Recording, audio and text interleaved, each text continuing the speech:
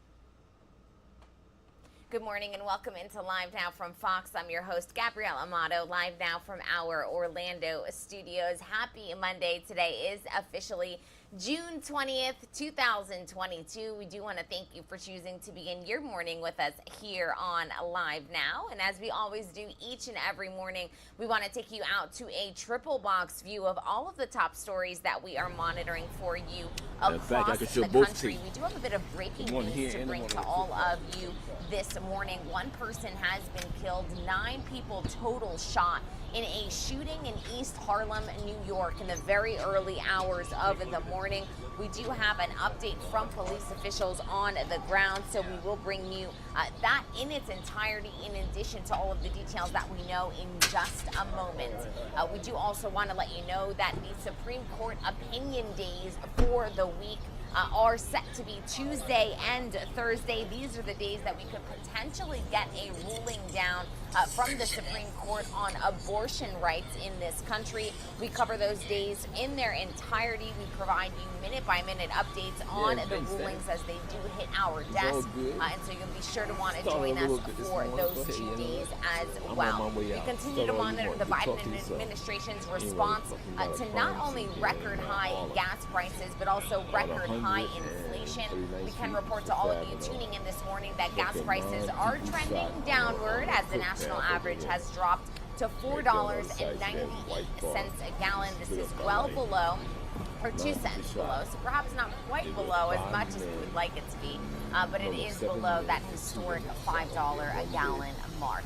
We also want to let you know that if you were having a very busy weekend celebrating not only Juneteenth but also Father's Day, you perhaps missed the latest update from the CDC that officially recommends the Pfizer and Moderna vaccines for children 6 months and older. We're going to be touching base with our reporters and get you the answers that you want. Probably the biggest one, if you do have children at home that fall within that age bracket, is how soon can you get them vaccinated? Well, that could come as soon as tomorrow. So we'll be touching base with our reporters throughout the day. We do want to first and foremost get you out the door this morning with a look at the latest that we know about this shooting that occurred in the very early hours this morning in Harlem, New York. One person has been killed, 9 other people shot, and that is where we start with this breaking news out of East Harlem.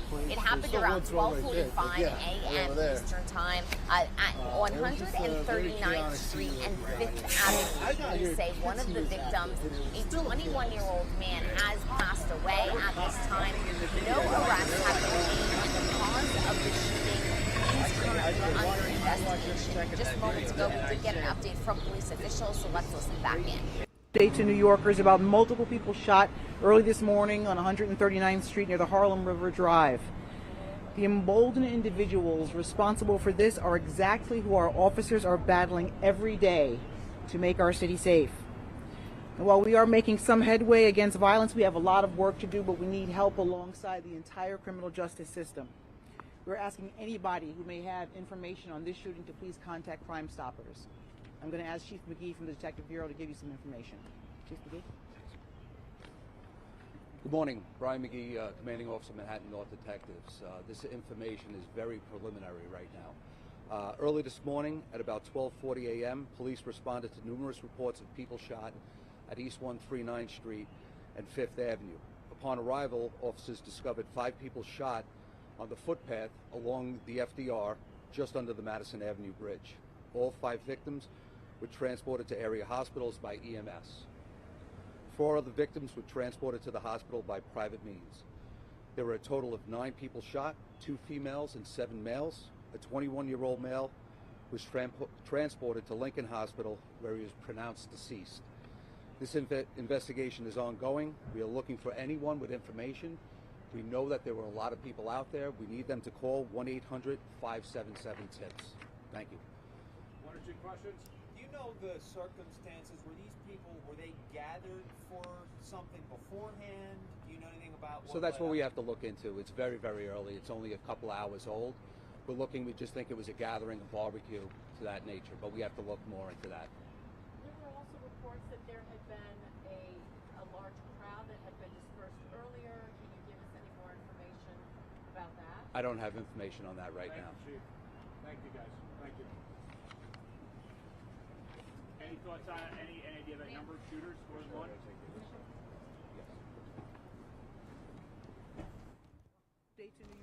And that was the latest, very short update from police officials, the NYPD. We do want to let you know that this investigation is, of course, ongoing. And as soon as we do get more updates, we will be sure to bring them to you live, raw, and unfiltered here on the show. We also want to take you out to Washington, D.C., where we were monitoring another shooting that occurred over the weekend that left a 15-year-old boy dead and 3 others injured after another shooting this weekend. A shooting at a free concert in Washington, D.C. in the very early hours of Sunday night killed a teen and injured several others, including a police officer. The incident happened at the Mochella concert in downtown D.C. to celebrate Juneteenth.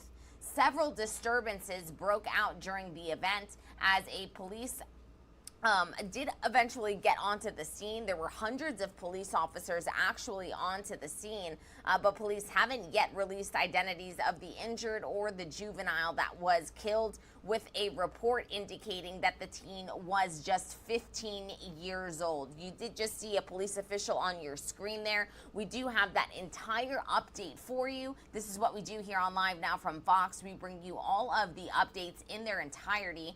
So let's take a listen to this police update, the latest one from officials after a shooting in Washington, D.C. that killed a 15-year-old boy.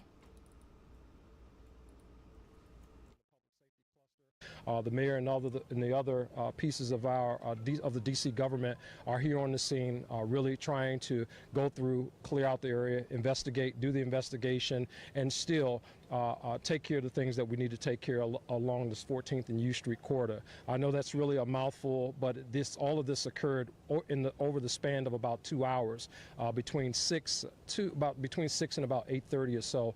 These events occurred here in the 1400 block of U Street. If there are any questions that you have, I can answer. Yes, Darcy. Yes. This was the Mocelli event. Yes. Yes. It was an unpermitted event by the Mocelli group, but yes, it was it was the Mocelli event. That's correct. The officer, I just talked to the officer. I'll be headed to the hospital shortly. He received a gunshot wound to the lower extremity. He's going into CAT scan, but it appears that he's going to be okay.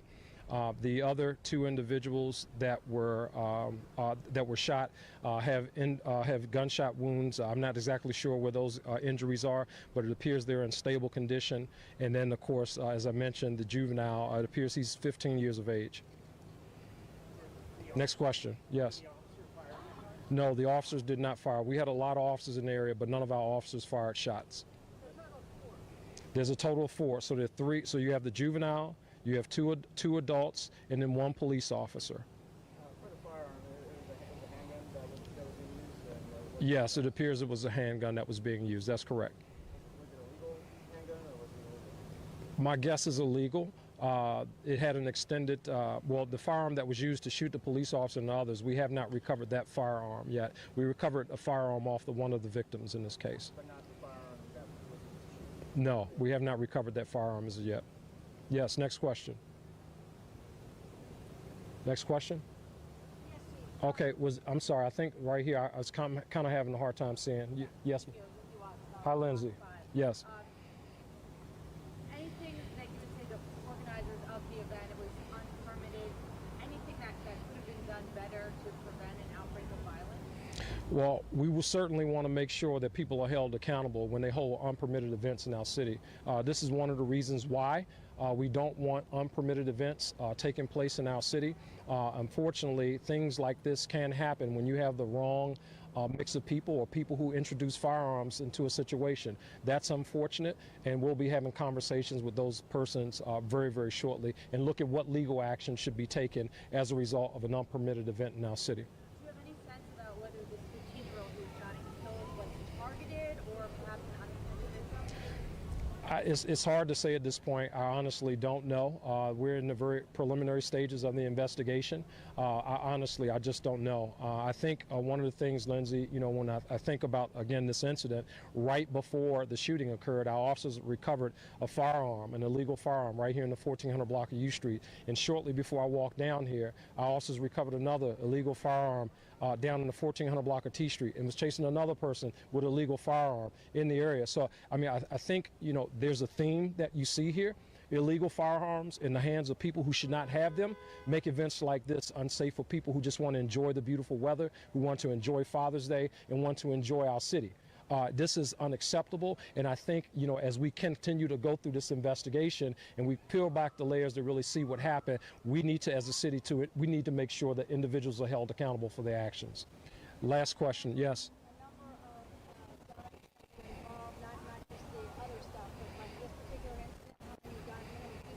It appears just the one gun in this incident, but because of the density of the people, again, you got 3 people to include a police officer who was 3 people and a police officer who was shot. But it wasn't an exchange of gunfire? No, it does not appear that there was an exchange of gunfire.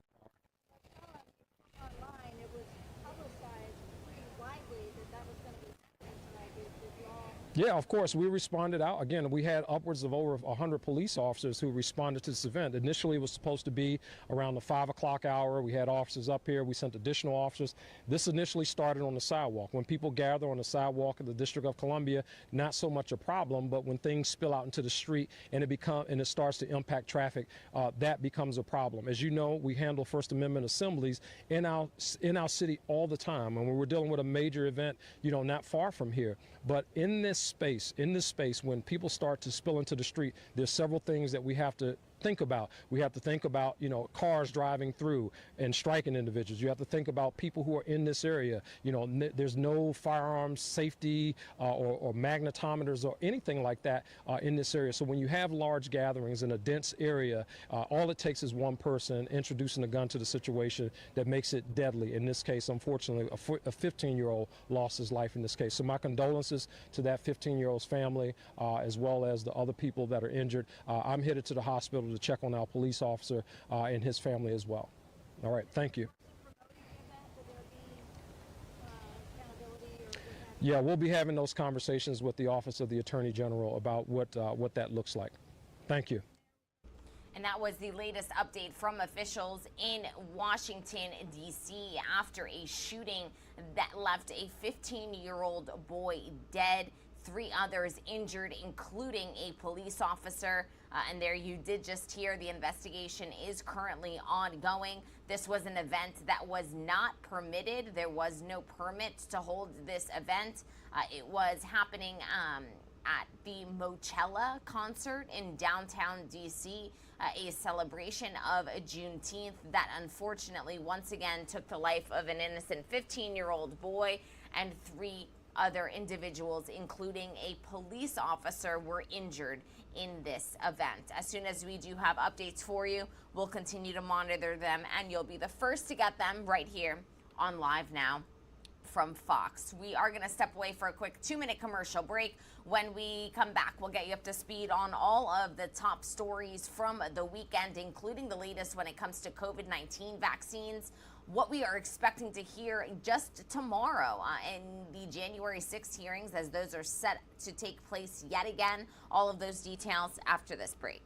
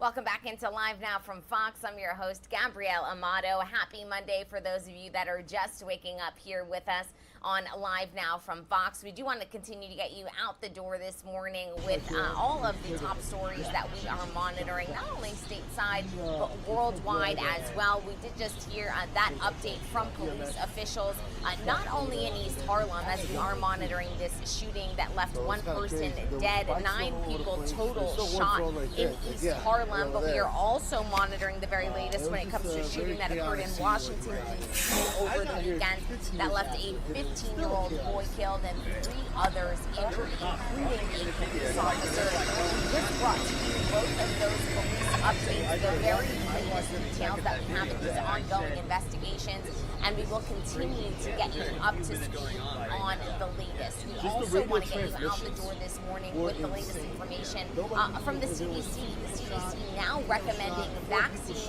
for children 6 months and older. This is the latest information that has come into our newsroom when it comes to the coronavirus vaccine. You can now officially give both the Moderna and Pfizer vaccines to children 6 months and older. Our Fox News' Chris DeMeo has a closer look at when these can be officially expected, and will there be a large demand? That is the question. He has all those answers.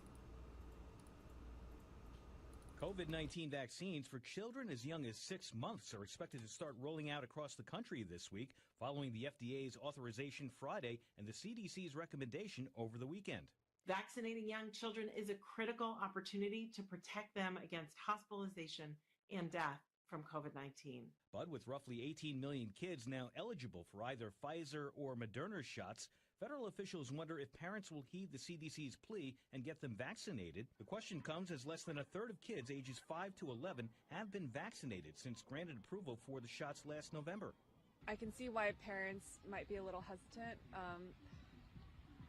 but I think it's a good thing, and I think that once it's available, we'll want to get our son vaccinated. I think that there are a lot of very intelligent, smart scientists who are investigating the vaccines that have done very thorough research, and I'm confident that that is a good thing for my children. Meantime, the shots for kids under 5 are also facing some political opposition, with Florida Republican Governor Ron DeSantis announcing the Sunshine State is not recommending them for infants and toddlers.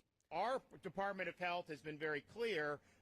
The risks outweigh the benefits, and we recommend against. That's not the same as banning it. I mean, people can access it if they want to. The CDC says both vaccines went through, quote, rigorous scientific review and are safe and effective in children under 5. Pfizer's vaccine will be 3 doses, each 1/10 the amount given to adults. Moderna's is 2 shots, each a 1/4 of the adult dose. Chris DeMeo, Fox News.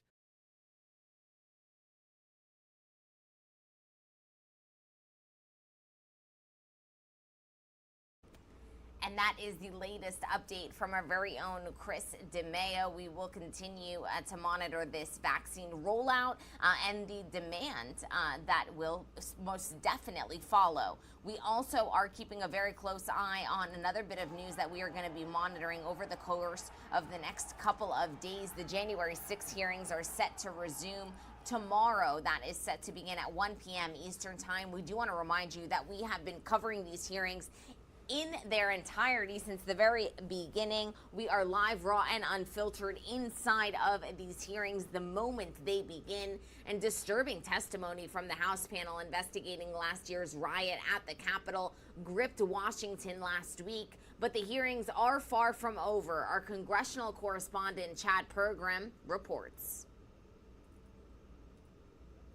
Hearings soon. Tuesday, a look at pressure Trump allies applied to state legislatures to send alternate slates of electors to Washington. Still, the most dramatic testimony so far came from those who advised former Vice President Mike Pence. Former federal judge Michael Ludig didn't mince words about threats to the electoral system. Donald Trump and his allies and supporters are a clear and present danger to American democracy.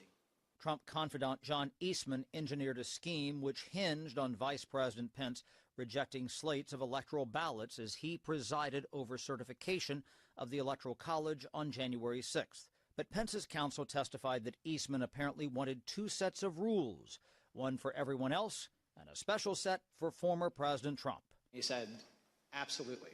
Al Gore did not have a basis to do it in 2000.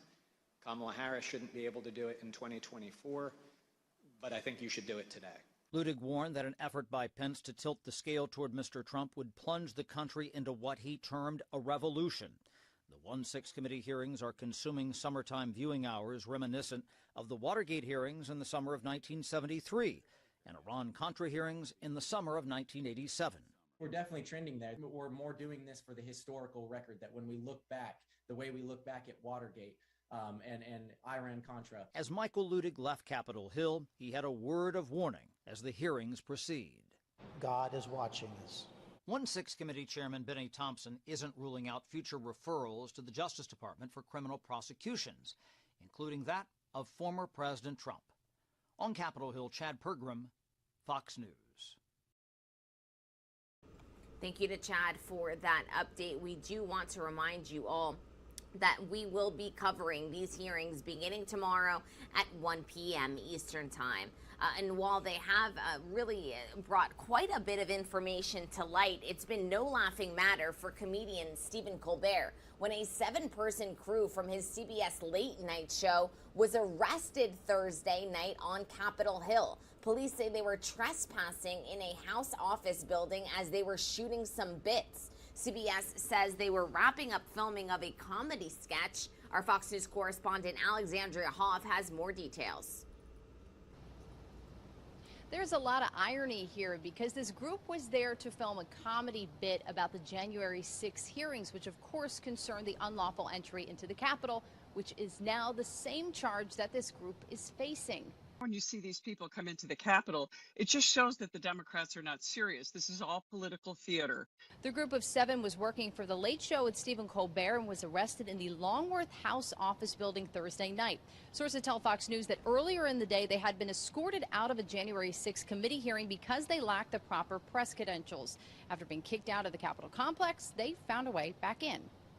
And it's my understanding they were offered a way back into the House office buildings by a staffer who worked for the other member of Congress. Then they were actually seen banging on the doors of people like Kevin McCarthy's office, Jim Jordan's office. Fox News' Chad Pergram was the first on this story and reported that it was an aide for Massachusetts Democrat Jake Auchincloss who let the group back in to go about unattended. In a statement, the U.S. Capitol Police wrote in part, quote, "The building was closed to visitors, and these individuals were determined to be part of a group that had been directed by the USCP to leave the building earlier in the day." A CBS spokesperson told Fox News that the puppeteer behind Triumph the comic insult dog was authorized to be on site, but that the group stayed longer to film stand-ups and other comedy elements in the halls. The Capitol Police added to Fox News that there was a disturbance reported in the complex around 8:30 on Thursday and that additional charges are possible. Alexandria Hoff, Fox News.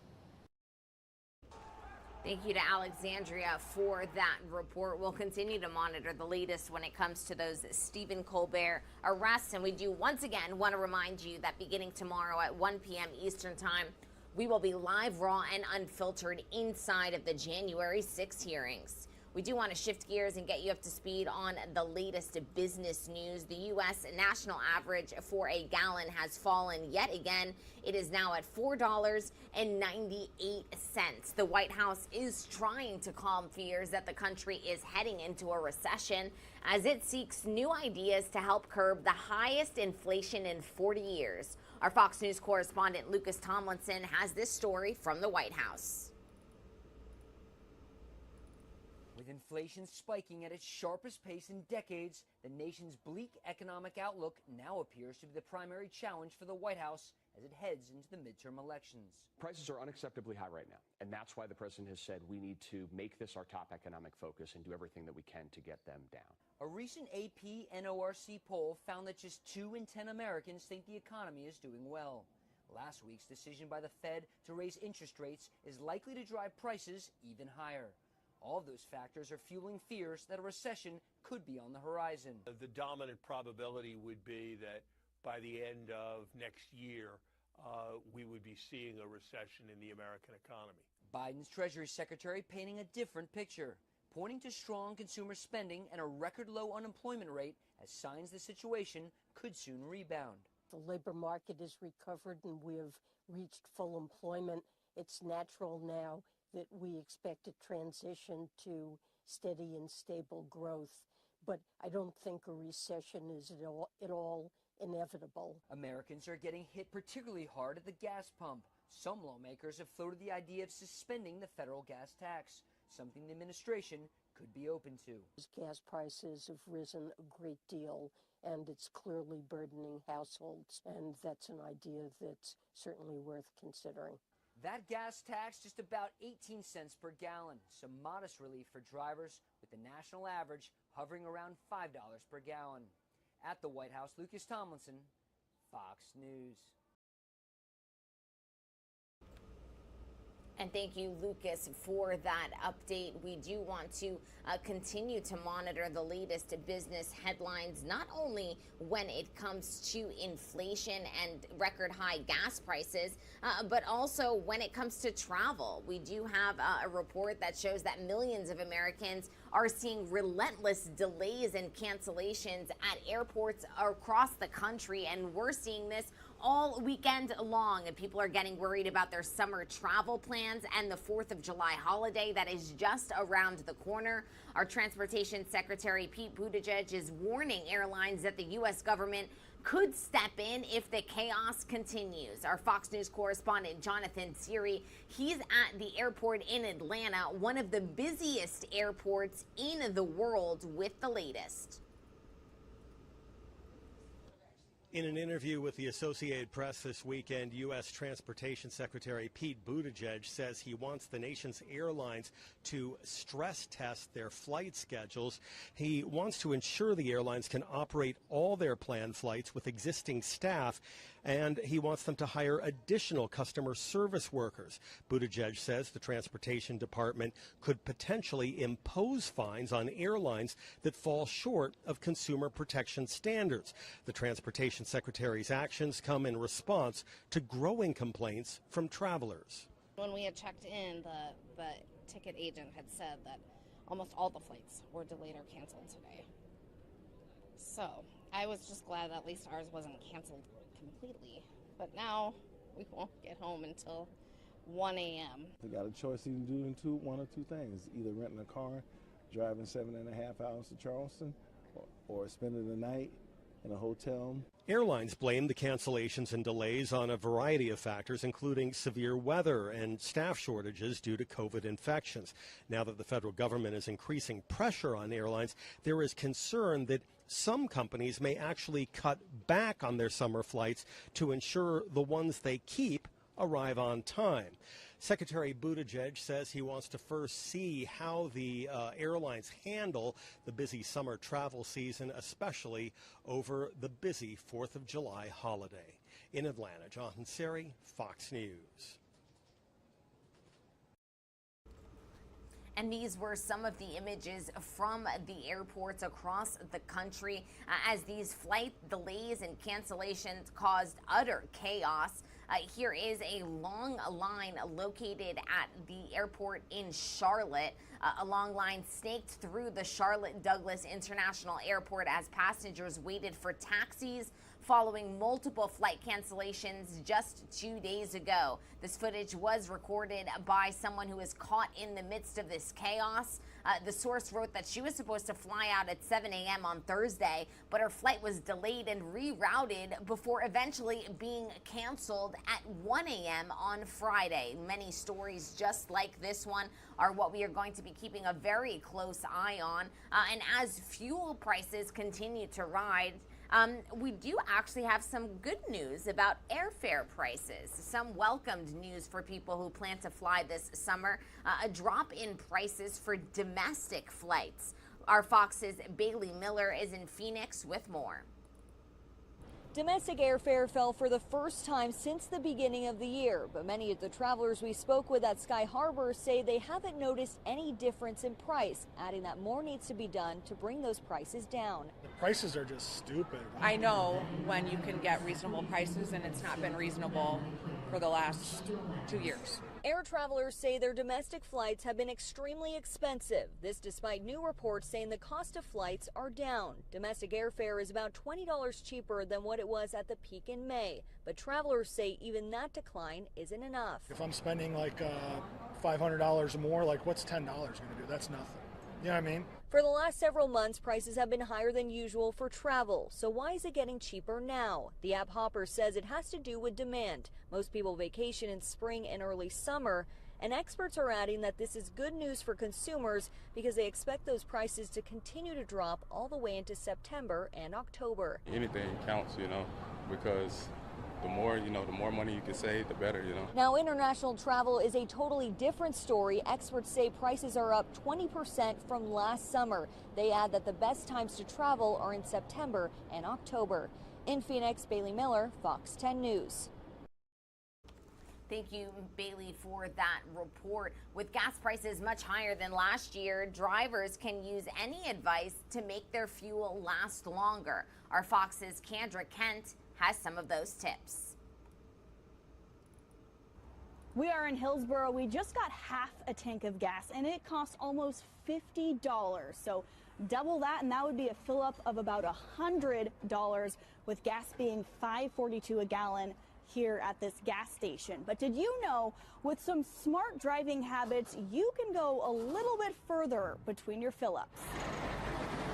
It's bye-bye pandemic restrictions and hello summer, the perfect ingredients for a nice getaway. Except it was $150 to fill this thing, and that was like, oh wow, that's a lot more than it used to be. Pain at the pump, hurting more than ever. It's expensive. And especially hard for drivers like Zeke Martinez, who says he owns his own handyman business and drives all around the metro area for jobs. It's a lot of money to spend on one time. Oregon and Washington are both averaging about $5.55 for a gallon of gas, $2 more per gallon than this time last year, making a typical fill-up closer to $100 than $50. This is uncharted territory. We've never seen gas prices move this high, this quickly. We're setting new records on a daily basis. And as we move into the summer travel season, AAA spokeswoman Marie Dodd says drivers will have to grin and bear it or stay home. There's really no relief in sight for drivers. There's nothing on the horizon that would indicate, okay, we should start to see prices settle down soon. So if you want to keep that summer road trip and also maximize your fuel economy, AAA does have a few tips. First of all, clean out your car. Make sure you don't have anything heavy or bulky that you don't need, like a stroller if you're not using it. Another good tip, tires. You'll want to make sure that your tires are properly inflated. Use a tire pressure gauge. If it's too low, that will decrease your fuel efficiency. It's going to get hot this summer, but try to avoid using your AC. It just eats up gas. Roll down your window instead. And finally, easy does it on the pedals. Avoid gunning the engine or slamming on the brakes, and keep your speed in check. About 50 miles an hour tends to be the sweet spot. Your fuel efficiency decreases quite a bit as your speed increases. Other tips include planning your trips and errands out in advance and turning off your engine if you are idling for more than a minute. Do all of the above, and no, it won't cut your gas bill in half. But AAA says you could still notice some significant savings that might bring a little relief to the sticker shock. I'm dealing with it. I mean, I have no choice. I just have to deal with it. Right. Not happy about it. Here's another hack that has nothing to do with your car. Some retailers and businesses have loyalty programs where when you shop with them, you can get fuel discounts. And some credit cards also have programs where you can get cash back on fuel purchases. Reporting in Hillsboro, Kendra Kent, Fox 12 Oregon.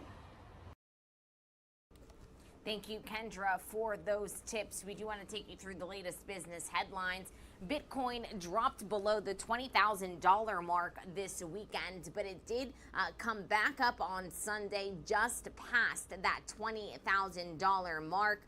Bitcoin plunged, though, nearly 10% in less than 24 hours on Saturday. It's now down more than 70% from an all-time high of 68,000 per coin back in November of 2021. High inflation and federal interest rate hikes are fueling the crypto meltdown. A space of meltdowns is sparking calls to regulate the industry.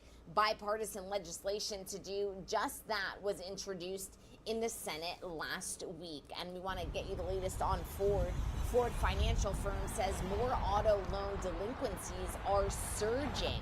All of this comes as the finance company of the automaker says there is an ongoing increase in late payments and delinquencies, which can be a sign of a possible economic recession. The automotive research firm reports customers' average monthly car payment hit a record of $656 for new vehicles and $546 for used ones in May. The average annual percentage rate for new vehicles hit 5.1%, the highest level since March 2020. And from Ford to Tesla we go.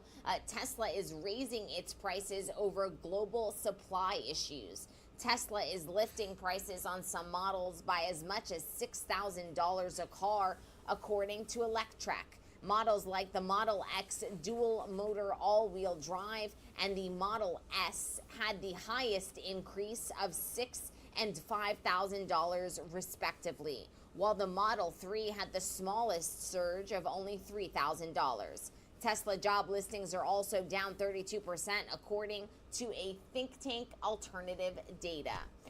And Apple employees, an update for some of these Apple employees out in Maryland. An Apple retail store in the Northeast will now be unionized after passing a vote.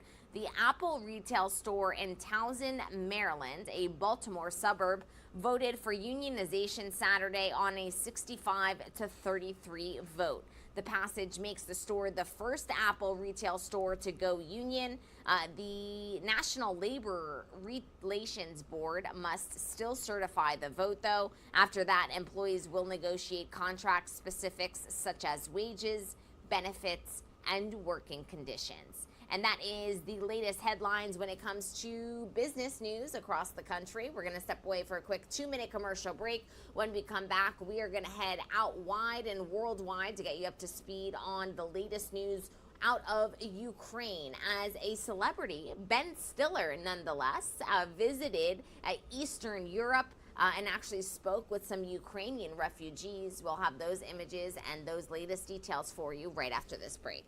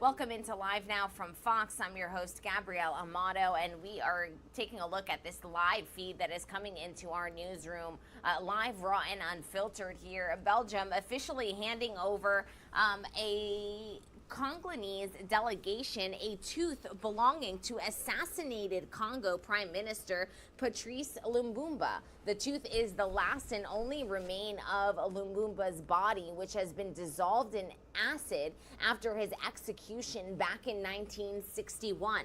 The tooth had been secretly brought back to Belgium by a Belgian police officer who helped to dissolve the body. So a bit of international news to bring to you. Quite a unique event that we're getting here live, raw, and unfiltered into our newsroom. And keeping up with the theme of live, raw, and unfiltered news, we do want to take you out from Belgium to a live look at the White House this morning to get you up to speed on the latest international news. The decade-long legal battle of WikiLeaks founder Julian Assange could be nearing a conclusion as the UK government has approved his extradition to the United States. Our Fox News senior foreign affairs correspondent Greg Palcott has the latest information.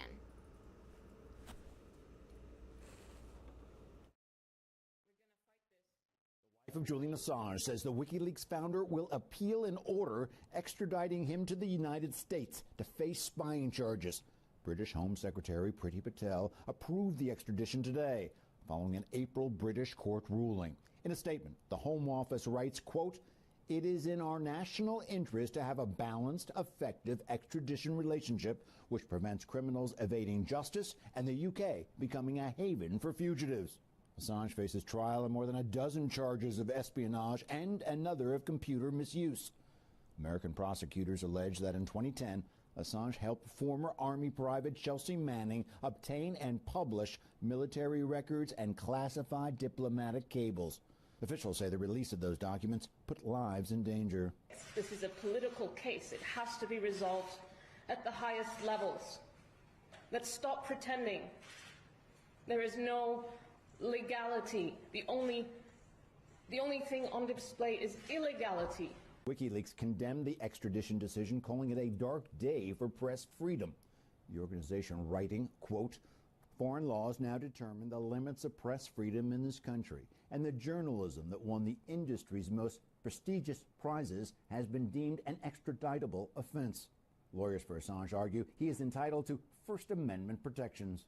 Assange has been in a London prison since 2019 after he was arrested for skipping bail during another legal challenge. In London, Greg Palcott, Fox News. Thank you to Greg for that report. We do also want to get you up to speed on the latest when it comes to the war in Ukraine that has officially hit the 117th day. A NATO chief says that the war could last years. Those were remarks made by NATO Secretary General Jens Stoltenberg, and this does come just days after the European Union Commission says Ukraine should get EU candidate status. We did just hear from European Commission President Ursula von der Leyen, who said members of the bloc believe Ukraine should be formally considered for candidate status in the wake of Russia's invasion. In 13 minutes, we are expected to get an update from the European Union Commission, and we will, of course, bring that to you live, raw, and unfiltered here on the show. But we do want to continue with the latest video coming into our newsroom from Ukraine. We can report that Ukrainian militants are making some ground and have achieved quite a bit of success. Ukrainian troops capturing Russian artillery and using it against their enemy. A Ukrainian soldier in the southeastern region of Ukraine proved to be quick as he studied Russian artillery after getting hold of a longer range missile.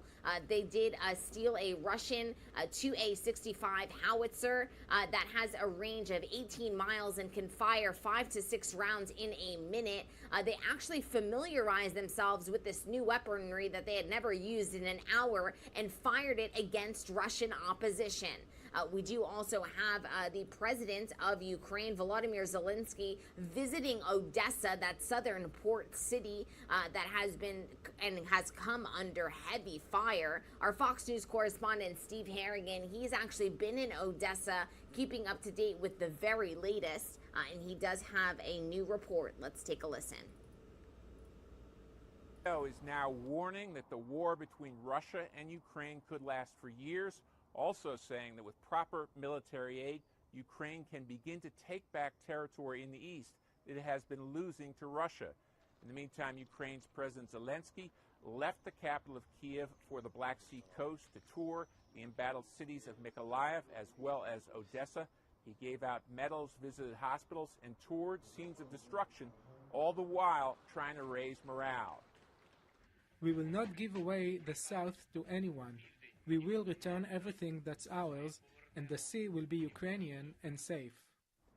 Finally, family members of 3 former U.S. service members are speaking out about the possibility that their family members may have been captured by Russia. They came here to fight for Ukraine.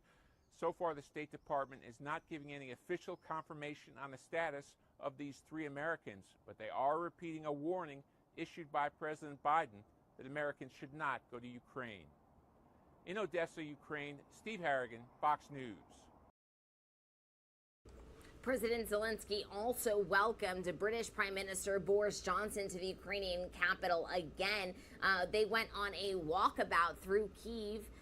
Zelensky gave Johnson a tour of a monastery where the 2 leaders lit candles. They placed flowers at an outdoor memorial wall that was displaying the photographs of soldiers who have lost their lives fighting the Russians in 2014 over the status of Crimea and the Donbas region.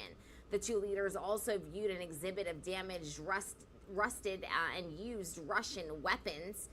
The U.S. is sending an additional $1 billion to Ukraine as heavy fighting continues for control of the eastern and southern portions of the country. Our Fox News correspondent Nate Foy has the latest from the western city of Lviv. President Volodymyr Zelensky visiting the southern port city of Mykolaiv today, which is not far from the front lines. Kherson is nearby, which is under Russian control. This is the second time that President Zelensky has visited the front lines in the past 2 weeks, the other time being in Kharkiv about 2 weeks ago in the country's northeast. Take a look at the president's visit today. He met with soldiers, handed out awards to them. He also received progress reports on the front line as Ukrainians defend their land and access to the Black Sea. Also, he met with non-military leaders, talking about infrastructure damage, restoring water supply and agriculture. This comes after a very successful week politically for President Zelensky. He met with multiple EU leaders and secured a recommendation for candidate status by the European Commission to join the EU. Take a listen to President Zelensky talking about how important that is. Only one step away from fully fledged integration into the EU.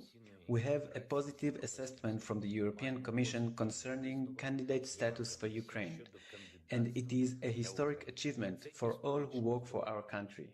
That decision will come this week on Thursday and Friday when EU leaders officially vote. Remember, it needs to be a unanimous decision, so all 27 countries in the EU need to sign off on that. Meanwhile, fighting continues today. Russian missiles have destroyed a fuel depot in the eastern Ukrainian town of Muskowsk. That's according to the regional governor there. And the real key focal point continues to be Severodonetsk, where 80% of that city is under Russian control, but it is still disputed.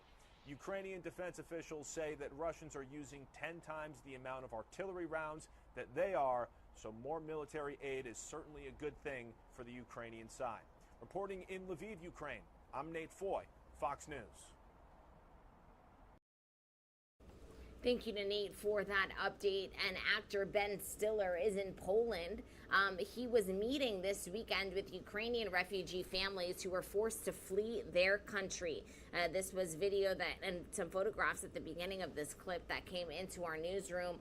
He posted a statement about the visit on Instagram saying, quote, "I've just arrived in Poland with UNHCR to meet families whose lives have been torn apart by war and violence in Ukraine. Millions have been forced to flee their homes, with over 90% being women and children. I'm here to learn, to share stories that illustrate the human impact of war and to amplify calls for solidarity. I hope you'll follow along and share your own messages of support." Those were some of the words from Ben Stiller, who once again visited Poland and met with Ukrainian refugees this weekend. All of this as the war in Ukraine has officially hit day 117. We're going to step away for a quick 2-minute commercial break.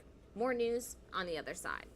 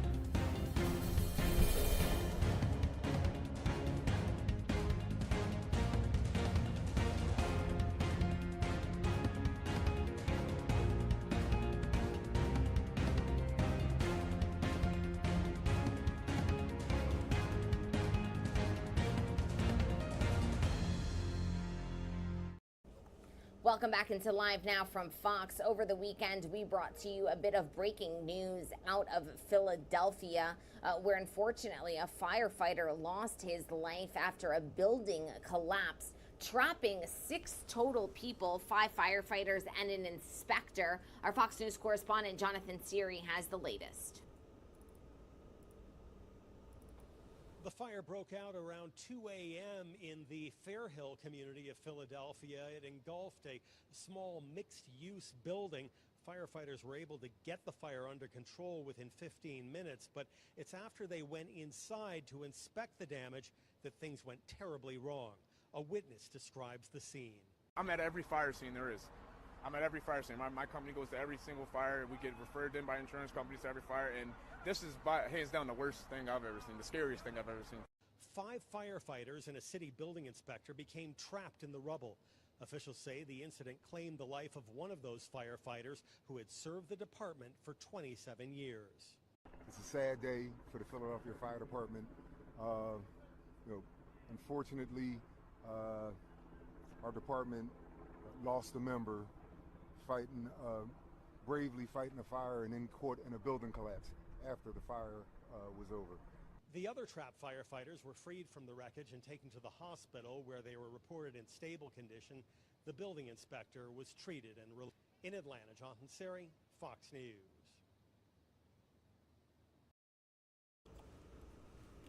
And thank you to Jonathan for that update. As the illegal immigration crisis along the southern border continues to break records, exactly who is coming into this country? Our Fox News correspondent Bill Malugin has more details. They're running out to kind of to that flat top area. An average of 1,800 illegal immigrant runners have slipped past Border Patrol every day since October, CBP sources tell Fox News. And new CBP data on the number of potential terrorists encountered at the southern border highlights why that is a major concern. According to CBP, in fiscal year 2017, there were only 2 people on the terror watch list arrested at the southern border. Fiscal year 2018 had 6. Fiscal year 2019 had 0. Fiscal year 2020 had 3. Fiscal year 2021 had 15. And so far in fiscal year 2022, Border Patrol has already arrested 50 people on the terror watch list. The trend is clear. The numbers of known or suspected terrorists arrested at the southern border have exploded under President Biden. We're here once again dealing with the ongoing failure of the Biden administration to do its fundamental job. Texas Governor Greg Abbott was in the Rio Grande Valley this afternoon. He reacted to those terror watch list numbers. What you did not mention is all of those on the terrorist watch list who got away. So what that means is there's a high probability that there are a lot of people on the terror watch list who've come into the United States. Fox News was embedded with Texas DPS as they tracked down illegal immigrant runners in Mission, some of them scaling a fence in an effort to evade capture. At night, more of the same as troopers found migrant runners hiding in the brush, hoping to sneak into the U.S. And in Maverick County, a human smuggler being pursued by Texas DPS bails out and runs, along with his human cargo. Illegal immigrants who flee into the brush in all directions. And earlier this morning, I did reach out to CBP to ask them why do they believe there is such an elevated number of terror watch list arrests here at the border this year compared to prior years. I have not yet gotten a response. Reporting in Granjano, Texas, Bill Malugin, Fox News. And thank you to Bill for that update. We do want to bring this stunning shot of the sun rising here on the East Coast. Here's a look at Orlando, Florida, as once again the sun is beginning to rise here. Out from Orlando to New York City we go, where we're also getting in a live look at Radio City Music Hall in the Big Apple on this Monday morning. And from the Big Apple out to Washington, D.C. we go. Here's a live look at the White House as well. It's more important than ever to talk to kids about the dangers of communicating with strangers online. In Chicago, though, the FBI says predators are posing as girls to talk and target to young boys in sextortion schemes. Our Fox's Casey Cronus has more on this dangerous story. The increase that we're seeing now is the number of complaints for what we're calling financially motivated sextortion. The messages may seem legitimate, but behind that computer screen or cell phone, FBI officials are warning there could be a predator targeting your children, looking for cash. You may not be, in fact, communicating with a 17-year-old girl. Last year alone, there were 18,000 such incidents reported nationwide, and officials say it's on the rise. Predators are posing as young women or using sex trafficking victims to lure teen boys, often between the ages of 14 and 17, into engaging in sexually explicit activity on video. The predator then reveals they've screen recorded the encounter. When the incident is over, there's like, now you're going to go to your mom's wallet and give me your credit card and give me the PIN number on the back, and I'm going to charge $1,000. If you don't, your church, your sport, your work, your school are all going to see what you just did, and here's some samples of what we have. Retired Naperville police detective Rich Wistaki urges parents to monitor your kids' online activity. It's so important for parents to monitor their kids' devices all the way up until they're 18. And for teens to be cautious of what they share. The increase that we're seeing now is the number of complaints for what we're calling Some great insight there from our reporters on the latest investigations and efforts by the FBI to keep our children safe. If you are just joining us, welcome into Live Now from Fox. I'm your host, Gabrielle Amato, live now from our Orlando studios, and we do want to get you out the door this morning with a look at your top stories. We're going to step away for a quick 2-minute commercial break. We'll be right back.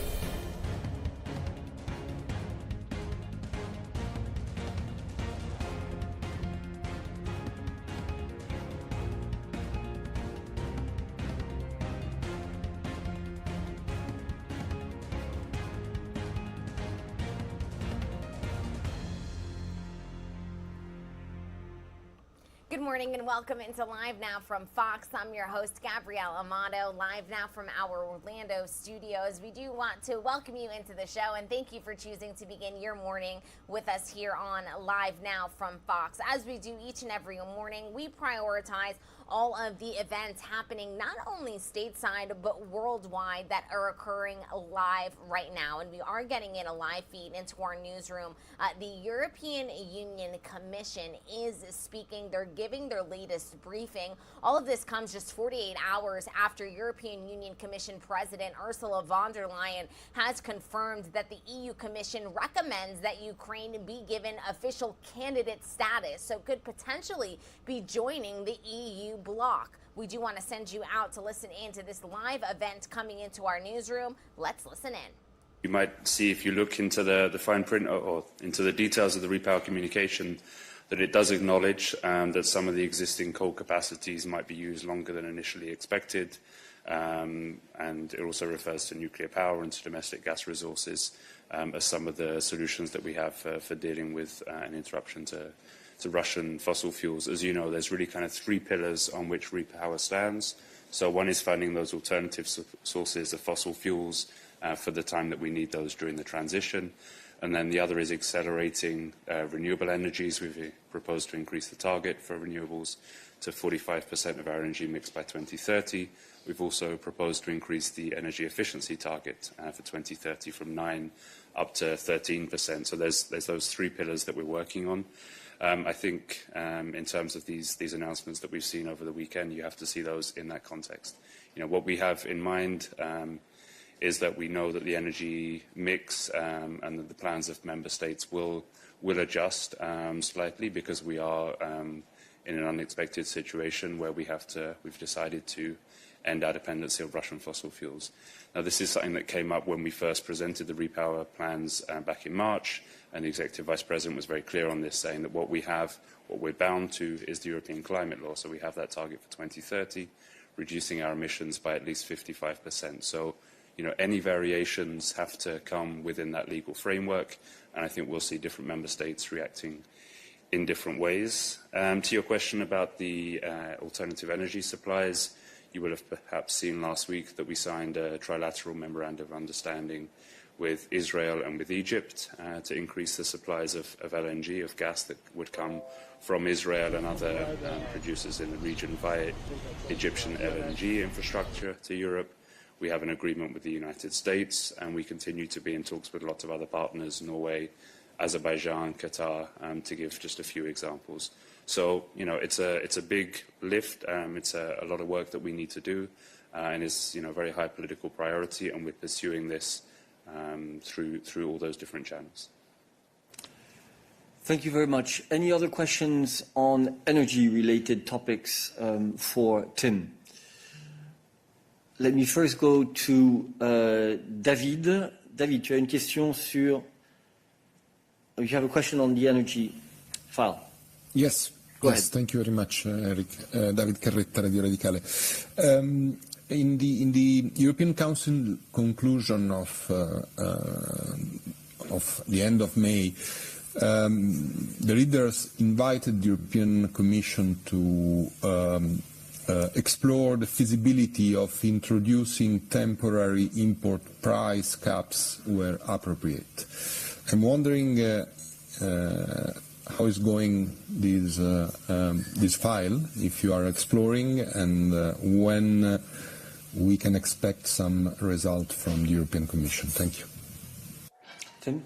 Yeah, David, on that, as you say, it's a mandate that we got from the last European Council meeting, so less than 3 weeks ago, for us to explore that issue with our international partners.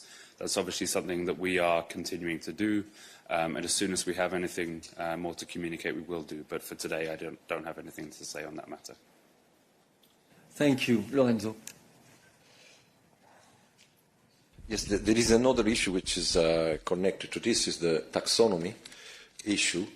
The Parliament is voting on this at the beginning of July, but taxonomy, as the Commission has proposed, includes gas and nuclear, but concerning gas, there is an issue because we are talking of replacing the gas from Russia with LNG, but LNG, according to the Greens, would not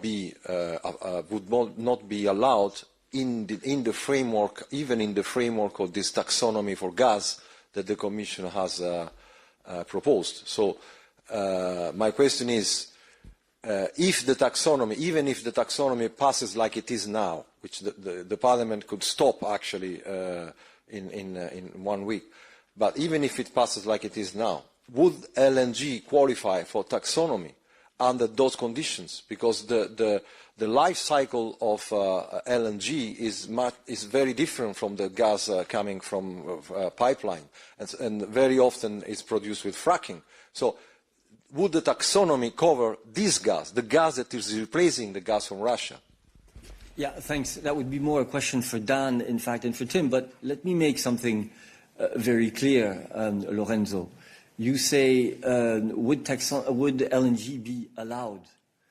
Taxonomy is not about authorizing. No, but this is really important.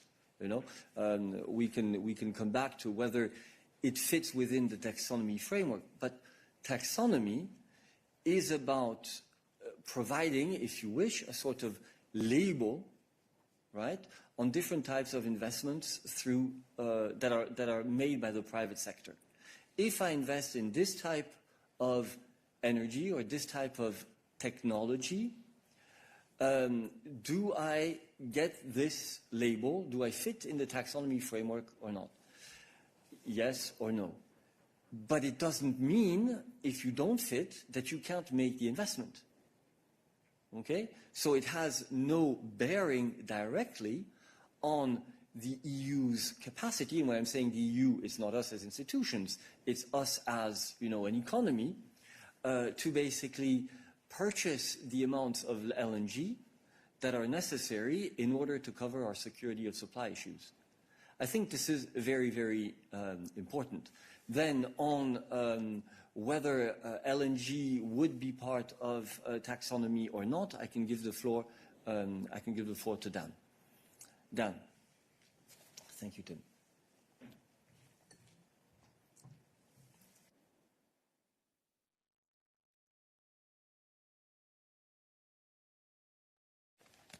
Indeed, I think it's a very, very important point that Eric made, that taxonomy, this is not an obligatory tool for investment. It's a classification system, okay? And I think that's very, very important to point out at the outset. Now, of course, I think you know well at this point that taxonomy is very complicated. So if we need to go into the more technical details afterwards, I'm very, very happy to do so.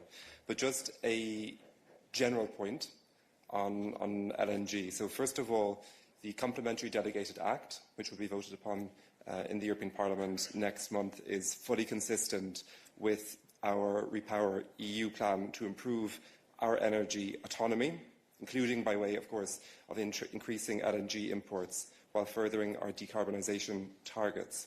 And one point specifically on this, the Taxonomy Delegated Act is compatible with this effort, as I said, to increase liquefied natural gas in the context of reducing reliance on Russian gas.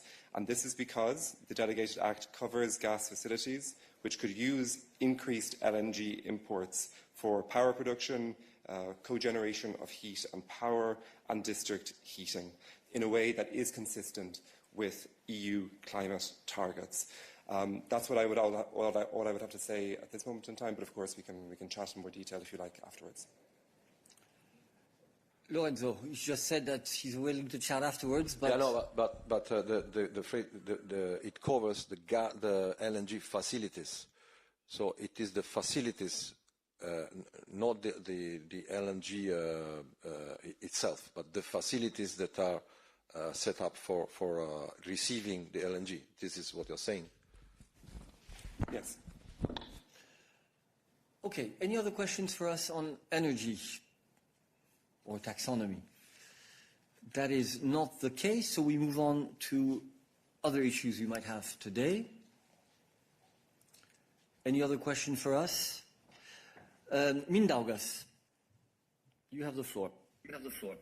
Yeah, hello. This is the energy topic has ended, yeah? I can ask other questions. Absolutely. Okay, thank you so much. I was on the phone just now with my editor. Yeah, Mindaugas Laukagalis, Lithuania National Radio and Television. I have a question on Russian goods transit through Lithuania. What is the Commission's reaction on Lithuania banning the transit of some goods which are sanctioned by the EU through its territory? And also, Lithuanian Deputy Foreign Minister said over the weekend that Lithuania is waiting for an explanation from the Commission on how to interpret sanctions, whether they apply for transit of goods or not. So when are you planning to give that explanation to the Lithuanian government? Thank you. Thank you, Mindaugas. But as you, I hope, heard at the beginning of this announcement, I explicitly mentioned the fact that Ukraine would be at the agenda of the Foreign Affairs Council, admittedly primarily on the issue of food security, but more generally, I would ask you to ask that question during the press conference that will take place at the end of the Foreign Affairs Council. We will not prejudge any possible discussions that would take place during that council today. I see you have your hand still raised. You have a follow-up? Yeah, I have just a follow-up. I don't know if you understand me correctly. I was asking about Russian goods transiting through Lithuania because there was some reports on the weekend that Lithuania, according to the EU sanctions regime, has banned Russian goods going from Russia to Kaliningrad, transit through Lithuania. I perfectly understood your question, Douglas. Absolutely. But still, this is a consequence of the Russian invasion of Ukraine. Obviously, there is a Foreign Affairs Council today taking place, which will look at the situation in Ukraine, and there is a press conference at the end of it, and therefore we are not in a position to answer this question. I think it's more appropriate that you try to get the opportunity of asking that question during the press conference this afternoon. If that doesn't work, we will certainly be happy to come back to the issue tomorrow during the midday briefing. Okay, we move on to other themes. Mose. Yes, thank you very much, Eric. I would like to come back to the Commission's opinion last Friday on granting candidate status to Ukraine.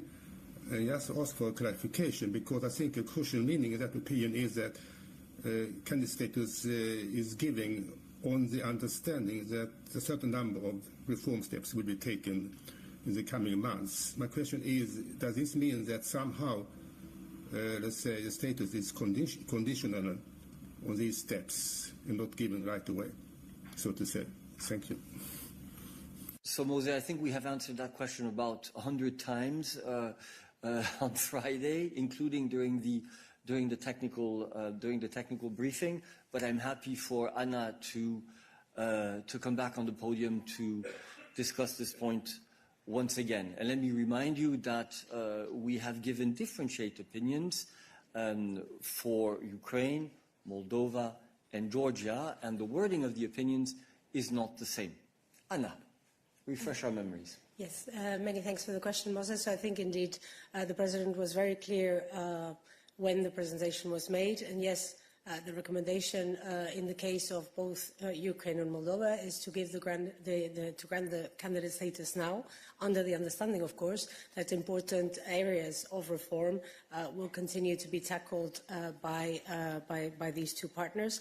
And indeed, as Eric said, I mean, the wording is public, of course, in the opinions, and in the case of Georgia, the candidacy status, we recommend to grant it once the priority areas that are identified in the opinions would have been addressed. So indeed, the wording is very clear. And of course, as also Commissioner mentioned, we hope that EU leaders follow fully our recommendations. Thank you very much. Any other questions for Anna on enlargement-related issues? Please keep your hand raised in the chat only if it is on this. Emmanuel. Tu as la parole. Ah, c'est pas sur ça. So I see no further question on enlargement. So thank you very much. Anna, Emmanuel. À toi. Suite aux législatives en France, nous sommes dans une situation de grande instabilité. Est-ce que la Commission exprime une certaine inquiétude pour la suite des dossiers? La France, ce n'est pas un petit pays, c'est un pays moteur dans la construction européenne. Est-ce qu'il y a une inquiétude exprimée de la part de la Commission? Alors, Emmanuel, permets-moi de commencer en te disant qu'il n'y a pas de petits pays dans l'Union européenne. Tous les pays ont la même importance pour nos institutions.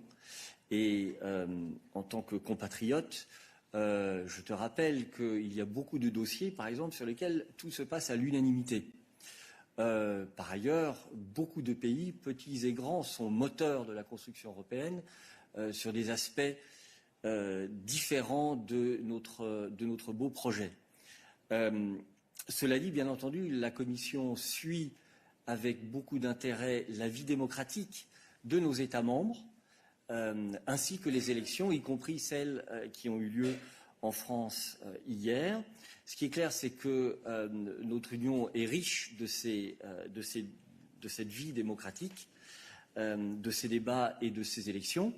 Comme tu le sais, nous n'avons pas pour habitude, et en fait nous avons même une règle très très stricte qui est de ne pas commenter sur le résultat. If you are just joining us, welcome into Live Now from Fox. We are listening in live, raw, and unfiltered into this EU Commission briefing. This question in particular was asked in French. It references the election that occurred just yesterday. French voters denying the newly re-elected President Emmanuel Macron an absolute majority in Parliament. So they did limit his hand during this second term. The elections did take place just yesterday, and the French President Emmanuel Macron, his party has lost the majority in their parliament. And so this is a question in reference to that. The European Union Commission speaking about the democratic process of elections in France. And that is where this conversation currently is. We do want to get you up to speed on all of the information that is on your screens on this Monday morning. We are monitoring a breaking news situation in New York after 9 people were shot, one of them killed in a shooting in East Harlem. We'll work to get you the latest updates. We also have a helicopter on the scene, a 2,100-acre wildfire in Wharton, New Jersey. We are also monitoring this as we do have some road closures as a result of this wildfire. The New Jersey Forest Fire Service saying that it has expanded and reached 2,100 acres in size, and it is 20% contained at the moment. So we are going to monitor all of this on your screens, but we do want to send you back out to the EU Commission briefing, and let's listen in to see if this series of question and answers is indeed in English. Right, and this is happening because the regular borders are under thorough controls. So I would like to know if the Commission is satisfied by the reasons given by the French government to have these very thorough controls, and if you ask authorities to take any action in order to prevent migrant people dying trying to cross an internal border in the European Union. Thank you. Thank you very much. Well, the first thing that I would like to say before calling Christian up is that, of course, we will always regret any loss of life, both at the external borders of the EU or inside the EU. These are things that should not happen. That is clear. When it comes to the controls by the French authorities at the internal borders of the EU, you know that we have clear positions on this, and we have made a certain number of proposals in the context of the reform of Schengen. But perhaps Christian can give us a few more details on this. Thank you, Eric. Thanks for your question. Well, I can just join Eric to, of course, say that the Commission regrets every loss of life. We can, of course, not comment on individual incidents, as you know, it's as always for national authorities to fully and credibly investigate all allegations, to establish the facts, and to look into individual incidents, and to ensure the protection of fundamental rights. That's clear. As for the specific internal border controls that you mentioned, I would have to check now. We have a couple of notified border controls at internal borders by member states in the framework of Schengen, so I would have to check where exactly this stands and get back to you on this. Thank you. Any other questions on migration for Christian, who's replacing Anita? No, thank you. We move to other issues. I think I had seen David's hand raised in the chat. Go ahead. Yeah, it's a question on sanctions. the oil sanctions specifically. So I've been through the consolidated version. I'm trying to understand it, but it concerns Serbia, which obviously hasn't signed up to the sanctions. Now their president is complaining of a 600 million euro loss because of the fall, not being able to import Russian oil. I was wondering, is the Serbian government in contact in terms of a possible exemption as in the same style as Hungary? And will there be an addition to the sanctions package that allows third countries like Serbia to somehow ensure their own energy security? Thank you. Thank you very much. Well, as you know, we never comment on possible future sanctions package or changes to existing sanctions packages. So there is really nothing that I can say. I can answer to the question that you have raised now. We have an existing set of sanctions. As you know, we call on our partners to follow through in terms of implementing these sanctions, but that is really all that I can say today. Daffy, do you have a follow-up? Yeah. Okay, so nothing on sanctions, future sanctions, or commenting on any changes to sanctions. But it does affect energy security, and obviously the EU does have relations with Serbia which extend to energy security. So I was wondering if you could sort of give me, what concerns are present in the Commission, and how are they answering Serbia, Belgrade's concerns on energy security? Thank you. Thank you very much. I will give the floor to Anna on this. Many thanks for the question, David. So indeed, not adding specifically on the sanctions that I think Eric already covered. Yes, of course, the energy security of our partner countries is extremely important, starting also with the Western Balkans. And actually, we are assisting Serbia and the rest of our partners to decrease their energy dependency on Russia. You are maybe aware that under our economic and investment plan for the Western Balkans, we've been, of course, reinforcing our support when it comes to energy security, for example, through investments on energy efficiency, support for renewable energies, and also the construction and rehabilitation of the Trans-Balkan electricity corridor.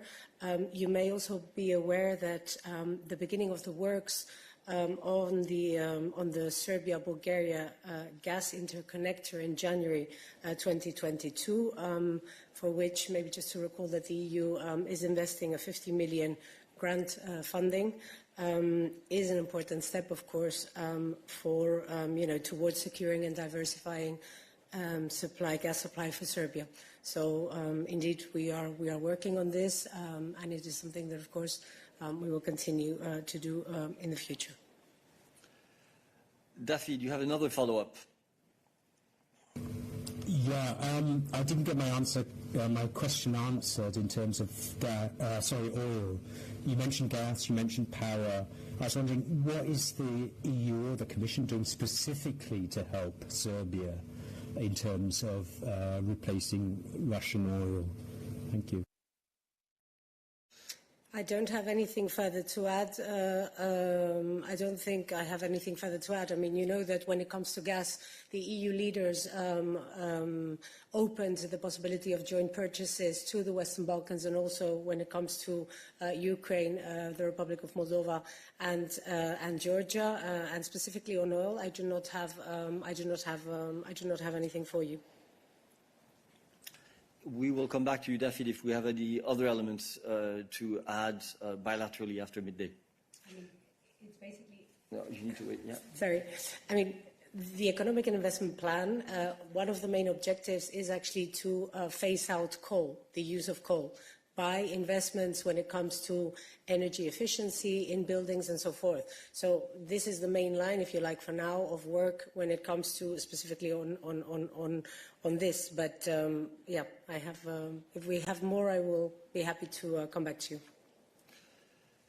Thank you very much. Any other questions for us today on other issues?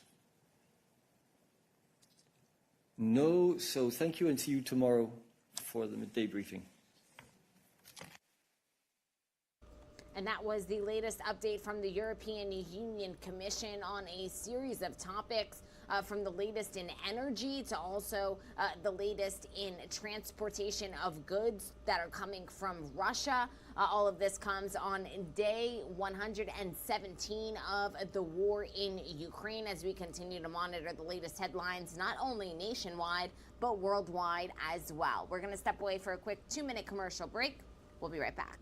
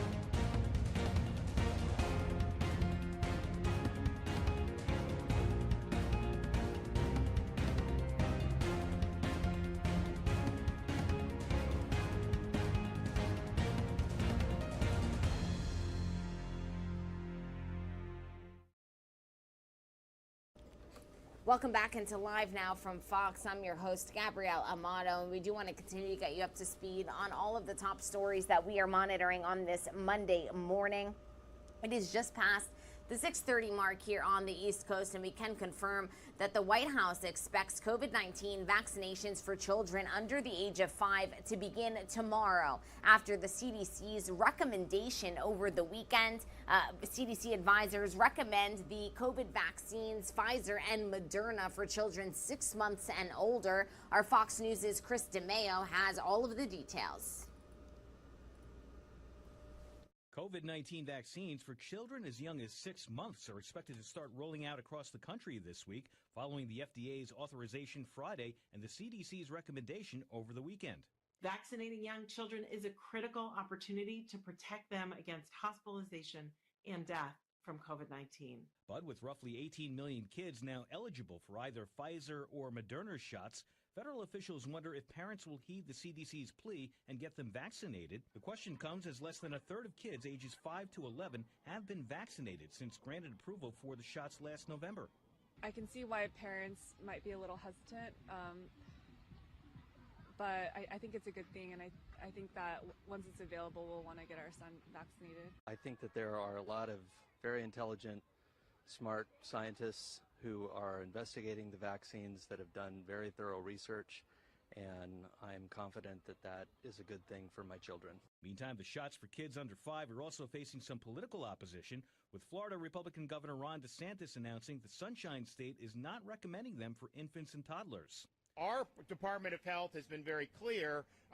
The risks outweigh the benefits, and we recommend against. That's not the same as banning it. I mean, people can access it if they want to. The CDC says both vaccines went through, quote, rigorous scientific review and are safe and effective in children under 5. Pfizer's vaccine will be 3 doses, each 1/10 the amount given to adults. Moderna's is 2 shots, each a 1/4 of the adult dose. Chris DeMeo, Fox News. Thank you to Chris for that update, and we'll continue to get you the latest COVID-19 information as it comes into our newsroom.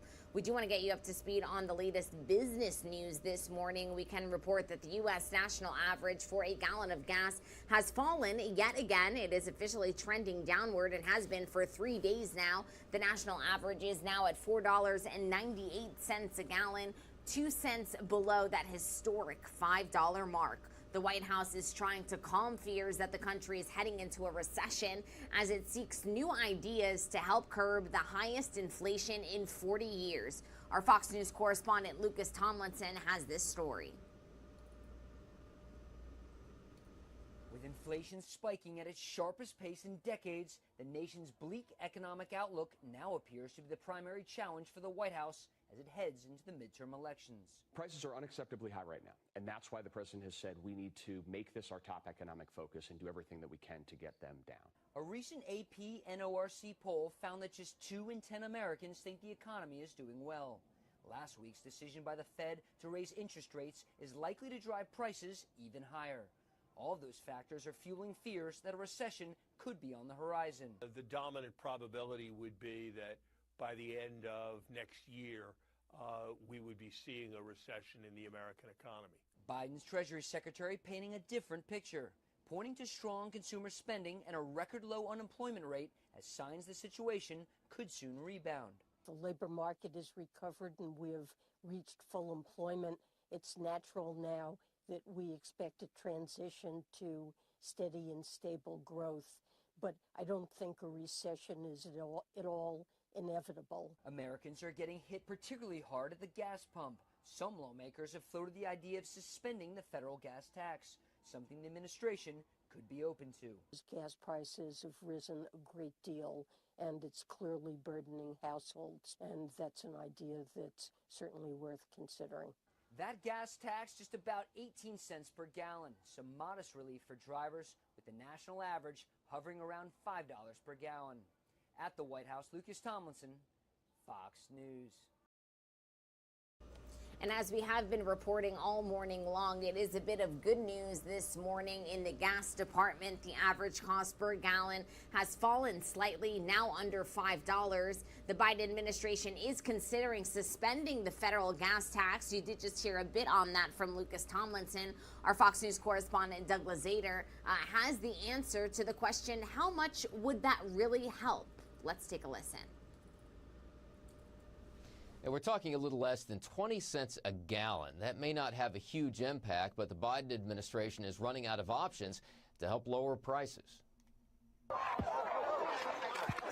After a bike crash over the weekend, how are you feeling, sir? President Biden had a little spring in his step later to prove he was fine. But it's been hard to dance around gas prices, even as they dropped just a bit. The administration, though, says it could be worse. If you were in Singapore, you'd be paying $9. Canada, it's over $6. Energy Secretary Jennifer Granholm says gas is high everywhere. But that's little comfort here at home. So the White House is at least considering a federal gas tax holiday, temporarily lifting the 18.4 cents a gallon tax. And it's certainly one of the things the president is evaluating. I know this is what's been happening in many states as well. There are some potential downsides.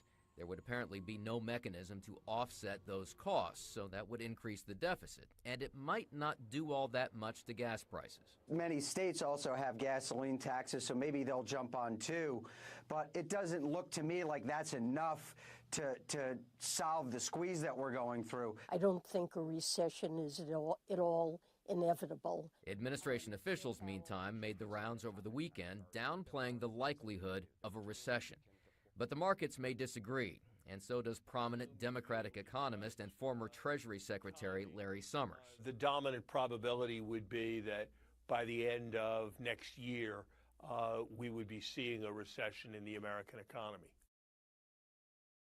All of this setting the stage for the president to travel to Saudi Arabia next month to ask the Saudis to boost oil supplies to help bring those prices down. In Washington, Doug Zader, Fox News. Speaking of prices coming down, some welcome news for people who plan to fly this summer, a drop in prices for domestic flights. But Fox's Bailey Miller, she's in Phoenix. She says that travelers there haven't seen much of an improvement. Domestic airfare fell for the first time since the beginning of the year, but many of the travelers we spoke with at Sky Harbor say they haven't noticed any difference in price, adding that more needs to be done to bring those prices down. The prices are just stupid. I know when you can get reasonable prices, and it's not been reasonable for the last 2 years. Air travelers say their domestic flights have been extremely expensive. This despite new reports saying the cost of flights are down. Domestic airfare is about $20 cheaper than what it was at the peak in May. But travelers say even that decline isn't enough. If I'm spending like $500 or more, like what's $10 going to do? That's nothing. You know what I mean? For the last several months, prices have been higher than usual for travel. So why is it getting cheaper now? The app Hopper says it has to do with demand. Most people vacation in spring and early summer, and experts are adding that this is good news for consumers because they expect those prices to continue to drop all the way into September and October. Anything counts, because the more money you can save, the better, Now, international travel is a totally different story. Experts say prices are up 20% from last summer. They add that the best times to travel are in September and October. In Phoenix, Bailey Miller, Fox 10 News. And it was a bit of a nightmare at airports across the country this weekend as thousands of flights were delayed and canceled. This is video coming into our newsroom from the Charlotte Douglas International Airport, where long lines were seen snaking through the airport, people trying to get a taxi as their flights were delayed, and many eventually canceled. Millions of Americans seeing relentless delays and cancellations at airports from coast to coast. Our Fox News correspondent Jonathan Seary, he's in Atlanta, one of the busiest airports in the world, with the latest. In an interview with the Associated Press this weekend, U.S. Transportation Secretary Pete Buttigieg says he wants the nation's airlines to stress test their flight schedules. He wants to ensure the airlines can operate all their planned flights with existing staff, and he wants them to hire additional customer service workers. Buttigieg says the Transportation Department could potentially impose fines on airlines that fall short of consumer protection standards. The Transportation Secretary's actions come in response to growing complaints from travelers. When we had checked in, the ticket agent had said that almost all the flights were delayed or canceled today. So I was just glad that at least ours wasn't canceled completely. But now we won't get home until 1 a.m. We got a choice you can do one or two things, either renting a car, driving 7.5 hours to Charleston, or spending the night in a hotel. Airlines blame the cancellations and delays on a variety of factors, including severe weather and staff shortages due to COVID infections. Now that the federal government is increasing pressure on airlines, there is concern that some companies may actually cut back on their summer flights to ensure the ones they keep arrive on time. Secretary Buttigieg says he wants to first see how the airlines handle the busy summer travel season, especially over the busy 4th of July holiday. In Atlanta, Jonathan Seary, Fox News. Thank you to Jonathan for that update. We also want to get you up to speed on how you can maximize your fuel economy during this time where gas prices are nearing record highs. We can report, as we have been reporting all morning long, that the U.S. national average for gas has fallen slightly. But our Fox's Kendra Kent reports on some AAA tips on how you can maximize the fuel you put into your vehicles. We are in Hillsboro. We just got half a tank of gas, and it costs almost $50. So double that, and that would be a fill up of about $100, with gas being $5.42 a gallon here at this gas station. But did you know, with some smart driving habits, you can go a little bit further between your fill ups? It's bye-bye pandemic restrictions and hello summer, the perfect ingredients for a nice getaway. Except it was $150 to fill this thing, and that was like, oh wow, that's a lot more than it used to be. Pain at the pump, hurting more than ever. It's expensive. And especially hard for drivers like Zeke Martinez, who says he owns his own handyman business and drives all around the metro area for jobs. It's a lot of money to spend on one time. Oregon and Washington are both averaging about $5.55 for a gallon of gas. $2 more per gallon than this time last year, making a typical fill-up closer to $100 than $50. This is uncharted territory. We've never seen gas prices move this high, this quickly. We're setting new records on a daily basis. And as we move into the summer travel season, AAA spokeswoman Marie Dodd says drivers will have to grin and bear it or stay home. There's really no relief in sight for drivers. There's nothing on the horizon that would indicate, okay, we should start to see prices settle down soon. So if you want to keep that summer road trip and also maximize your fuel economy, AAA does have a few tips. First of all, clean out your car.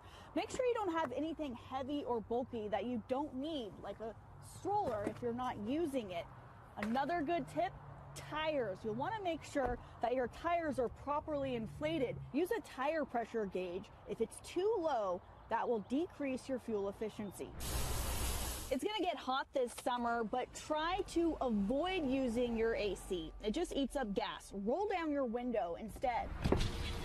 And finally, easy does it on the pedals. Avoid gunning the engine or slamming on the brakes, and keep your speed in check. About 50 miles an hour tends to be the sweet spot.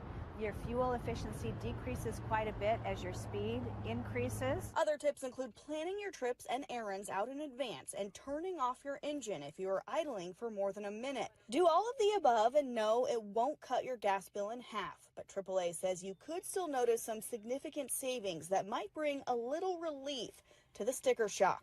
I'm dealing with it. I mean, I have no choice. I just have to deal with it. Right. Not happy about it. Here's another hack that has nothing to do with your car. Some retailers and businesses have loyalty programs where when you shop with them, you can get fuel discounts. And some credit cards also have programs where you can get cash back on fuel purchases. Reporting in Hillsborough, Kendra Kent, Fox 12 Oregon. Some excellent tips there from Kendra Kent as we all try and maximize every ounce of fuel that we put into our vehicles. We do want to continue with the latest business headlines and get you up to speed on the markets that we are going to be keeping a very close eye on here on Live Now from Fox as soon as they open at 9:30 a.m. Eastern Time. We do want to get you the latest information on Bitcoin. Bitcoin dropped below the $20,000 mark on Saturday. Another sign that the sell-off in cryptocurrencies is deepening. Bitcoin plunged nearly 10% in less than 48 hours over the weekend and is now down more than 70% from the all-time high of 68,000 per coin back in November of 2021. We can update you all that we have seen it rise back just above the $20,000 mark on Sunday, but we're going to continue to monitor the very latest when it comes to Bitcoin and cryptocurrency. We are seeing a huge sell-off. How will that trend as the week progresses? We will let you know. From Bitcoin out to Ford we go. Ford Financial Firm says more auto loan delinquencies are surging. Ford Credit, the finance company of the automaker, says there is an ongoing increase in late payments, which can be a sign of a possible economic recession. The automotive research firm Edmunds reports customers' average monthly car payment hit a record of $656 for new vehicles and $546 for used ones in May. The average annual percentage rate for new vehicles hit 5.1%. That is the highest level since March 2020. And from Ford out to Tesla we go. Tesla is raising prices over global supply chain issues.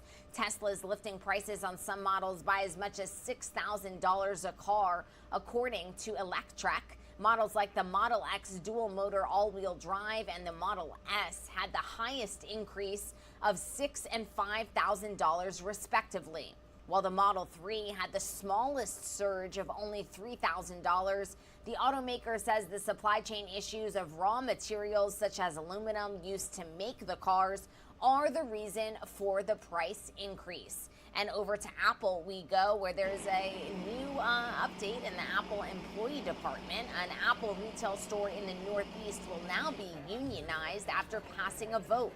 The Apple retail store in Towson, Maryland, a Baltimore suburb, voted for unionization Saturday on a 65-33 vote. The passage makes the store the first Apple retail store to go union. The National Labor Relations Board must still certify the vote.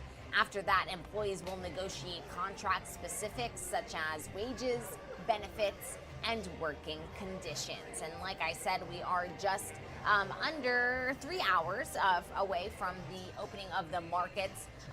Right here on Live Now from Fox, we can actually take you to a live look at New York City this morning. There's a shot of the Empire State Building on this June 20th, 2022.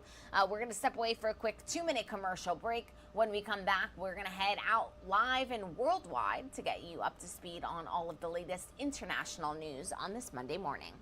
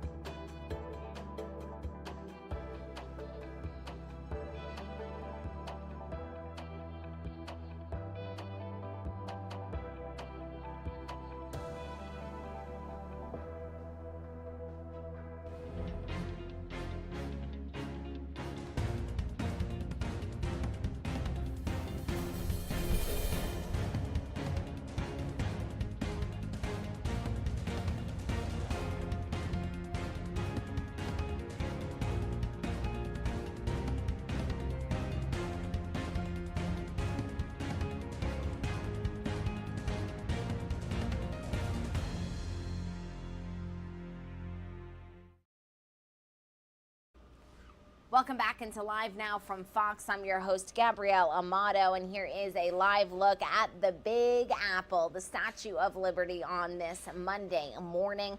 We do want to get you out the door this morning with your latest international headlines. The decade-long legal battle of WikiLeaks founder Julian Assange could be nearing a conclusion. The UK government has approved his extradition to the United States. Our Fox News senior foreign affairs correspondent Greg Palcott has more on this story. We're going to fight this. The wife of Julian Assange says the WikiLeaks founder will appeal an order extraditing him to the United States to face spying charges. British Home Secretary Priti Patel approved the extradition today, following an April British court ruling. In a statement, the Home Office writes, quote, "It is in our national interest to have a balanced, effective extradition relationship which prevents criminals evading justice and the UK becoming a haven for fugitives." Assange faces trial on more than a dozen charges of espionage and another of computer misuse. American prosecutors allege that in 2010, Assange helped former Army Private Chelsea Manning obtain and publish military records and classified diplomatic cables. Officials say the release of those documents put lives in danger. This is a political case. It has to be resolved at the highest levels. Let's stop pretending. There is no legality. The only thing on display is illegality. WikiLeaks condemned the extradition decision, calling it a dark day for press freedom. The organization writing, quote, "Foreign laws now determine the limits of press freedom in this country, and the journalism that won the industry's most prestigious prizes has been deemed an extraditable offense." Lawyers for Assange argue he is entitled to First Amendment protections. Assange has been in a London prison since 2019 after he was arrested for skipping bail during another legal challenge. In London, Greg Palka, Fox News. And thank you to Greg for that update on Julian Assange. We will be monitoring his extradition to the United States very closely here on Live Now from Fox. We have also been monitoring the latest when it comes to the war in Ukraine that has officially hit day 117, and the Ukrainian efforts to join the European Union got a big boost on Friday when European Union Commission President Ursula von der Leyen confirmed that the EU Commission recommends that Ukraine be officially given candidate status. We do want to get you up to speed on these headlines this morning after a big day for President Zelensky of Ukraine and their efforts to officially reach European Union status. They are now under candidate status. The commission also recommended candidate status for Ukraine's neighbor Moldova, but not for Georgia until it meets further conditions. The leaders of the 27 EU member states will gather for a summit next week in Brussels to discuss Ukraine's bid to join the bloc. And we here on Live Now from Fox, we actually brought you the remarks from European Commission President Ursula von der Leyen on Friday. These are historic remarks made by the EU Commission President that I do want to play back for you live, raw, and unfiltered here on Live Now from Fox. Let's listen back in. Moldova and Georgia. We have adopted these opinions after very carefully assessing the merits of each of these applications, the merits on the basis, as you know, of the Copenhagen criteria and the Madrid criteria. You might also know that these are concerning the political criteria, the economic criteria, and the question whether the country, the applicant, has the capacity to thrive in our very competitive internal market. Let me start with Ukraine. The Commission recommends to the Council, first, that Ukraine is given European perspective, and second, that Ukraine is given candidate status. This is, of course, on the understanding that the country will carry out a number of further important reforms. Let me detail out a bit our recommendation. In the view of the Commission, Ukraine has clearly demonstrated the country's aspiration and the country's determination to live up to European values and standards. Ukraine, before the war, had already embarked on its way towards the European Union. For 8 years now, it had already been gradually moving closer to our union. As you know, we have the association agreement since 2016, and with that, Ukraine has already implemented roughly 70% of the EU acquis, that is the rules, the standards, and the norms. Ukraine is taking part in important EU programs, like, for example, the Horizon program or the Erasmus program. Ukraine has a very robust parliamentary presidential democracy. It has a very well-functioning administration, public administration, that has kept and is keeping the country running during this war. We know that because we work very closely with the Ukrainian administration. We know that the decentralization reform that the country has adopted is a success, because we see the performance of the regions and of the municipalities even under the stress test of this war now. And the administration's modernization reform is ongoing. Ukraine has a very vibrant and active civil society. This is good. Ukraine has an electoral system that has proven to be fair and free, as considered by ODIHR. Ukraine has an education system that is well developed. We know and admire the digital skills of this country and the digital infrastructure that is in place. And if we look at the economy, of course, we have to look at the economy before the war. And there, Ukraine has shown a sound level of deficit of only 2% and a public debt below 50%. This is good too. So Ukraine has already taken important steps on the path to becoming a fully functioning market economy. This is important because, of course, Ukraine has to be capable of integrating into the EU single market.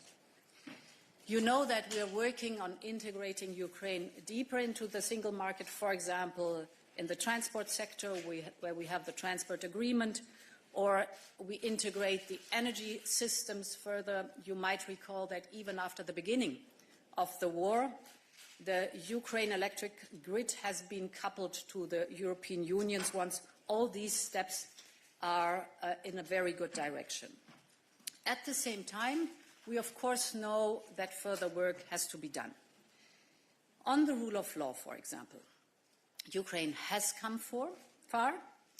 It has come far in setting up the necessary institutions for the judiciary to function effectively, and the necessary institutions on the vetting of prosecutors.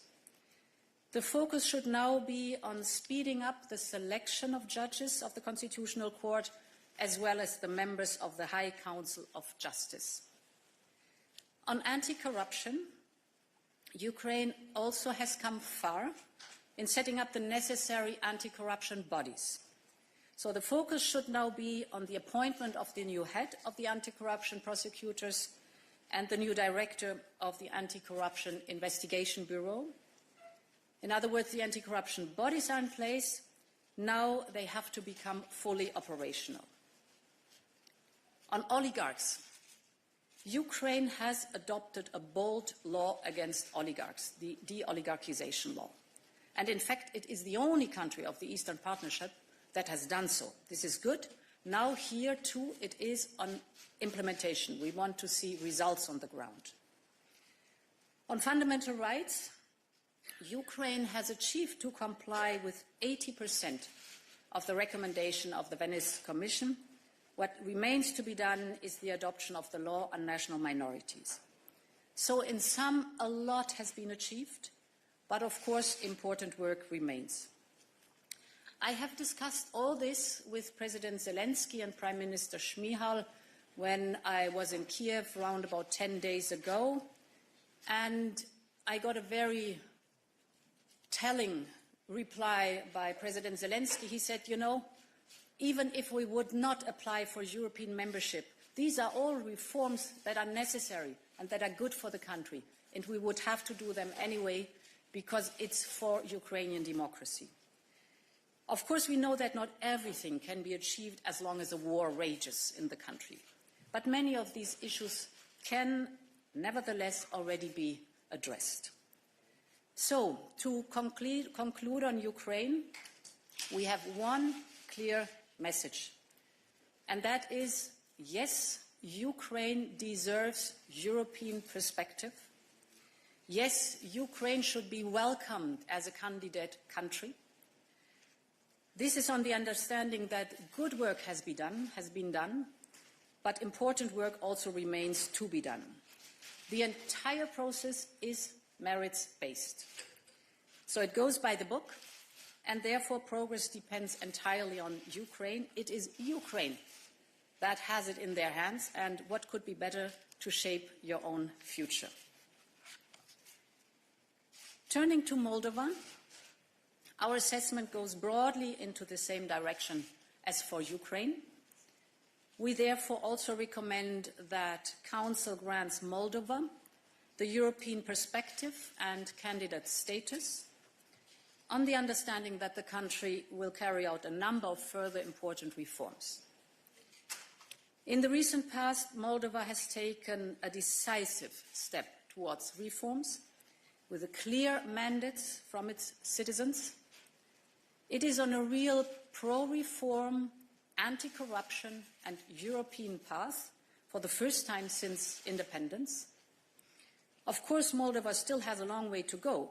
Its economy and public administration in particular require major improvements, but provided that the country's leaders stay on course, we believe that the country has the potential to live up to the requirements.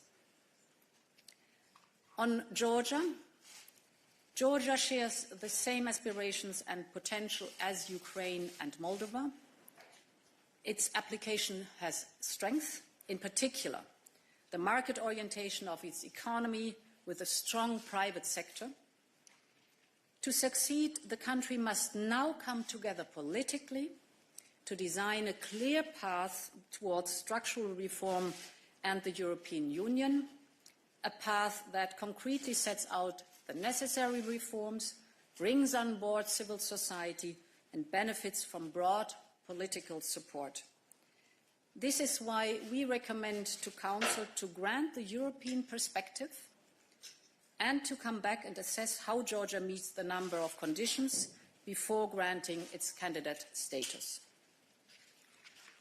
So finally, to conclude, on these three opinions, we did a thorough assessment, and this is laid out in the now public three opinions. This is a very solid basis of facts and evidence to move forward. And building on this basis of evidence is, of course, a historic and a political momentum. And we all know that Ukrainians are ready to die for the European perspective. We want them to live with us the European dream. Thank you so much for the moment. Thank you very much, Mrs. President. Commissioner, you now have the floor. Thank you. Just to complement what the President has just explained to you, as you have seen in the midst of these very turbulent times, three of our partner countries have decided to send a very clear message to us and to the world. Ukraine, Moldova and Georgia want to join the European Union.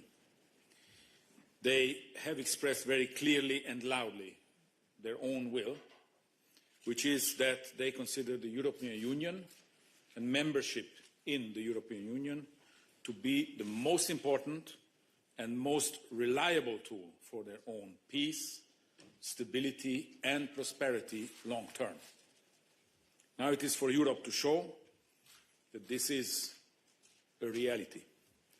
So it is obvious that in this new geopolitical context, Europe has also reassessed the importance of its own unity and the importance of the enlargement policy. We have treated these applications very seriously, but not as business as usual. We have been working very hard, and we have done our utmost to deliver as fast as we can and respond to the Council, which has asked the Commission very quickly after the applications were received to come up with an opinion, because this is the first step of any process, that the Commission prepares an opinion on the applicant countries. We have made a rigorous and robust assessment. You will see in the documents that we have been applying the exact same methodology as we have been doing in previous cases, and we are relying on the criteria that are well established, the so-called Copenhagen criteria, supplemented in Madrid 1995, which are, first of all, a political criteria, meaning how the country ensures democracy, the rule of law, protection of human rights and minorities. The second criteria is the economic criteria, to assess whether there is a functioning market economy capable of resisting competitive pressures within the European Union. And third, the so-called acquis criteria, meaning the capability of applying our legislation, the EU law, as is on the ground. On the political criteria, I think the President has already explained everything to you, so I don't want to repeat that. And I think my task here would be to explain to you a bit this construction that we put forward, meaning European perspective, candidate status with conditions, and conditions to obtain candidate status. For Moldova, I think it is very clear what needs to be done. We need the public administration reform to go ahead and to be finished, and we need a public financial management system and a reinforcement of the public procurement system. These are fundamental elements of any well-functioning public administration. We need Moldova also to deliver on the judiciary, meaning to ensure the independence, integrity, efficiency, and accountability and transparency of the judiciary through the establishment of asset verification and effective democratic oversight. Of course, we have appointments to be made in the Supreme Council of Magistracy and so on. The third big area of delivery would be the fight against corruption, because we need proactive and efficient investigations. We need a credible track record to be established. The fourth is organized crime, where we need increased cooperation with the regional, with us, the European Union, and with our international partners to see to it that we have asset recovery, especially after the bank fraud that we have seen in the country, and we need delivery on the priorities set out by the Financial Action Task Force, also known as FATF. And finally, on fundamental rights, we need better involvement of the civil society, protection of human rights, particularly when it comes to the vulnerable groups, and the fight against violence against women. For Georgia, we are setting out also a comprehensive list of priorities on the basis of which we should be able to deliver a proposal for candidate status.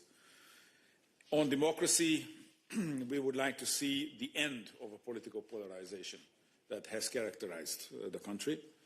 And we need the cooperation of all political parties in the country and the delivery of the agreement that was reached with the facilitation of the European Union.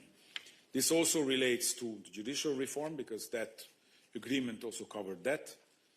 And we need also progress on the fight against corruption, where the independence of the anti-corruption agency would have to be ensured. Fourth, we need to step up the fight against organized crime. We need rigorous investigations, prosecutions, and a credible track record again here. And finally, on fundamental rights, we need to guarantee the freedom and professional and pluralistic and independent media environment for the journalists in the country. So in conclusion, I think today is the day when we're making a proposal, and we do hope that next week the Council will follow fully our proposal. Thank you. Thank you very much. We will now go to your questions, and I give the floor to Ketevan. Thank you very much for giving the floor. Good morning, Madam President and Mr. Commissioner.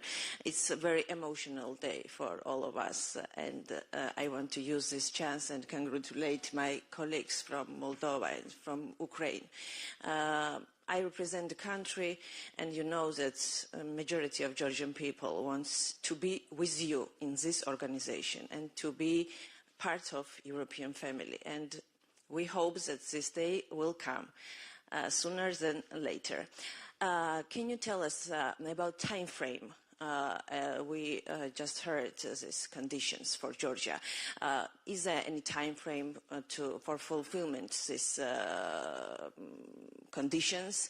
And also, what is your main message, Madam President, for Georgian people? They are now very, very carefully listening to you, what you will tell them about our European future. Yes, thank you. Thank you very much. So, first of all, it is a huge step forward for Georgia to get the European perspective. This is a big achievement. And the door is wide open. It is up to Georgia now to take the necessary steps to move forward, to come together, the whole country on the political side, and to show very clearly that you want to get active. And this also determines, of course, the time frame. It's up to you.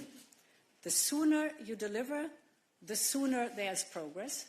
And therefore, it is in the hands of Georgia to really speed up and be clear and move forward through the open door. Thank you very much. Yes, please. Dmitry Shkurko, National News Agency of Ukraine. Madam President, as there are a lot of speculations around that decision, I mean, could you specify, is that decision related to the fact that Ukraine now is in a war, or it is just because it's have its own merits to obtain that candidate status? And the second question, if I may, you have a positive decision both for Ukraine and Moldova. Does it mean that the two countries will be considered in the same basket like it was for a while with Albania and North Macedonia? Thank you. I think my answer for your first question answers immediately also the second question. This whole process, that's very important, is merits-based. It's done by the books. There have to be, and if you look into the communication, they are we have detailed out what needs to be done. And therefore, Ukraine has achieved a lot. If you look at the progress in the last 8 years, the reforms that have been done, the improvements that have been done, the work that has been done together with us shows that there has been really progress. So merits-based, Ukraine is now recommended not only to have the European perspective, but also the candidate status. And of course, we all know more work needs to be done, but there too, it's detailed out, it's very clear, you know exactly what is necessary, and as I said, I think the country itself wants to do these reforms because it benefits from these reforms. So completely merits-based, and each of the three applicants decides themselves whether they want to move forward and how fast they want to move forward. Thank you. Thomas. Thanks a lot. Thomas Kutschka, Frankfurter Allgemeine Zeitung. First, two questions to the President. Just to clarify, when you say further improvements, reforms need to be made, I understand you to mean that they need to be made before accession negotiations can be opened up. Could you please clarify that? Or does it mean need to be made to obtain a full candidate status? And then the second question, there has been a report from the European Court of Auditors last fall that had a devastating analysis of what they called grand corruption in Ukraine. And in fact, they were talking not about progress, but about the country moving backwards. That referred mainly to the time frame between 2016 and 2019. So in your assessment, has Ukraine overcome all these shortfalls that had been analyzed in the report? And is the Commission able to measure that? Because that's the other point the court made, that the Commission wasn't even able to measure progress. And one question, if I may? Yes, very quickly to the Commissioner. There have been many rumors that the questionnaires in Ukraine have in fact more or less been filled out by EU officials and not by the government itself. Could you please clarify that? Thanks. So, the recommendation is clear. The recommendation is European perspective and candidate status. And we understand that the countries will do further reforms before they can move on. And move on depends on how they perform. There's a very clear process in our methodology, and the overall methodology has been reformed, I think, a year and a half ago, 2 years ago. And there we got this dynamic into the methodology for all the countries that are applicants for European membership. That is, if you can move on faster with clusters that are summarized, but you can also fall back, so there is a reversibility in the overall process, if you do not perform but backslide. And this goes for all the countries that are applying for EU membership.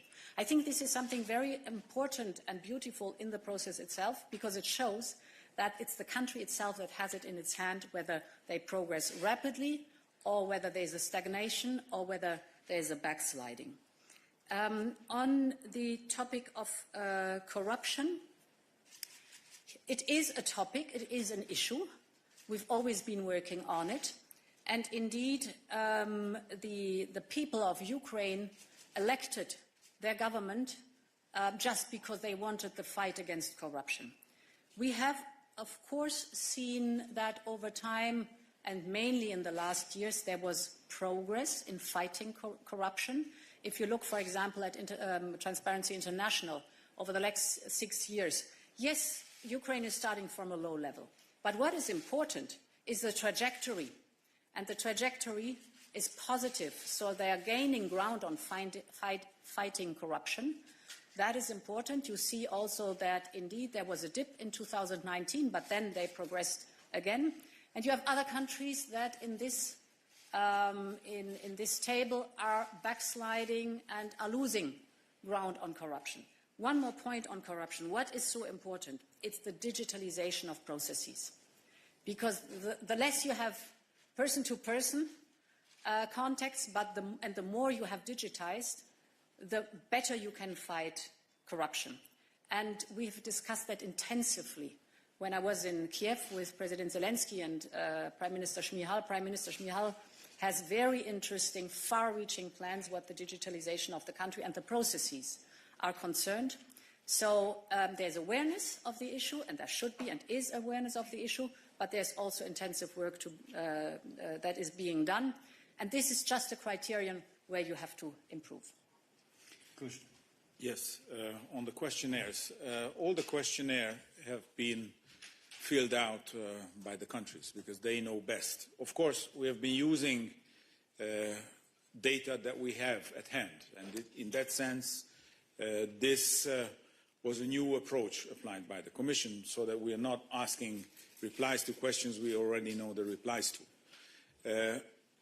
The second element is, yes, of course, we have provided technical support for all three countries to be able to fill it out quickly and in a non-ambiguous way so that we spare time having no need for additional questions to be put. So it was a common effort. We have helped these countries, but they have been the ones filling it out.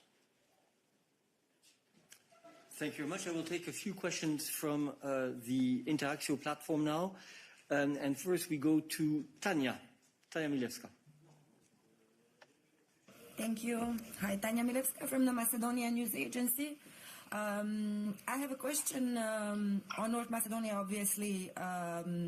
First of all, I would like to know if the European Commission will make sure that the proposed negotiating framework will not be in violation of the EU acquis and the EU values, because it seems that some of the Bulgarian demands are contrary to the EU values. And to go back to Ukraine, when do you expect Ukraine and Moldova to start negotiations?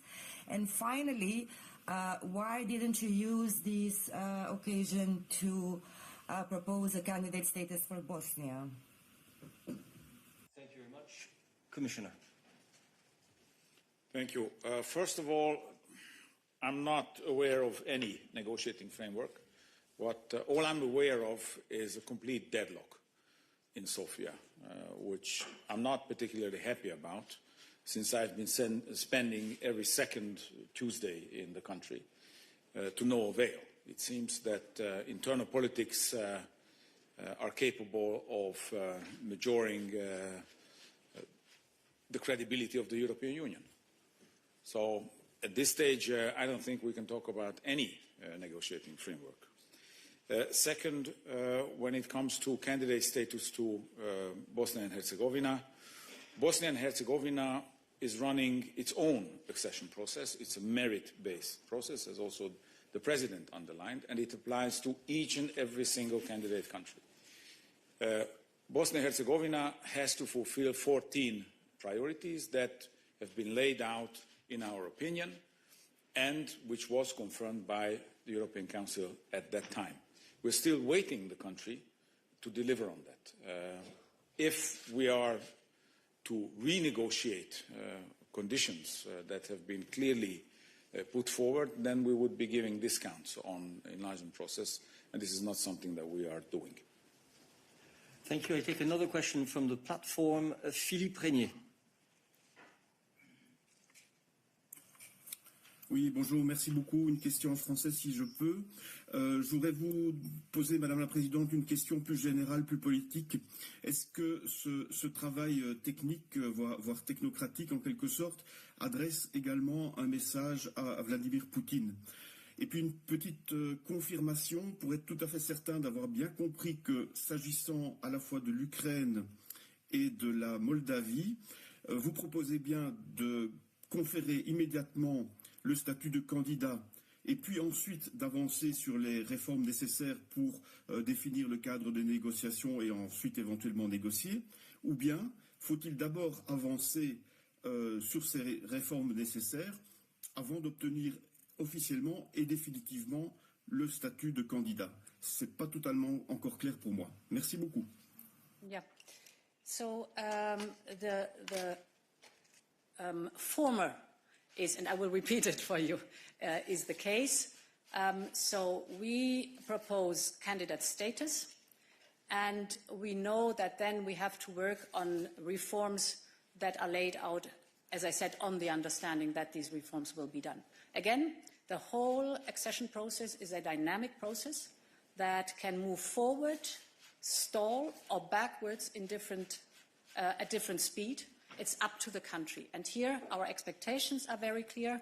You get the perspective, you get the candidate status, but we expect you to do these reforms that are detailed out. And the second, or the first question you asked me, well, the whole process shows how important the respect for the international law is. The international law that says very clearly that every country that is sovereign has the right to determine its own future and to decide where to go and what to do. And here it is very clear that the European Union, actually a peace project, is the destination where Ukraine wants to go. And we encourage Ukraine to do the necessary steps. We are impressed by the fight of the Ukrainian people for their independence, for their sovereignty, for the integrity of their territory. They are fighting for freedom, and this is one of the universal rights, the basis of our international law that we all have to respect. Thank you. Yes, please. Please present yourself. Yes, hello. Sorry. Pia Gripenberg, Swedish Daily, Dagens Nyheter. Since we don't know how long this war in Ukraine will go on, and I wonder what kind of these recommendations or in the process can be done during the war, and what do you think have to wait until it's a peace? Yeah, I cannot detail out now every step, but an example. Ukraine is already working on the modernization reform that now has to be finished for its administration. This can be done during the war. And there are other steps that can be done. There's one point that is partially difficult. For example, if you have a selection process for people to be appointed to certain offices, this might be difficult because if these people are either fighting at the front or as refugees, for example, in European countries. So these are very practical reasons. But the parliament is functioning, the government is functioning, so a lot can be done and will be done already. And there's a second point we should not forget. In the mid and long term, we are looking at the reconstruction of the country.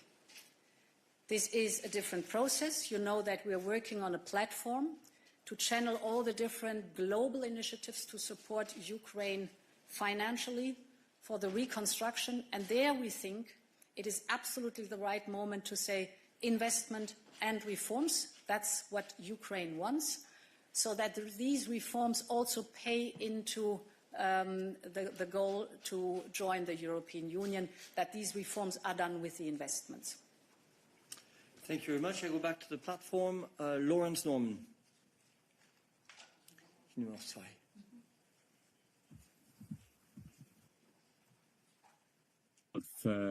thanks a lot for taking the questions. For President von der Leyen first, you said that it's up to the countries themselves as to the progress they make. But as we all know from North Macedonia and Albania, that isn't entirely the case.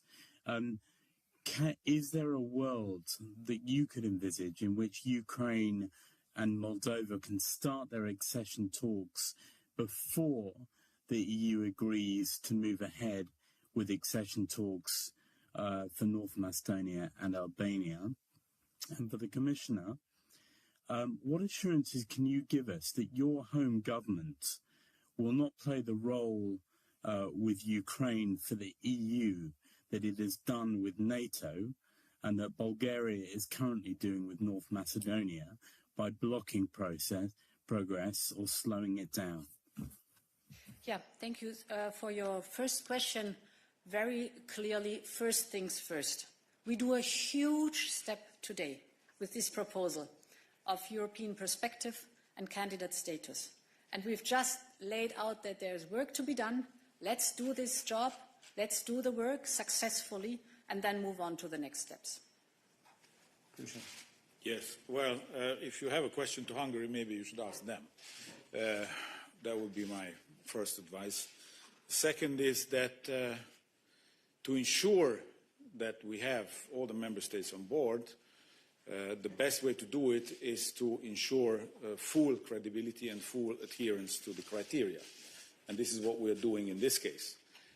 Now, of course, we do hope that North Macedonia and Albania will have its first IGC as we speak. And we don't have to wait anymore for internal political reasons of Bulgaria. And I'm very hopeful that we are talking about days rather than months or years. Thank you very much. And the last question today goes to Virginie Malingre. Virginie. Virginie. Vous m'entendez? Nous t'entendons, oui. Nous t'entendons, oui. C'est une question qui vous a déjà été posée plusieurs fois, mais je ne suis pas sûre d'avoir bien compris la réponse, donc je vais la répéter. Donc aujourd'hui, l'Ukraine a le statut de candidat. Elle doit faire des réformes et ensuite seulement s'ouvriront les négociations. Je voudrais être sûre d'avoir bien compris. Et après, j'ai bien compris, on peut avancer, on peut reculer, tout dépend de la manière dont on se passe. Mais les négociations pour l'élargissement à l'Ukraine ne s'ouvriront qu'une fois certaines réformes faites. Est-ce que j'ai bien compris? Yeah. So we propose to grant the European perspective and the candidate status to Ukraine and Moldova. And then we expect, and we've discussed with the countries, that certain reforms have to be fulfilled. And again, it is a dynamic process. I really insist on that. So it's not a rigid process that has defined timelines or steps that once done can never be undone. It's a dynamic process. So we expect these reforms to be done. If so, then it's merits-based. Then there's a movement forward. As long as these reforms are not done, there's stagnation, so nothing moves forward. And sometimes if you see, we're speaking about other applicants, not these three, if you see backsliding, you also see that the accession process is moving backwards. It's in the hands of the applicants. It's merits-based. Of course, we support as much as possible. Don't get me wrong. We support a lot financially. We support a lot with technical advice, but it's also the respect for the sovereignty of a country that they decide at what speed and in what form they move forward. Thank you so much. Maybe I supplement on the technicalities, because today we are making the first decision in the whole accession process, meaning that we propose candidate status. Starting accession negotiations is further down the line. Today it's not about that decision. Once conditions are met, then we will have to come back and reflect on it, whether we have all the criteria met to make the next step, which is going to be the start of accession negotiations. But that is another set of decisions to be made. This is not for today. Thank you very much. This brings us to the end of this press conference. Stay tuned. There will be a technical briefing following to allow you to ask more detailed questions on the opinions and on the enlargement process. Thank you very much. You do me the favor.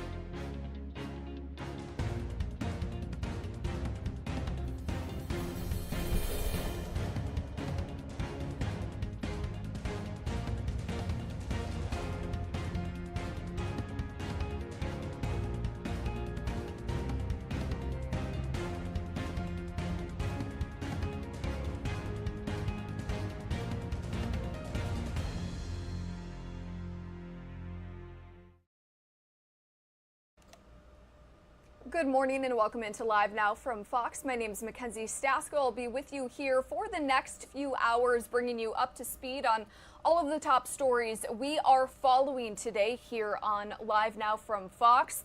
Some breaking news that we are following out of the Bronx, New York, a mass shooting there in Harlem. Harlem, not the Bronx. Apologies about that. We have learned that one person has died and 8 other people have been injured, again, in a mass shooting, which was reported there early this morning. We also are monitoring a wildfire in New Jersey's Wharton State Forest. We know that that fire has so far torched about 2,100 acres of the forest and is now about 20% contained. We are waiting on an update from fire officials at any moment, so we, of course, will bring that to you as soon as we get it. And in economy-related news, gas prices are actually trending downward, with the new national average dipping to $4.98 a gallon. And we do know that the White House is currently trying to calm fears about a possible recession as it seeks new ideas to help curb the highest inflation in 40 years. Our Fox News correspondent Lucas Tomlinson has that story.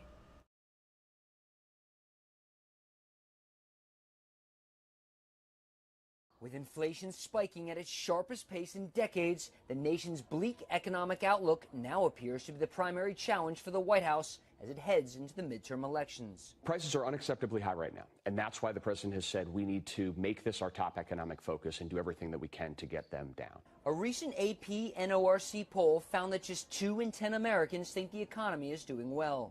Last week's decision by the Fed to raise interest rates is likely to drive prices even higher. All of those factors are fueling fears that a recession could be on the horizon. The dominant probability would be that by the end of next year, we would be seeing a recession in the American economy. Biden's Treasury Secretary painting a different picture, pointing to strong consumer spending and a record low unemployment rate as signs the situation could soon rebound. The labor market is recovered and we have reached full employment. It's natural now that we expect a transition to steady and stable growth. But I don't think a recession is at all inevitable. Americans are getting hit particularly hard at the gas pump. Some lawmakers have floated the idea of suspending the federal gas tax, something the administration could be open to. Gas prices have risen a great deal, and it's clearly burdening households, and that's an idea that's certainly worth considering. That gas tax just about 18 cents per gallon, some modest relief for drivers, with the national average hovering around $5 per gallon. At the White House, Lucas Tomlinson, Fox News.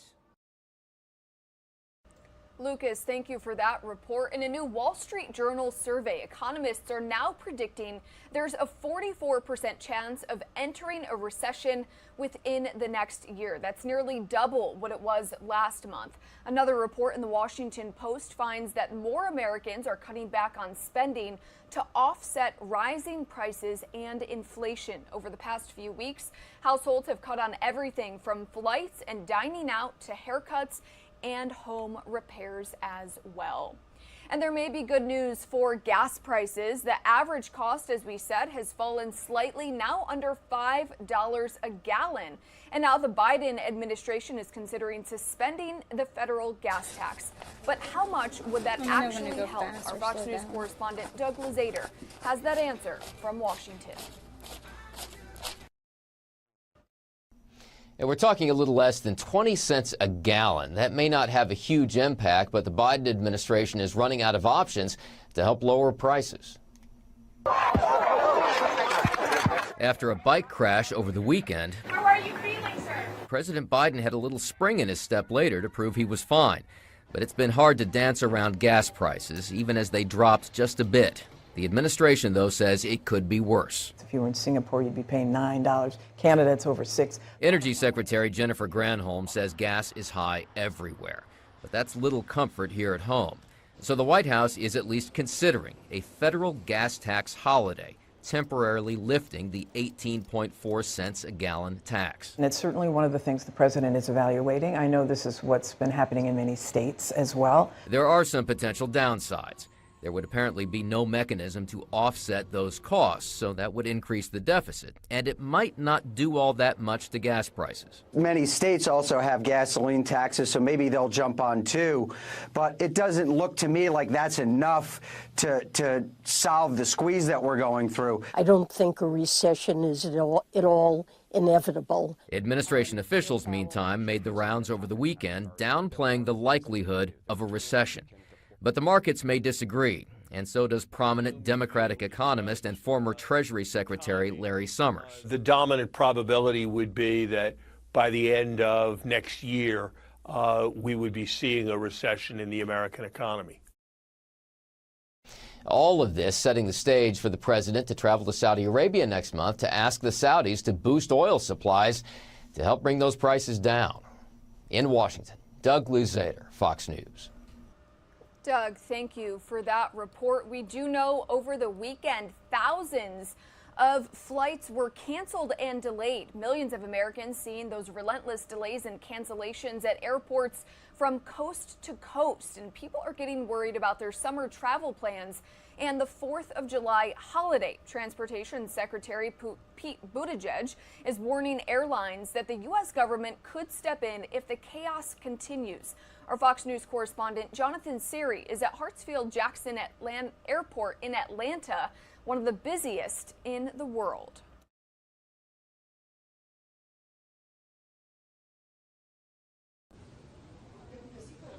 In an interview with the Associated Press this weekend, U.S. Transportation Secretary Pete Buttigieg says he wants the nation's airlines to stress test their flight schedules.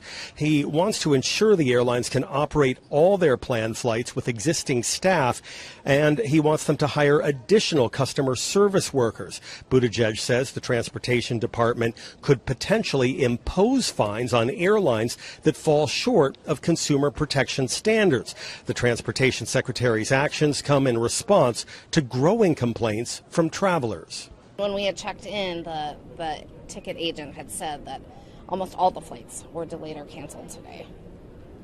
So I was just glad that at least ours wasn't canceled completely. But now we won't get home until 1 a.m. They got a choice to do one or two things, either renting a car, driving 7.5 hours to Charleston, or spending the night in a hotel. Airlines blame the cancellations and delays on a variety of factors, including severe weather and staff shortages due to COVID infections.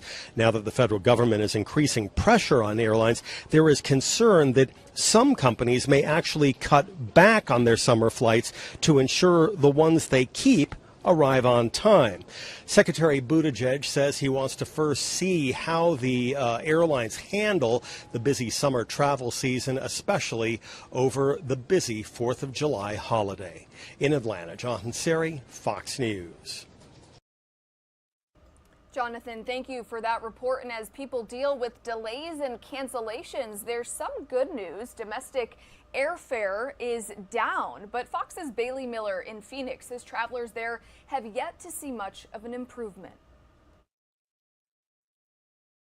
Domestic airfare fell for the first time since the beginning of the year, but many of the travelers we spoke with at Sky Harbor say they haven't noticed any difference in price, adding that more needs to be done to bring those prices down. The prices are just stupid. I know when you can get reasonable prices, and it's not been reasonable for the last 2 years. Air travelers say their domestic flights have been extremely expensive. This despite new reports saying the cost of flights are down. Domestic airfare is about $20 cheaper than what it was at the peak in May. But travelers say even that decline isn't enough. If I'm spending like $500 or more, like what's $10 going to do? That's nothing.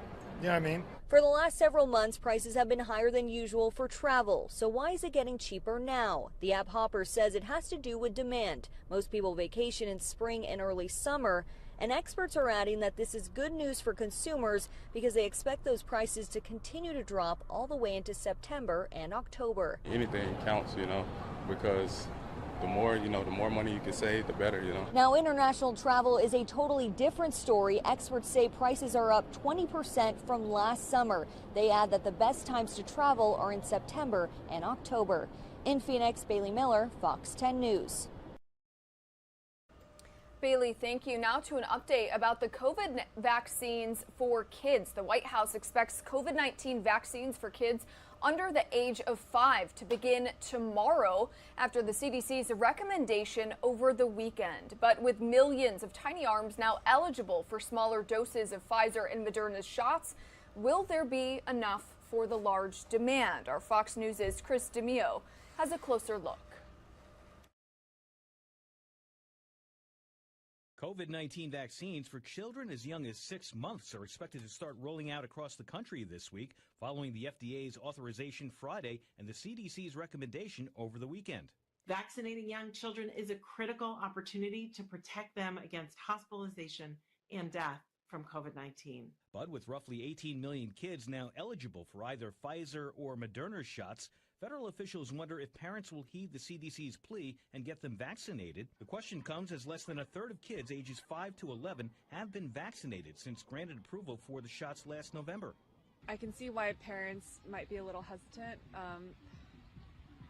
but I think it's a good thing, and I think that once it's available, we'll want to get our son vaccinated. I think that there are a lot of very intelligent, smart scientists who are investigating the vaccines that have done very thorough research, and I'm confident that that is a good thing for my children. Meantime, the shots for kids under 5 are also facing some political opposition, with Florida Republican Governor Ron DeSantis announcing the Sunshine State is not recommending them for infants and toddlers. Our Department of Health has been very clear. The risks outweigh the benefits, and we recommend against. That's not the same as banning it. I mean, people can access it if they want to. The CDC says both vaccines went through, quote, rigorous scientific review and are safe and effective in children under 5. Pfizer's vaccine will be 3 doses, each 1/10 the amount given to adults. Moderna's is 2 shots, each a 1/4 of the adult dose. Chris DeMeo, Fox News. Chris, thank you for that report. And the baby formula shortage here in the United States continues to impact families, especially those who have babies with allergies. Our own LiveNOW from Fox's Stephanie Weaver spoke with Dr. Stephen Miller, a pediatric gastroenterologist with Johns Hopkins Children's Center, to learn more about these allergies and what parents struggling to find specific formula can do. I'm joined by Dr. Stephen Miller, a pediatric gastroenterologist at Johns Hopkins Children's Center. Thank you for talking with me today. I appreciate your time. Yeah, absolutely. It's my pleasure. You know, we want to talk about the baby formula shortage, but more specifically, babies with allergies. Do you notice that babies with allergies are being impacted the greatest during this formula shortage? So babies who have a need for specialized formula, which includes babies who were preemies, babies who have trouble tolerating regular infant formula or breast milk, or babies with medical conditions like shorter guts, all of those kids have had more trouble getting access to their formulas during this shortage. And do you see that are specific types of allergies? What are those allergies that some of these babies do have that they require a different type of formula? So when we're talking about babies with allergies, as a pediatric GI doctor, when somebody asks me about babies, I'm thinking kids who are less than 1 year old is where kind of the line is drawn, because that's where we draw the line between infant formulas and like toddler or kid formulas. So when we're talking about babies, we're talking about less than 1 year old. The type of allergies that are most common in that population are different from the kind of allergies that are typical in older kids. In older kids, you're talking about things like peanut allergy or milk allergy, where if a kid eats a food that causes the allergy, they'll have swelling around their mouth. They might have trouble breathing. They have something that's called anaphylaxis.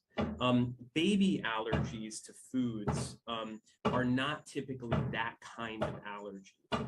What they much more typically are is an intolerance that's called food protein induced allergic proctocolitis, which is also just called milk protein intolerance or milk protein enteropathy. What happens with these kids is that when they drink cow's milk based formula, or sometimes when they breastfeed from a mom who's been eating cow's milk, they will get diarrhea, more throwing up, and they'll sometimes have blood in their poop or a lot of mucus in their poop. This is by far the most common type of what people call allergies. And these are the kids who are having trouble getting the specialized formulas that they've been on that help relieve the bleeding, relieve the diarrhea, and relieve the increased spitting up. Yeah, and I've talked to a couple mothers, and there's a couple scenarios at play. Some women are saying, my baby has allergies. I've had to drive 3 hours in order just to find the formula that I need specifically for my baby. I've also heard mothers saying that they can't at all find the formula they need.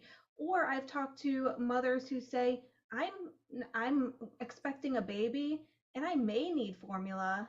Yeah. And I'm not sure if I need it or not, but if I do, I'm hesitant and have anxiety already thinking about the fact that if my baby does have allergies, that I might not be able to find it. What would you say to all of these mothers? So for the expectant mothers, and for anybody who can breastfeed, now is a really good time to breastfeed if you can. Breastfeeding is not for everybody, and formulas are great. But especially at this moment, breastfeeding is a great option for those who are interested in trying it. Breastfeeding takes a lot of work.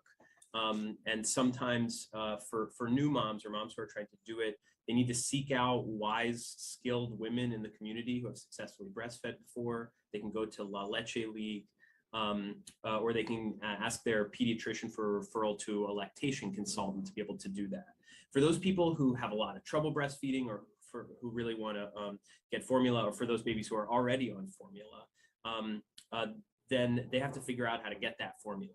So for the kind of formulas that we're talking about that are what we call extensively hydrolyzed formulas. So there's like standard infant formula, and then there's partially broken down infant formula, which is pretty similar. And then there is special formula where the cow's milk proteins are chopped up into really tiny pieces. And this is called extensively hydrolyzed or hypoallergenic formula. This is for the babies who poop some blood when they are exposed to regular baby formula or when their breastfeeding moms need milk. these kind of formulas, the common ones are Nutramigen, Alimentum, and Gerber Extensive, and then there's a bunch of others. The Alimentum was the one that was affected by the Abbott call, where the powder form of that, there was a worry that maybe some kids exposed to it could have gotten a bacteria infection. And so they pulled it from the market voluntarily. Abbott did that. And after that happened, the supply of it dropped. So for moms and dads whose babies are on these specialized formulas to help the babies be the most healthy, the question comes, how do I get access to it? And that can be tough. There's a lot of different places that people can look. And I'm happy to give a list of those. I mean, briefly,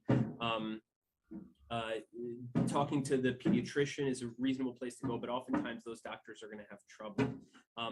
For families who, through income, have access to WIC, women, infants, and children, they can sometimes point families towards places to go. Food banks and formula websites can sometimes also be a decent place, as can shelters.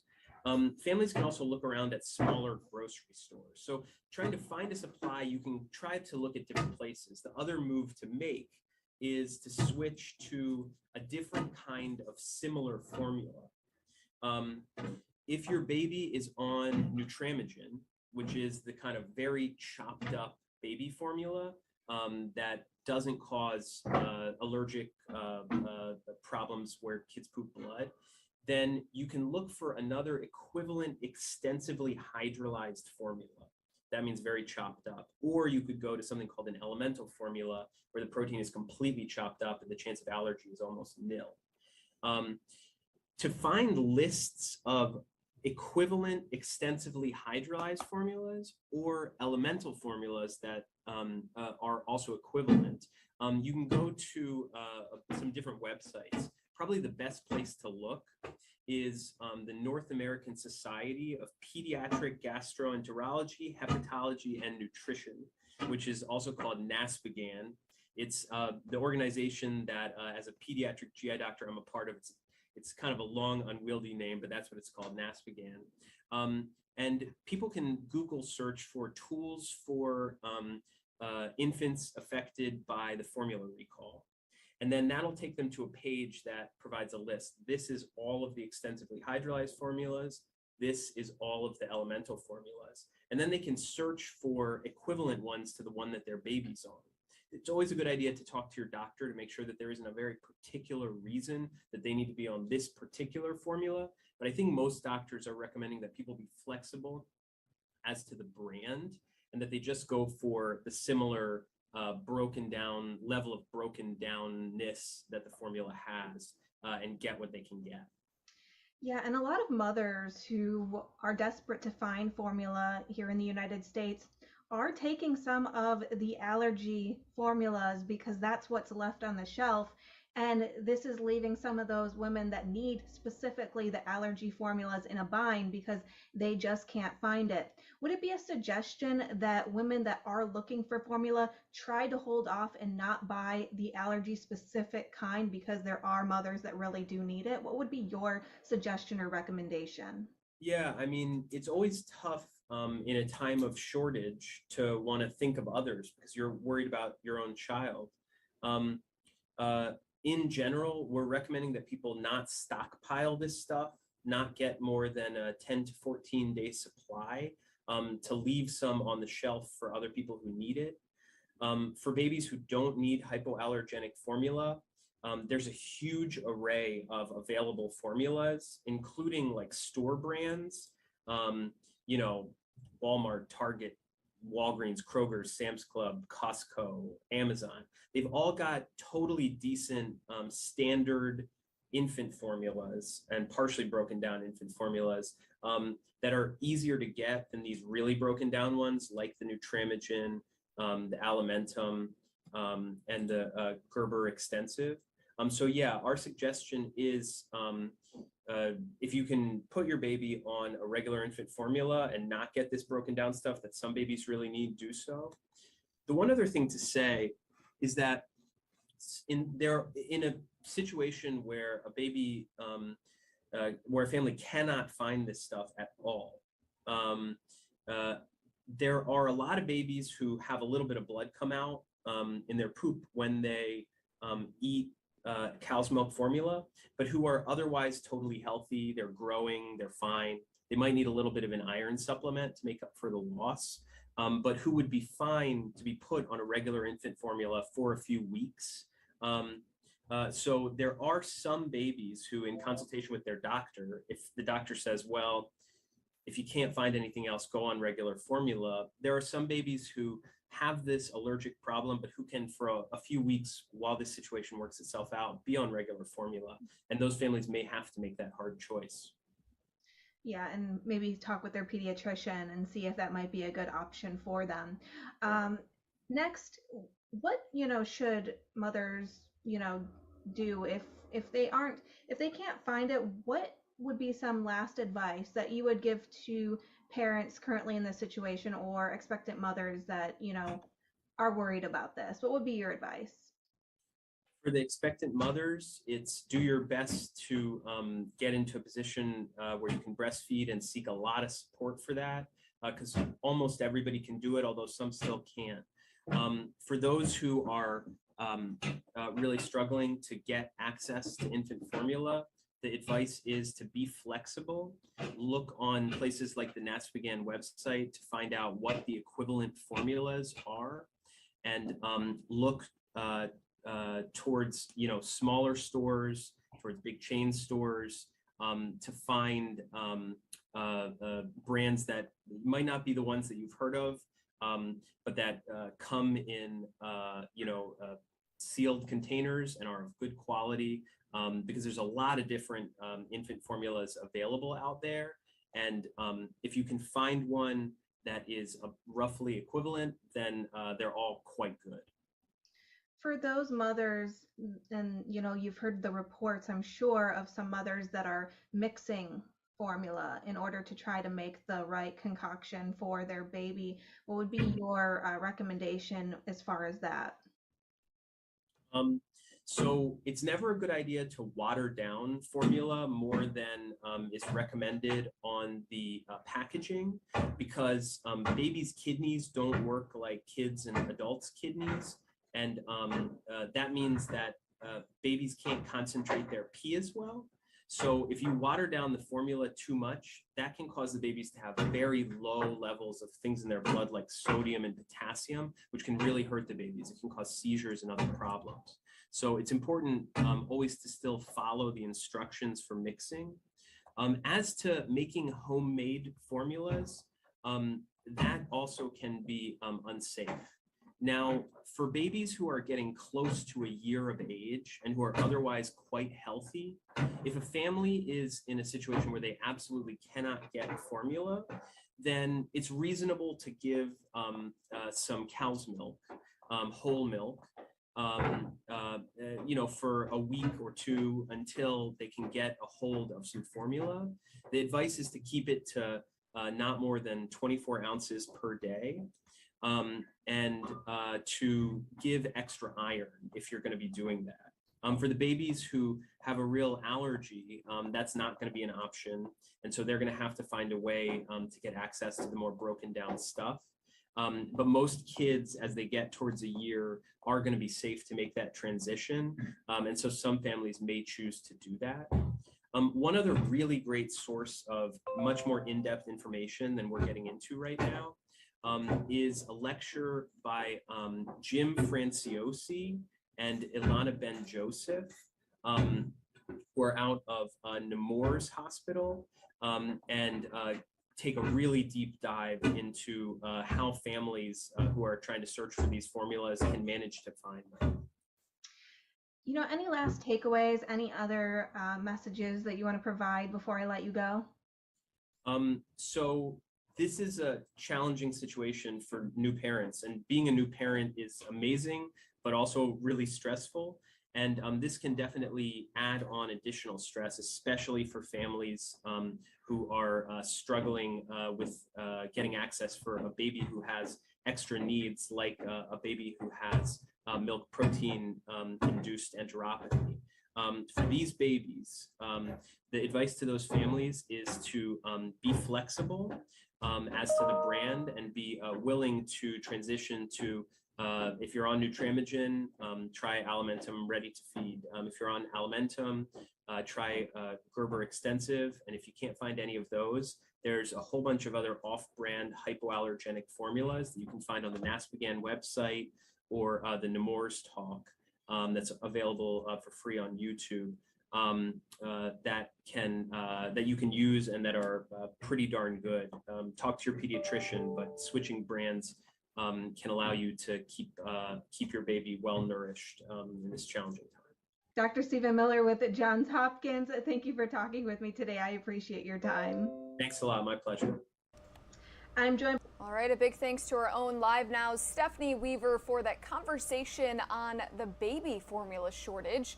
It is 8:06 in the morning here on the East Coast. You're taking a live look at New York City, Phoenix, Arizona, and San Francisco, California, where we do know that airlines have canceled and delayed flights coast to coast over the weekend. Some other top stories we are following today: a mass shooting in Harlem, New York. We know that one person is dead and 8 others are injured after that mass shooting took place early this morning. Also in New Jersey, firefighters are battling a massive wildfire in New Jersey's Wharton State Forest. A wildfire there torching about 2,100 acres, and we do know the latest update from officials there is that it is currently 20% contained. Also, gas prices are trending downward today, with the new national average dipping to $4.98 a gallon. So again, just a few of the top stories we are following today here on LiveNOW from Fox. We also have a live feed coming into our desk from Berlin, Germany, where we currently have the G7 summit and advocates on climate, energy, and global food issues, talking about not only climate, but as we mentioned, global food issues caused by the war in Ukraine, and of course energy, as well as we here in the U.S. and other countries across the world are dealing with rising gas prices. So again, this is a virtual briefing with advocates on climate, energy, and food issues speaking ahead of the G7 summit. With ammonia is a response to achieving the transition of abated coal, which it is not, and that they want to self-define circumstances of the ending international fossil fuel finance, so that they more or less could follow up with or continue with business as usual in this regard. So what is needed here is to emphasize from G7 that they will end international fossil fuel finance and that support of new gas investments are incompatible with reaching the Paris Agreement, to link their decarbonization pledge to the International Energy Agency 1.5 net zero scenario, and commit to accelerating investment in energy efficiency to close the investment gap until 2030, as presented by the IPCC scenarios, and to agree to a coal phase out until 2030, and at the same time to be specific that the word abated requires zero emissions thermal power generation. Third point, we expect a growing food crisis. Germany, as the initiator of the Global Alliance of Food Security, has now a crucial role to play. There will definitely be financial pledges, but we need more. Crucial is to align the 4 big Cs: climate, COVID, conflict, and costs, to minimize the threat to global food sovereignty. We need, inter alia, a binding commitment of G7 that they share their grain in case of a global supply shortfall. One way to implement this commitment would be to relocate grain, which is so far used for biofuel and meat. The human right of food must have priority. And we also need then a work program with the partners from Africa and other Global South partners to work out those concrete. All right, everybody, if you are just joining us here on Live Now from Fox, we are listening in to a virtual briefing about climate, energy, and global food issues ahead of the G7 summit in Berlin, Germany. We are getting a different feed coming into our desk of Ukrainian President Volodymyr Zelensky giving an opening speech virtually at the second edition of the Global Policy Forum, currently held by the EU Commissioner for Economy. So again, we currently have Ukrainian President Volodymyr Zelensky speaking live. So let's go ahead and listen in. For a long time to go. Thank you very much, Mr. President. The floor is yours.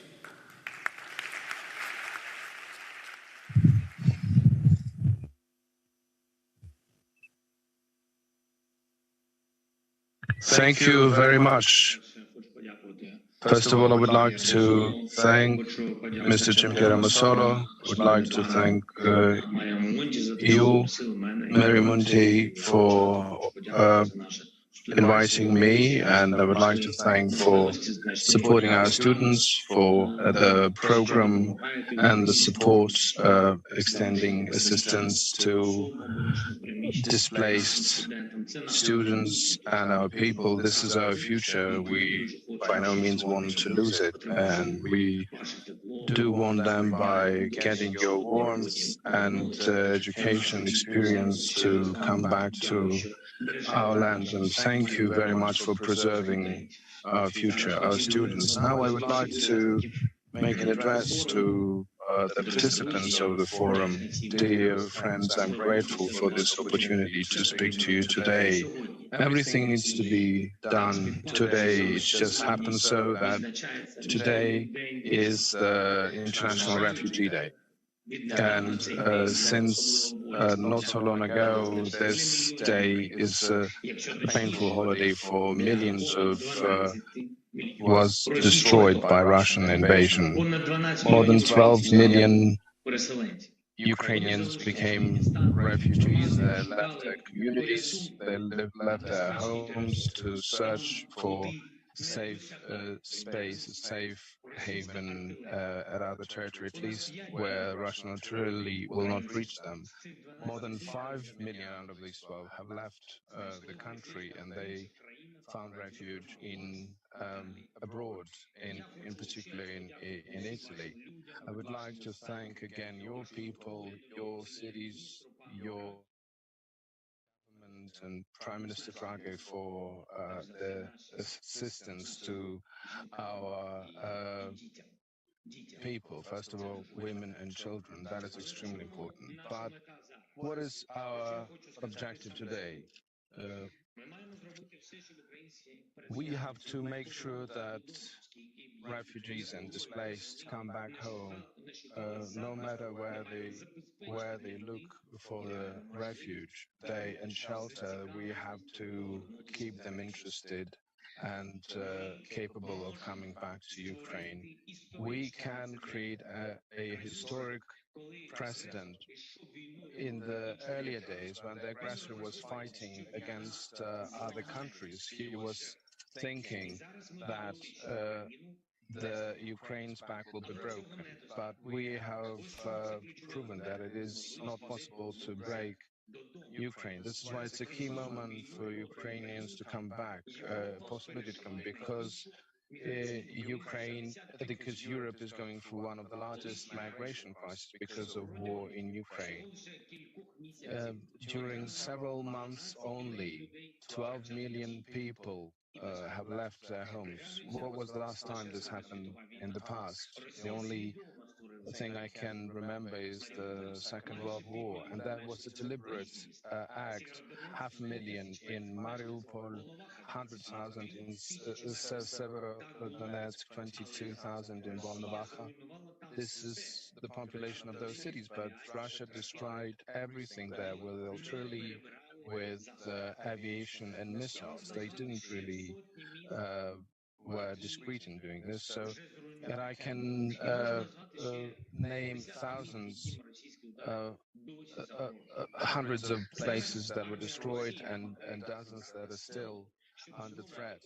Now Russia is trying to pull back their forces, to organize their forces to occupy Kharkiv. We have deoccupied already, and they want to come back again. And that's 1.5 million citizen city. They keep bombarding the city of Mykolaiv, and there's almost 500,000 citizen city. They want to occupy Slavyansk, and it was hundreds of thousands city before the war. Of course, we will do our best to stop the occupiers and to protect the people, but to do it faster, we need your support. We need modern weaponry, weaponry that would have better capability than the Russian weapons. And this is why I'm using so many emotions and times and efforts to convince all of our partners to transfer to us powerful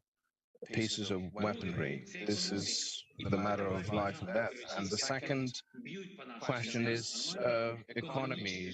While Russian missiles are hitting our cities, it is not possible to have a normal economic life.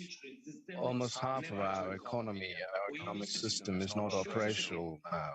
Just imagine, what would it mean if half of the Italian economy would be blocked?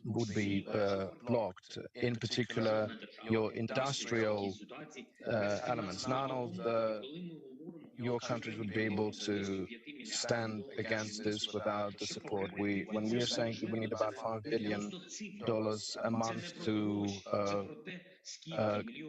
fill the deficit gap, it's not about money. It's about the number of Ukrainians who would be able to continue living during these times in Ukraine.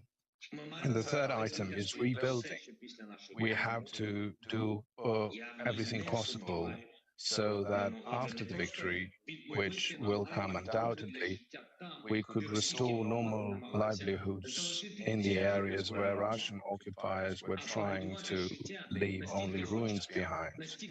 And this life should be so up to date and so safe that it would also hit the aggressor back.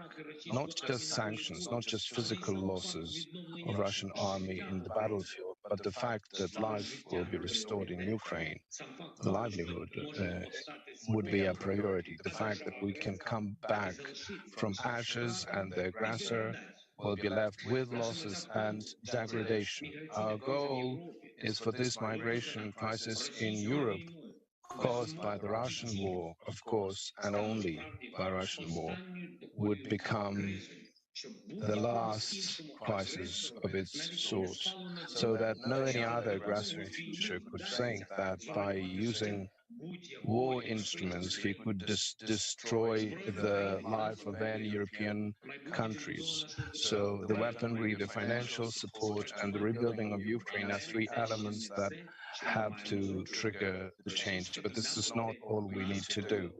Russian war against us have triggered also a global food crisis. And unless we stop this, 12 million displaced people will be just a drop in the sea when new migration processes will start. I just addressed the representatives of the African Union before this, and I was emphasizing the food security. Ukraine can supply enough food products to satisfy the critical demands for countries in Africa, Asia, Latin America. Without our experts, there's a global deficit, and that could lead to political, economic, and migration chaos. And it is only this year that we have to do everything to make sure that the next year we won't need to discuss on this day of refugees the fate of many more millions of refugees in the countries that in Europe and that border with Europe. Today, the decisions of European politicians determine the future of many countries, whether we will have peace in Ukraine or not, and whether we will be addressing these challenges that we have talked today about. And I do want you to be very active. I'm very grateful to Italy for your principled position, but we do even more for Ukraine to win. I would like to repeat, weapon, financial support, and rebuilding of Ukraine are three elements that can make a difference globally. Thank you for your attention. Slava Ukraini.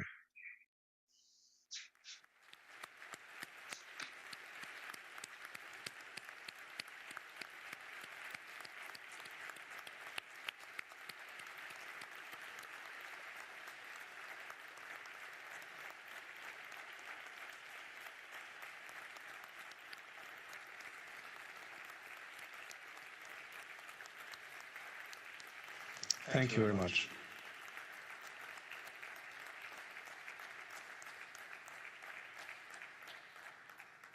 Mr. President, when we hear and see you speak, we see a man infusing strength to his country and asking the world to help protect that country.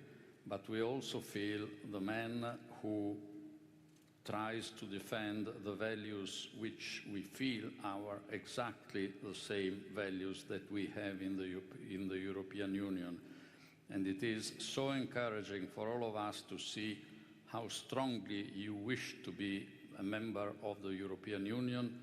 And it must be encouraging for you to see with what enthusiasm most citizens and countries of the European Union would like you to join immediately. You also know that that is not physically and technically possible, but I'm sure that the strength of the enthusiasm towards welcoming Ukraine as soon as possible will have concrete consequences.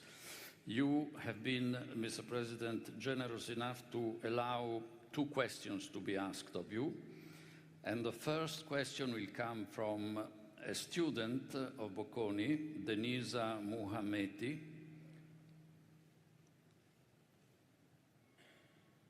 Yes, please. Good afternoon, Mr. President. My name is Denisa Muhammeti, and I am a G20 Global Ambassador. My question to you is, the EU accession process usually takes years.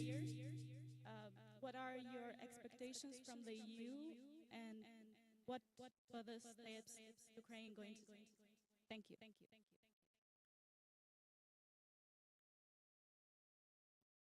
Do you wish to respond each of the questions directly, immediately, or should we get the second question first? As you wish. Okay, I understand your voiceless expression as saying, let's get also the second question. Okay, which is from Stefania Battistini, a journalist from TG1, the widest channel of national news in our country. Mrs. Battistini, the floor is yours.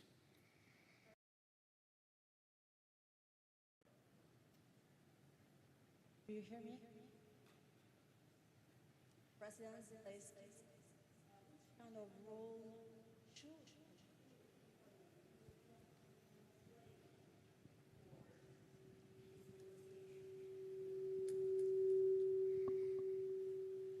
Were you able to understand? No. No, we didn't hear the question. Mrs. Battistini, would you mind coming up here?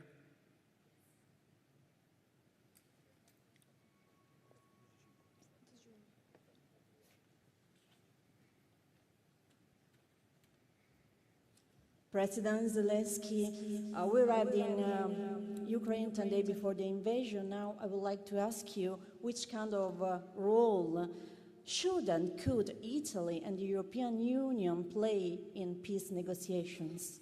Thank you.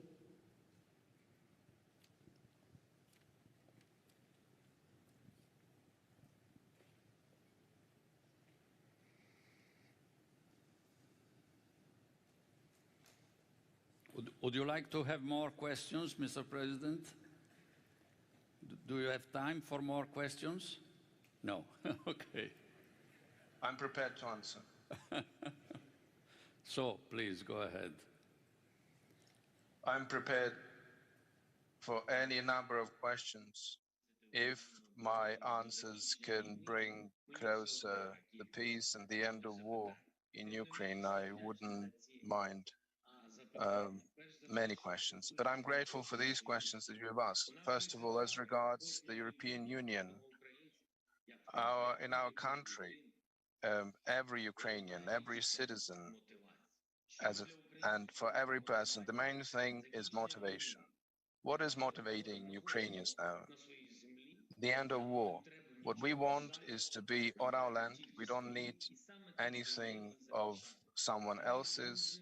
We want only something that belongs to us. And that's what we are protecting. We are very motivated people. And one of the motivations, apart from our homeland and our homes, are these values that Mr. Mondi, you just mentioned. We are protecting our common goals with Europeans. This is the second motivation. The third one is we want to show to everything that Ukraine is not afraid of the second largest army in the world. We are showing the example of the independent country and the fight of the independent people. So you can see the first and the third one, how we do it on the daily basis in resisting Russian army. In terms of European orientation and protection of European goals, for us, this is a unifying factor, the fact that we are moving towards the European Union. And maybe this week we will receive the candidate status, and this will only strengthen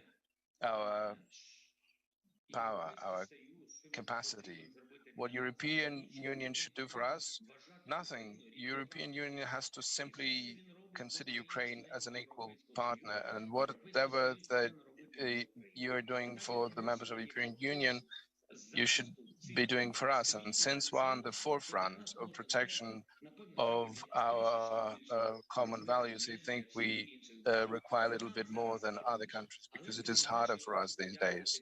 But nevertheless, I would like to thank the countries of the European Union who are fighting the sanction war against Russia, who are fighting a political war against Russia, and who are fighting by supporting our army with weapons. And what you said, that tomorrow this question will be considered in the Senate, that's an extremely important question of support to the Ukrainian army. And I would like to say that you are supporting not the advance of the Ukrainian forces, you are supporting the defense capability of our army.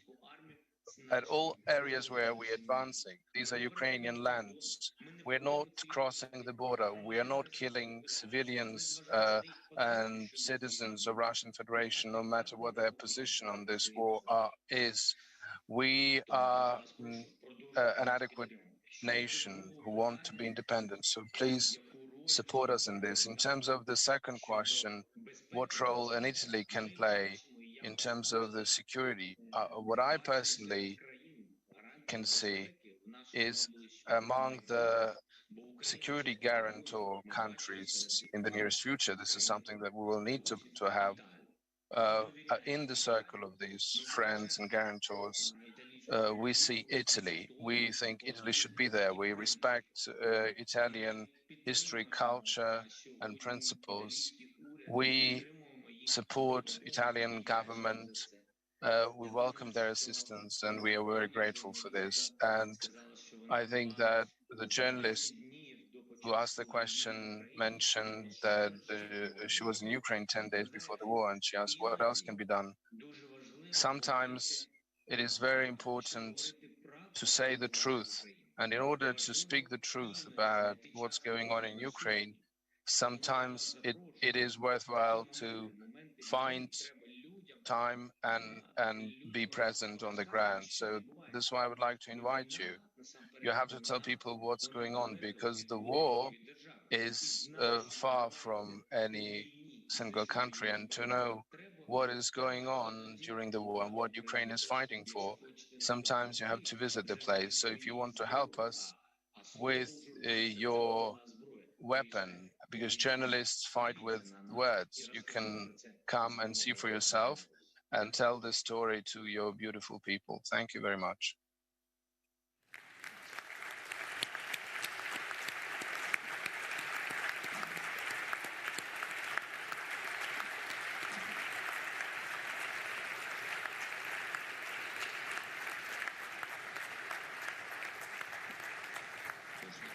Thank you, Mr. President. Thank you. You gave us a very modest but very deep lesson of what the human person can be, what a well-meant love for one country can bring to, and from the deep from the deep of our heart, we wish all the best to you, to your country, and to our common Europe. Thank you very much.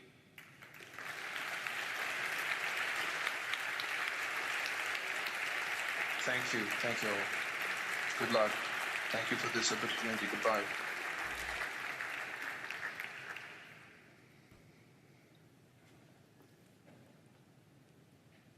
Dopo questa testimonianza su una realtà.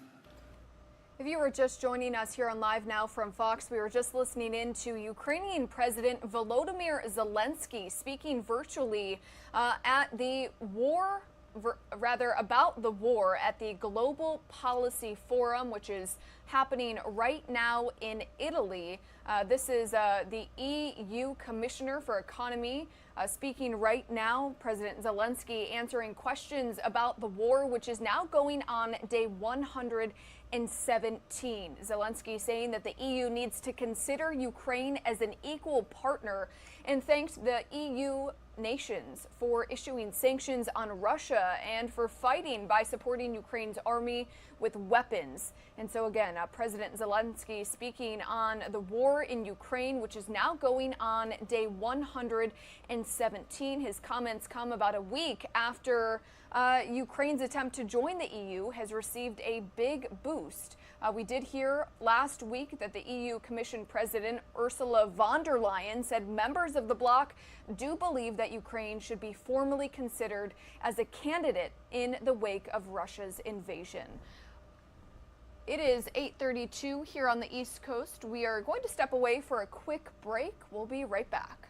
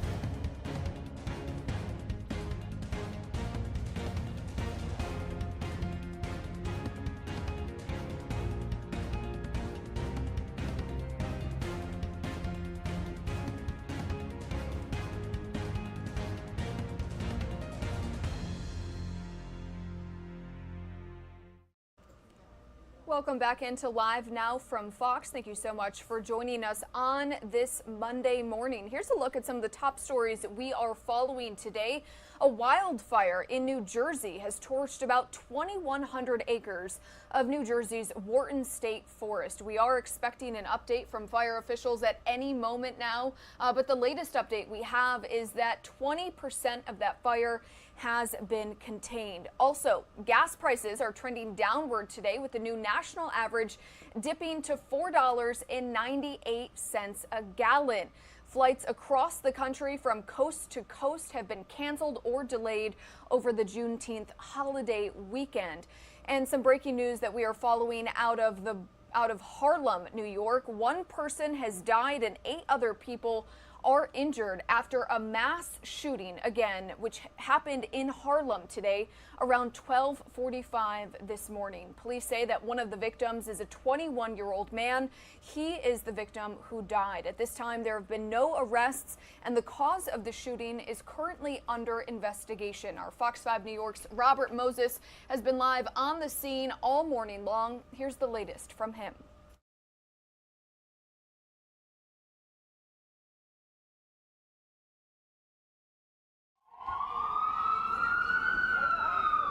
Police are looking for the person or people responsible for shooting at least 9 people early this morning near 139th Street and 5th Avenue.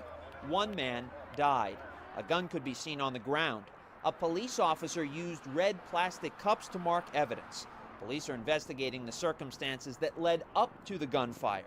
The emboldened individuals responsible for this are exactly who our officers are battling every day to make our city safe. The shooting in East Harlem this morning came nearly 24 hours after another in Ozone Park, Queens. A gunman was seen on surveillance video opening fire with an assault rifle shortly after 5 yesterday morning. Police say 38-year-old Raymond Francis died. A second man was shot in the face, a third in the right leg.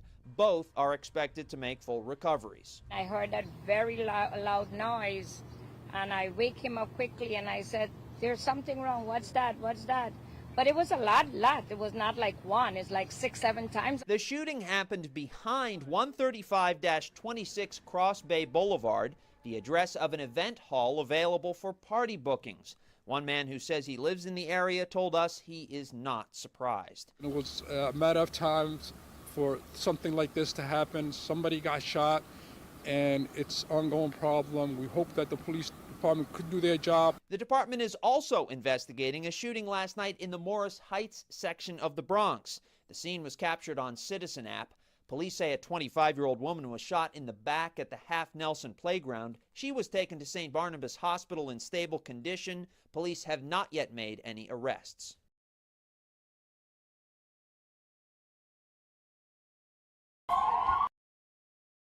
All right, everybody, a big thanks to our Fox 5 New York's Robert Moses for that conversation and that update about the mass shooting which took place this morning in Harlem, New York. We do want to turn to some other national news that we are following in the world of swimming as the sport's international governing body votes to restrict transgender athletes from women's competition. That includes transgender swimmer Leah Thomas, who set multiple records during her time on the University of Pennsylvania women's swim team. Our Fox News correspondent Marian Rafferty has more. The new rules would mean that in order to compete in women's swimming, a trans athlete would have to complete their transition before the age of 12. This rule means college swimmer Leah Thomas, the first trans athlete to win an NCAA Division I swimming title and who had hoped to compete in the Olympics against biological female athletes, will not be allowed to do so. FINA, the international body that governs water sports, says the move will balance inclusivity and ensure no one has an unfair advantage. We have to protect the rights of all our athletes to compete. But we also have to protect competitive fairness at our events, especially women's competition. And also, the past record and achievement of the woman. FINA says this new gender inclusion policy will require trans swimmers to provide proof that their transition started before they went through puberty and that they have continued to suppress testosterone levels in order to compete. A move that four-time female Olympian Kate Campbell says will ensure competitiveness. It is my hope that young girls all around the world can continue to dream of becoming Olympic and world champions in a female category, prioritizing the competitive cornerstone of fairness. More than 70% of FINA members voted for the new rules, with just 15% voting no and 13% choosing not to vote. New rules also hitting the cycling world. Thursday, the International Cycling Union increased the time that transgender athletes must remain with low testosterone levels and lowered the maximum accepted level of testosterone to compete as a woman. Marianne Rafferty, Fox News.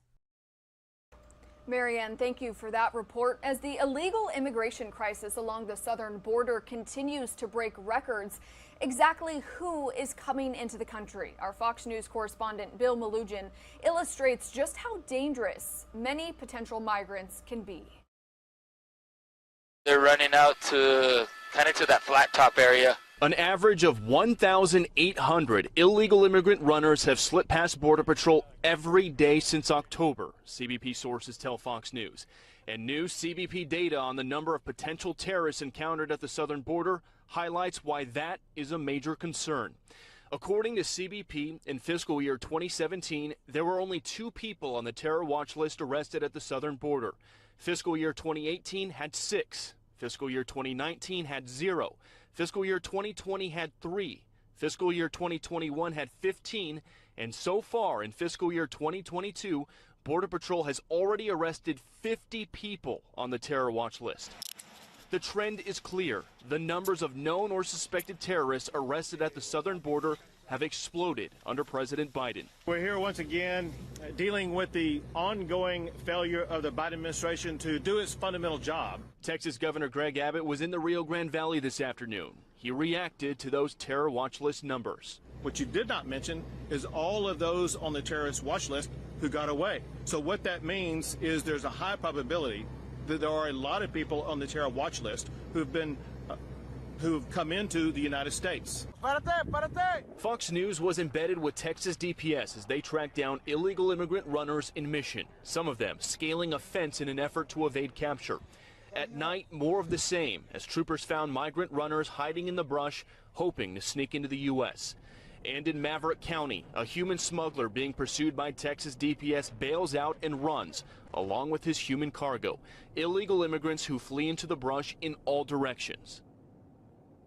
And earlier this morning, I did reach out to CBP to ask them why do they believe there is such an elevated number of terror watch list arrests here at the border this year compared to prior years. I have not yet gotten a response. Reporting in Granjano, Texas, Bill Malugin, Fox News. Bill, thank you for that report. We do want to turn to another story that we are following coming out of the White House. There's a new move by the Biden administration to spend $10 billion of taxpayer money to study the best ways to ask people about their sexual orientation. This effort comes amid controversies over the role of government, schools, and parents when it comes to that issue. Our Fox News correspondent Phil Keating has more from Miami.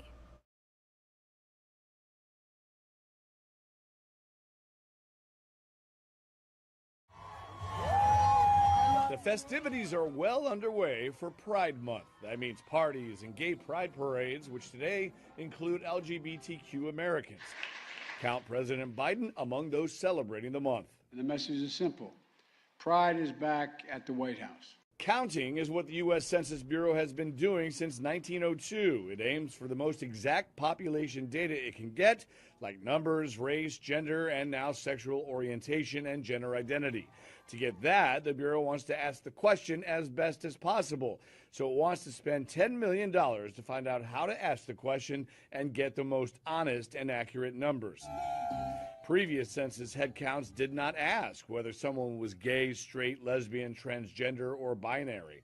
The president of Miami Beach's Gay and Lesbian Chamber of Commerce, the second largest in the country, approves of what the Census Bureau is doing with some cautious hesitation. If it is really to make our lives better, to create policies within government to help us distribute goods and services more appropriately amongst all of the population bases in the country, great.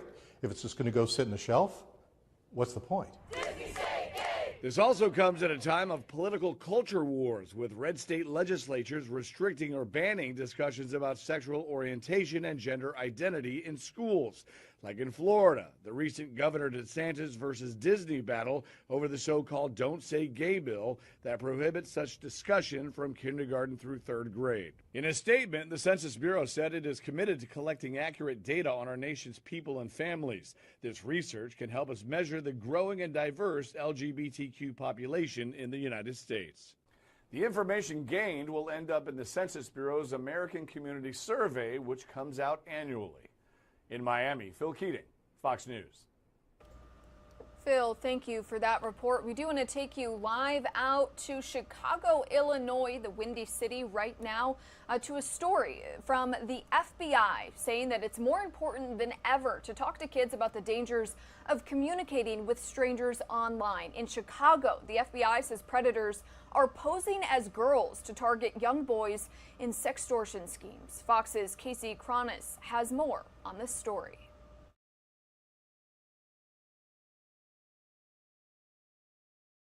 The increase that we're seeing now is the number of complaints for what we're calling financially motivated sextortion. The messages may seem legitimate, but behind that computer screen or cell phone, FBI officials are warning there could be a predator targeting your children looking for cash. You may not be, in fact, communicating with a 17-year-old girl. Last year alone, there were 18,000 such incidents reported nationwide, and officials say it's on the rise. Predators are posing as young women or using sex trafficking victims to lure teen boys, often between the ages of 14 and 17, into engaging in sexually explicit activity on video. The predator then reveals they've screen recorded the encounter. When the incident is over, there's like, now you're going to go to your mom's wallet and give me your credit card and give me the PIN number on the back, and I'm going to charge $1,000. If you don't, your church, your sport, your work, your school are all going to see what you just did, and here's some samples of what we have. Retired Naperville police detective Rich Wistaki urges parents to monitor your kids' online activity. It's so important for parents to monitor their kids' devices all the way up until they're 18. And for teens to be cautious of what they share. And a big thanks to our Fox 32 Chicago team for that story. We have learned that a Walt Disney World employee is among a group of 12 people who were arrested by Florida law enforcement agencies as a result of an undercover operation focused on the online solicitation of minors. The sting was called Operation Child Protector 2. Officials say the suspects chatted online with who they thought were girls as young as 13 years old. The Disney employee was identified as 30-year-old Zach Hudson. The Polk County Sheriff says Hudson was a bus driver for Disney. Here's more on what he had to say. Oh, newsflash, this will make Disney extra happy. He was doing this while he was on the clock for Disney. So if your bus was running late at Disney, he was busy taking pictures of himself and talking trash to what he thought was a little girl.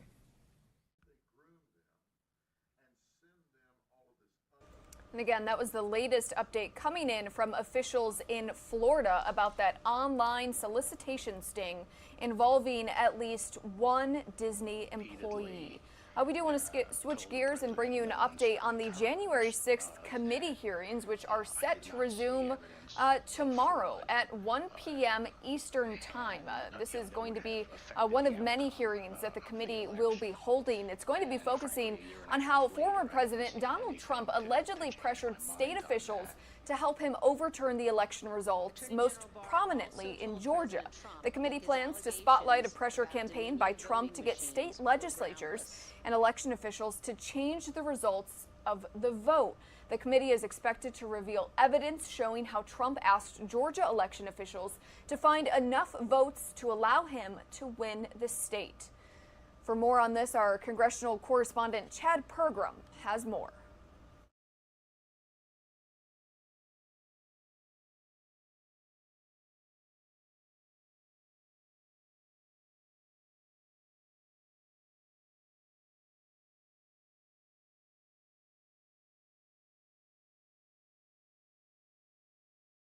Wave of hearings soon. Tuesday, a look at pressure Trump allies applied to state legislatures to send alternate slates of electors to Washington. Still, the most dramatic testimony so far came from those who advised former Vice President Mike Pence. Former federal judge Michael Ludig didn't mince words about threats to the electoral system. Donald Trump and his allies and supporters are a clear and present danger to American democracy. Trump confidant John Eastman engineered a scheme which hinged on Vice President Pence rejecting slates of electoral ballots as he presided over certification of the Electoral College on January 6th. But Pence's counsel testified that Eastman apparently wanted two sets of rules, one for everyone else and a special set for former President Trump. He said, absolutely. Al Gore did not have a basis to do it in 2000. Kamala Harris shouldn't be able to do it in 2024, but I think you should do it today. Ludig warned that an effort by Pence to tilt the scale toward Mr. Trump would plunge the country into what he termed a revolution. The 1-6 committee hearings are consuming summertime viewing hours reminiscent of the Watergate hearings in the summer of 1973 and Iran-Contra hearings in the summer of 1987. We're definitely trending there. We're more doing this for the historical record, that when we look back, the way we look back at Watergate, and Iran-Contra. As Michael Ludig left Capitol Hill, he had a word of warning as the hearings proceed. God is watching us. 1-6 Committee Chairman Benny Thompson isn't ruling out future referrals to the Justice Department for criminal prosecutions, including that of former President Trump. On Capitol Hill, Chad Pergram, Fox News. Chad, thank you for that report. We do want to bring you some news about the ongoing war in Ukraine, which is now going on day 117. We have learned, of course, that Ukraine's attempt to join the European Union has received a big boost.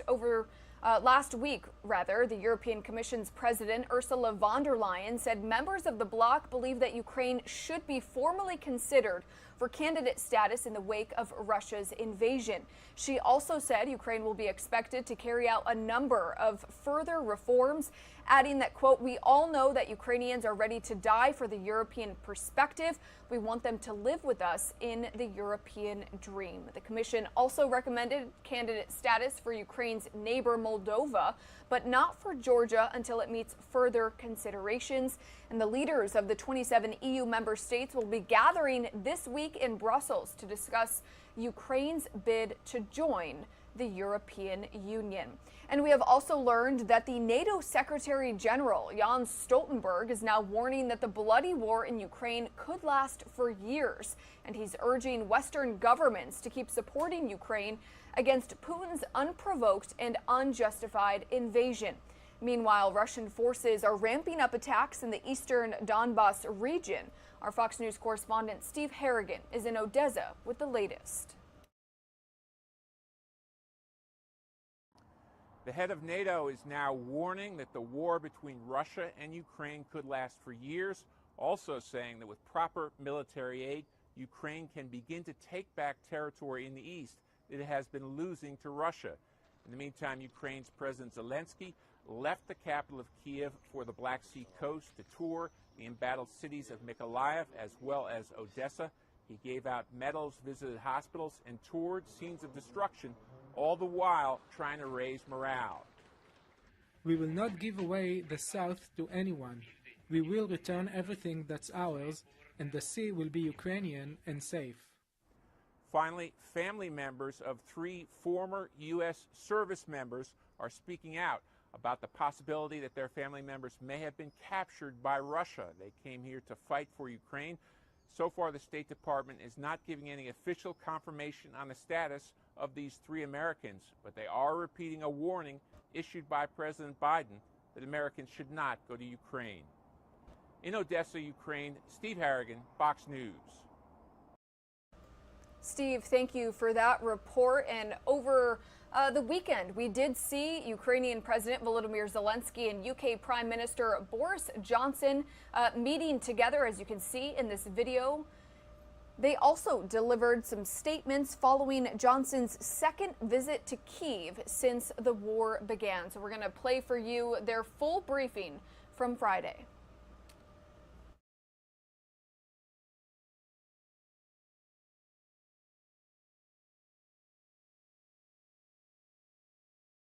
The friend of freedom, Boris Johnson, Prime Minister. This is your second visit, Boris, to Kyiv after 24th of February, the beginning of the full-scale invasion by the Russian Federation to our soil. And I'm grateful to you for this attention to our country, to all our people, to our country, and to your leadership and the unparalleled support by the United Kingdom to Ukraine. Our negotiations today, I have to say that, as usual, they have been very substantial and full with important details. We touched upon the key issues on the bilateral agenda, as well as the general situation in Europe and worldwide. First of all, that is about 2 important things, namely defense and security. We discussed the current situation on the front line in the east and the south of our country at length. We discussed our opportunities in defending Ukraine against the Russian occupier. We have common position on how to move towards our victory, because that is the result Ukraine needs, victory for our country. I appreciate your understanding of our military requirements. That is very important. Particularly, we discussed the need to bolster the supplies of heavy weaponry. We need to ensure our needs in terms of air defense systems. We started moving in that direction. Russian rockets remain a peril to all of our people and the entire territory of Ukraine. The overwhelming majority of Russian missile strikes are targeted by Russian troops against civilians and civilian infrastructure. They hit residential buildings, schools, hospitals, transport and enterprises.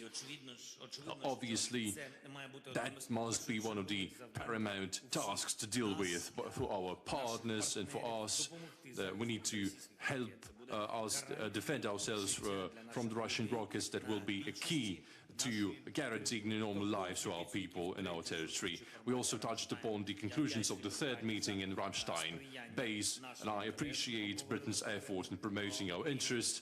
We discussed Ukraine's needs in economic support. That is about finance, because we are also facing the shortage of fuel because of the bombardment of our storage facilities and oil processing plants. We also discussed the difficult issue of ensuring our needs for the heating season, and I thank Boris for his commitment to help our country in this regard. We also discussed further ways on how to step up sanctions against the Russian Federation. I thank Boris for his leadership and principled stance in this regard. We also put forward our proposals and groundwork. We can make sanctions very, very tangible in order to make sure that Russia feels the consequences of its terrorist acts against Ukraine and international stability. The aggressor must pay a price for this aggression, for this war, the steepest price. Russia should also compensate all the damage that it has caused to Ukraine and our businesses and our communities. Russia should also be held to account for the food security crisis that it has precipitated. Russia is squarely responsible for the deficit of food in the global market in the end blockade of our ports. Africa and Asia should be protected from famine, and as well as all peoples around the world, they should have all the essentials and basic products If it had not been for the Russian aggression, we would not have had this deficit. We also took our work further in terms of Ukraine's security guarantees to ensure Ukraine's stability and European stability and stability worldwide. We should also intensify our cooperation in terms of demining Ukrainian territory. We also started discussing this direction as well. We also discussed political measures in terms of Ukraine's reconstruction. We do not have any doubt that Ukraine is going to prevail, so we are preparing for post-war reconstruction after our victory. I thank you for this. I thank you for your help in terms of reconstruction of Kiev Oblast that the United Kingdom has undertaken. I thank you for the fact that these negotiations are, as usual, very frank and very substantial. And taking this opportunity, I'd like also to draw your attention to the fact that we have a historic moment today, as Ukraine has received a positive assessment from the European Commission in terms of our membership prospect. I think that this is a fundamental step for the entire Ukrainian people. Thank you. Thank you very much, Jackie, Volodymyr. Thank you for having me once. It's great to be back here again in Kyiv and to see you, but also to see how life is coming back to the streets, to the cafes, to the restaurants. It's much livelier, I think, than it was just a few weeks ago when you and I went on our impromptu walkabout, Volodymyr, and that's a very positive thing. It's good to see visitors, let me put it this way, from other European countries coming to Kiev. But we've got to face the fact that only a couple of hours away, a barbaric assault continues on entirely innocent people. Towns and villages are being reduced to rubble. And as you rightly say, Volodymyr, we continue to see the deliberate targeting of civilians, what is unquestionably a war crime, and in a hideous echo of the past, the illegal deportation of people that the Russian forces believe are insufficiently sympathetic to Putin's aggression. And in these circumstances, we can only once again salute the heroism of the Ukrainian forces, the bravery of your armed forces. And in these circumstances, Volodymyr, I completely understand why you and your people can make no compromise with Putin. Because if Ukraine is suffering, if the Ukrainian troops are suffering, then I have to tell you that all the evidence is that Putin's troops are under acute pressure themselves, and they are taking heavy casualties. Their expenditure of munitions, of shells and other weaponry is colossal. And after our 114 days of attack on Ukraine, they have still not achieved the objectives they set out for the first week. So, Volodymyr, we're here once again to underline that we are with you to give you the strategic endurance that you will need. And we are going to continue to help intensify the sanctions on Putin's regime. We're going to do everything we can to continue to strengthen the diplomatic coalition of support around the world for Ukraine.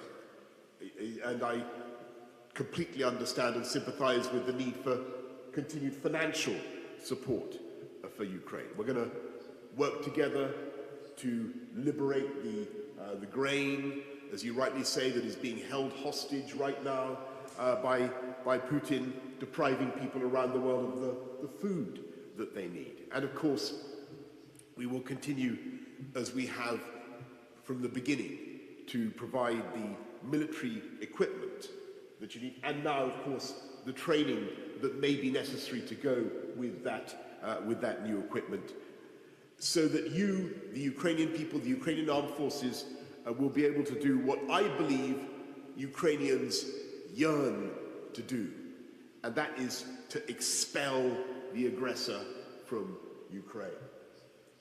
And that will be the moment for talks about the future. And it will be in that context of a free Ukraine that we and other countries will be making the security commitments and guarantees that we've discussed so often. And we will work together with you and with our partners to rebuild your wonderful country for the benefit of Ukrainians and, I might say, for the benefit of the whole of the global economy. Thank you for having me again to Kyiv. It's always wonderful to be here, and Slava Ukraini. Heroям slava.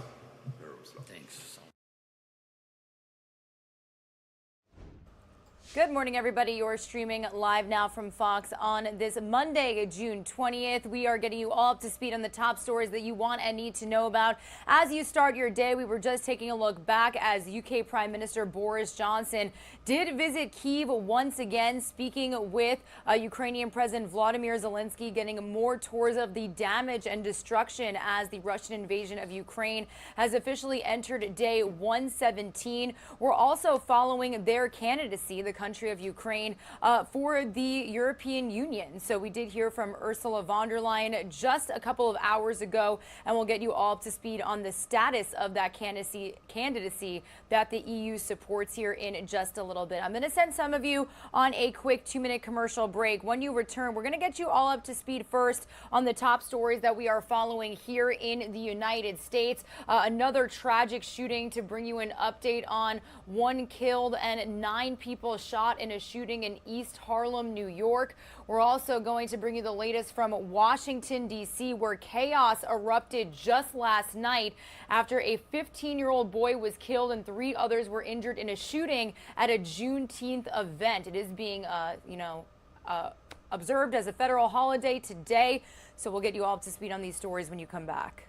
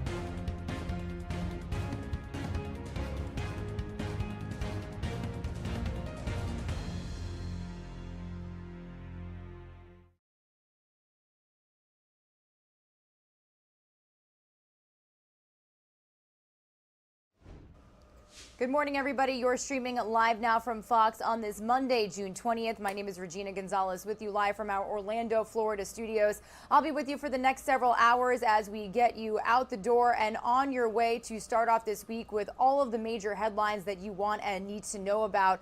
I actually do want to take you out live right now to 2 different vantage points we have of New York City this morning. You've got the Statue of Liberty standing tall out there, and then you've also got this view of the Empire State Building. Well, we we're out really early in New York City for some really tragic news that happened very early this morning. I actually do want to show you some of the video that we had from that scene. I'm going to lower the volume there for you for just a little bit. But basically, we're starting this morning off with news out of East Harlem in New York. That's where police are investigating the shooting of 9 people, 7 men and 2 women. It happened at around 12:45 Eastern time this morning. Police say one of the victims, a 21-year-old man, died, and at this time, no arrests have been made, and the cause of the shooting is under investigation. Police do believe that this happened at a possible Father's Day event. Again, this is some video that we had from the scene as it unfolded earlier this morning. When we came in and when we launched our East Coast show at around 6 a.m. Eastern, or I should say 5 a.m. Eastern time, we did get a very, very quick update from the NYPD. It's only about 2 minutes, so if you're just turning on our stream and getting all up to speed on this story, let's play that out for you really quickly here on Live Now from Fox. To New Yorkers about multiple people shot early this morning on 139th Street near the Harlem River Drive. The emboldened individuals responsible for this are exactly who our officers are battling every day to make our city safe. And while we are making some headway against violence, we have a lot of work to do, but we need help alongside the entire criminal justice system. We're asking anybody who may have information on this shooting to please contact Crime Stoppers. I'm going to ask Chief McGee from the Detective Bureau to give you some information. Chief McGee? Good morning. Brian McGee, Commanding Officer, Manhattan North Detectives. This information is very preliminary right now. Early this morning at about 12:40 a.m., police responded to numerous reports of people shot at East 139th Street and 5th Avenue. Upon arrival, officers discovered 5 people shot on the footpath along the FDR just under the Madison Avenue Bridge. All 5 victims were transported to area hospitals by EMS. 4 other victims were transported to the hospital by private means. There were a total of 9 people shot, 2 females and 7 males. A 21-year-old male was transported to Lincoln Hospital where he was pronounced deceased. This investigation is ongoing. We are looking for anyone with information. We know that there were a lot of people out there. We need them to call 1-800-577-TIPS. Thank you. 1 or 2 questions. Do you know the circumstances? Were these people, were they gathered for something beforehand? Do you know anything about So that's what we have to look into. It's very, very early. It's only a couple hours old. We just think it was a gathering, a barbecue to that nature, but we have to look more into that. There were also reports that there had been a large crowd that had been dispersed earlier. Can you give us any more information about that? I don't have information on that right now. Thank you, Chief. Thank you, guys. Thank you. Any thoughts on any idea about number of shooters? Was one? Meanwhile, going from East Harlem out to Washington, D.C., where chaos also unfolded yesterday. It was something that we were bringing you updates via social media here on Live Now from Fox, via our Twitter accounts. But I do want to set the scene for you and show you what the chaos looked like just yesterday. This is a look we had at some of the streets out there.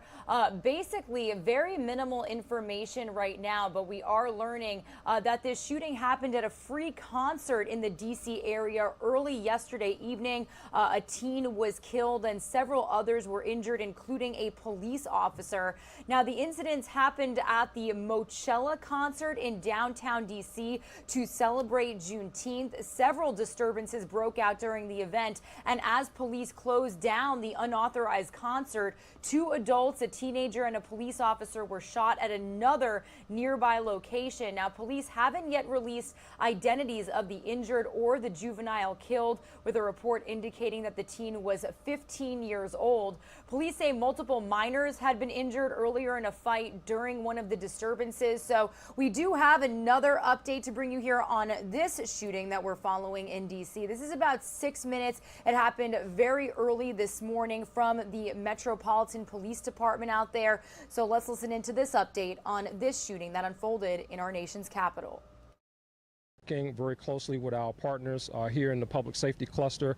The mayor and the other pieces of the D.C. government are here on the scene, really trying to go through, clear out the area, investigate, do the investigation, and still take care of the things that we need to take care of along this 14th and U Street corridor. I know that's really a mouthful, but all of this occurred over the span of about 2 hours, between 6 and about 8:30 or so. These events occurred here in the 1400 block of U Street. If there are any questions that you have, I can answer. Yes, Darcy. Yes. This was the Mocelli event. Yes. Yes. It was an unpermitted event by the Mocelli group, but yes, it was it was the Mocelli event. That's correct. The officer, I just talked to the officer. I'll be headed to the hospital shortly. He received a gunshot wound to the lower extremity. He's going into CAT scan, but it appears that he's going to be okay.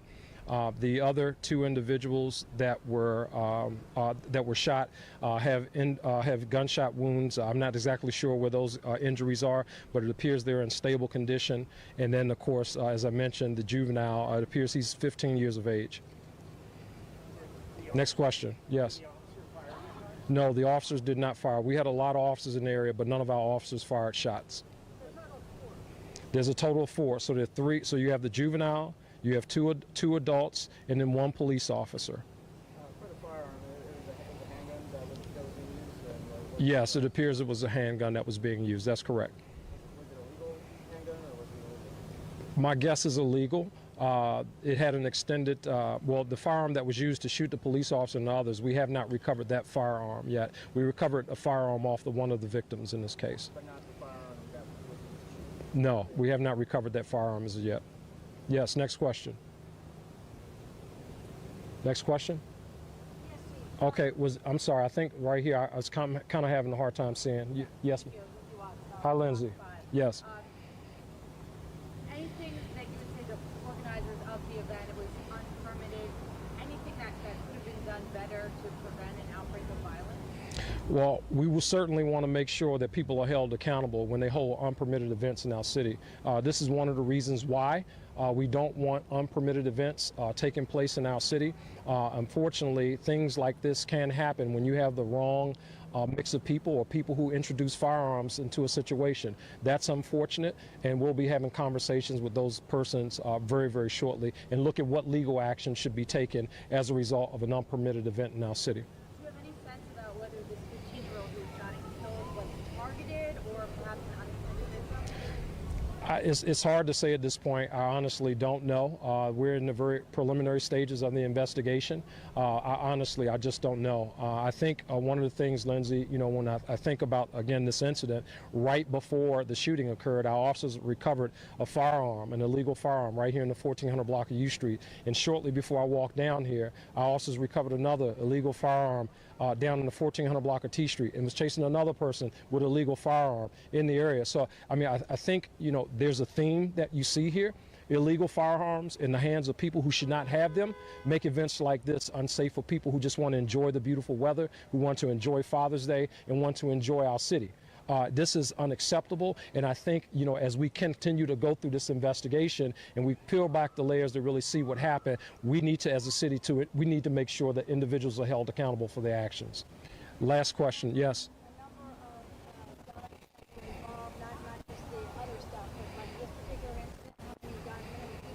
It appears just the one gun in this incident, but because of the density of the people, again, you got 3 people to include a police officer who was 3 people and a police officer who was shot. But it wasn't an exchange of gunfire? No, it does not appear that there was an exchange of gunfire. Online, it was publicized pretty widely that was going to be happening tonight. Did you all... Yeah, of course. We responded out. Again, we had upwards of over 100 police officers who responded to this event. Initially, it was supposed to be around the 5 o'clock hour. We had officers up here. We sent additional officers. This initially started on the sidewalk. When people gather on the sidewalk of the District of Columbia, not so much a problem, but when things spill out into the street and it starts to impact traffic, that becomes a problem. As you know, we handle First Amendment assemblies in our city all the time. And when we're dealing with a major event, not far from here. But in this space, when people start to spill into the street, there's several things that we have to think about. We have to think about, you know, cars driving through and striking individuals. You have to think about people who are in this area. You know, there's no firearms safety or magnetometers or anything like that in this area. So when you have large gatherings in a dense area, all it takes is one person introducing a gun to the situation that makes it deadly. In this case, unfortunately, a 15-year-old lost his life in this case. So my condolences to that 15-year-old's family, as well as the other people that are injured. I'm headed to the hospital to check on our police officer and his family as well. All right, thank you.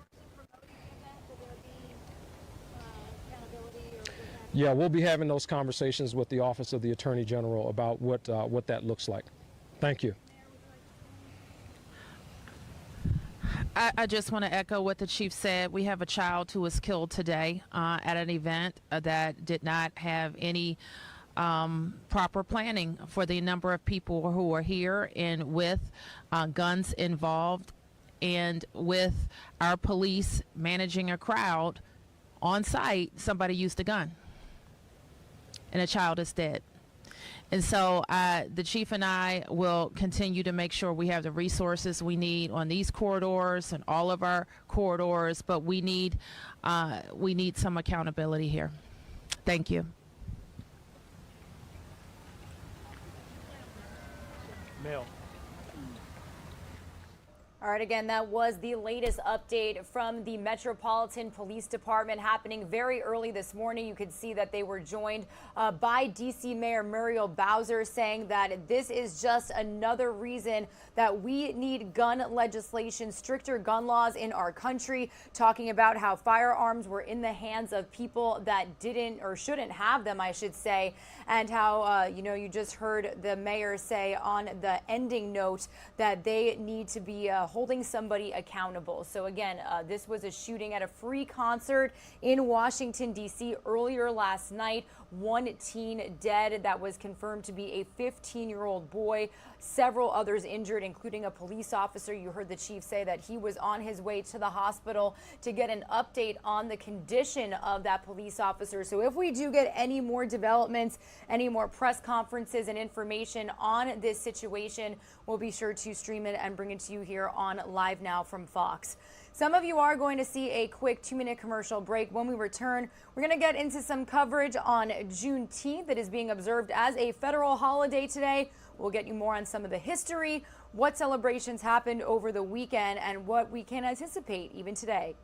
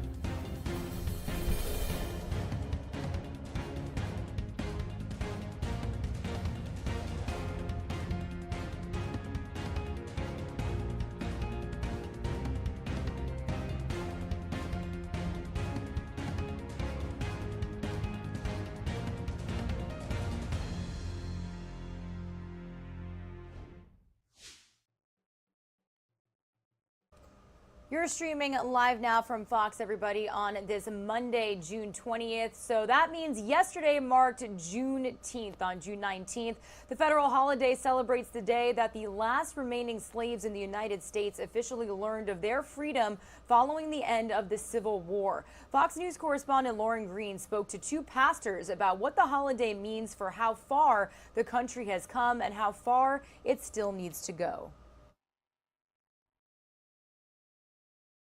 Juneteenth commemorates the day news of emancipation reached the slaves in Galveston, Texas, the last ones to hear that they were free. However, some feel this country is still grappling with the reality of what it means to be truly free and equal. But two Christian ministers are working to find common ground at the birthplace of the civil rights movement. Alex asked me, is he a racist? Do I think he's a racist? Odell Cleveland and Alex McFarland are both pastors and sons of the South who grew up during the violent years that brought integration. It was here in Greensboro, North Carolina, at the Woolworth lunch counter in 1960 that 4 black college students defied segregation laws and sat down asking to be served. Today, that counter is still here, the building now the International Civil Rights Museum. We came here so many times when I was a child. I've eaten right along these seats. I wasn't allowed to eat at this counter. So when we talk about Juneteenth and moving forward and where we got to, so now you and I could sit down and eat together. We could break bread together. Alex and Odell formed a friendship 2 years ago, vowing to ask the hard questions about where we are in race relations nearly 160 years after the Civil War ended, believing that their shared faith is strong enough to bridge the chasm of their cultures. We just don't want to offend, but we definitely want to make people comfortably uncomfortable. Greensboro played a pivotal role in the Civil War. Following the Union Army's capture of Richmond, Virginia, the Confederate president and cabinet members fled south, stopping in this hamlet where they held a series of secret meetings. It's believed that near this spot, a decision was made on April 13, 1865, to end the war.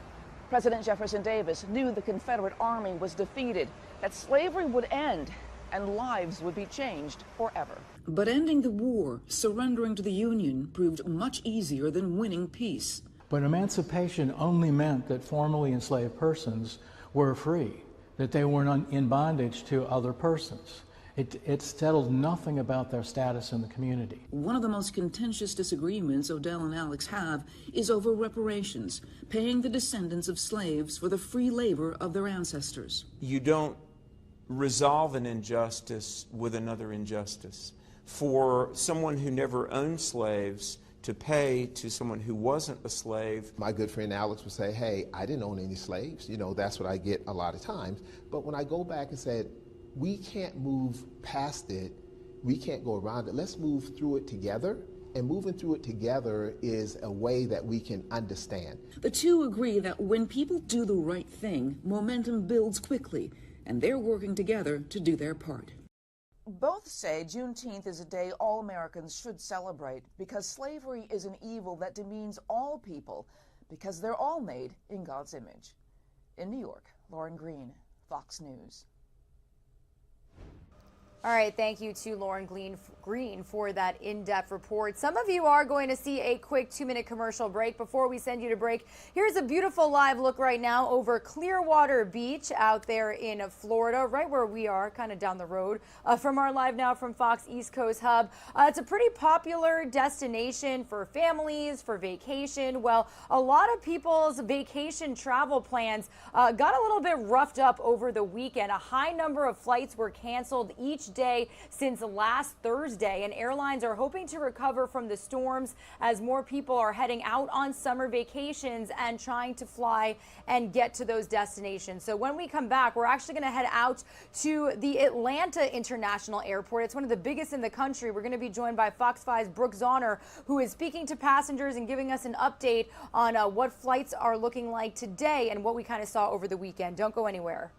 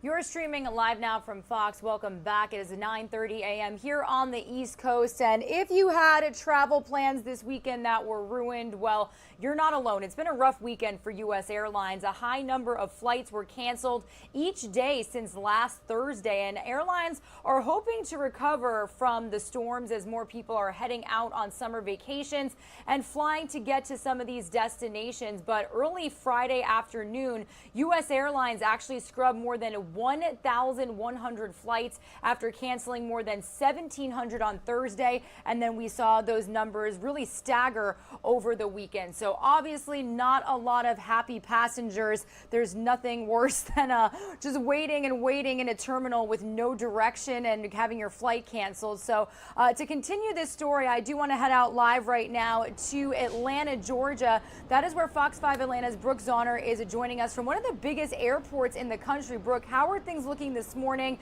And when you've been talking to passengers, how have they been feeling about what happened this weekend?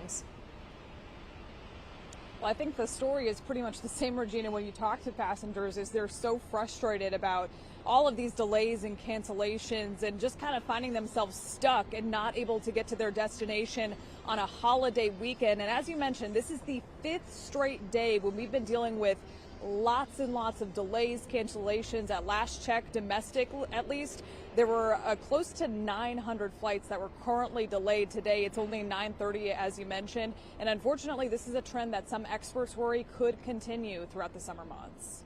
Last minute, we were driving up and we got it on our phone saying your flight's been canceled. The 2022 summer travel season is quickly becoming a story of delays and cancellations. It's frustrating. It's a setback. Hundreds of travelers at Hartsfield-Jackson were forced to make alternative plans this Father's Day weekend. Since Thursday, around 19,000 flights had been either canceled or delayed. On Sunday alone, more than 4,000 U.S. flights were delayed and nearly 900 were canceled altogether. Extremely frustrating. Airlines blamed the delays on staffing shortages, packed planes, and the ripple effects after a week of severe weather across the nation. Now the federal government may take action. U.S. Transportation Secretary Pete Buttigieg says he wants airlines to stress test flight schedules. The Transportation Department could potentially impose fines on airlines that fall short of consumer protection standards. Got 2 out of my 3 luggage, and apparently my 3rd one is on a whole other plane. We still have to go do a rental car and wait for my other luggage to come, and then maybe make it out of here by this evening.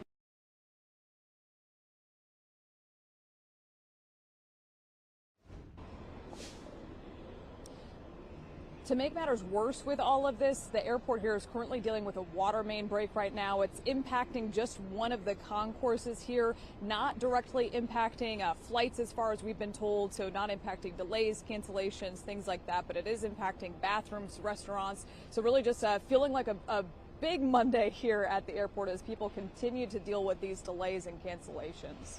Yeah, really just adding to the entire experience, I'm sure. Now, Brooke, tomorrow's actually the first official day of summer. Obviously, we're also in sort of a new phase with this pandemic, so a lot of people want to travel and continue on with their summer vacation plans. Do you expect these delays and this chaos to get any better?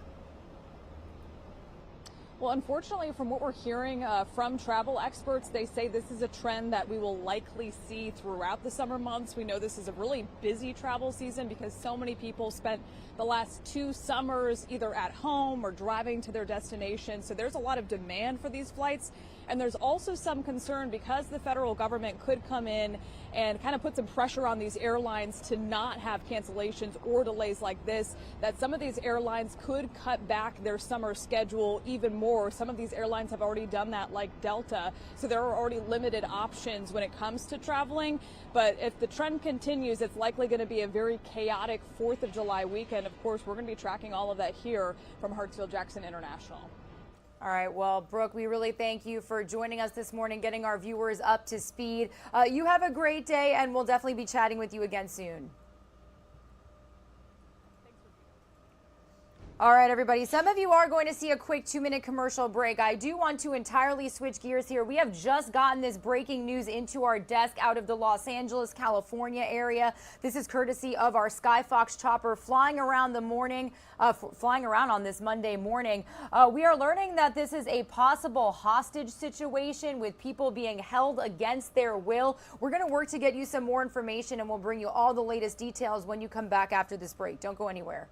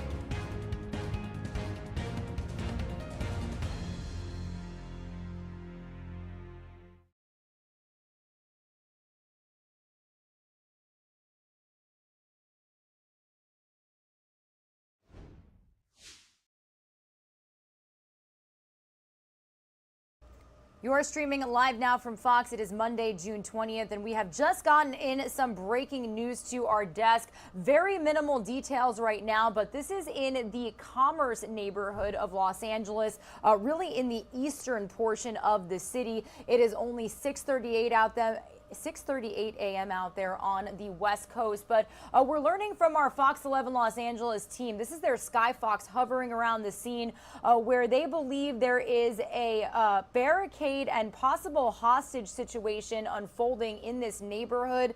You could see first responders really surrounding this entire premises. I do not see who exactly. It does look like that could be the LA County Sheriff's Office. Not entirely sure. I can't really see that reading, but you can also see fire engines on scene. It looks like you've got some police tape. So pretty big premises that they are hovering over right now. We do know that just about 20 minutes ago, the police got an assault with a deadly weapon call with possible hostages at the location being held against their will. We're not sure if this is an apartment building right now or where this is specifically located. It looks like the camera might be honing in on the room where this could be happening, but like I said, very minimal information right now. This is in Commerce in the eastern Los Angeles area, and we got word that they are responding to an assault with a deadly weapon call, possible hostages at the location. We do have Stu Mundell, their Skyfox reporter, doing a report for Fox 11 Los Angeles, so I'm going to raise the volume here and let's listen in on Live Now from Fox. Fire department is here as well. That would be LA County Fire. Again, though, this happening city of Commerce. They got a armed gunman, possibly with hostages inside one of these hotel rooms. Out here, Sheriff's Department. They're working to get that, bring this to a peaceful end with no injuries to that gunman, no injuries to any of those hostages.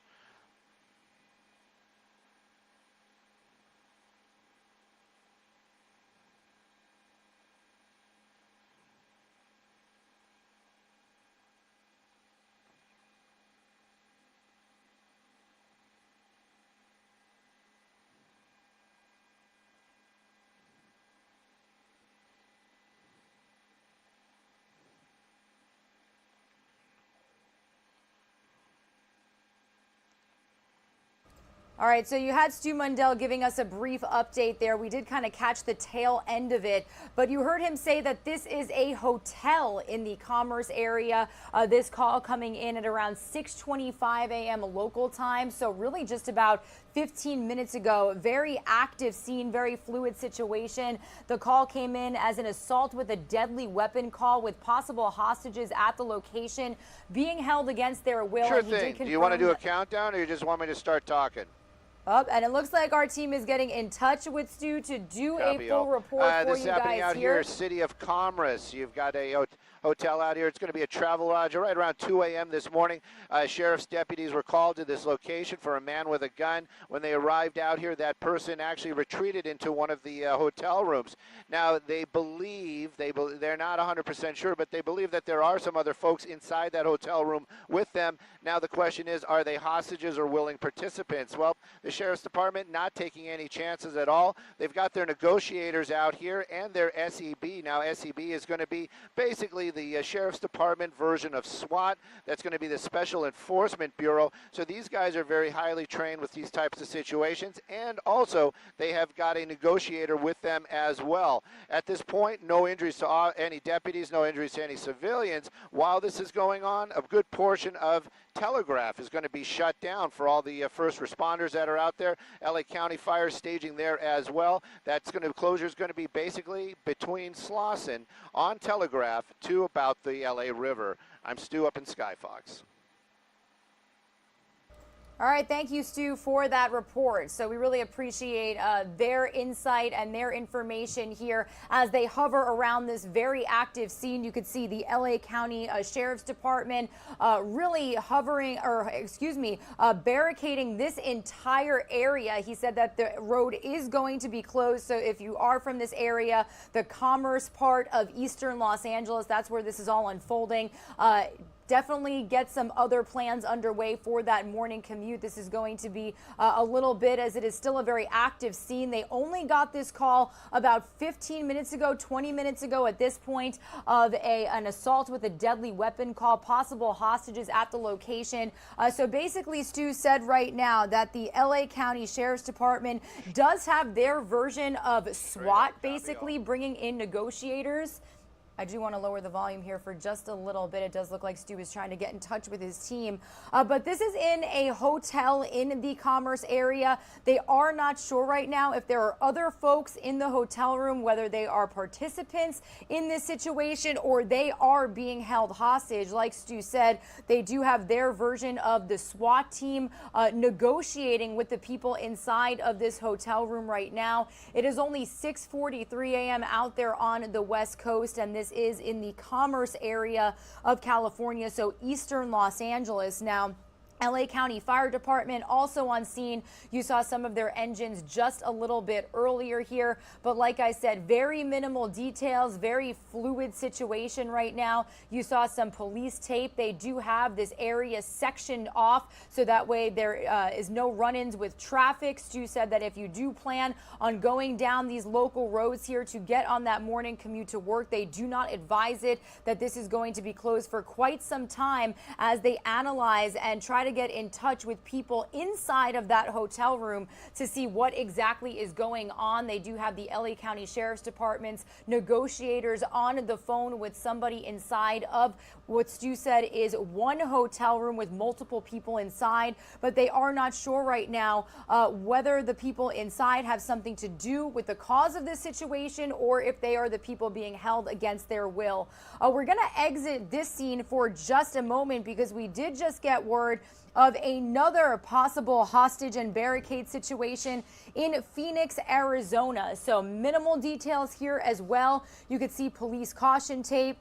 Lots of first responders on scene. I'm not sure if that is the Phoenix Police Department, but you could see the road is blocked off. Again, we don't know right now if this is a home in Los Angeles. You had another hostage situation at a hotel room, but this was another assault with a deadly weapon phone call coming in. So two different hostage barricade situations in two different parts of the country. You've got Phoenix, Arizona right here in front of your face, and then again, we are also monitoring this situation out of Commerce, Los Angeles. In major instances like this, we are able to take you to the full broadcast of our owned and operated stations in the area. So why don't we go to Fox 11 Los Angeles' Good Day show, where they've got Stu Mundell and their anchors assessing the situation as we learn information with you.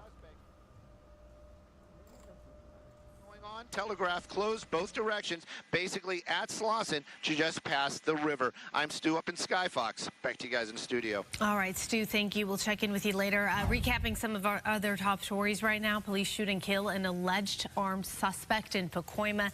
This happened on Laurel Canyon. All right, so we did just catch the tail end of that report. It looks like Stu was updating the Fox 11 Los Angeles anchors on what is exactly happening out there, what they know at this time. What we know at this time is that this call came into the LA County Sheriff's Department a little more than 20 minutes ago at this point. This is at a hotel in Commerce, which is in eastern Los Angeles. Police responding to a possible hostage and barricade situation. They said that the phone call did come in as an assault with a deadly weapon with possible hostages inside. Specifically in this incident, we do know that this is happening inside of one hotel room, that the LA County Sheriff's Department does have basically their version of the SWAT team on the phone with people inside of the hotel room. So trying to get a hold of who exactly is in that one specific room. Stu actually saying that there are multiple people inside, but they're not sure if those people had something to do with the cause of this situation or if they are the ones being held against their will. Meanwhile, this is happening in Los Angeles, California, but we also do have another hostage situation and possible barricade in Phoenix, Arizona. So two different breaking news situations that we are monitoring very closely here on Live Now from Fox. This is who we are and what we do when news breaks. We are able to give you a front row seat, and we, the hosts, are learning this information as we go with the help of our owned and operated stations in these areas. We're going to continue staying in touch with both teams in Phoenix as well as Los Angeles. So stay with us. We'll have more on this when we come back.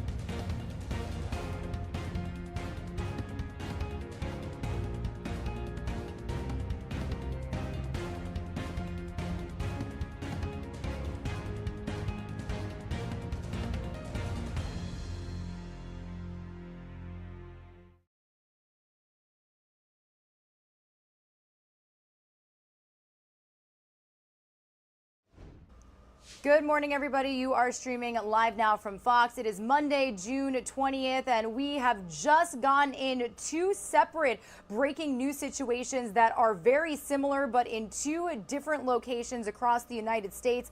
I do want to head out first to this scene in Phoenix, Arizona. That is where we have very minimal details right now, but we are learning that police are responding to an assault with a deadly weapon call. There is a possible hostage and barricade situation at this location. I can tell you that I don't even know where this location is right now. We're not sure if this is a home, if this is a residency, but to kind of give you some more insight into another situation that we are following, we're also monitoring a hostage situation in Los Angeles, California, specifically the eastern part in an area called Commerce. And that is happening, a very similar call, police responding to a hostage situation inside of a hotel room. It does look like I lost that feed. I'm going to work to bring it back for you here, but I do have a different vantage point. I do believe. Okay, so we do have a ground shot of Los Angeles, California here. Sorry, two different calls, very similar, but in different locations. So we do have this vantage point from on the ground outside of that hotel room in Commerce, the eastern part of Los Angeles. We did have our Skyfox Los Angeles chopper flying around the scene, but this is a ground shot from our Fox 11 Los Angeles team as well. We do know that this all unfolded just about 20 minutes ago. Police getting the call of a possible hostage and barricade situation, an assault with a deadly weapon call here as well. We have the LA County Sheriff's Department responding right now with basically their version of a SWAT team. They have negotiators on the phone with people inside of this hotel because they do believe that in one room there are multiple people inside being held against their will. We do have Skyfox flying away from the scene. I believe it does look like they might be refueling, but they were just hovering over for quite some time. Their chopper reporter named Stu Mundell was giving us the very latest information. So we can tell you right now that it is very fluid. We have very minimal information, but you can also see the LA County Fire Department on scene, the Sheriff's Department really putting police tape up, blocking off this road so no traffic is allowed through at this time. They did say that if you are really planning on using this route to get to your job, to get to school, your morning commute, do not plan on taking it. It is closed right now. I do not have exact street names right now if you're joining us from this area, but again, this is all unfolding inside of a hotel out there in the Commerce area of eastern Los Angeles. That is one possible hostage and barricade situation. And then we do have another one, a similar call unfolding in Phoenix, Arizona.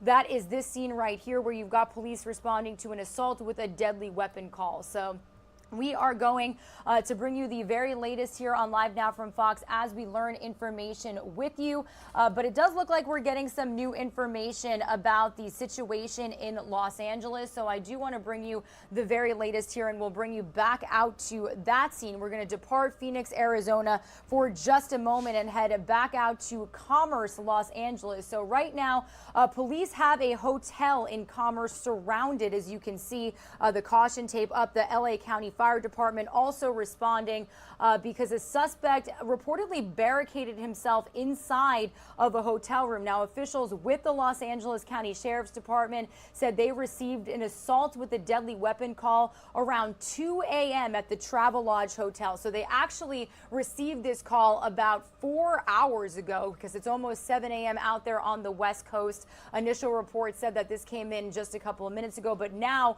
we are learning that this call, this assault with a deadly weapon call, came in at around 2 a.m. This is the Travelodge Hotel, and if you're joining us from this area, it's near the intersection of Telegraph Road and Slauson Avenue. It looks like we lost that shot for just a moment, but we got it back. So basically, sheriff's officials say they believe hostages are being held against their will, and they are negotiating with the suspect as we speak. So you're looking at the scene more than 4 hours after this situation unfolded, still very active. The street is blocked off and surrounded. Nobody can run or really drive through the street. If you're planning on taking it for that morning commute, definitely make other plans. I know it is that 7 a.m. Close to that 7 a.m. hour when people are getting started, getting about their day. But basically monitoring two separate situations, very similar calls in two different locations. It also looks like I'm getting more information in right now about the situation in Phoenix, Arizona, which we're going to depart Los Angeles and we're going to bring you out to Phoenix right now. So we've got police responding to an assault with a deadly weapon call. Right now, we are learning that this is possibly involving a very horrible situation. We're learning that 3 people are dead following a double murder suicide at an apartment in South Phoenix. According to Phoenix police, officers responded to this apartment complex near 20th Avenue and Hadley Street just before midnight yesterday. So this is the scene right now this morning. Once at the scene, officers found a man in front of the apartment who had been shot to death. They said that a witness also told the officer that arrived that they saw the suspect force a woman inside an apartment, and then they heard shots. That they secured the scene, and once they got inside the apartment, they found a woman who had been shot to death and a man who was dead from an apparent self-inflicted gunshot wound. No identities have been released, but investigators believe the suspect was the ex-boyfriend of the woman and the male victim was her current boyfriend. So a domestic dispute reportedly unfolding there in Phoenix, Arizona. We are monitoring this as well as the scene in eastern Los Angeles, California, where LA County Sheriff's deputies are currently negotiating with a suspect inside of a hotel room, the Travelodge Hotel out there in Commerce, California. Some of you are going to see a quick 2-minute commercial break. When we return, we're going to keep a close eye on both of these situations. We do have Florida Governor Ron DeSantis speaking live from Florida, so we'll have some of his remarks when we come back, and then we're going to keep an eye on these two scenes, one in Phoenix, Arizona, and one in eastern Los Angeles.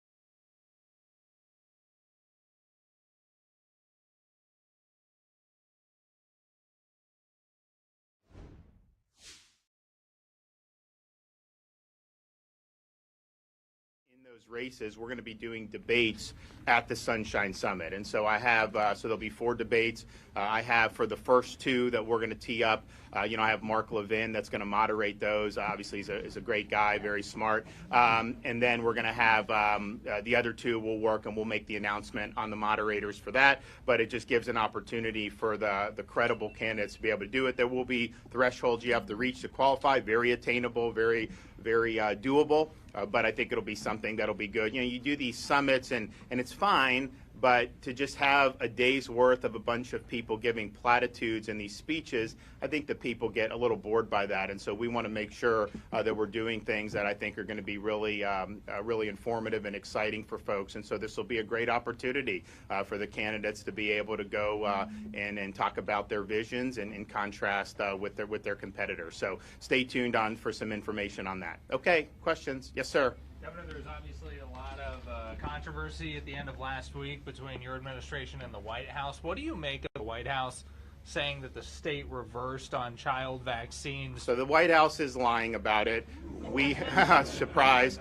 Not surprised the White House would lie. Definitely not surprised that legacy media would amplify the lie, because that's what they do. The state of Florida, they came out with an article. All right, everybody, you're streaming live now from Fox. It is officially past the top of the 10 o'clock Eastern time hour here. We're monitoring 2 separate breaking news situations here on the show. One in Phoenix, Arizona, and one in eastern Los Angeles. 2 hostage situations. Well, I should say one hostage situation at this point unfolding inside of a hotel in eastern Los Angeles right now. I actually do want to take us out live to our Fox 11 Los Angeles' broadcast, because in breaking news instances, we are allowed to bring you to their full production because they have reporters out there live on the scene. We're also monitoring a situation in Phoenix, Arizona, where we have learned 3 people are dead following a double murder-suicide at an apartment complex in South Phoenix. So let's start off in eastern Los Angeles here to start off your day. All right, traffic-wise, it is a holiday. Many people have the day off, so expect lighter than average volume. We're watching one collision in Echo Park. It's a crash on the southbound side of the 101 at Palo Alto Street, and it's blocking the number 2 lane. More weather and traffic coming up. All right, we do have that breaking news to get to. In Commerce this morning, an armed suspect barricaded inside of a hotel room. And police say the suspect may have hostages. Bob DeCastro is live on the scene with the latest. Good morning, Bob. Good morning. Yeah, we got here just a few moments ago, and I'm going to show you the scene behind me here. We're standing on Telegraph and Slauson, which is just off the 5 freeway. Behind me, you can see that's the Travelodge where the situation is taking place there. And if Tony takes a closer look, you can see the Bearcat there. So the SWAT team has arrived. The call came in around 6:30 this morning. It was a call of an assault with a deadly weapon. Sheriff's deputies arrive here. Then this turns into a possible hostage situation. We still don't know if it is in fact a hostage situation, but we know there's some communication with the people inside, so they have hostage negotiators or crisis negotiators here on the scene talking to the people inside. We know that there's more than one person inside, possibly some females there, but no one has left the room or the space inside. And so it is right now sort of a standoff situation as they try to figure out who might be inside, whether there might be any victims, whether anyone inside is hurt, or whether anyone in fact will get out. But there is some communication, we know, between the sheriff's department and negotiators here and the people inside. Again, we're live this morning on Telegraph. This area is closed because of the situation here, so we're going to stick around and figure out what's happening here. But again, a possible assault with a deadly weapon and a possible hostage situation. As soon as we get more information, we're going to bring that to you. That's live from the City of Commerce. Bob DeCastro, we'll send it back to you. Bob, thank you. We also have developing news out of Pacoima, where the LAPD says officers shot and killed an alleged armed suspect overnight. According to police, witnesses called to report a man All right, everybody, that is one breaking news situation that we are following, but we are going to quickly switch gears and go to Phoenix, Arizona for another situation. Let's listen in. Case here in a murder-suicide. We're here right next to the I-17 in Buckeye here in this neighborhood, this housing complex. According to Phoenix police, this happened right around 1:30 in the morning. What we're told is that it was the ex-boyfriend came here. He then shot the current boyfriend of the female victim. According to witnesses, Phoenix police telling us that they saw this man bringing this woman inside the apartment, and then once investigators were inside that apartment, they found both of those individuals dead from gunshot wounds out here. So confirming here, 3 people have been killed in what appears to be a murder-suicide in this case. Still blocked off here, 21st Avenue in Hadley. That's the exact location of this, near the I-17 and Buckeye here. So no word on the identity of these victims on this at this time, but any type of details that we get that come into us, any type of things that come in from this investigation, we'll definitely pass those details along as they become available. For now, we'll send it back to you guys in the studio. Danielle, thank you for that update. An investigation underway this morning. This is after a man is shot and killed by a DPS trooper. So this happened Saturday night in San. All right, everybody, a busy way to start off the top of the 10 o'clock Eastern time hour. 2 different breaking news situations on the West Coast, but we are powered by our owned and operated stations. And when we do have teams in those areas where news breaks, we are able to bring you to their full broadcast, because as you can see, they have reporters on the ground getting all the latest information. So we'll continue to keep an eye on both that hostage situation inside of that Travelodge Hotel in Eastern Los Angeles. We're also going to keep an eye on any new details with the investigation of an apparent double murder suicide in Phoenix, Arizona. But I do want to continue on with some other top stories that we are following here this morning. We're actually going to head out to a look we have of New York City, a very tragic situation unfolding in the Harlem area this morning. That's where police are investigating the shooting of 9 people, 7 men and 2 women. It happened and around 12:45 a.m. local time this morning. Police say one of the victims, a 21-year-old man, died,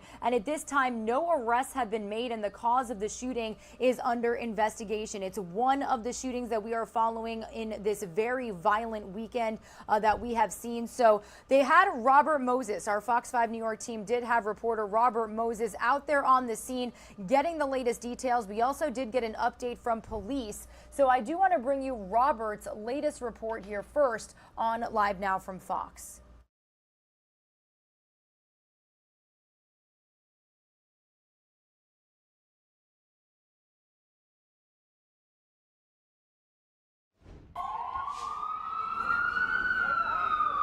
Police are looking for the person or people responsible for shooting at least 9 people early this morning near 139th Street and 5th Avenue.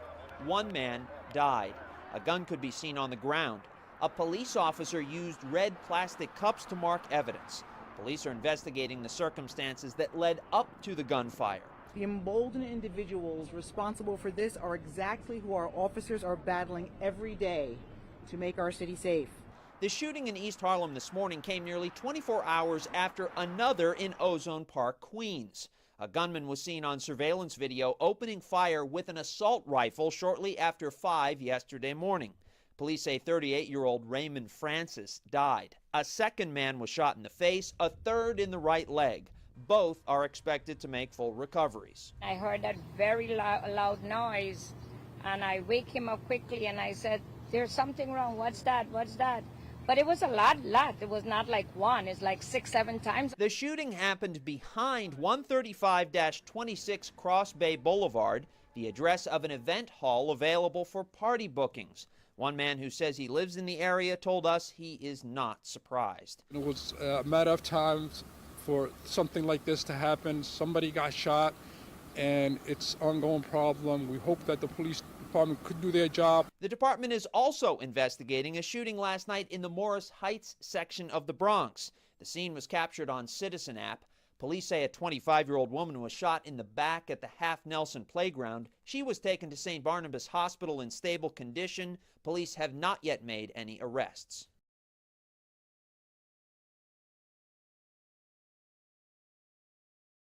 All right, that was the latest report from our very own Fox 5 New York's Robert Moses. Unfortunately, going from New York City and the Big Apple out to another shooting that we're following in our nation's capital. This was a shooting that happened at a free concert in Washington, D.C. last night, where a teenager was killed. A 15-year-old teenager was killed and several others were injured, including a police officer. Now, the incidents happening at the Mochella concert in downtown D.C., which was being held to celebrate Juneteenth. Several disturbances broke out during the event, and as police closed down the unauthorized concert, 2 adults, a teen, and a police officer were shot at another nearby location. Police haven't yet released identities of the injured or the juvenile killed, but they also say that multiple minors had been injured earlier in a fight during one of the disturbances. So unfortunately, more shootings that we are following here across the nation.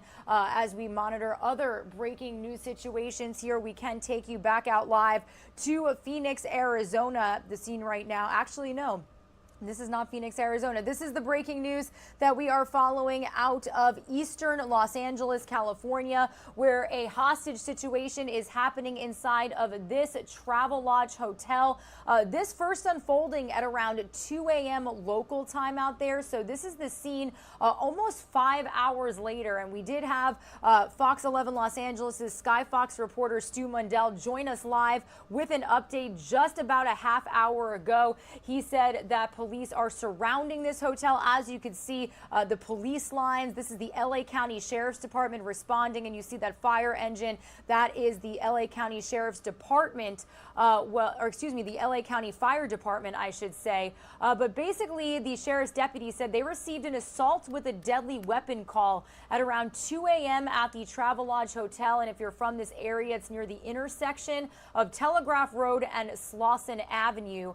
Sheriff's officials said that they believe hostages are being held against their will inside of one of these hotel rooms, and they are negotiating with the suspect. Very limited details at this time, but this is who we are and what we do when news breaks. We are able to bring you a front row seat. So we're going to keep a close eye on this situation, as well as another situation that's developing in Phoenix, Arizona, where we tragically learned that 3 people are dead following a double murder suicide at an apartment complex. And it does look like we lost that scene. Some of you are going to see a quick 2-minute commercial break. We'll be right back.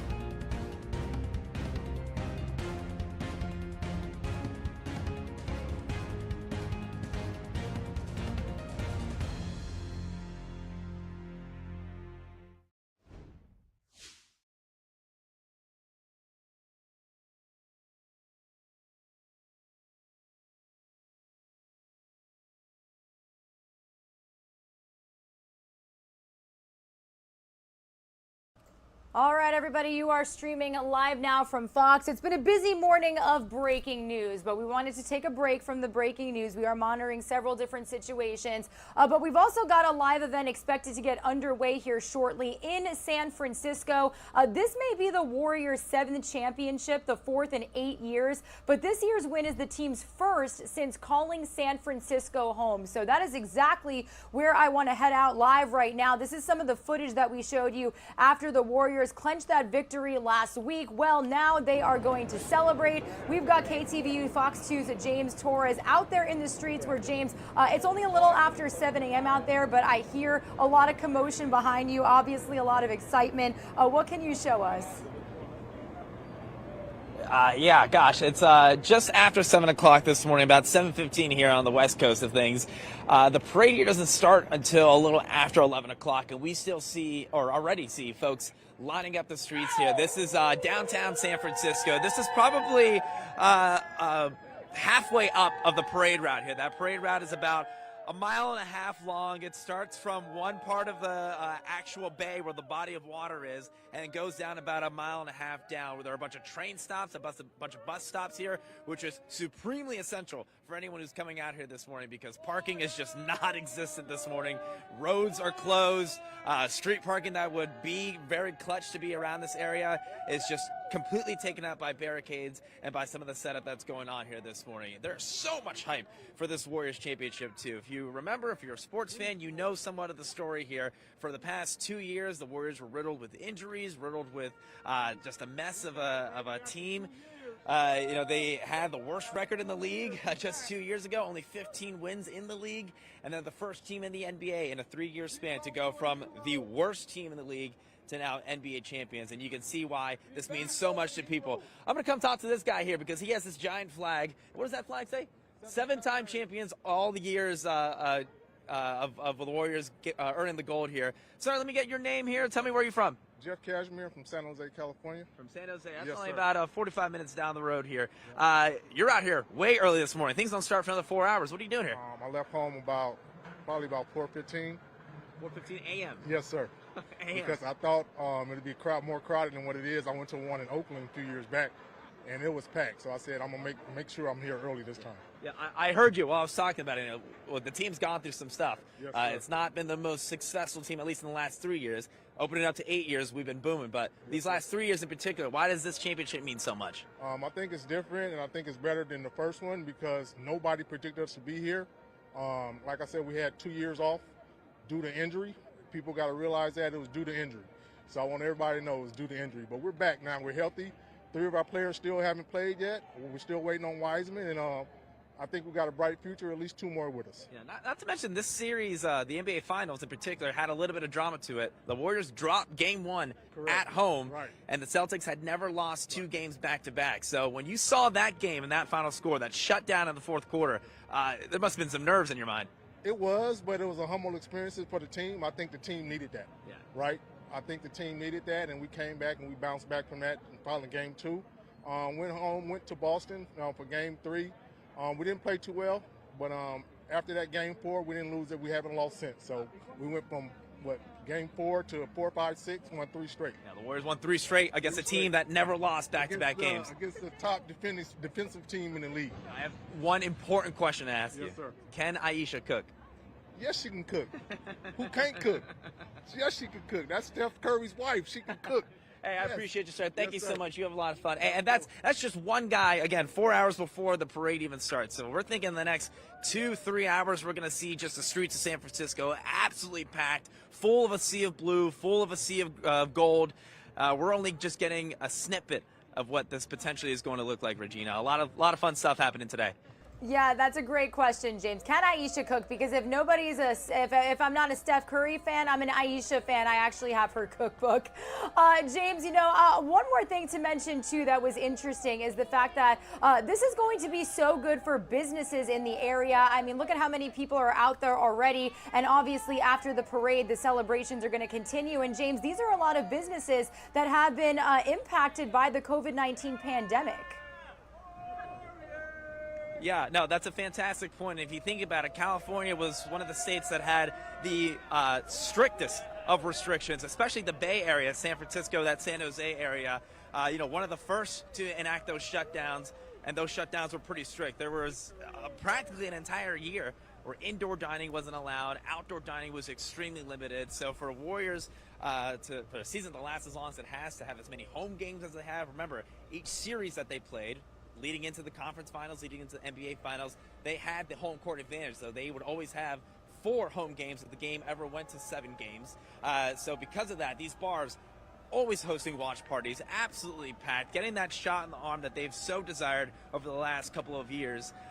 Even today, I've heard of some bars in some places that are having parade watch parties just to watch, on a big screen, which, of course, guys can easily walk over to the barricades here and check out the parade themselves. But a lot of benefit coming out of the Warriors having some success, and not just the basketball team. Of course, the baseball team with the Giants had a great playoff run last year.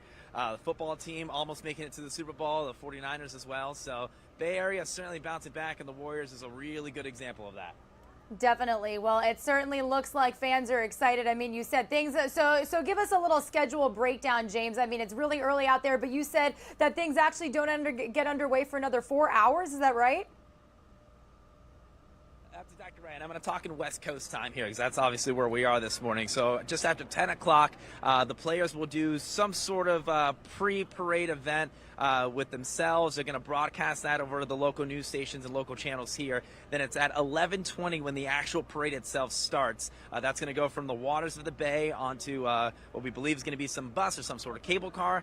They'll ride down the streets of downtown San Francisco super slowly, just doing their thing, waving at fans, giving them the show that they've been waiting for the last couple days. That will stretch for about 1.5 miles. That's expected to end just before 2 o'clock here Pacific time, West Coast time. So a 3-hour rally. They've been a little longer in the past. Typically we see the coaches and players before the parade starts kind of saying these comments and thanking fans and whatnot. We're not going to see that this year. We're going to see that probably as a pre-taped event before the parade starts. But it should be around 2 o'clock our local time where things should be wrapped up and the cleaning up should begin. All right. Well, certainly jealous of the assignment today, James. Definitely have fun out there. Be safe, and we will be in touch with your team. And I'm sure getting some feeds as that parade gets started out there. So thanks so much for joining us. And have a great time.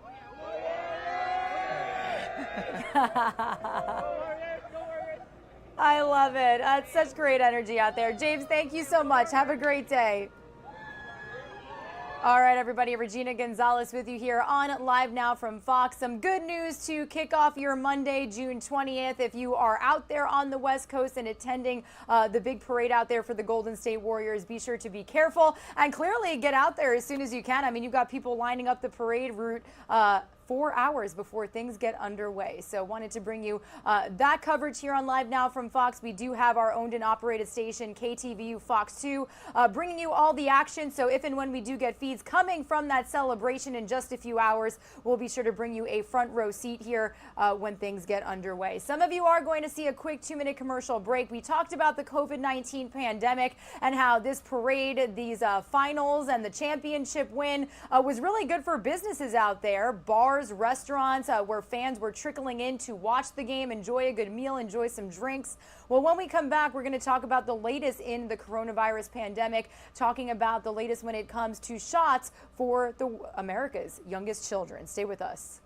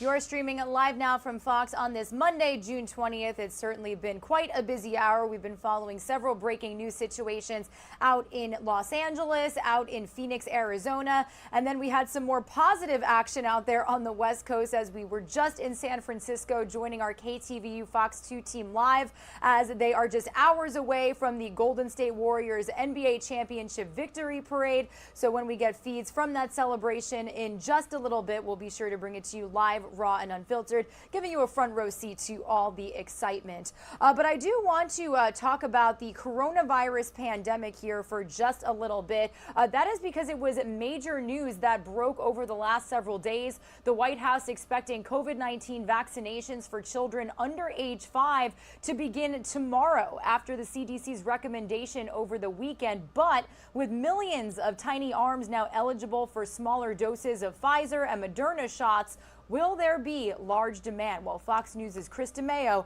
is giving us that answer.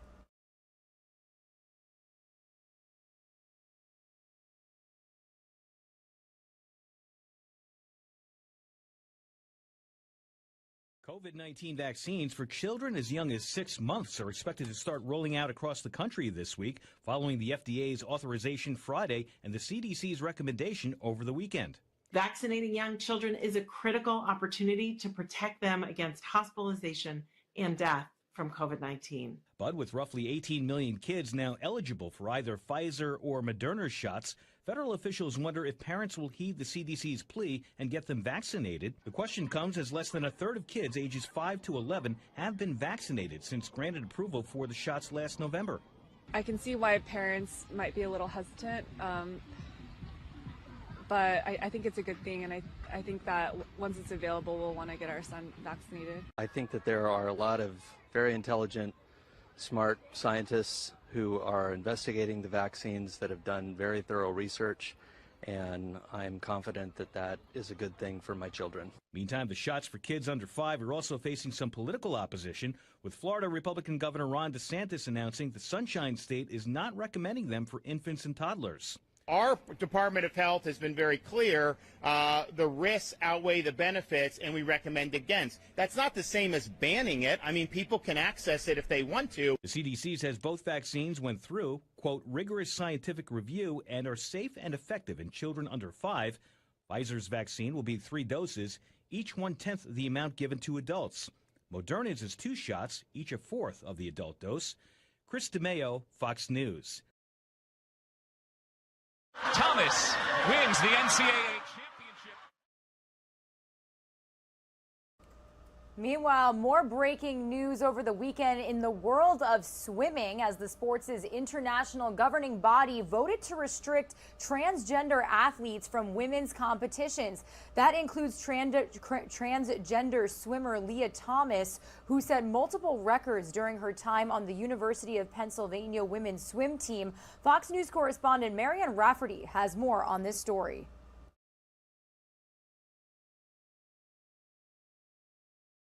The new rules would mean that in order to compete in women's swimming, a trans athlete would have to complete their transition before the age of 12.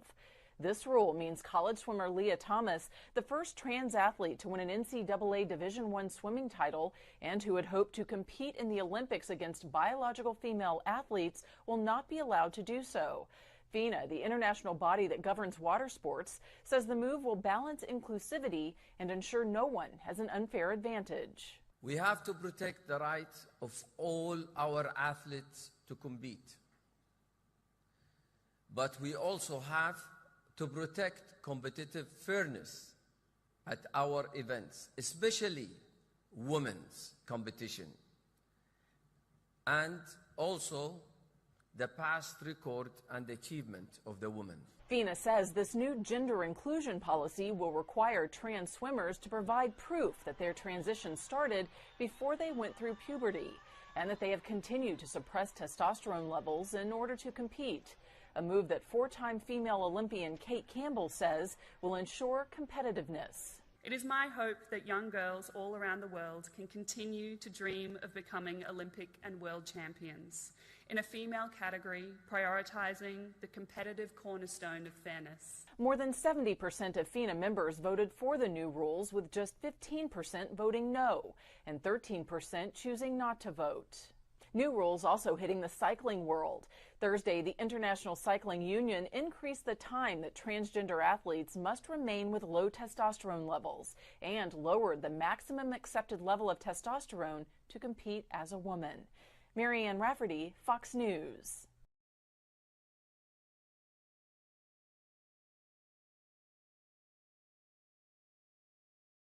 All right, thank you to Marion Rafferty for that report. Some more news that we are getting you up to speed on from over the weekend. A very tragic situation that unfolded in Philadelphia, where firefighters are mourning the loss of their own. They were killed in the collapse of a building earlier Sunday, and the fallen firefighters were actually a 27-year veteran of the fire department. It was one firefighter that lost his life. Fox News correspondent Jonathan Seri has the very latest on what happened over the weekend. The fire broke out around 2 a.m. in the Fairhill community of Philadelphia. It engulfed a small mixed-use building.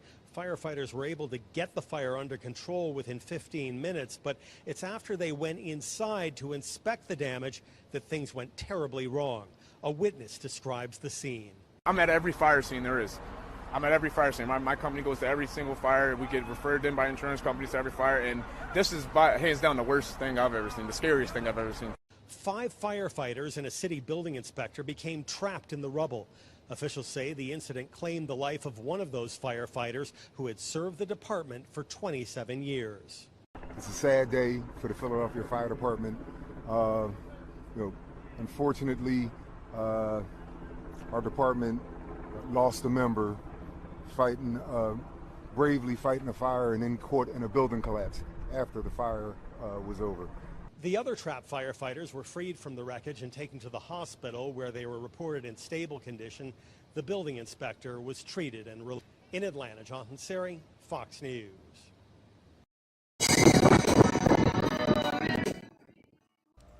This next story actually hitting very close to home personally for me. This is my hometown of Long Beach, New York. That is where a memorial has already been built in memory of New York City firefighter Casey Scudin. He was tragically killed when strong winds caused a tree limb to fall onto the car that he was driving with his family inside while on vacation in Asheville, North Carolina. They were driving to see the Biltmore Estates when the incident happened outside the popular tourist attraction. Scudin was killed instantly before first responders arrived. His 19-year-old son and wife were able to escape, and his 10-year-old son is hospitalized with a partially collapsed lung.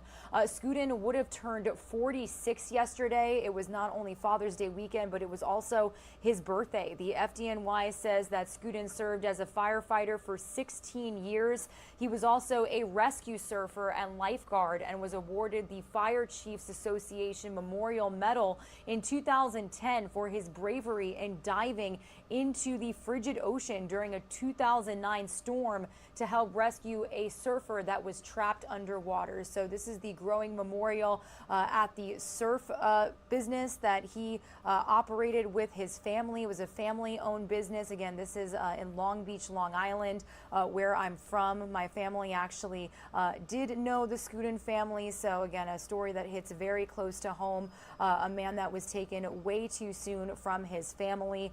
And we will bring you more details and any more information on this situation and possible funeral arrangements here as we get them. Meanwhile, I do want to head out to Orlando, Florida for another update on a story that we have been following for quite some time. And actually be sure to stick around at around 11:30 a.m. Eastern time. We're expected to hear from the father of Tyrese Sampson, the teen who died after falling off a ride right here where our Live Now from Fox East Coast Hub is located in Orlando. Yarnell Sampson will join attorney Ben Crump in Orlando to discuss the findings of of an autopsy report, which found that the 14-year-old died from blunt force trauma after falling off the drop tower ride at Icon Park. It also found Tyree weighed 383 pounds, which is nearly 100 pounds beyond the weight restrictions for the free fall attraction. A state-ordered investigation found a ride operator modified the safety sensor to allow Samson to get on the ride. So we are going to get that press conference in a little less than an hour at 11:30 a.m. Eastern Time, courtesy of our Fox 35 Orlando team.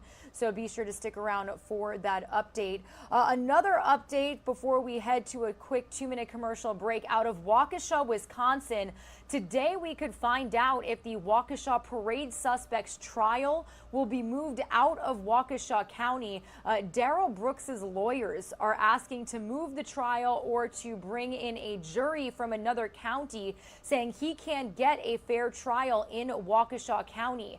Out of the more than 1,500 jury questionnaires returned so far, nearly half of possible jurors, which is about 46%, say they attended the parade or knew someone who did. Another 13% say they attended a prayer vigil, fundraiser, donated to or expressed solidarity with victims, and yet another 12% say they were adversely affected by the incident. The defense argues those answers show the jury pool is spoiled. However, the state says an impartial jury can still be found with proper questioning during jury selection, and that moving the trial would be a significant burden for the large number of victims who want to view the trial in person. So a hearing on the motion to change venue is scheduled for this afternoon at 1:30 Central Time, 2:30 Eastern Time. So we'll be monitoring those feeds for you here on Live Now from Fox. Some of you are going to see a quick 2-minute commercial break. When we return, we are going to bring you the very latest on gas prices actually going down, officially under that $5 national average for a gallon of gas, now sitting at $4.98. We're going to get the latest from Fox News correspondent Doug Lazader on how lawmakers and the Biden administration are reacting to these gas prices that are going down, but inflation that is still continuing to rise, the cost of goods that we use in our everyday lives sitting at very, very high prices, nearly a 40-year high. So stick around for all the news surrounding our economy when we come back.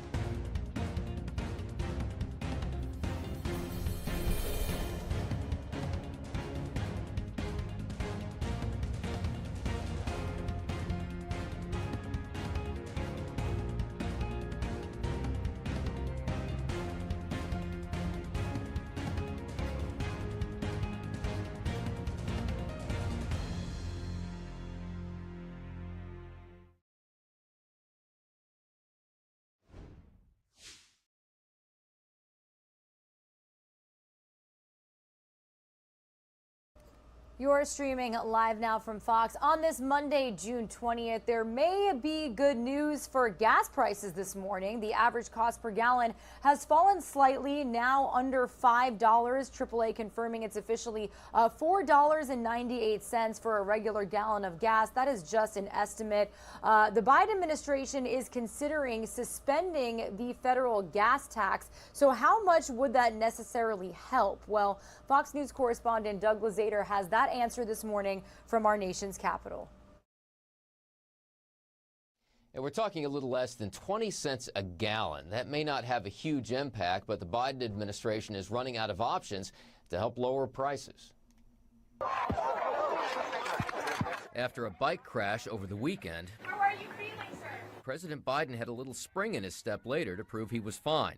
But it's been hard to dance around gas prices, even as they dropped just a bit. The administration, though, says it could be worse. If you were in Singapore, you'd be paying $9. Canada, it's over $6. Energy Secretary Jennifer Granholm says gas is high everywhere. But that's little comfort here at home. So the White House is at least considering a federal gas tax holiday, temporarily lifting the 18.4 cents a gallon tax. And it's certainly one of the things the president is evaluating. I know this is what's been happening in many states as well. There are some potential downsides.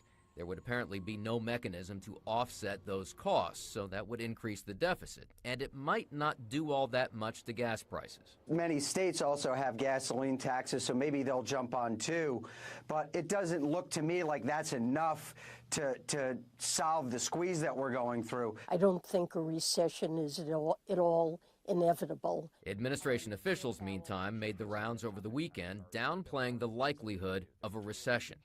But the markets may disagree, and so does prominent Democratic economist and former Treasury Secretary Larry Summers. The dominant probability would be that by the end of next year, we would be seeing a recession in the American economy.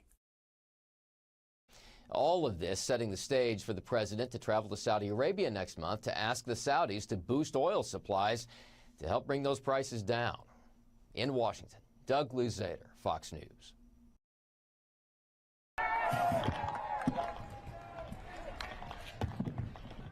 And you probably saw this video surfacing on the weekend. President Biden taking a stroll with First Lady Dr. Jill Biden in Delaware. And when he went to approach some fans, some people that were videoing him and wanted to say hi, he actually fell. He fell off his bike. He was cycling through Rehoboth Beach, but he recovered quickly. You can see here that his fans are helping him up.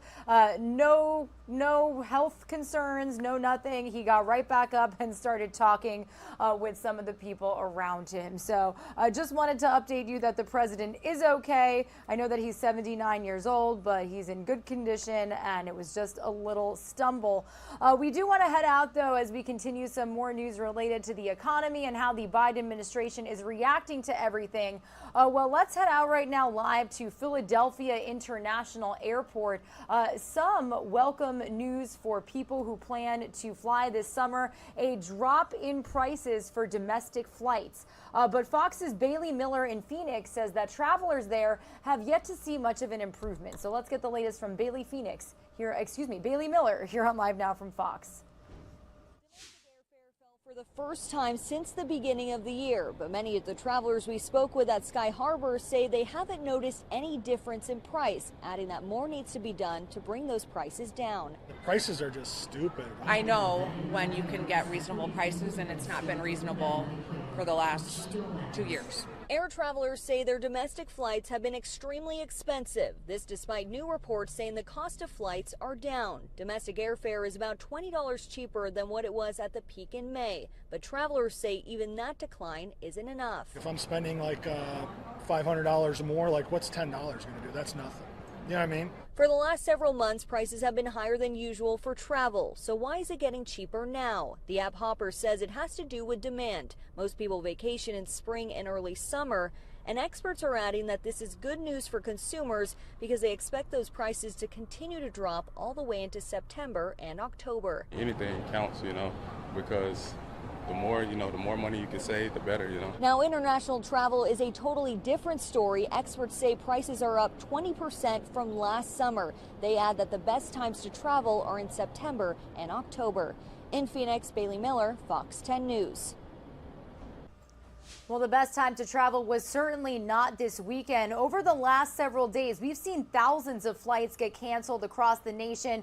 Reasoning cited for a couple of different ones, citing weather, citing staffing issues due to COVID-19. So Fox's Jonathan Seri is actually joining us from Atlanta, Georgia, one of the biggest airports in the nation, with an update on how travelers are feeling after the chaos that unfolded in several parts of the nation in airports. In an interview with the Associated Press this weekend, U.S. Transportation Secretary Pete Buttigieg says he wants the nation's airlines to stress test their flight schedules. He wants to ensure the airlines can operate all their planned flights with existing staff, and he wants them to hire additional customer service workers. Buttigieg says the Transportation Department could potentially impose fines on airlines that fall short of consumer protection standards. The Transportation Secretary's actions come in response to growing complaints from travelers. When we had checked in, the ticket agent had said that almost all the flights were delayed or canceled today. So I was just glad that at least ours wasn't canceled completely. But now we won't get home until 1 a.m. They got a choice either doing one or two things, either renting a car, driving 7.5 hours to Charleston, or spending the night in a hotel. Airlines blame the cancellations and delays on a variety of factors, including severe weather and staff shortages due to COVID infections. Now that the federal government is increasing pressure on airlines, there is concern that some companies may actually cut back on their summer flights to ensure the ones they keep arrive on time. Secretary Buttigieg says he wants to first see how the airlines handle the busy summer travel season, especially over the busy 4th of July holiday. In Atlanta, Jonathan Seri, Fox News.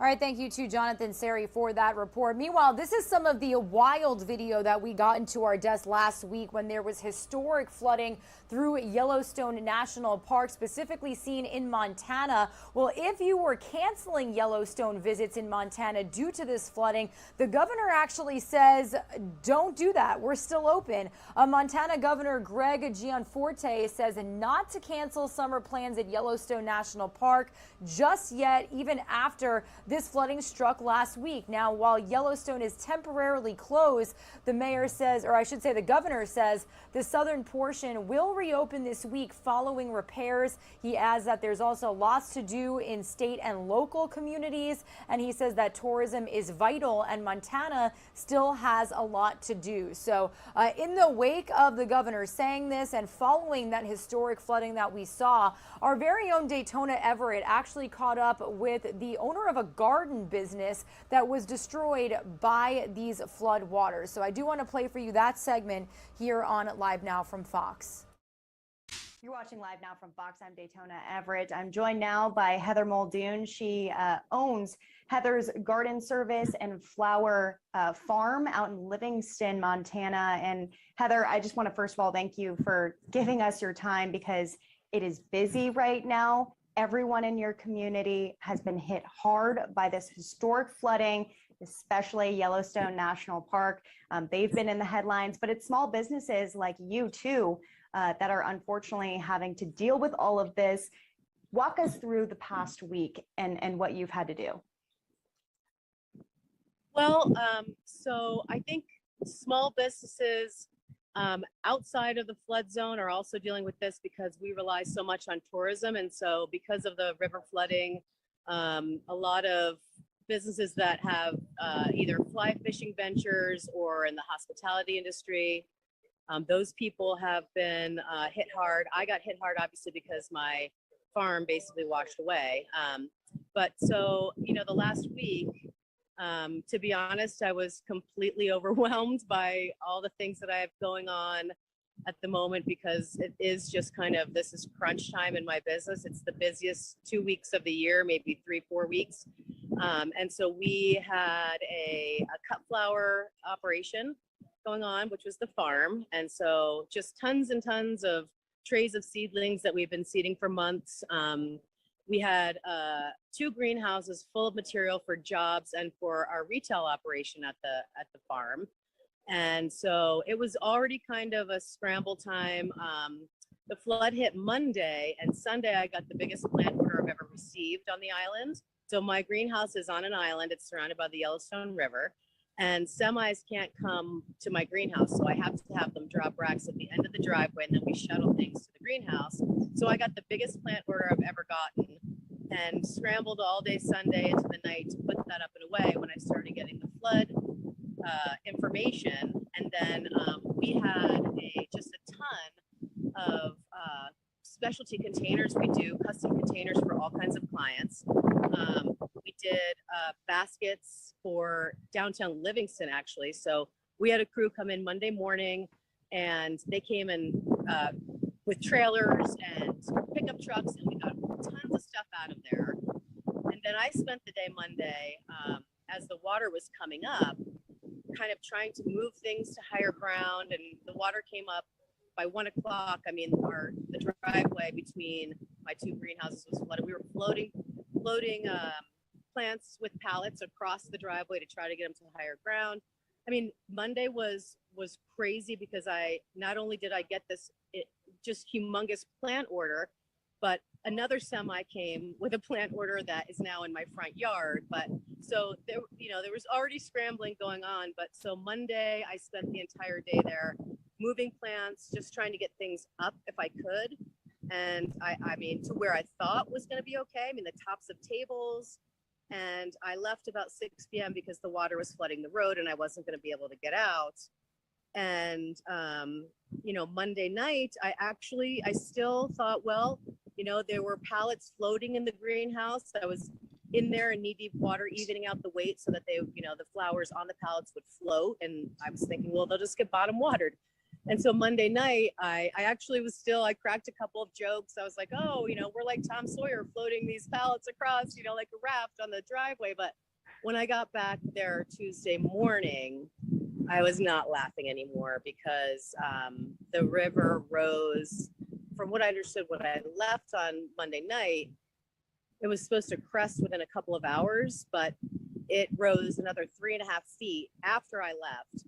And so, I mean, when I tell you everything was gone, everything floated away. We had some heavy, heavy tables with heavy pottery and plants on them. They literally just floated away. The property that I lease from, it's a 12-acre property, and I lease part of this for my greenhouses and the farm. And so literally pallets of flowers floated all the way to the back of the property, an acre away. And so we have an incredible amount of cleanup to do, which I can't even think about right now. But, I was in complete shock on Tuesday, but the amount of people, friends, family, strangers who have come to help. And my temporary sale is at a friend's house, a half a block from my house. And they happen to have this big property that ended up being absolutely perfect for this. They're letting me do this. I have so much to be thankful for because we did rescue just a ton of plants, many of which were just coated in mud. But we had so much help to get things out of there that I feel very lucky, and people have been coming in droves today to buy plants. We set this property up beautifully, and I can turn this and show you if you want. We still have some really big jobs that we're trying to plant for. And these are annual plantings that we do for clients. And so we've set up a whole area where we can pull plants that we need for these jobs, and we're planting them. We have flats and flats and flats of all of these seed starts that I don't know what's to become of some of them. I have another friend who's a flower farmer who's going to take some, but it's just crazy. Honestly, I still don't even know what to make of it because I've been so busy since it happened. Yeah, I'm sure you haven't even been able to breathe yet. You've been working so hard and trying to salvage anything that you do have. If you could, give us a look around. There you go. Okay. So this is our area where now we're pulling plants and we're planting all these beautiful containers for a client. As you can see, there's all those two-tiered beautiful baskets back there. So ironically, this property has a creek running through it. So there's the sound of running water, but you cross this little bridge and come to what we're calling sunny annual land. And there was a lot more here this morning, but we've put all of that bridge that you crossed over. How high was the water on that? Well, so I'm not at the greenhouse. I'm at this temporary property, and they happen to have a creek running through. But the water they didn't get any flooding here. They didn't get any flooding but there. so this is no. So this is all. It's just a massive color. There's just a lot, just gorgeous annuals. And then we set up, I'll take you over here too. Crossing the bridge again. We have a whole other setup for our perennials. It took us, so all the plants arrived here with mud and just willy-nilly. It took us 2 solid days to organize everything. So we did end up getting some racks from the greenhouse. We got these big tables. So we've got perennials out in this section. We rescued our retail counter. And so we've got, if you can see this, we've got some beautiful pottery, but it's absolutely caked with mud. And so people are just buying things that are, mud soaked. But, a lot of the plants fared incredibly well. Yeah, this is an emergency sale that you're doing, Heather, in order to kind of sustain some of the business that you've lost because you lost a lot of your product in the flood. I did. And to be honest, I don't know how much I lost. I mean, literally as I go through things, I'm remembering, oh, we had 6 flats of this, we had 4 flats of this, and it's just not here. So it's somewhere on that property. So this is not only, it's definitely to kind of continue the sale. I don't have any place else to sell stuff, but I have to recoup some money I have a lot of money out on plants and all kinds of things right now. So just to be able to keep this going and have people come in and buy is huge. Well, there's been a state of emergency that's, been put out from Montana, the state of Montana, and hopefully a lot of that aid is going to hit businesses like you who were hit hard by the flooding. What kind of resources have you been hearing about? What is everyone saying in the community that's been struck by this? Well, I'll be quite honest. I have not had very much time at all to even, I'm getting all kinds of information about funding available. We do have a couple of community foundations, both money to give grants to people, and what's out there yet. I haven't even been able to think about it, but the thing for me is that the property that I'm at, I do lease it, but it was neglected property. And so I've been working for 4 years to get it to this point where we're just trying to create something beautiful there, and this whole cut flower operation, and now it's dilapidated again. So 4 years of sweat equity that you can't get back.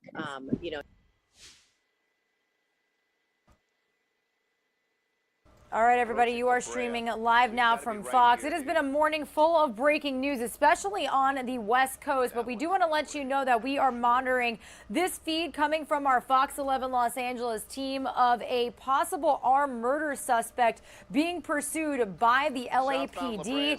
You could see Stu Mundell and their Skyfox chopper team trying to hone the camera in on where exactly this pursuit is taking place. You can kind of see some police cars really just rushing through the streets there.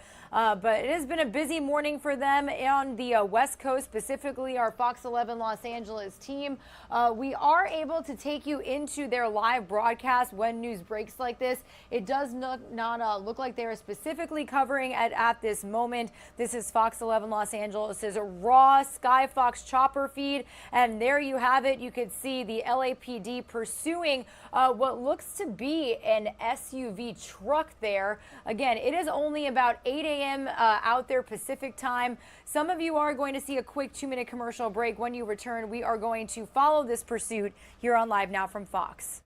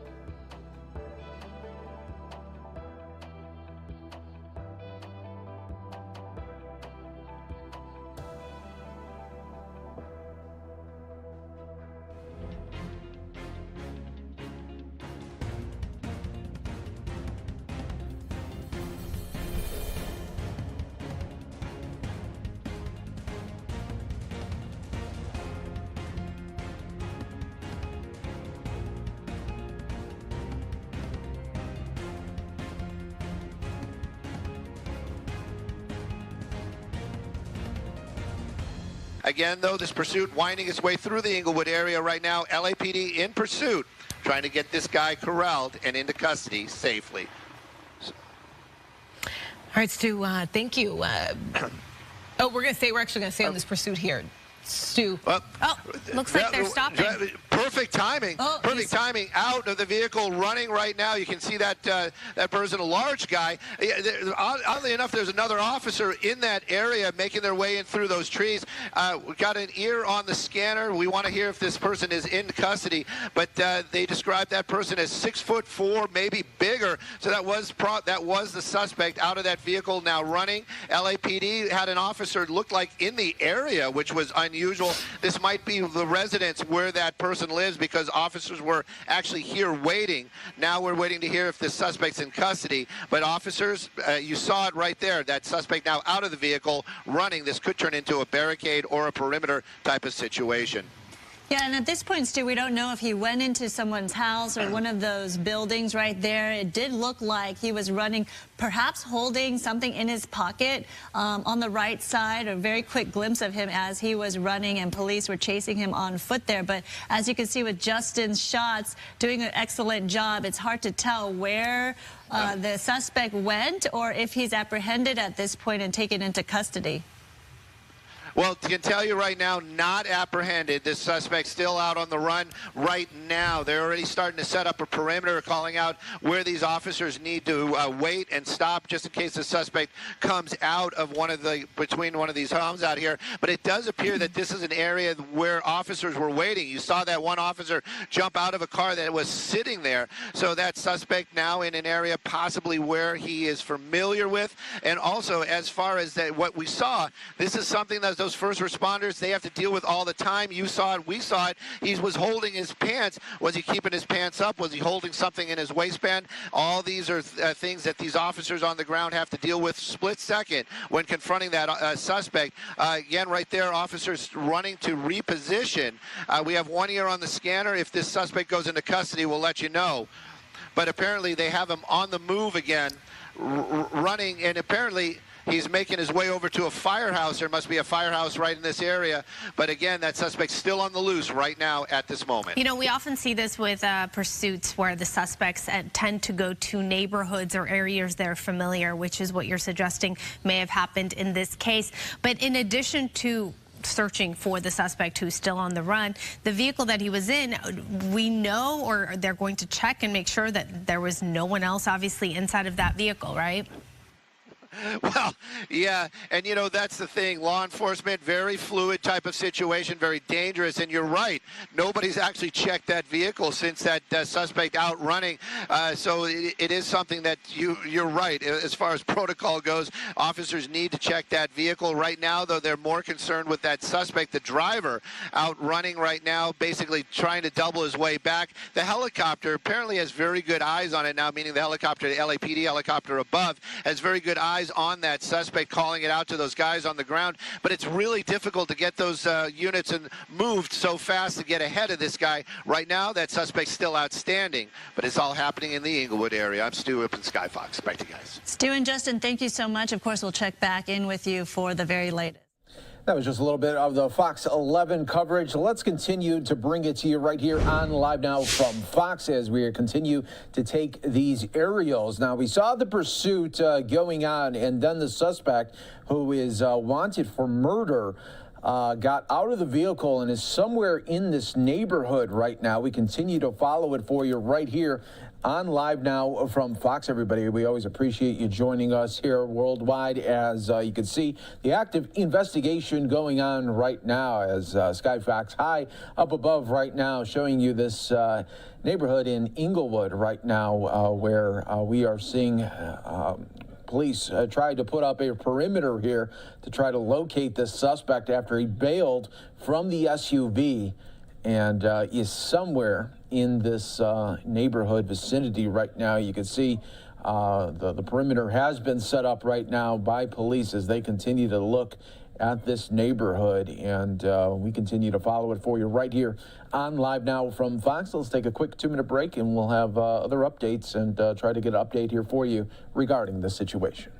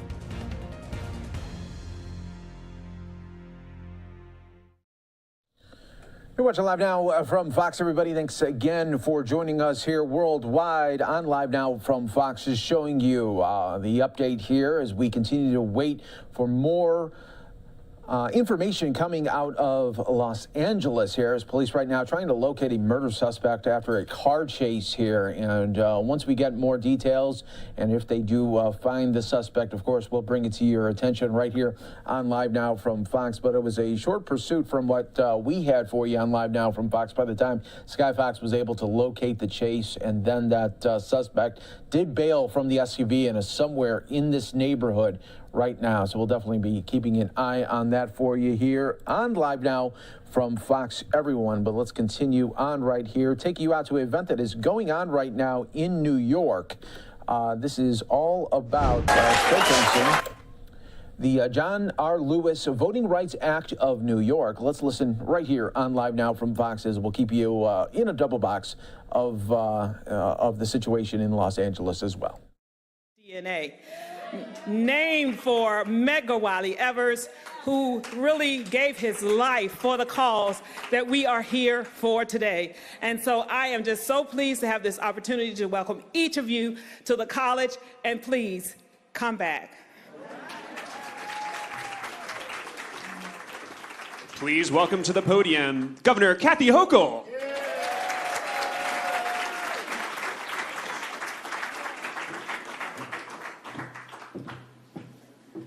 Wow. This is how we celebrate Juneteenth. We come together and we make changes that are going to affect the lives of millions of people across this country when they see what New York does here. So I want to thank all of you for coming on this significant occasion to really tell people where we stand as New Yorkers. And Dr. Ramsey, I want to thank you for your leadership of this incredible organization. We're so proud, not just of the institution, but of the individual that this is named after, as a constant reminder that the search and quest and the march for justice never ends. And sometimes blood is spilled along the way, and we honor those people for the rest of our lives. So thank you, Dr. Ramsey, an amazing partner I have in government who gets everything we need to do over the finish line, sometimes in the wee hours, but Majority Leader Andrea Stewart-Cousins has been an extraordinary leader. Thank you. Dr. Hazel Dukes, the one and only, has joined us here today. It was important to Hazel that we sign this package of laws on this date, around the date of the death of Medgar Evers, because she told me how she marched behind his casket. She knew him, she knew the story, and so she'll give some more reflections in a couple moments. But thank you for making us so proud of you, Hazel, because when you think about the words civil rights in the 21st century, your name will always be associated with your leadership. Hazel Dukes, the extraordinary leader of our NAACP. Also, Senator Zellner Myrie, who's the champion of many of the initiatives we have that we're signing here today. Thank you, Senator Myrie. Same thing, it has to happen in the Assembly, too. Assemblymember Latrice Walker has joined us.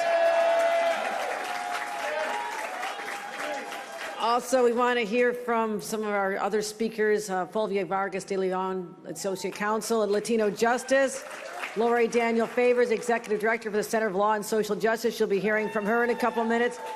And of course, someone who's one of my predecessor, who knows the rough and tumble of this position like no other, but it gives me great advice all the time, our former governor, Governor David Patterson. And Brooklyn Borough President Antonio Reynoso has joined us, as well as many other state and local state officials. And Congresswoman Yvette Clarke has joined us as well. Let's give her a round of applause.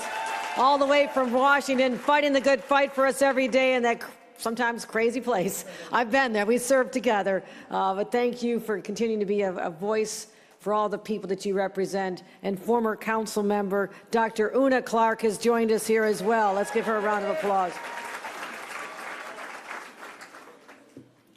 Once again, New York leads. New York leads. When Republicans in Washington attack abortion rights, we protect them. When Republicans in Washington refuse sensible gun safety legislation, we enact it. And when Republicans in Washington and state legislatures deny the right to vote and undermine our democracy, we do something here in New York. We pass the John Lewis Voting Rights Act.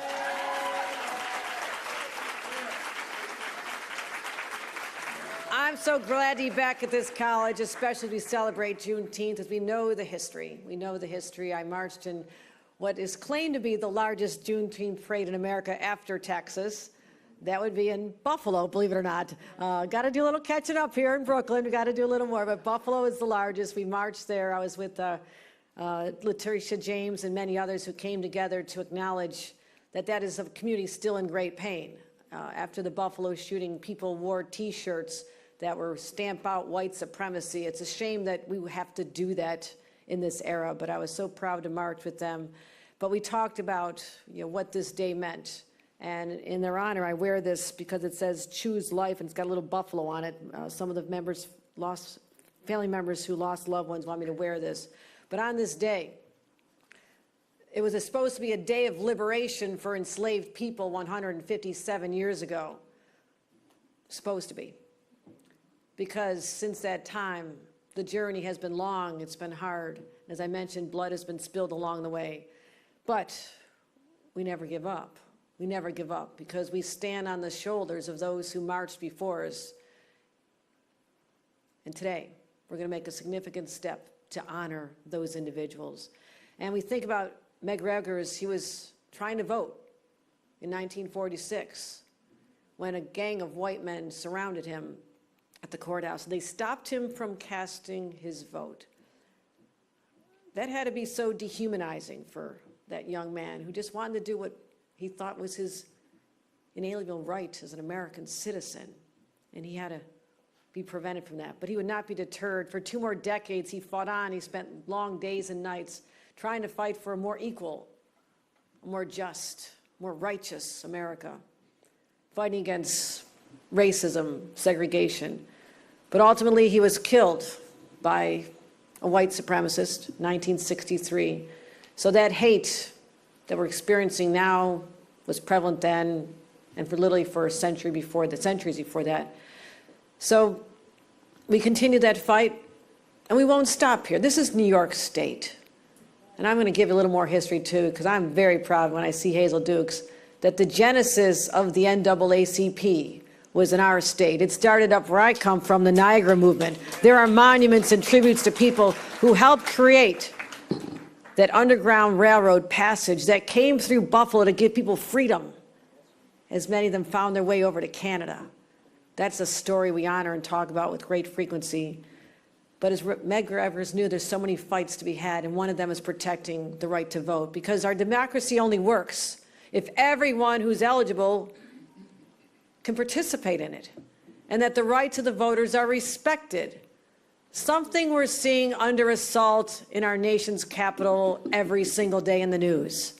The shocking revelation that there are people out there who are so firm in their belief that Donald Trump should remain their president, fostered by him, that they literally attacked our capital for the first time since it was attacked during the War of 1812.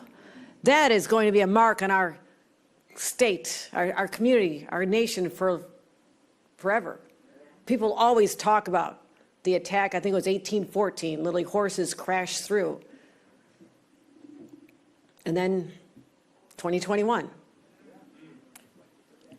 But also, there are people out there willing to undermine our elections by taking over the Capitol. There's also those who do it day after day and trying to be a little more quiet about it. In state capitals, a little more sinister, a little more under some of the boards of elections. And they are out there trying to do the same thing to strip away the right that Medgar Evers was also denied. They don't care that the laws have changed. And when we see what's happening in the Supreme Court in Washington, it's kind of a reminder sometimes the laws you have on the books just aren't enough. So then you look to your state leaders, your state legislators, and say, we are going to make the changes we need. So across the country, we're seeing stricter voter ID laws, shorter early voting periods, and more burdens when you're trying to just vote by mail. We're seeing people purged on voter rolls. We're seeing attacks play out in real time. And in Washington, they had the opportunity to do something that was significant, to name a package of reforms that say no more, named after civil rights icon John Lewis. John Lewis. I heard John Lewis speak at my daughter's college graduation at a Virginia college in 2011. He had those young people screaming his name, standing on their feet, cheering like I've never seen before. It was so inspiring as he talked about what he did when he was their age. He called this generation to serve and to fight back, and they were so enthralled with him. And literally 2 weeks later, I won an election I wasn't expected to win. And I took my seat and I went over. After being sworn in, I went over to John Lewis. I said, you do not know the impact you had on this group of a lot of white kids in the audience. You made them believe. You opened their eyes to something perhaps they were not aware of. They needed to hear your voice, John Lewis. And thank you for doing what you did. And he became a great friend of mine when we served together in Congress. He was powerful. And I know our delegation in Washington, Yvette Clarke and all the others, they're standing up and fighting. They're trying to get it done. They're trying so hard, and I admire that. But the assaults from the Republicans, the roadblocks seem to be never ending. But here, in our state, we are not bystanders. We are upstanders. We're going to stand up to these injustices. We'll let them know how we treat this in New York. We don't just say something, we do something, because that's what John Lewis called us to do. He fought for justice, he fought for the right to vote until the very day he died. And in a final message to our country, he wrote, democracy is not a state.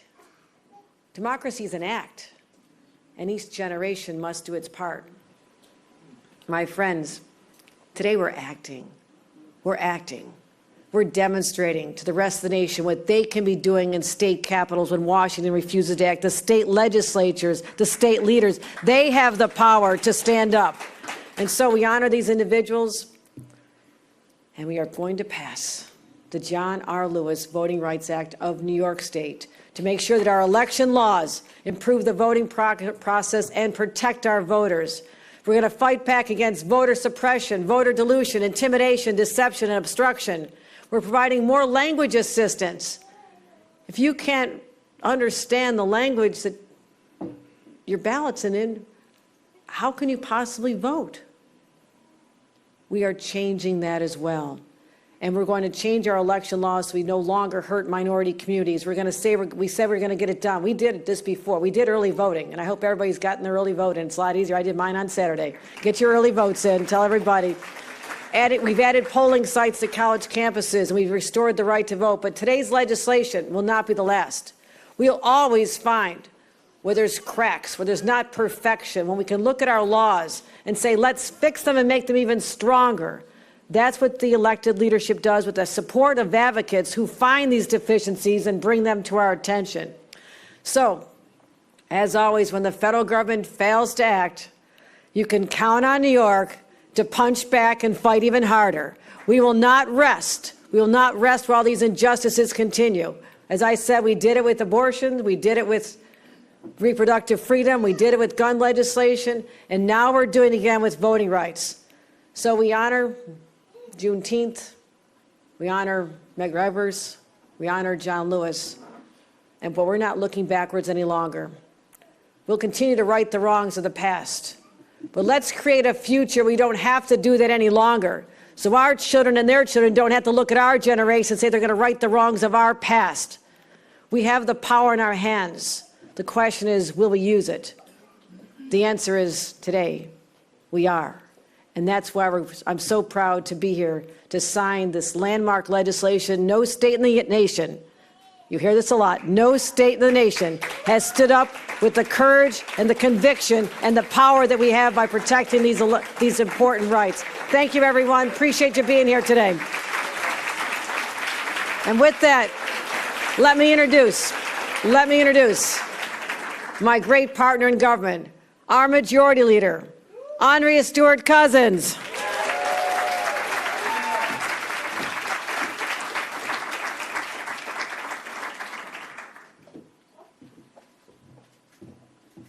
Good morning. Good morning. It is great to be here. We were going to do it in Westchester. Is Westchester in the house? All right. But, yeah, okay. But we're sort of kind of here. Come on. Come on. That's right. Thank you, Hazel. Okay, because I know I'm in Brooklyn. So I had to make sure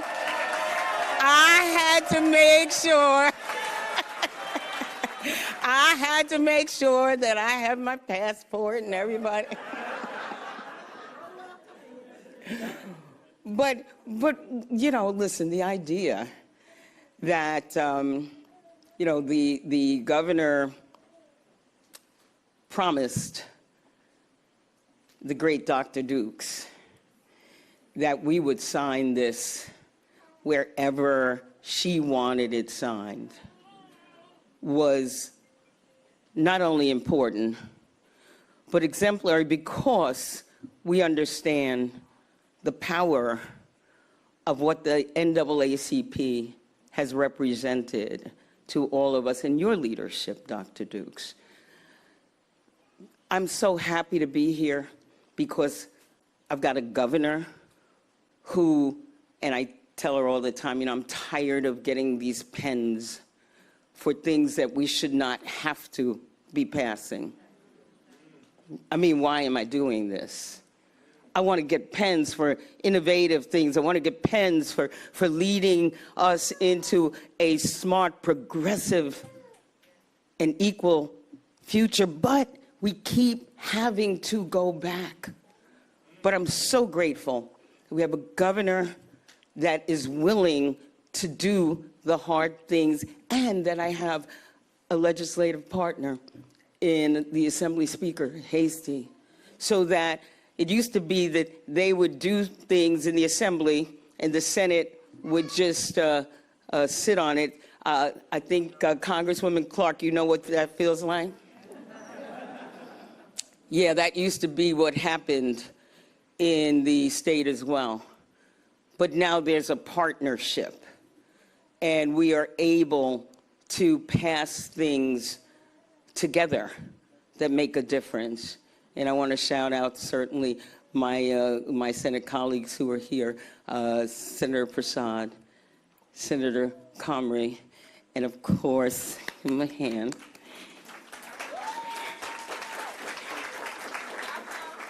And of course, my great elections chair, your own Senator Zelnor Myring.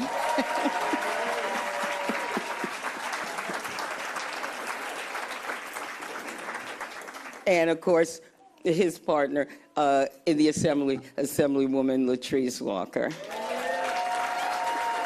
See if you, all I gotta do is say Brooklyn names, right? So All right, everyone, we are going right now out to Delaware, where President Biden is enjoying vacation, talking to the media. Let's listen. I was getting off the bike. It got stuck on the right side. But it's good that you're okay. Mr. President, are you still planning to go to Ukraine? That depends. On what?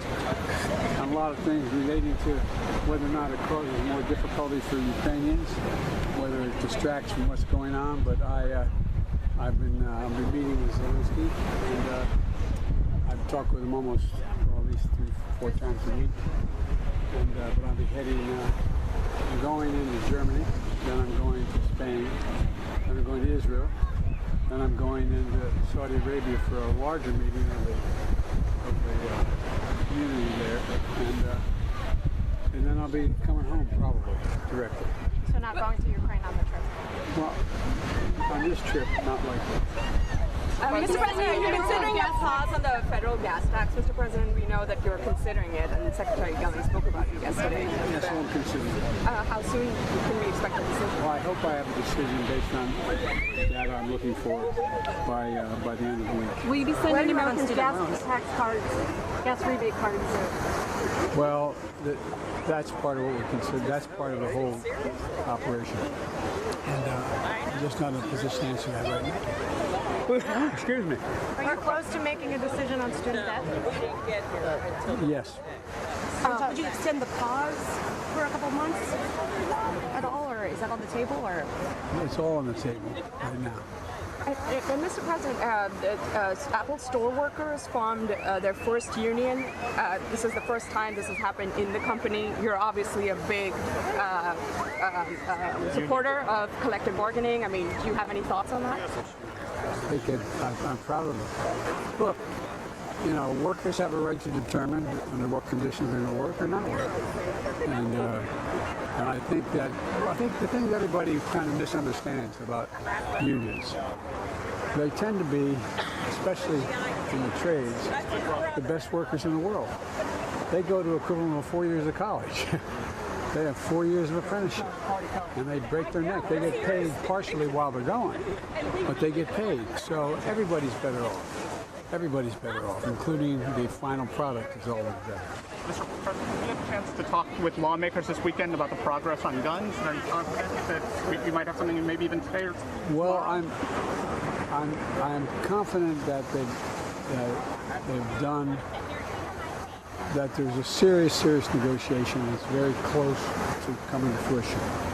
It depends on whether or not a particular Republican has the courage to stay with what I'm sorry, banging the phone. But look, I'm also very proud of some of the states, like right here in Delaware.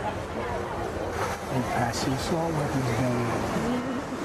Like I've been pushing, like I pushed the first time. And more states, people up to 14 states, I think. So look, there's more than that old saw, more than one way to skin a cat. But it would be better if we had better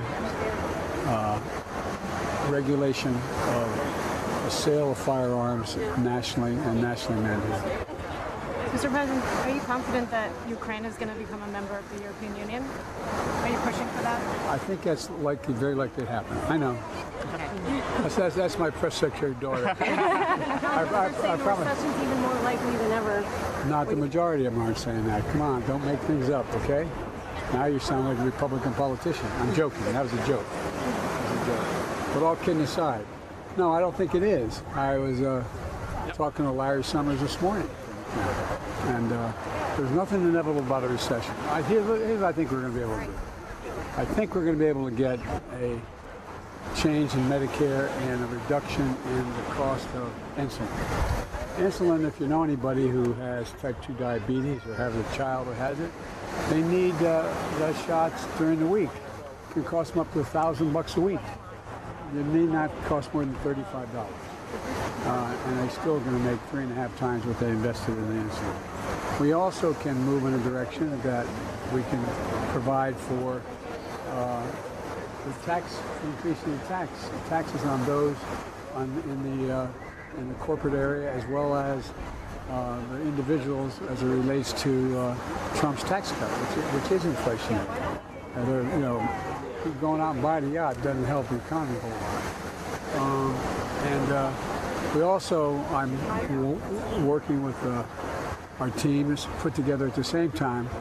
My dear mother used to have an expression, if everything lousy, something good will happen if you look hard enough for it. Mm-hmm. We have a chance here to make a fundamental turn toward renewable energy, electric vehicles, and not just electric vehicles, but across the board.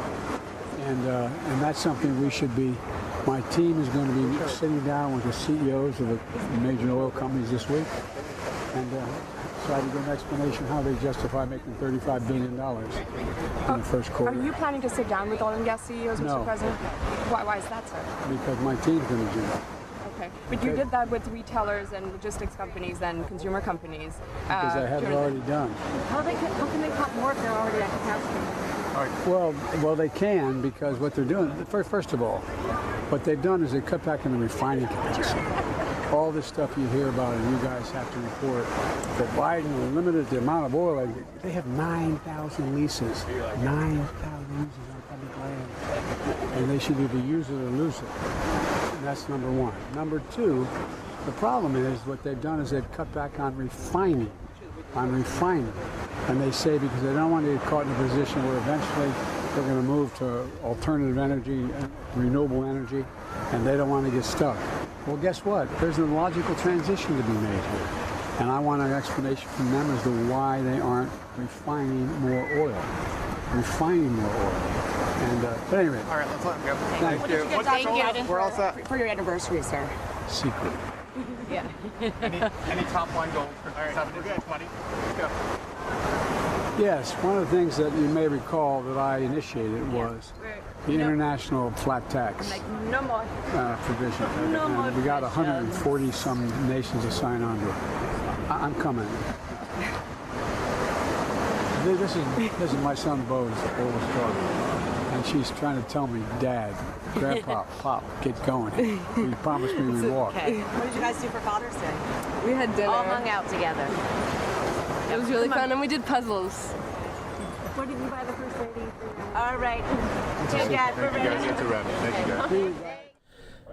President Biden wraps up their impromptu news conference, says he is enjoying the day off there in Delaware there, due back at the White House later this evening. You're watching Live Now from Fox. We want to have a additional update here for you. We were monitoring out in Los Angeles a murder suspect that led police on a pursuit. We now know that that suspect has been arrested by LAPD, so we'll continue to follow updates regarding that, but that one is all wrapped up right there.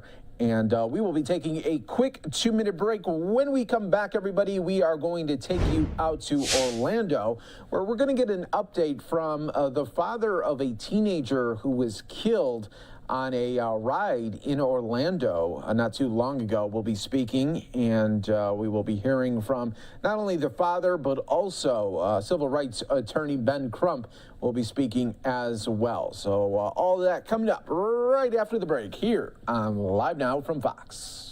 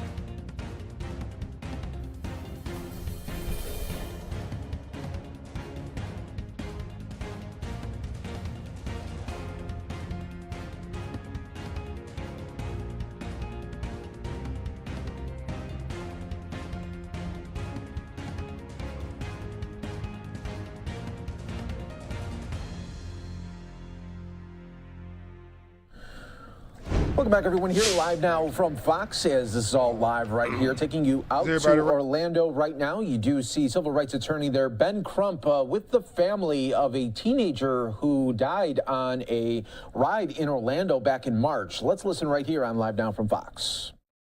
It is not lost on any of us that it was Juneteenth yesterday. I'm attorney Ben Crump, and along with attorney Bob Hilliard, attorney Gerald Christmas, and your own attorney Natalie Jackson, we have the honor of representing the father of Tyree Sampson, Mr. Yarnell Sampson. Also present with us is your iconic state representative, Geraldine Thompson, who has been at the forefront of making sure that meaningful legislation is passed so this doesn't happen again, and it properly preserves the legacy of a 14-year-old child who should not be dead. Amen. I just want to briefly say a word before State Representative Thompson gives you an update into the Tyree Sampson bill. Yes.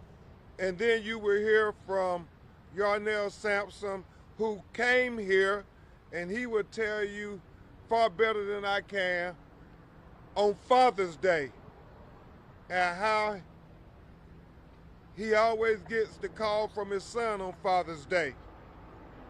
And not only was it Father's Day, not only was it Juneteenth, but also it was his birthday. Yarnell's birthday is on June 19th, and he came here to remember his son, the last place he was living. And he would tell you how disappointed he was and why he wanted to have this press conference. So before State Representative Thompson comes, I will just give a brief response from Attorney Hilliard and I about the autopsy report that was finally released and confirmed everything that we suspected. Tyree was too big to have been on the ride. That is no doubt about that. The weight limit was 286 pounds, but they did not follow their own restrictions. Tyree at the time, as I understand from his father, was around 350 pounds, and he would tell you how they saw how swole up he was at the funeral because of the external injuries, the multiple injuries he suffered. It was concluded on the official autopsy report that Tyree died this terrible death from blunt force trauma to his head, blunt force trauma to his torso, blunt force trauma to his extremities, and his internal organs, multiple internal organs, were lacerated.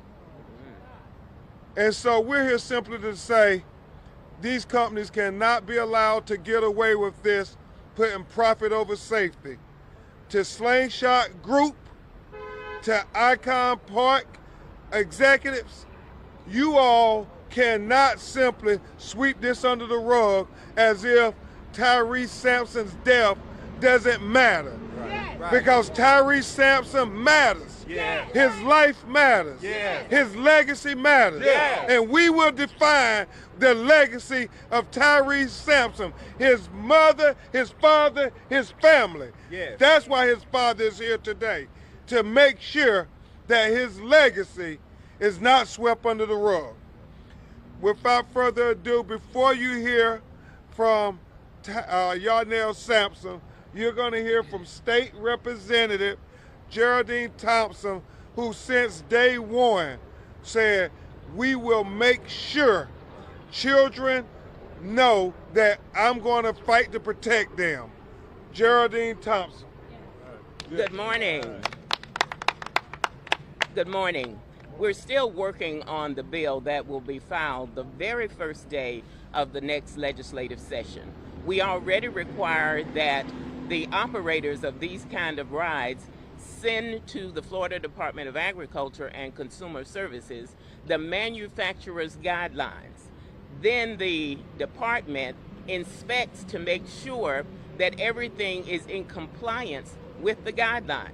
In this particular instance, the Slingshot Group, after the inspection and after a permit was issued, they adjusted the seats on the ride. So this bill that will be introduced will take into account the safety records of any company that wants to operate a ride of this nature.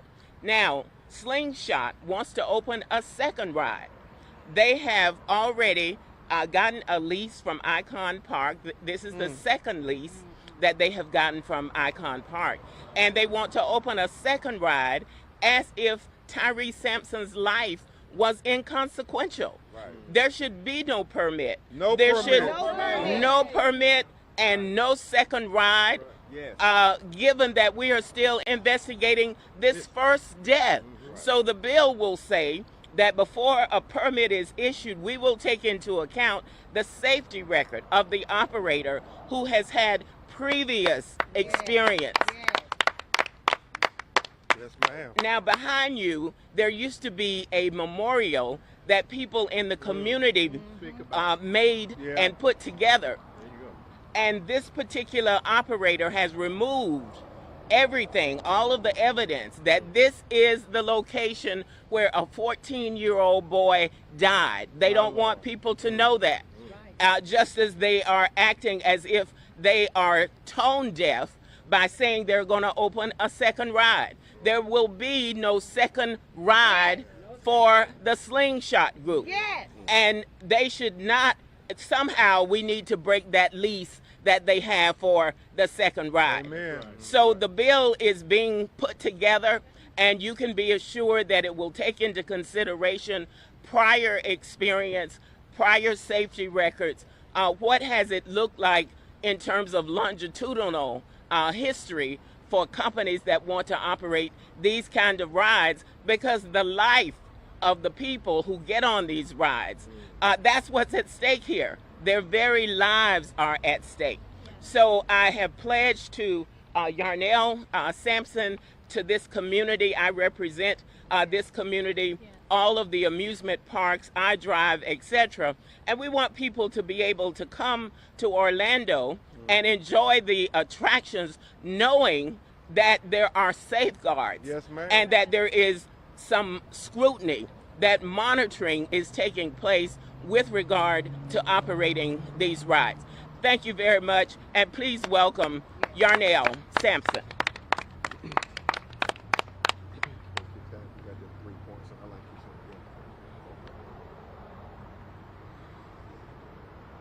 Wow. How everybody doing today? Let me first introduce myself. My name is Yarnell Sampson. I am Tyree Sampson's father. I am the voice of Tyree Sampson. That's why I'm here now.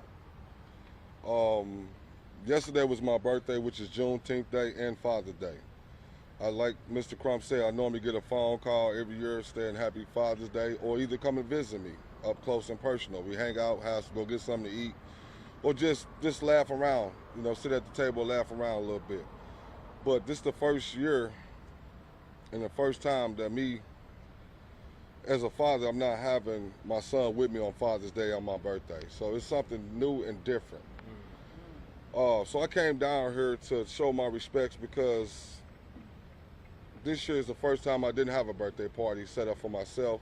So this is my celebration to be with my son.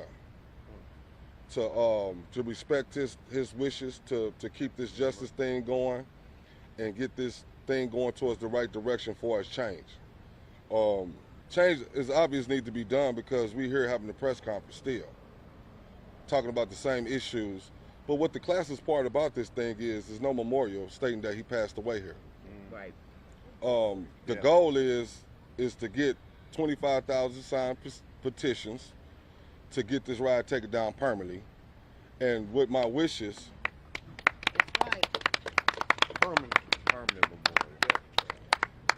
With my wishes, I would like to have a permanent memorial out here for my son, stating that he had passed away and his legacy will live on, and give the proper respect to the dead that need it. Yes.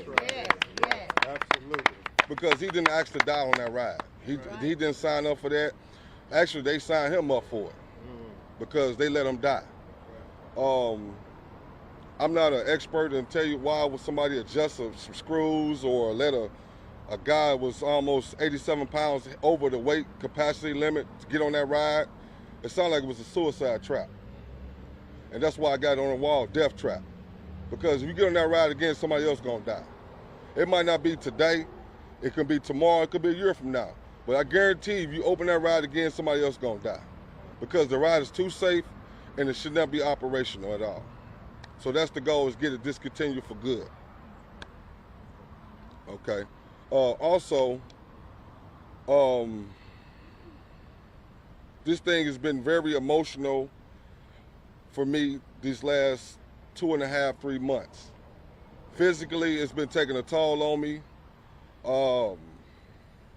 Days don't want to get out the bed, days don't want to eat. That thing continue going on. If you look at me now, my body have transformed to something different. I lost 15 pounds of weight. Far as emotional strain and stress from this situation. The reason we're having this press conference is to bring the awareness on the light. The light is justice for Tyree. Justice for Tyree. He was 14 years old, a scholar, an honor roll student, and he deserved to be respected more than what they're giving him. I just want to know, these CEOs, they got kids as well, would they want their kids to be treated like this? That's all I want to know.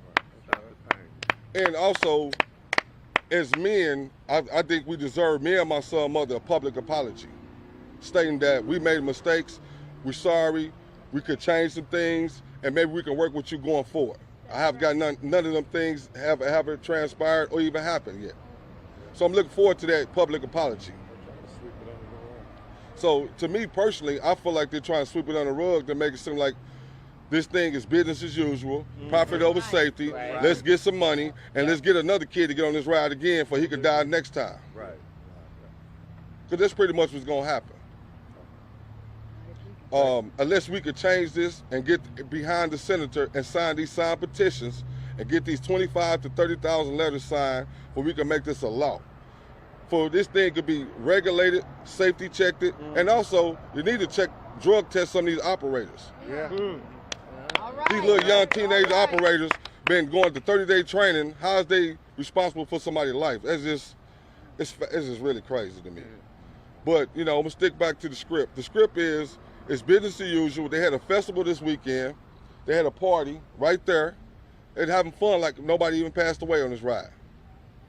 They drinking beers, they having a ball, they high-fiving, and to me it's classless. You know, and nobody, I stayed out here from Friday all the way to now to asking people, did they know Tyree Sampson died? Out of 100 people, it's only 5 people only actually knew he died off this ride. You know what they thought? They thought the ride was discontinued through maintenance. Wow. They thought they was actually fixing the ride. And actually I heard a couple kids say, oh, I can't wait to get on this ride. That's why we need a permanent memorial to justify his death. And the reason why we justify his death, because he don't deserve that. He didn't ask for that. He didn't sign up for that. He was coming here for vacation, to have fun. I'm quite sure it's 1,000 kids now here right now on vacation. They want to have fun. They don't want to die to have fun. Right. Amen. That's not the reason why we're here. The reason why we're here is to make sure nobody else go through the same thing down the road. This same situation happened in California in 1999. The same drop free fall ride, a 12-year-old young man lost his life. We could have used them same measurements in California. In Florida, we won't have this situation now. A $22 seatbelt would have saved my son's life. Wow.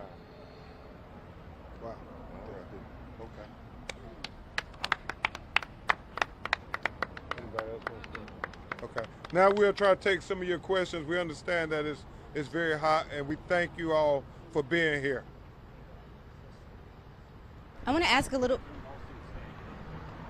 Right now it's been filed, and we're going through the motions. I know that there are other defendants that are being contemplated, and so we're trying to push forward as expediently as possible, because justice delayed, certainly in this situation, will be justice denied. Is there a time frame you're hoping for? Well, we're hoping that it could be specially set, because it is a very important case of great public importance, especially for Orlando, which is, I think, the world's capital for amusement attractions.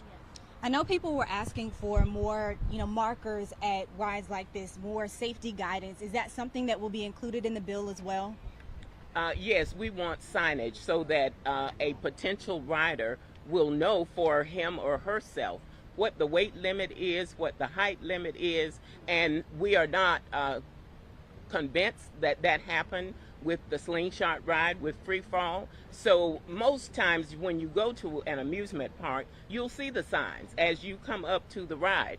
And so not only did they skirt the guidelines with regard to the weight limit, the height limit, the signage was not there as well.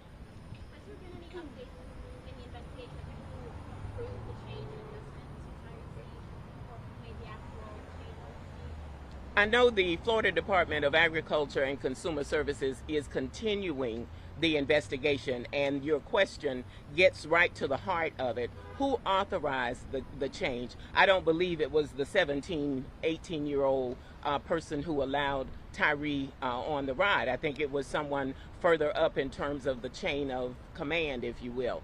But that had the investigation is still ongoing, and so we don't have conclusive information to be able to give you an answer to your question. And nor should the manufacturer made it possible to adjust the seat. That is a foreseeable risk that if you adjust that seat, it can cause, dire consequences, fatal consequences. So why even have that? And those are the issues that are being raised in the litigation. Mr. Sampson, this is a difficult question to ask, but when I read the autopsy report, I thought of you and Miss Dodd and what that was like for you. If you're comfortable, could you tell us if you read it and what that was like for you? Personally, it felt like the first day I found out when I seen the video viral, and I found out. I feel like it's a cover-up sham going on. I feel like personally that they don't want the world to know the truth because, I hate to say this, I don't want to use the race thing, but I believe that because my son is a black young man, that he getting treated like this, and I believe if it was a European child, it would have been something different. It wouldn't have been no taking down, no memorial, wouldn't have been no sweeping under the rug. They would have been more cooperative. I think they would have been more respectful as well. You can look for yourself. You see anything stating that a young man died there, 14 years old?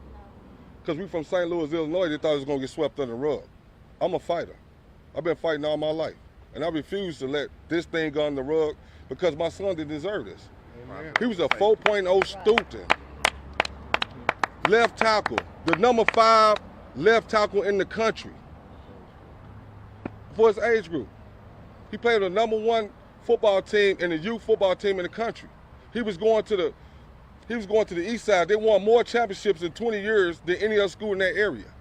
So he was going to the prime school. Everything was lining up for him to be great. Plus he had talent. He could rap. He was a magician. He had a lot of other things besides football going for him. So why his life don't matter? Wow. It does matter because at the end of the day, as long as I'm here, I'm going to speak up for him. He deserved that. And he deserved to have a permanent memorial, a statue out here, not building another ride that costs maybe $30 to $40 million to build another ride. Why not put that same money into resources to help the youth?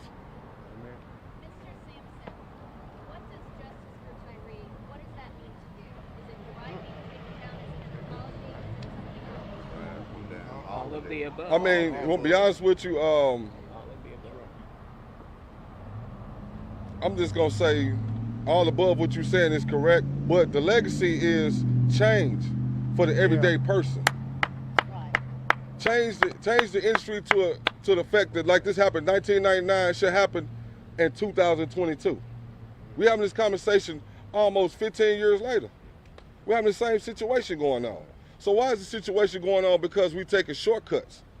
And we choosing profit over safety. And it should not be the point. The point is should be safety over profit. Yeah. Right. You know, should no kid die trying to have fun on an amusement park ride? Shouldn't happen. And we got all the resources to make the changes. Why not make the changes? Why we got the resources? And the attention is awareness right now. This the awareness right here to let everybody know in the public that we are here trying to do our best. Should Miss Tina be out here by herself with a microphone talking about change? Amen. Should one person do that? Yeah. It's all of us. It's a community effort.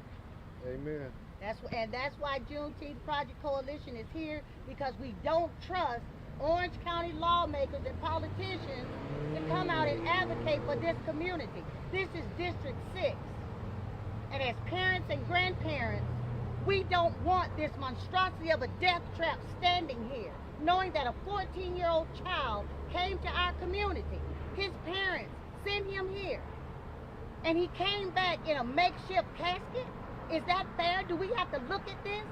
Amen. There should be a memorial here in his name. That's his legacy. So other little 14-year-old black boys can make good grades in school, that can aspire to be great. This should not be our stigma. It takes more than a village. It takes villages. We're at that time. That's why a civil rights organization and a civil rights attorneys had to advocate for this black family. Because we know if he was from Windermere, this ride would be down in a heartbeat. But because he's a little black boy from St. Louis, they're dragging their feet. Slingshot is still here. They still have a leasing contract because Icon Park does not want to lose money if they break the lease. He wants to. Okay. Well, I think anytime you have marginalized people of color, especially African Americans, there seems to be an effort to devalue the life of our children. Amen. And so that's why I'm so proud that Senator Thompson, Attorney Natalie Jackson, Gerald Christmas, Bob Hilliard, we're saying no. You don't get to devalue Tyree Sampson's life just because he is an African American, just because he's not a resident of Orange County. No, he was a young human being and his life mattered. We need to give him all the humanity that we would give any 14-year-old child. Because just like you love your children, well, Yarnell Sampson, Nakia Dodd, they love their child too.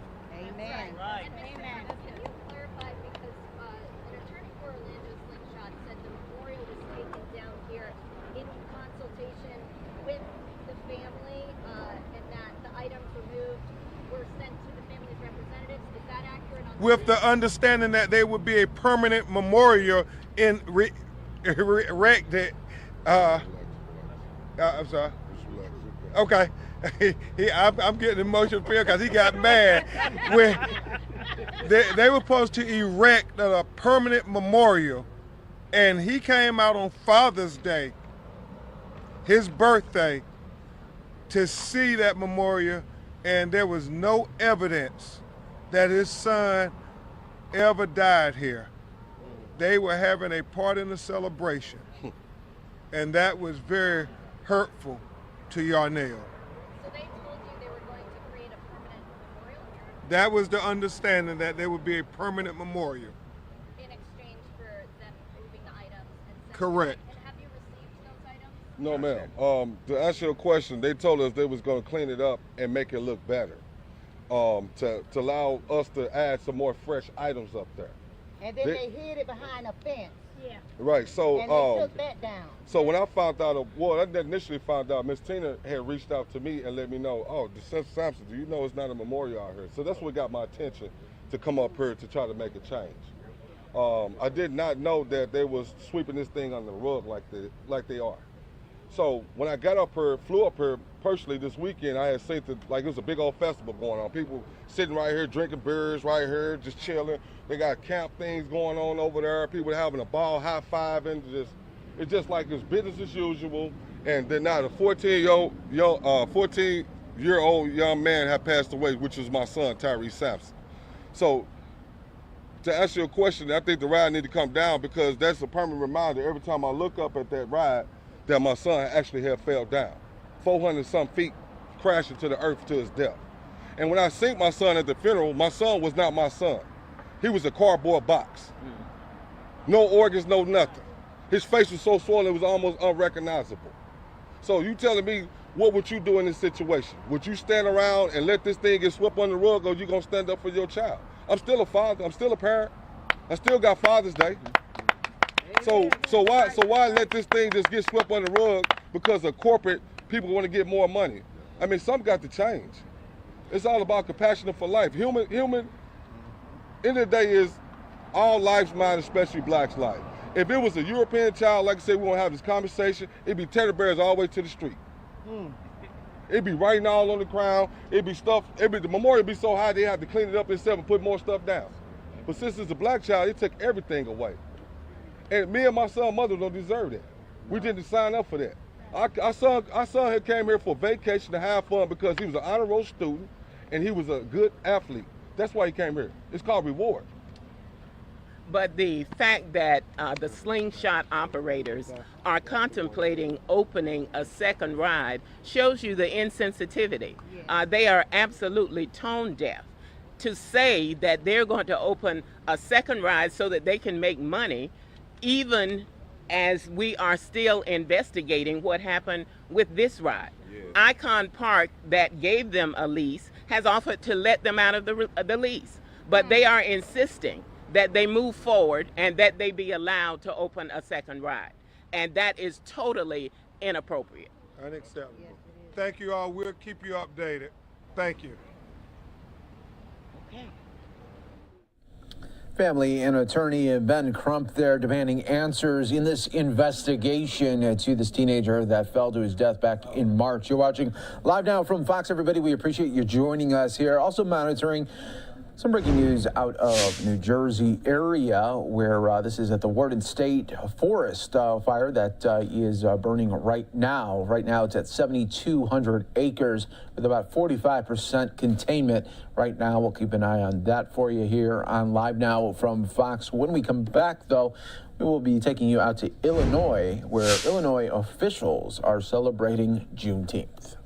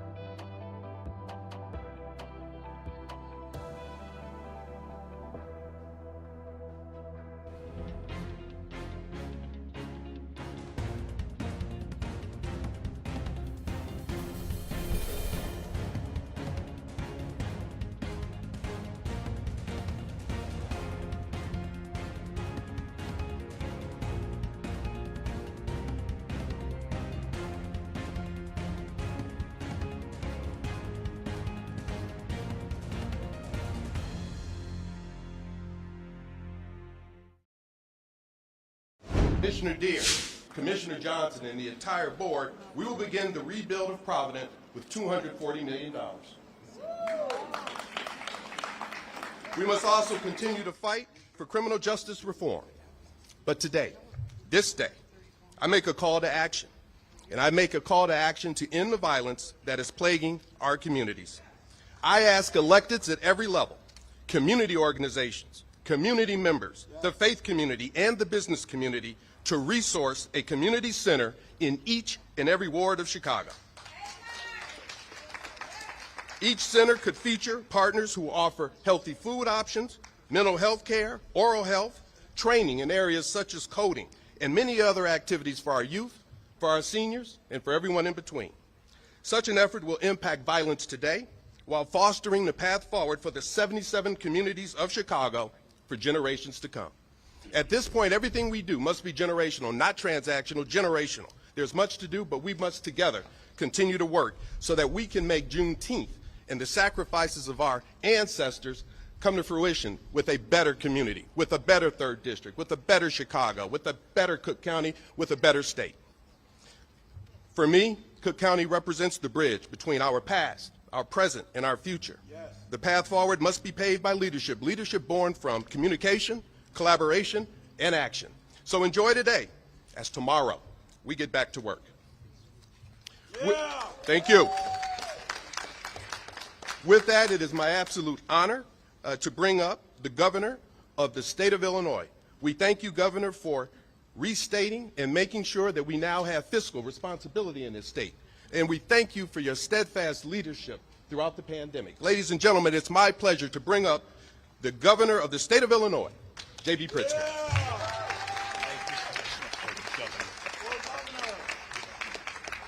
Thank you so much, Commissioner. It really is a pleasure to be here with you, and thank you for putting this together, for leading. There are so many elected officials, and many have been acknowledged already, so I won't take our time doing that, but just want to say thank you for your leadership and all that you have done and are doing to lift up our communities. Look, I also want to just briefly say Pastor Harrell, and I'm going to talk a little bit about him in a moment, but he's always there for the community, always doing the right thing, and I am so proud to be his friend. I also want to thank the community for so much of the work that gets done on the ground, fighting for violence prevention programs and racial justice more broadly, making sure that we're addressing the real challenges that we face in Chicago and honestly across the state of Illinois. I'm proud to be here to commemorate Juneteenth, now an official state holiday since I signed it into law last summer. And I want to point out we did that before the federal government got around to it.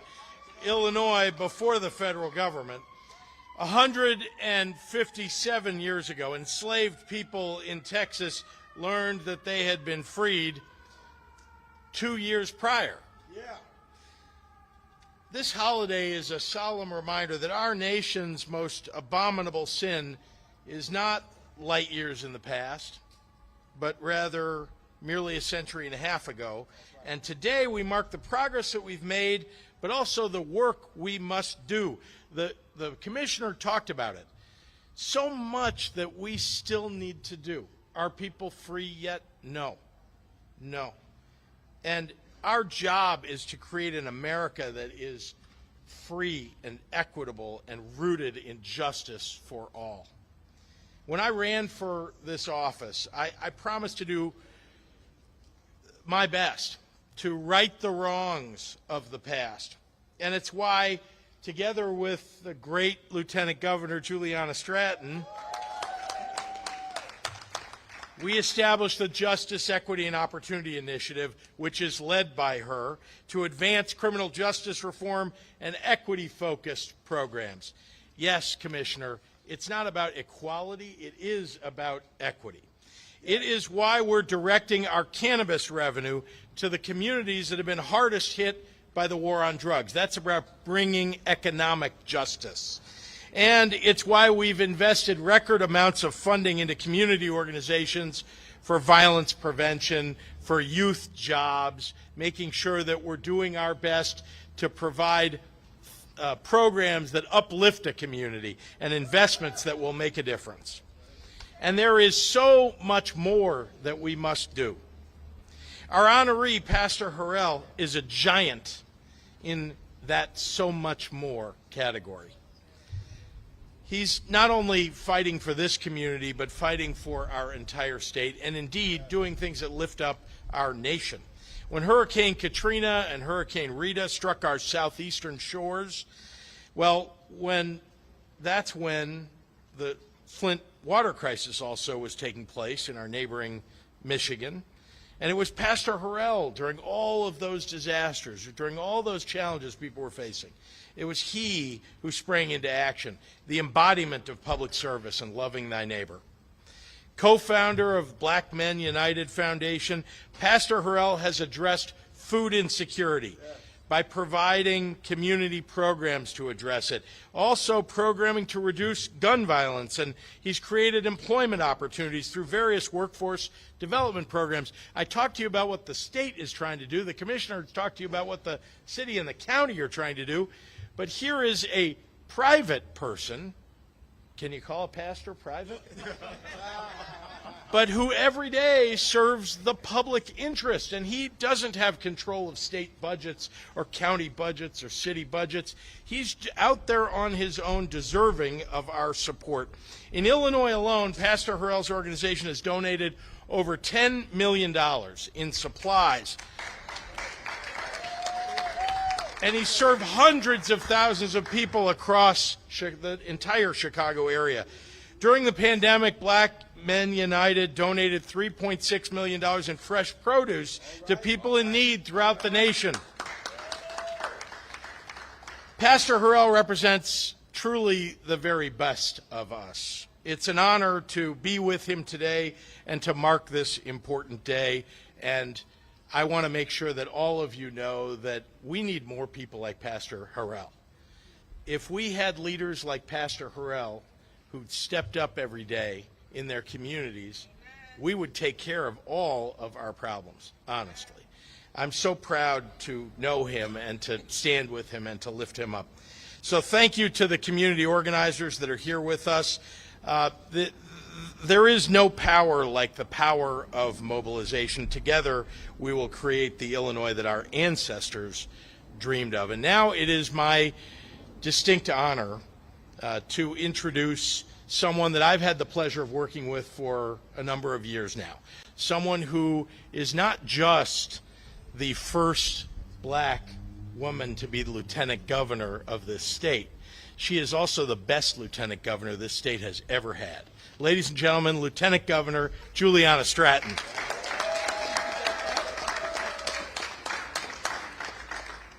Happy Juneteenth, everyone. I'm Juliana Stratton, and I use she, her pronouns. Thank you, Governor Pritzker, for that warm introduction. And thank you for signing the bill to make Juneteenth a state holiday in Illinois. I am always so proud to stand with you in the pursuit of justice and equity for all. I certainly want to acknowledge all of the elected officials and the special guests and community leaders who are joining us today, who have already been acknowledged, but I want to especially lift up our host, who also happens to be my Cook County Commissioner, Bill Lowry, for the invitation to be here today for this wonderful Juneteenth peace rally in collaboration with your colleagues and my friends, Commissioner Deere, Commissioner Moore, and Commissioner Johnson. I want to thank you all for being here and honoring the spirit of Juneteenth by celebrating how far we have come and recommitting ourselves to the work of moving forward together. And congratulations, Pastor Harrell of Black Men United, for your incredible leadership and guiding the way. And can I just take one moment to say, as a proud Bronco, how thrilled I am to be here with my sorority sister, Principal Karen Calloway, and the entire Kenwood Academy family. You know, Juneteenth is a time of celebration, reflection, and togetherness.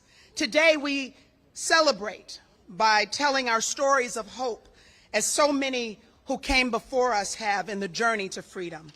Today we reflect on all that we have gained while realizing that the battle is not over. Our ancestors passed down to us the resilience, strength, heart, and drive to keep going as we continue to fight for justice, equity, and opportunity for all. And today, just as over the weekend, we come together.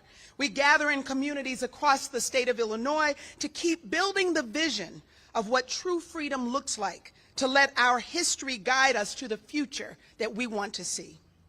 I am proud to serve as Illinois' first black lieutenant governor. But every single day, I am also proud to be the great-great-granddaughter of William and Margaret Stevens of Sunflower County, Mississippi, who lived under the brutality of slavery until President Lincoln's Emancipation Proclamation. Having their DNA serves as a daily reminder to me and to all of us, really, that we are our ancestors' wildest dreams, that we represent what they hoped and prayed for, so that we might be able to authentically live out the freedom that they were never able to fully realize. that we would be able to express the boundless joy that is inextricably linked to our liberation. Is there more work to do? Of course there is. But look around today. We are doing it. We are here together, serving community together. And that's cause for celebration. And my hope is that this will inspire us to recognize that we are always stronger when we work together, always more powerful in our unity. I can't help but think about our formerly enslaved ancestors and how they are smiling down on us as they see us reclaim this day and every day moving forward to honor generations past while also building a safer, violence-free future for generations to come. Thank you, and it is now my honor to introduce an incredible champion for the values of Juneteenth, Congressman Bobby Rush.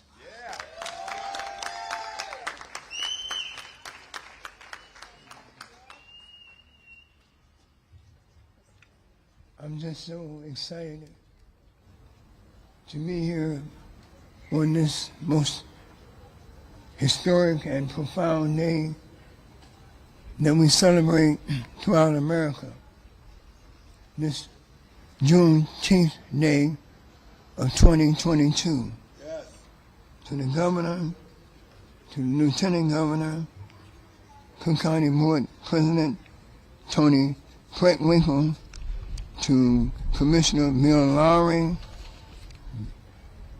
Dennis Deere, Brandon Johnson, Pastor Harrell, to Lottie Dottie and everybody. It makes me certainly just glad to be here, but I must be truthful and honest with you. When I voted some 2.5 years ago to establish Juneteenth as a holiday, I did it as a federal holiday. I did it with a sense of joy and also a sense of profound inflection. And my joy was that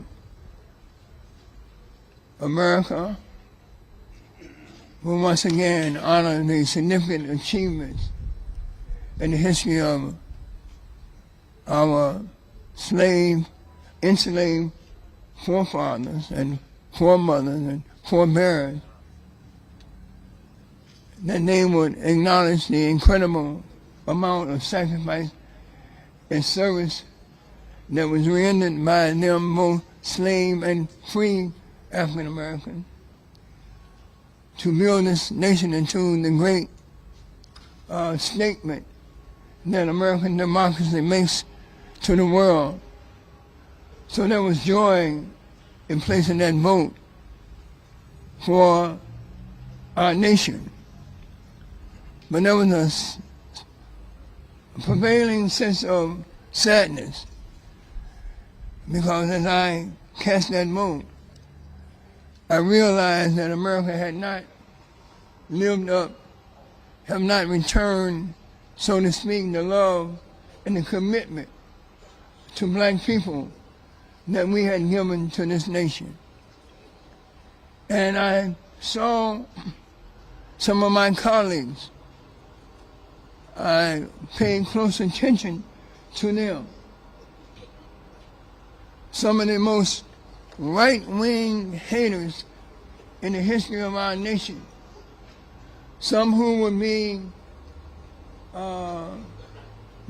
just as at home in the Congress as they would be in the meeting halls of the White Citizens Council of the North, of the South, and also some who would be who would shed their suits and ties and put on the cloak of the Ku Klux Klan. And I saw them voting just as I did for the passage of this bill.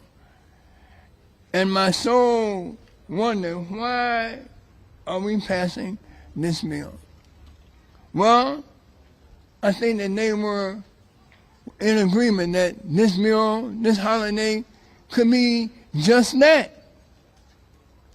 Another holiday where America, and particularly African Americans, would just be satisfied with a day off, a day picnicking, a day celebrating with fun and frolic, but not really understand the moment, the critical moment that this day finds us in. So as I awoke this morning, this very morning, and surveyed the headlines of today, then my heart was heavy because I see and I feel the pain and the suffering that is upon us each and every day with this violence that's going on in our streets, with the fear of our seniors and our family members at home, and how this wanton violence has almost robbed us out of the joy of Juneteenth. Because we were freed by the Emancipation Proclamation, but now it seems as though we are enslaved. Enslaved, once again, not by others, but by ourselves with all this violence. Juneteenth has got to mean the end of this violence that really encaptures and enslaves our people. Thank you.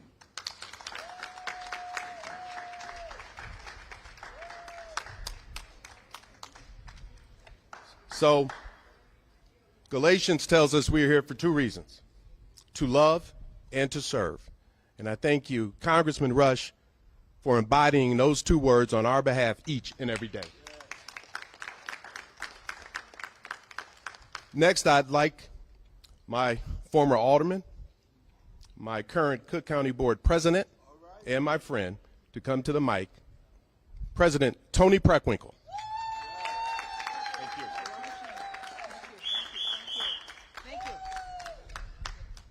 Good afternoon. I want to thank my commissioner, Commissioner Lowry, for putting this event together today. I want to acknowledge the presence of our governor and lieutenant governor and thank them both, as I try to do whenever I'm in their presence. You know, we just went through a terrible challenge around COVID-19, and it sure isn't done with us yet, but we've kind of come out on the other side. But I want to thank the governor and the lieutenant governor for their help and support of Cook County as we strove to address the pandemic. The governor provided staff for our mass vaccination sites. We had half a dozen of them in suburban Cook County, one in the city. And I just want to thank him because we could not have operated those sites without the National Guard and the health professionals that the state brought to the table. So thank you again, Governor. I want to thank Congressman Rush for his advocacy for Cook County in Washington. Whenever we go to Washington, we see members of our congressional delegation, and I want to thank him personally in his presence for his good work. I want to thank two of our commissioners who represent the South and West sides, respectively, Commissioner Dennis Deere and Commissioner Brandon Johnson. I want to thank Commissioner Deere in particular. He and Commissioner Stan Moore led the effort to create a county holiday for Juneteenth, so thank you very much. And Commissioner Johnson, as he had to remind me the last time we were together, was the leader of our effort to focus on equity in our budgeting, and got all of his colleagues, actually it was a unanimous vote, to make equity the focus of our activities as a county going forward. So Commissioner Johnson, thank you so much.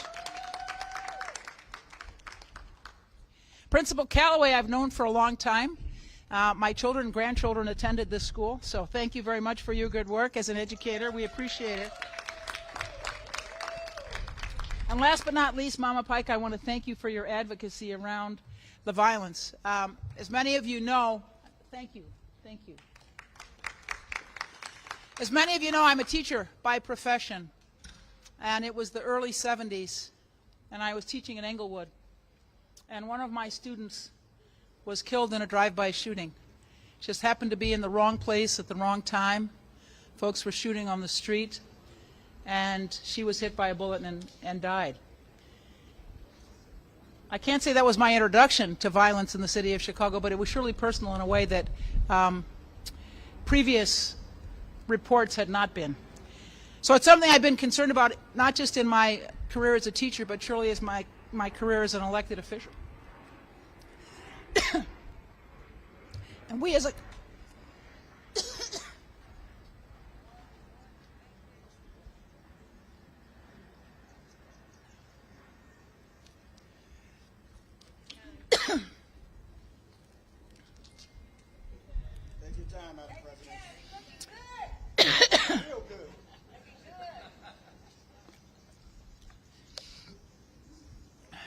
So I always say my blood pressure medicine makes me cough.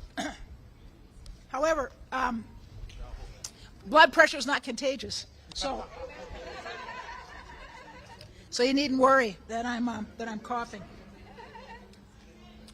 So as I said, as a teacher and surely as an elected official, I've been concerned about the violence. And you know, unfortunately, I don't know about you, but when I talk to family across the country on Sunday nights, as I often do, one of the first questions they ask is, what's going on in Chicago? You know, all we read about in Chicago is the violence. You know, how many people got murdered over the weekend? How many people got shot? And unfortunately, that's kind of our national reputation at the moment. How many people got murdered? How many people got shot? And part because of our own convictions, and of course because of the convictions of the board members that I spoke about, we've invested $65 million this year. That's right. In anti-violence work. $65 million.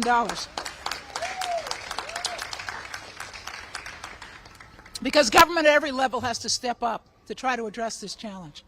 And we're putting that money into community-based organizations that work in the street, that work with folks who've been in our criminal justice system as detainees in our jail or as prisoners in the Department of Corrections, to try to keep them from returning to those institutions. And we try to work with community-based organizations that do restorative justice work. So those investments are important, but more broadly, we've been trying to invest in the communities which are the most violent. Because unless we invest in community and economic development, we're not going to make an impact over the long term. It can't just be short-term investments in violence prevention. It has to be long-term investments in community development. So I thank you all for your commitment to this issue, and I thank Commissioner Lowry again for organizing this event. I want to wish everybody a happy Juneteenth, and I want all of us to pledge that we're going to do what we can where we are to address the violence. Thank you.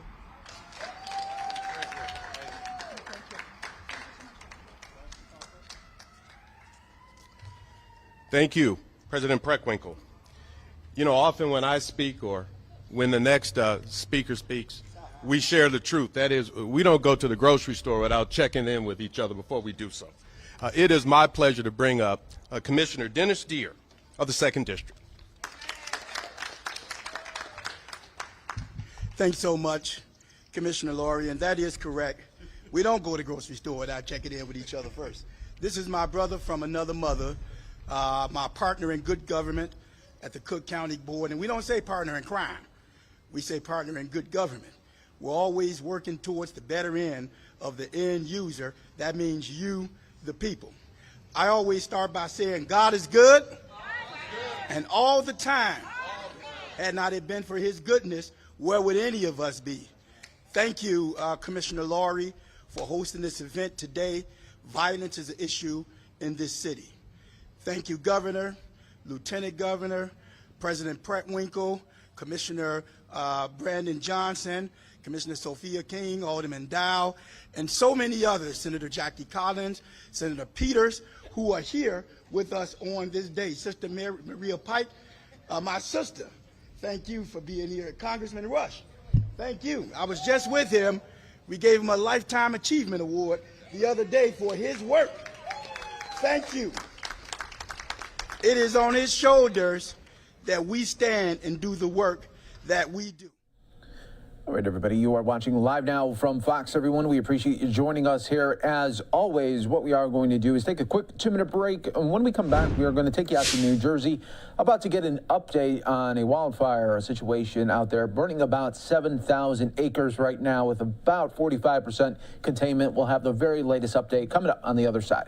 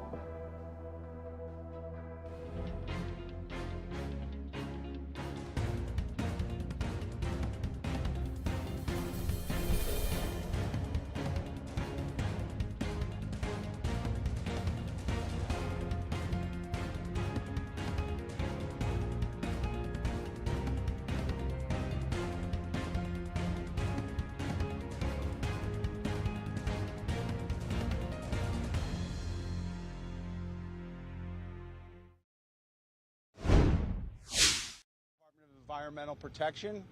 I'd like to introduce our Commissioner of the Department of Environmental Protection, Sean LaTourette. To my left, Assistant Commissioner John Cecil. Also to my left, I have Division Fire Warden Sean Judy, Assistant State Fire Warden Bill Donnelly, Section Fire Warden John Erlin Jr., who was the incident commander for this fire, Monica Newfer, who's a lieutenant with New Jersey State Police, Office of Emergency Management, and it's Greg Godish as well. What I'd like to do now first is give you an update on where we're at with the fire and what happened with the fire, and I'm going to turn that over to Incident Commander John Erlin Jr. Say your name and spell it. I'm John Erlin Jr., John-Earlin. Our fire tower located in Badstow picked up the fire yesterday at around 10 o'clock. Poor access and harsh fire conditions and weather conditions.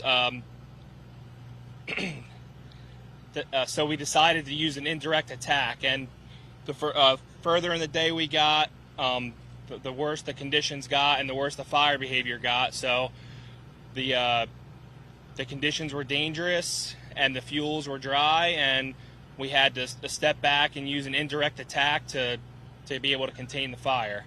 Right now we have crews out patrolling and mopping up and continuing burnout operations to strengthen our containment lines.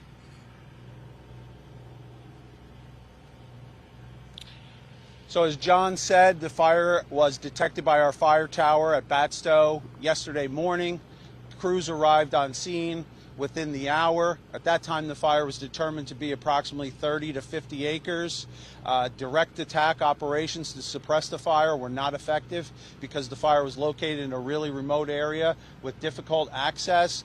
So what we did was created a strategy for indirect attack, which means we're going to back up to where we feel safe, and we're going to start to light fire, to fight fire with fire, and burn out all of the vegetation essentially around the fire so it cannot spread any further in all directions.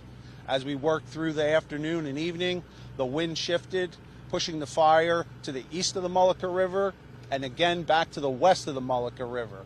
This caused us to regroup again and reassess the situation to move our containment lines out to a larger area, and this is why you see the fire continue to grow in size.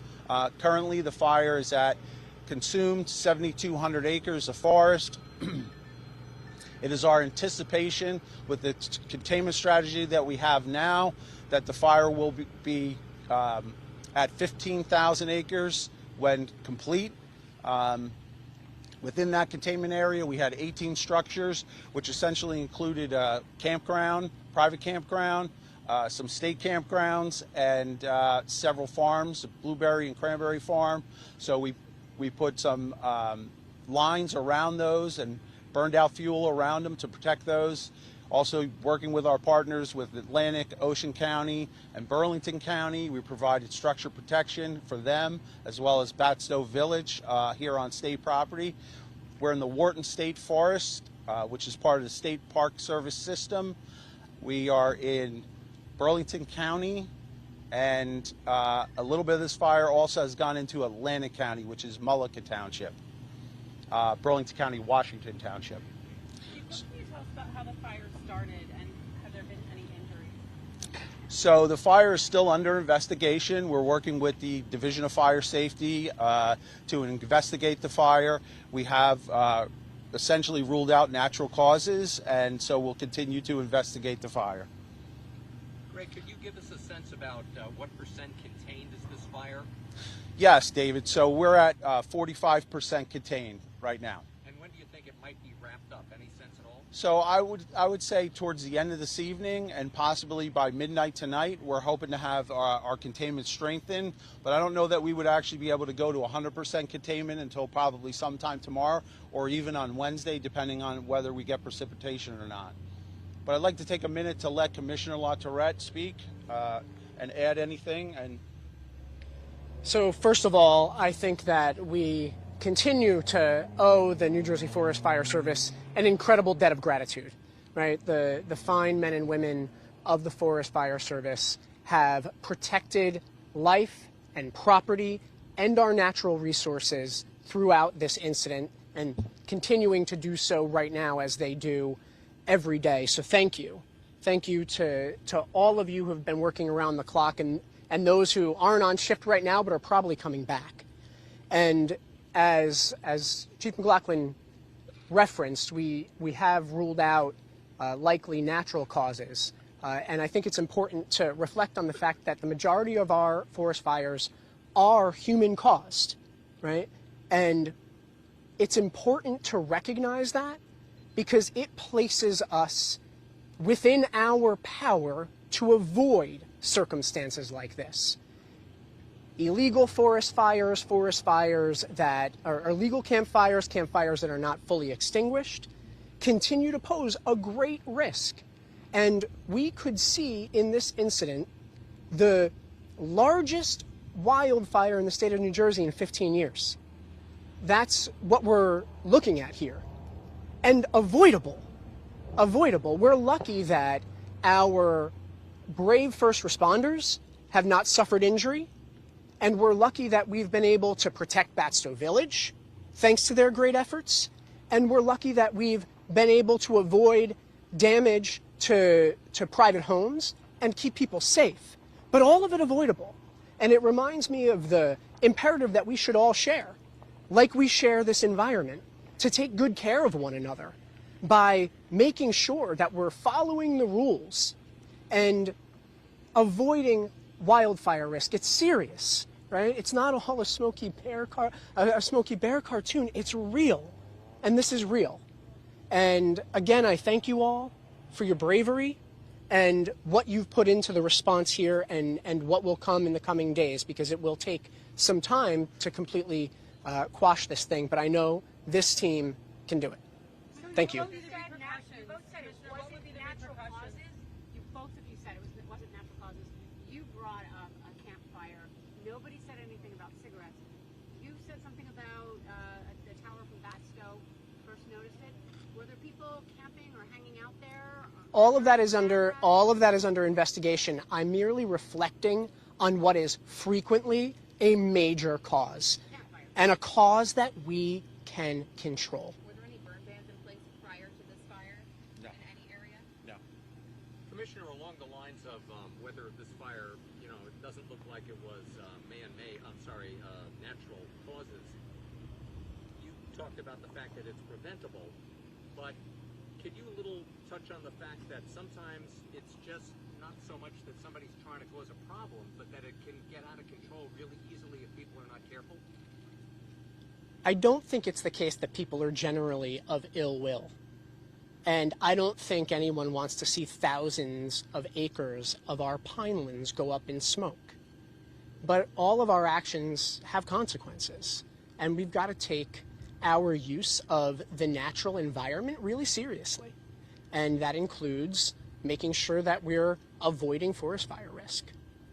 What would be the repercussions if it was accidentally set, Commissioner, or intentionally set? I mean, I know you guys have to zero in on that point of origin and get to that point, but what can we share with the public about potential repercussions for something like this?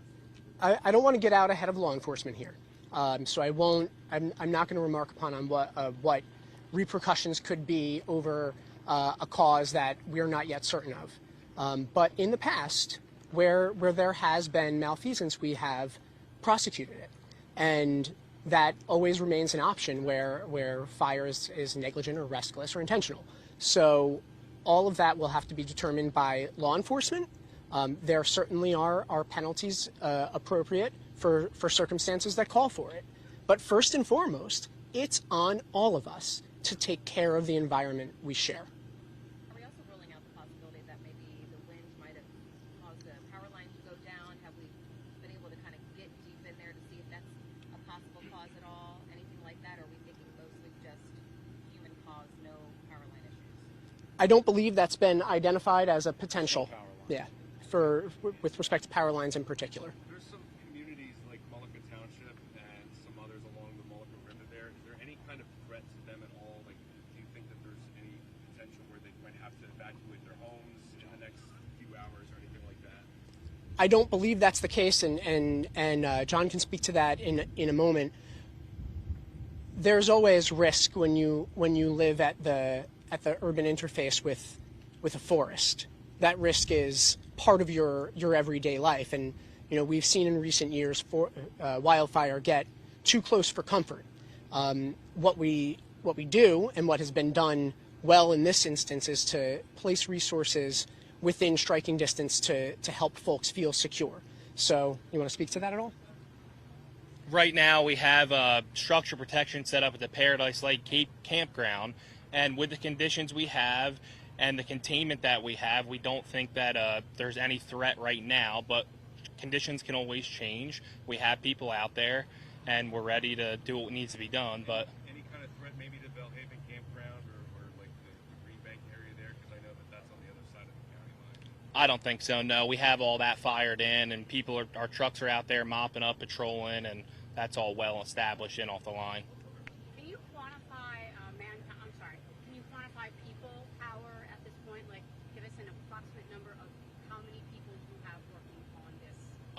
Around 60 people. 60. Yeah. Okay. Are you calling in That was additional right. resources and assets? Sorry, that was just 60 forest fire personnel. That's not counting volunteer, structural engines and stuff like that. Would there be a situation or something happen where you say, hey, we need more people, and you have the availability to call in more people? Yeah, we do. From where? Where would they come from? We have trucks all over in the middle of our state here, in Division C and Division B, structural engines, and they can be here quick. Okay, so you guys are good as far as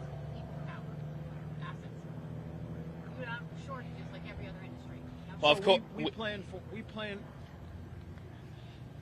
So, you know, yesterday was unprecedented dew points. We had really low humidities for this time of year. We had a sustained wind of 23 miles an hour. So we're aware of that. We'll staff our towers on those kinds of days. We'll ready our people. We have a large part-time workforce that supports us, right? And we make contingency plans. We will not pull in all our resources here and then have a situation where we have a problem somewhere else that we can't get to. So we're looking at where we have resources and where we have fire activity, or where fire activity is light and fire danger is low. We'll pull resources from them, from those areas and those divisions. So we have 3 divisions, north, central, south. We're right on the line of the central and the southern division. So those 2 divisions we're supporting. We didn't pull anything out of the northern division, but we can move some of those northern division folks into the central division, where fire activity's been higher and the conditions have been a little bit more intense. I mean, I only ask Yeah. that because so many other institutions, law enforcement, airports, New Jersey Transit, our industry, there's shortages of people, sick outs and whatever. And in this situation, if you guys can't get the people that you need, then it could be a greater problem. And I'm just wondering about that aspect. Throughout my monitoring of this event, every time that I spoke with the leadership, Assistant Commissioner Cecil, Chief McLaughlin, we discussed resources and whether the team has what it needs. And at every point they have, and they would, regardless, because this is a matter of public safety and we don't compromise. Greg, on the issue about any tests that are happening on the air quality, we're hearing people down as far away as Galloway have like soot and, you know, falling on their cars and stuff like that. Is anyone measuring the air quality? What's that? County Health Department. You want to step in? Yeah, currently here in New Jersey, the county's health departments are responsible for monitoring air quality, and they monitor it throughout the entire day. So at any time you can go online and see the current air quality for any specific location. We had questions about that this morning from Egg Harbor City, Galloway, and our folks were able to go right on the website and see exactly the air quality was good. So we don't anticipate anything happening with the air quality till maybe after dark, when the wind cuts down, the sun sets down. But throughout today, there shouldn't be a problem with any Greg, air quality. could you talk a little bit about wind? It was very windy over the weekend. It's not even summer officially yet. You mentioned low humidity. Somebody did. I did, yes. How significant of an issue is this when it comes to wildfires? And not only now, but moving forward, could this have impacted what started this fire? And how did the fact that it was windy impact the game plan that you guys put together to attack this fire in the way that you did? Okay, that's a lot there, but I'll try to do it for you. So let's talk for a minute about how the weather conditions, and weather conditions are certainly one of the most influencing factors on wildfires. The weather didn't start the fire, but certainly, as Commissioner LaTourette said, most fires are human caused. People don't have ill will, as the commissioner said, but maybe they're not aware. They maybe think their campfire or their cooking fire is out, but it may not be out. And then you have these conditions that David's pointing out, where we have the dew point dropping, dew point dropping down to a level so low that there's less than a 5% chance of dew point getting that low in June. We had humidities in the 27% yesterday. That's all going to be factors that are conducive to fire start and fire spread and fire growth, because the vegetation that's in front of that flaming front of fire is more ripe to burn. It's going to ignite quicker. It's going to burn hotter. That's going to affect the fire intensity. We saw really extreme fire intensity. It's been a really long time since I actually saw fire whirls on a fire yesterday, and I saw several of them. That's extreme fire intensity. This fire had traveled, driven by the wind in an easterly direction from a west wind, jumped the Mullica River, and was spotting up to 300 yards. Numerous spots, 50, 60 spots. Later in the day, David, with the wind changing, the fire turned around and jumped the Mullica River again, going in a westerly direction. And so there were a lot of challenges there in terms of suppressing this fire, and our tactics, as you mentioned, there's a lot of drainages, there's a lot of streams, there's a lot of areas that are wet, too wet for equipment, trucks and bulldozers to go in without getting stuck, but not wet enough to stop fire from spreading through them. So we're seeing some drying conditions, and the fire moved in different directions and spread quickly with high intensity. Given the difficult access in this area in general, some of the roads are well maintained and you can travel quickly. Other roads aren't meant to be roads, and they're small and they're not maintained. And so you can't travel quickly.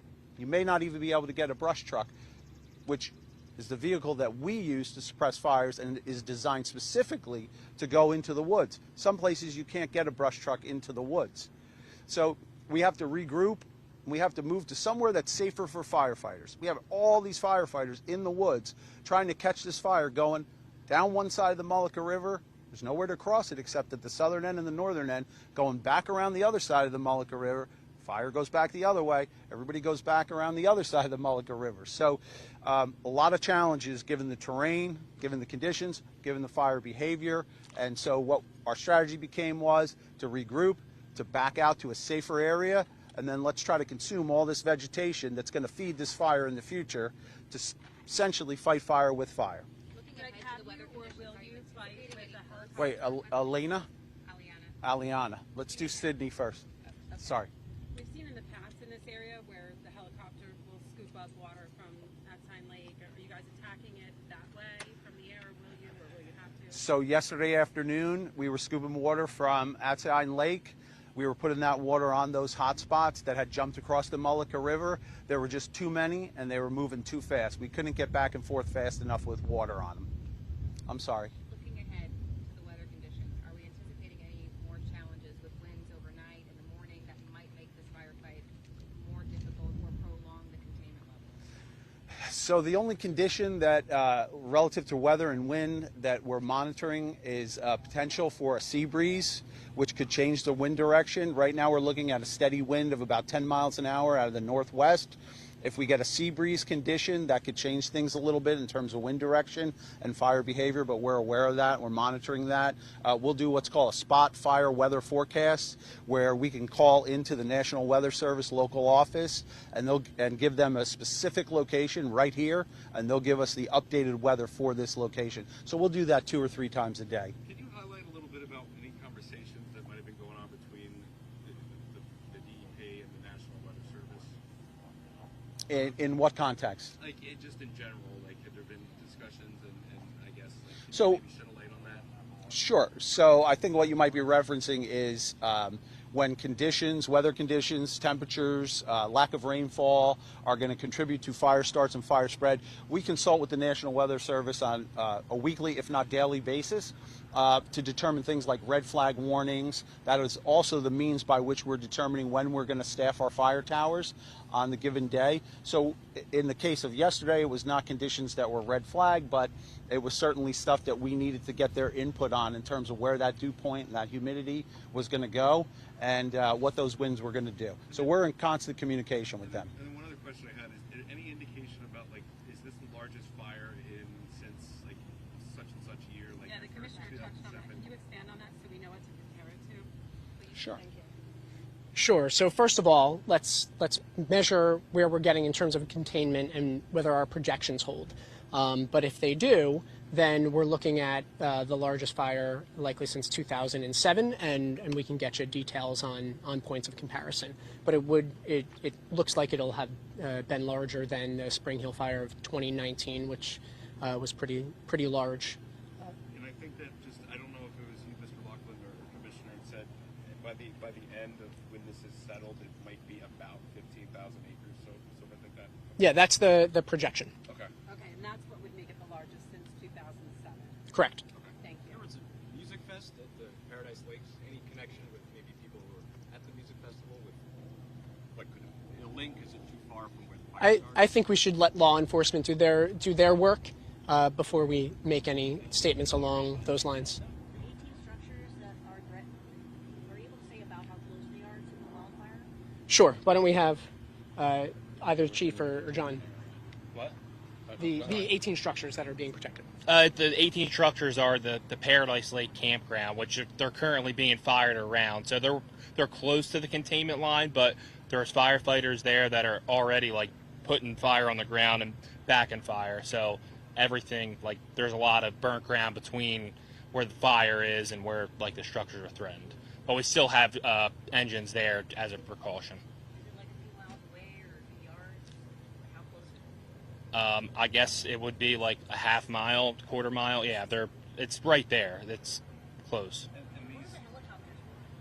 For observation, so I can get in the helicopter and communicate with the guys on the ground to see what they're doing and communicate, you know, that they're doing good stuff, and if there anything is outside of the containment area, stuff like that.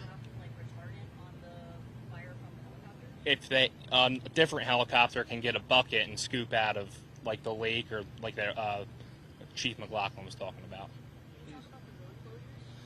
about. 206 is closed from Atsign Road to Chew Road, and anticipating on trying to have them open at some point later tonight. And 542 is also closed, and same thing later tonight. And those structures you would tell them about, are these residential structures or are they? It's a campground, Paradise Lake. Yeah. Is there any danger right now to? Are there cabins there, so we kind of know what those structures are? Cabins, campers, yeah. Okay.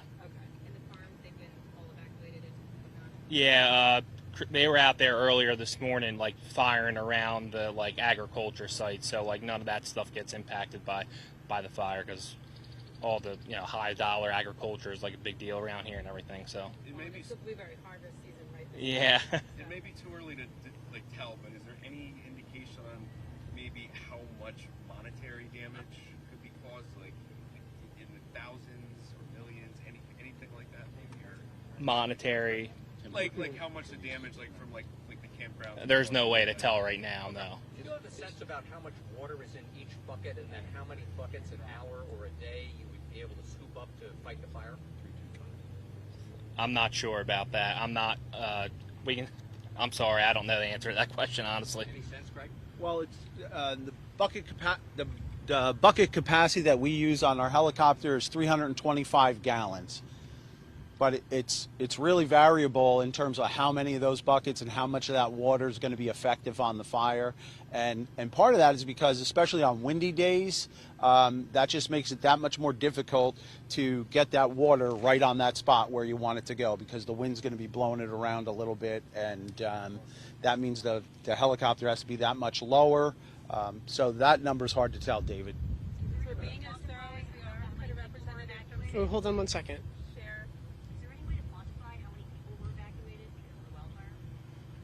Yeah, I'm not sure. We did have that number. Jimmy? 50? Okay. Yeah. And a few from state campgrounds. Right. Any residential areas? No residential. Just people who are camping. Right. Is there any danger at all right now to either Batstow proper or to populated area in Hamilton? No. No. Okay. Could a representative from the state please share your role in this wildfire, please? Thank you, Attorney. Absolutely. So our role here with Emergency Response Bureau is to support local and county their services. So whatever they need, they relay that to us, and then we send it up to our command, and we'll provide whatever resources they need on the local and county level. Monica Neufer, N-U-H-F-E-R. And what is the I mean, if there were if there was cause, if someone, such as intentionally or accidentally, there were charges, would they come from the state or a local? At this point, it would be the investigation would come from the Department of Fire Investigations. So as far as charges go, that would come from. Do you from know the exactly department. where the fire started? No, I couldn't. You don't know the exact origin? No, I don't have that information. I mean, was it on this side of the river or the south side of the Molucca? Excuse me? Was it on this side of the river We or the don't south know. side of the Molucca? We don't know yet. Yeah, I don't have that information. That investigation and prosecution would come from, I'm sorry, you were talking. From the county sheriffs, the division of fire services. Thank you. Yes. Thank you. When was the fire first discovered? It's a little late. So it was yesterday morning at 6 minutes past 10. John, did you want to speak? We're good. Okay. Anything? Was that close? discovered? Was that discovered on this side of the river or the other side? This side. You want to close? Want me to close? Okay. Is there any last question before we close out here? How about the animals? Do you have any? I mean, this might seem like an irrelevant question, but do you have any idea how much wildlife could be lost? Do you have a sense of wildlife you saw fleeing, or? Want me to take that one? Yeah, sure. That's great. So I would just offer, John Cecil, CECIL, Assistant Commissioner for State Parks, Forests, and Historic Sites. When we talk about economic damages, of course, the first thing that we think about is life and property, all of those things that we all cherish as people. But this resource that the Forest Fire Service, the State Forest Service, the State Park Service cares for has value too, intrinsic value to all of us. Certainly there are animals that are fleeing these wildfires. Forest Fire Service and the Forest Service work throughout the year to try to prepare the forest for the rougher seasons that we face in the springtime with the drier conditions, doing prescribed burns, as we've talked with you all at points in the past about. Forest management is a critically important tool to how we approach the forest and try to keep these resources in a condition that lets them thrive, but also presents habitats and safety for those animals. So inherently, when we have wildfires, we have impacts to air quality, we have impacts to wildlife, we have impacts to trees. The more that we can do proactively to take good, smart, sustainable solutions to forest management and stewardship through the use of prescribed fire and through forest management techniques, the more we can prevent these fires from getting out of control, causing risk to people, property, and the animals on the ground. So it's a critically important question. It's one that's really hard to quantify, but inherently there are lots of plants, animals, and trees in these thousands of acres that are under wildfire threat right now. Any indication on when there could be another update? Since I know this started at 12:30. Is there any indication that maybe you can have another update? I believe we're looking for. Do you mean another press conference, or do you mean another I guess just like a general fake update. social media? 2:30 is what we're looking at. Yeah. Is there a way to quantify how much it costs to fight the fire? There will be. An immense amount of human capital and state resources, right? Getting back to the point that we opened with, and that some of the questions were about from your colleague here about whether we have the resources. We do, and we're lucky. Using those resources, deploying all of this man and woman power to ensure that property and people are protected, it takes a lot. And we're lucky that we have these folks. Putting a price tag on it will take some time, but it's not cheap. And it's why taking good care of the resources that we all share is so critical. So thank you all for coming, and thank a firefighter. There are plenty of them standing all around you. So have a wonderful day. Thank you. And that's the update there from officials in New Jersey. Right now, it's at 7,200 acres with about 45% containment. They said, unfortunately, when it's all said and done, they'll probably have about 14,000 to 15,000 acres that were impacted with this wildfire. Thanks so much again for joining us here on Live Now from Fox, everybody. We always appreciate it. I'm your host, Mike Page, as we continue to navigate live feeds, breaking news, and all top stories right here on Live Now from Fox. We're going to take a quick 2-minute break. When we come back out, we'll go out to Delaware, where President Biden was taking a stroll on the beach and then talk to the media, and we'll hear about his plans to lower gas prices as we are seeing continuing record being made with gas prices across the country. We'll have it for you on the other side of the break right here on Live Now from Fox.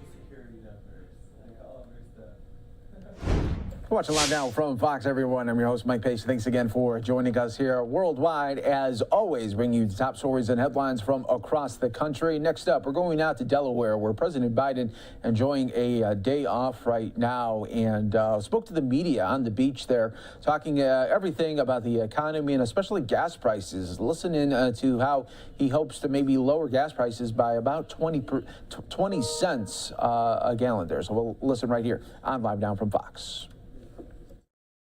A few questions and then let me walk with my family, okay? I'm feeling great. I'm feeling great. What happened was, any of you guys ride bikes? Well, they have some that have this thing you put your toe in that constrains your foot so it doesn't slide off the pedal. When I was getting off the bike, it got stuck on the right side. I fell, in case you didn't notice. But it's good that you're okay. Oh, it's fine. Mr. President, are you still planning to go to Ukraine? That depends. On what?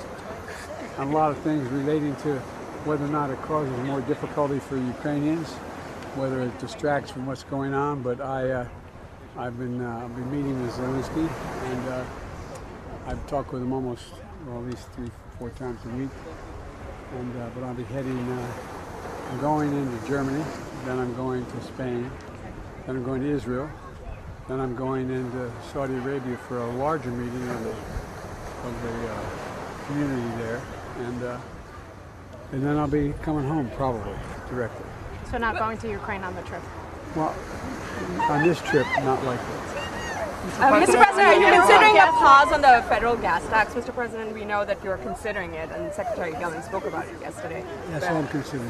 How soon can we expect a decision? Well, I hope I have a decision based on data I'm looking for by the end of the week. Will you be sending Americans gas tax cards, gas rebate cards? Well, that's part of what we're considering. That's part of the whole operation.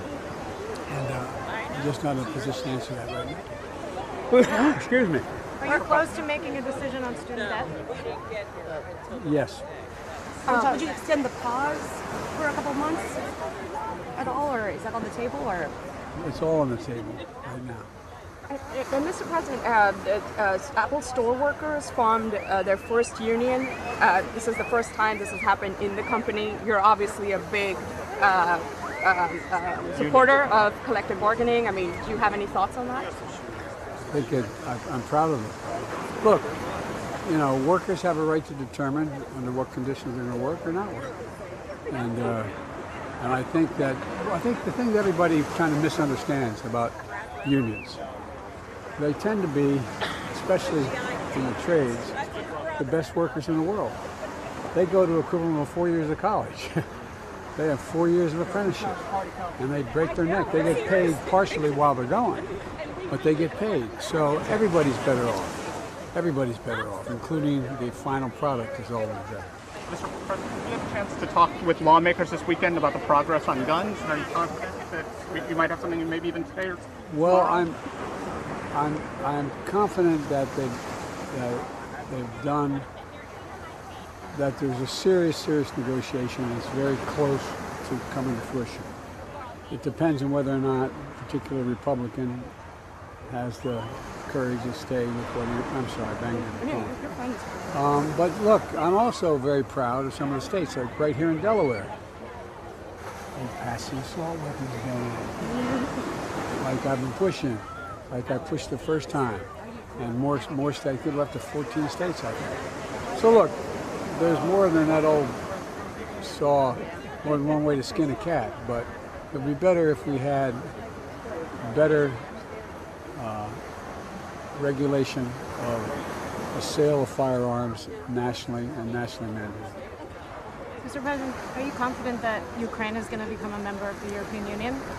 Are you pushing for that? I think that's very likely to happen. I know. That's my press secretary daughter. I promise. Recession's even more likely than ever. Not the majority of them aren't saying that. Come on, don't make things up, okay? Now you sound like a Republican politician. I'm joking. That was a joke.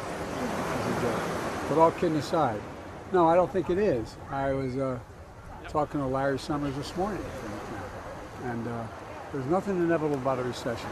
Here's what I think we're going to be able to do.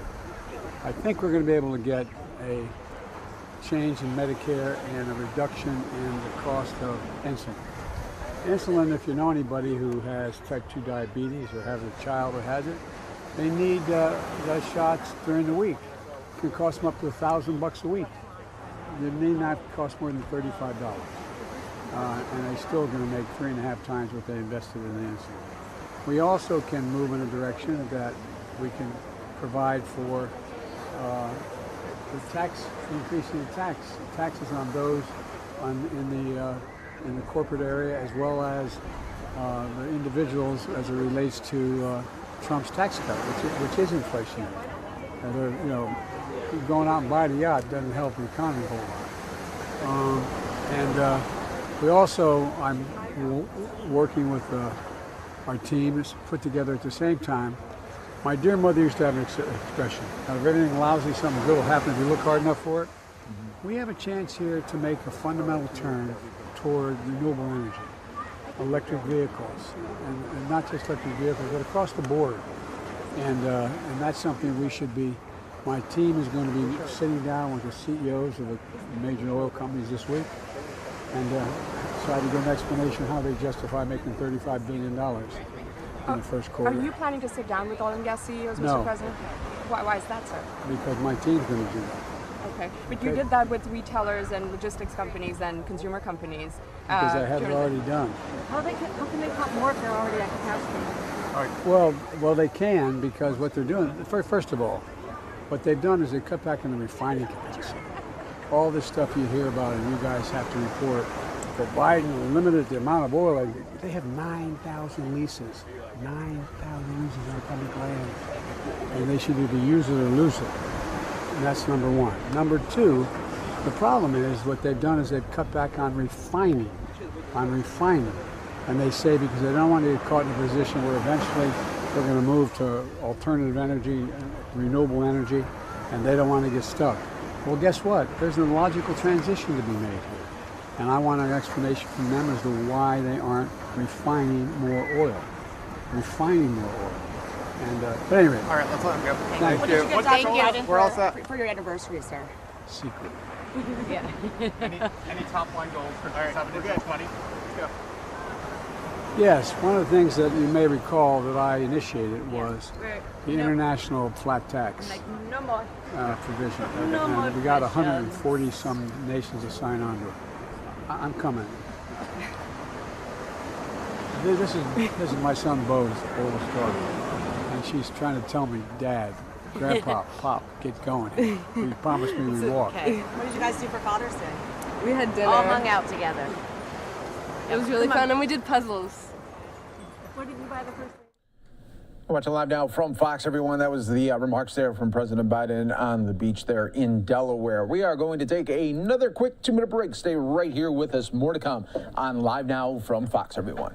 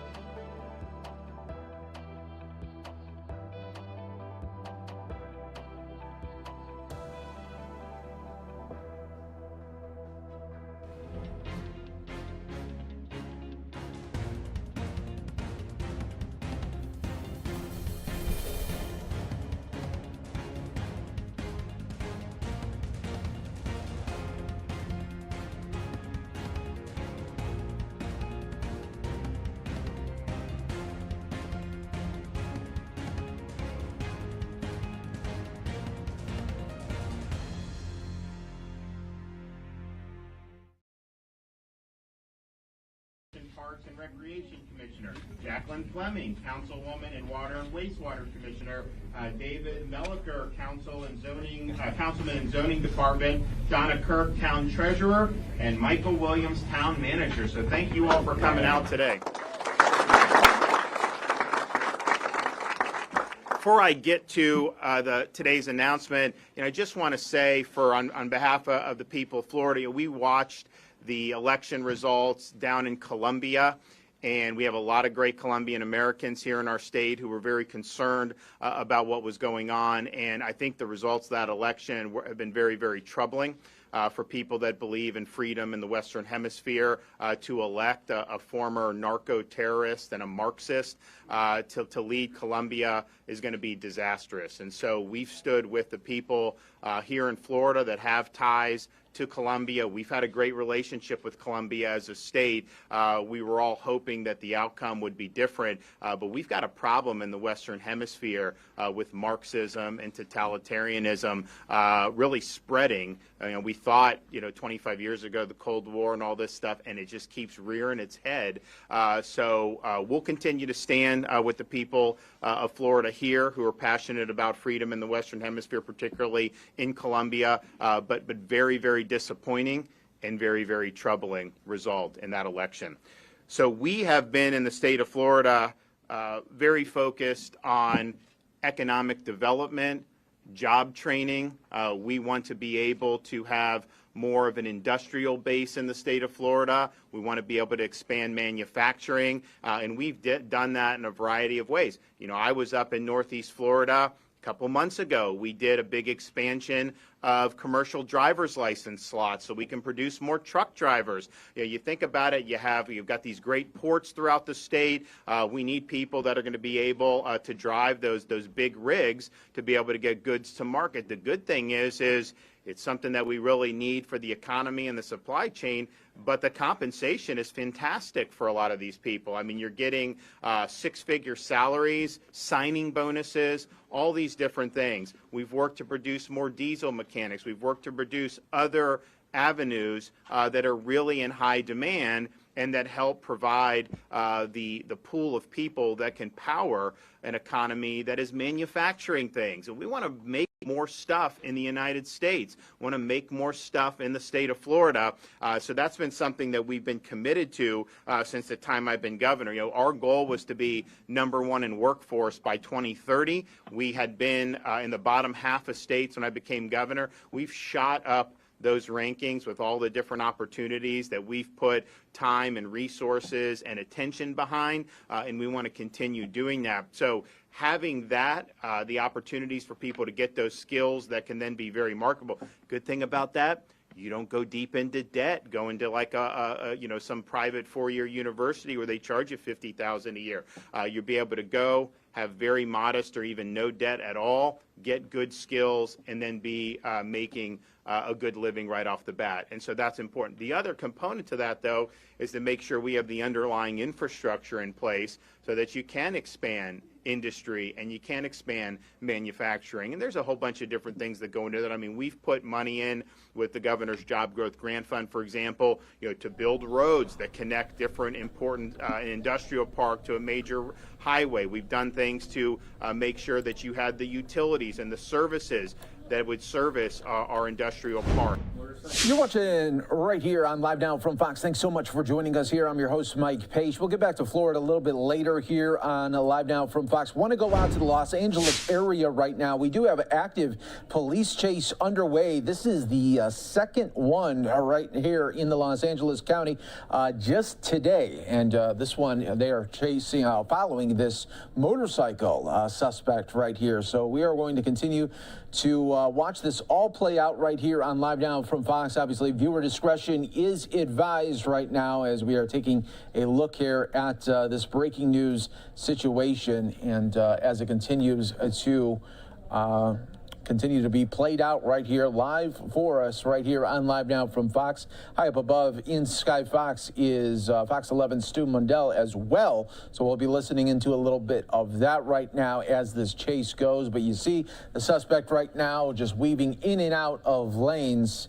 as we continue on here. It was on the right here on the northbound of the 405 right now in Los Angeles area here, and you're taking all of this right here for you live on LiveNOW from Fox. Always what we do here, we track breaking news, top feeds from across the country. When something like this pops up, we go right to it, of course, for you here on LiveNOW from Fox, everybody. Want to work with our assignment desk. I'm sure they have all that information. They didn't pass it along to us. We were basically trying to get the Skyfox in position where we could catch up to this or have it come to us as we did in this case. Right now, though, northbound 110 freeway, getting very close to the 10. He's made radical changes in the past. When he was on the 405, he made a hard whack basically from the number 1 lane all the way over to the right to get onto the 110. Right now, though, kind of holding that number 2 lane, the 10 freeway coming up quickly. You know, we always wonder where these guys going. We never really know. In this case, California Highway Patrol on their tail. They're working to pick up a helicopter to help them keep an eye on it from the air.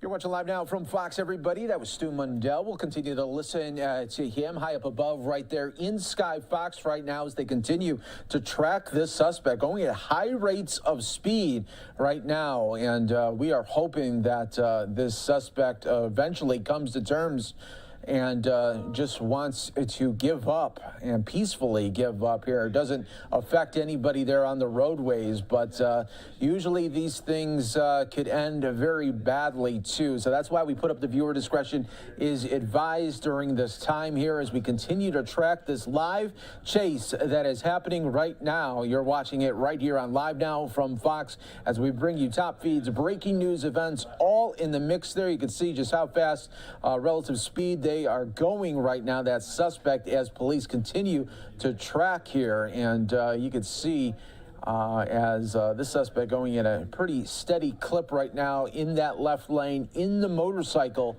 right now, and we continue to follow it for you every step of the way. We have thrown our commercial breaks here for most of you out the window right now, and we will continue to be on this until the very end, no matter which way it goes. We're hoping that it will end peacefully. You just never know. That's why so many times during these police chases, people will watch in the middle and they will watch all the way until the end because they want to find out just what happens here. It's a general curiosity that we all have to want to see just, okay, we see a chase happening, and then you want to see how it just finishes at the end. We're hoping that it's going to end peacefully. No drivers, no innocent drivers will be impacted by this, but you just never know, especially when these high rates of speed continue. And now you could see just that motorcyclist going from all the way to the left lane, now in the right lane here as it continues to try to navigate through this traffic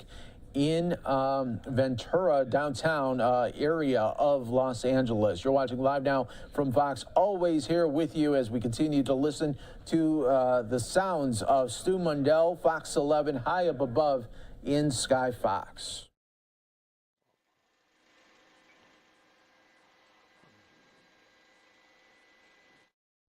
We're now going to be going out to Fox 11's air right here as they are tracking this right now in real time as well. So you'll actually be able to hear some of the anchors as well as Stu Mundell track this all in real time right now. Of course, we always say viewer discretion is advised, and we're hoping for a peaceful ending, like I was saying here. But this is in downtown Los Angeles. Let's go right now to the air of Fox 11 in Los Angeles as they continue to track this breaking news story. And, you know, we watch these people running from law enforcement. I would venture to say they don't have a lot of that personal training. So the law enforcement, they know what they're dealing with. I'm just looking out the window, Bobby, telling you the sheriff's helicopter now joining this chase, probably going to help the California Highway Patrol keep an eye on where this is going. I can tell you we made that transition onto the 101 freeway. We're making our way northbound on the 101 right now. California Highway Patrol, you know, this is going to be a difficult one. That bike bike, even if it didn't have a full tank of gas, they do get a little bit better gas mileage than vehicles. So this could go for some time. And also, we pointed out, you know, that is more of an off-road than on-road, or can be utilized as both. Looks like we're getting off the freeway there. Echo Park area, it's going to get tight. Anybody that lives down out in this area knows these streets very tight. And, you know, good for the motorcycle, maybe, but you know, cars, they're there too, and when you start sharing those lanes, people might get panicked. Something could happen. Looks like making a hard turn right there, making his way wrong way, but he's definitely going up into a neighborhood here in the Echo Park area. Well, the CHP officer following very closely behind, so obviously this person on this motorcycle knows that he is being pursued here through these streets, and yeah, making quite a move there through these surface streets now, and certainly though, the tank's much smaller than some of these other vehicles, so we can't expect that this will, you know, especially if he's really putting the pedal to the metal here, you're gonna burn a lot of gas.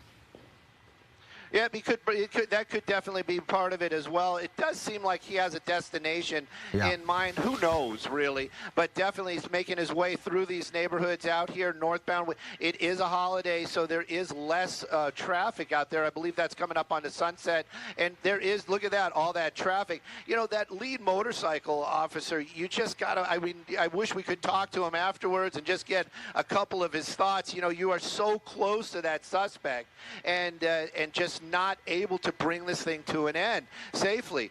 He made his way on Sunset just there for a moment or two. Now we're on another street up here. It looks like we're still heading basically into the hills of Echo Park.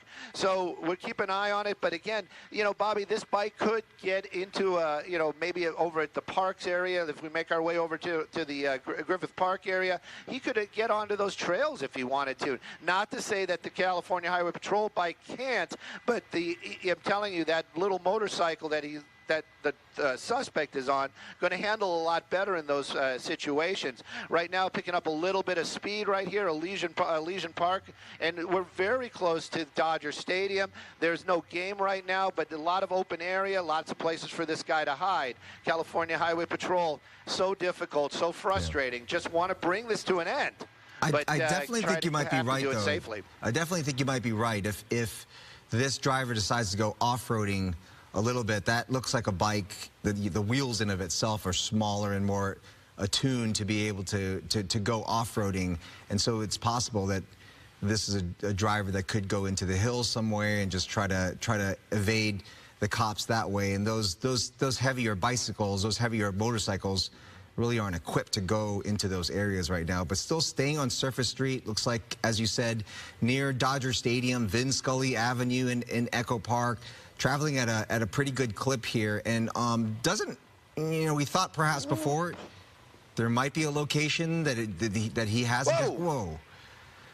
Trying to make those turns there at a high rate of speed. It looks like it almost lost its edge.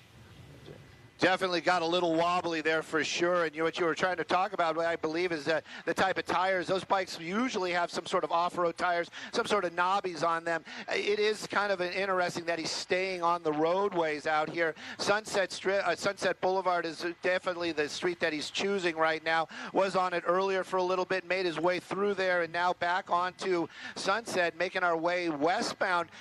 Very, very little traffic. That's the huge plus out here. But you saw it. You know, and this is part of it as well. We talk about it in the past. Law enforcement doesn't want to see that suspect injured. They don't want to have any of those any issues with them making a turn now, going back up into the hillside out here. So this is one of the things that they're concerned about. And you know, how do you keep a suspect safe? Well, you get up close to him. You got your lights and sirens. It's going to keep the public away.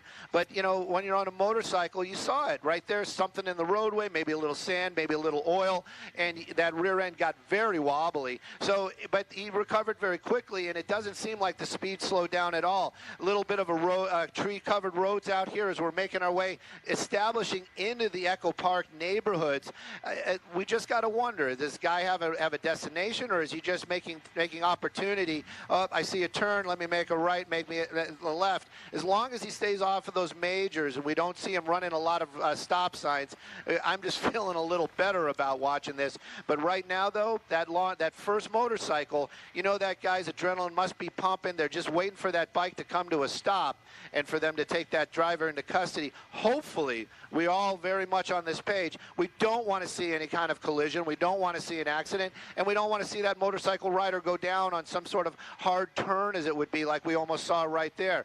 Working our way into up into the hills up here. That's the best way to describe it. The streets are going to get a little bit tighter. Of course, it's a motorcycle, but you still got to remember, cars might be driving, kids might be playing, a dog might run out into the roadway. We don't want to see any of that. We just want to see this guy go into custody, and law enforcement, with saying no injuries, nobody got hurt. Yeah, you brought up a good point, Stu, that it is a holiday, and you could certainly see that. That's the situation on the roadways there. There we go. There we go, Bobby. There you go. Right. You're absolutely right. What area is this that we're going into? Elysian Park. We're in the Elysian Park area. Yeah, definitely Elysian Park. Making our way actually on into the Elysian Park area. I'm trying to look out the window to just kind of get a better sense of where he is exactly. This is paved, so these are probably fire roads. But that bike could make its way onto like paths, like bike paths, running paths, all those types of things. But that motorcycle, that California Highway Patrol officer, he is determined to be there when this thing comes to an end, and he's been right behind him and keeping up with that. Justin working to keep those shots even though there's trees right there. And this adds another layer of, you know, what is going on right now. You've got these people out there hiking, you've got folks out there running, and okay, he's like completely off-road, which is a huge plus. And, you know, the helicopter, I'm trying to see if that sheriff's ship is staying with us, but I don't actually see him. So these officers, they're the ones that are going to be tasked with taking this suspect into custody. One of the officers, one of the motorcycle officers, stopped completely, and it looks like he's getting his way back onto the major road out there, and this is going to be Stadium Way, Academy Way. Interesting. And, you know, basically heading out of this area. Hopefully California Highway Patrol is keeping an eye on what's going on, where they are exactly. And I'm working with, we have a new pilot today as well, and this is a good inaugural flight for him. But it definitely looks like one of the cruisers picking it up right now, staying with that motorcycle. Didn't lose him, but it was something to see as he made his way through those paths out there in the Elysian Park area. Well, Elysian Park is huge, and he initially was on a paved road, looks like went on some kind of a dirt road, went a little off-roading, and thought perhaps he could cut through Elysian Park and get onto another road and shake those two motorcycles off of him, but looks like they've got it pretty well covered here in this area. But that certainly was, you called it, the strategy that this driver, this motorcycle rider might have, was to just try to go off-roading underneath some trees and some wooded areas where that other motorcycle doesn't have as much agility to be able to go through those areas, and certainly could be a danger. But didn't look like it was really that successful here, as police are still on his tail. I will say you had a good observation there that this is a holiday, and these streets, as this driver makes his way through so many different intersections, you know, these are busy areas. Sunset Boulevard even, which is really normally extremely busy, not as busy right now. So that certainly is a benefit to this rider to be able to just kind of unload and go every which way. All right, guys, so once again, we are listening in here with our Fox 11 LA team as they continue their coverage here of this pursuit. Again, the original call for this pursuit was for speeding.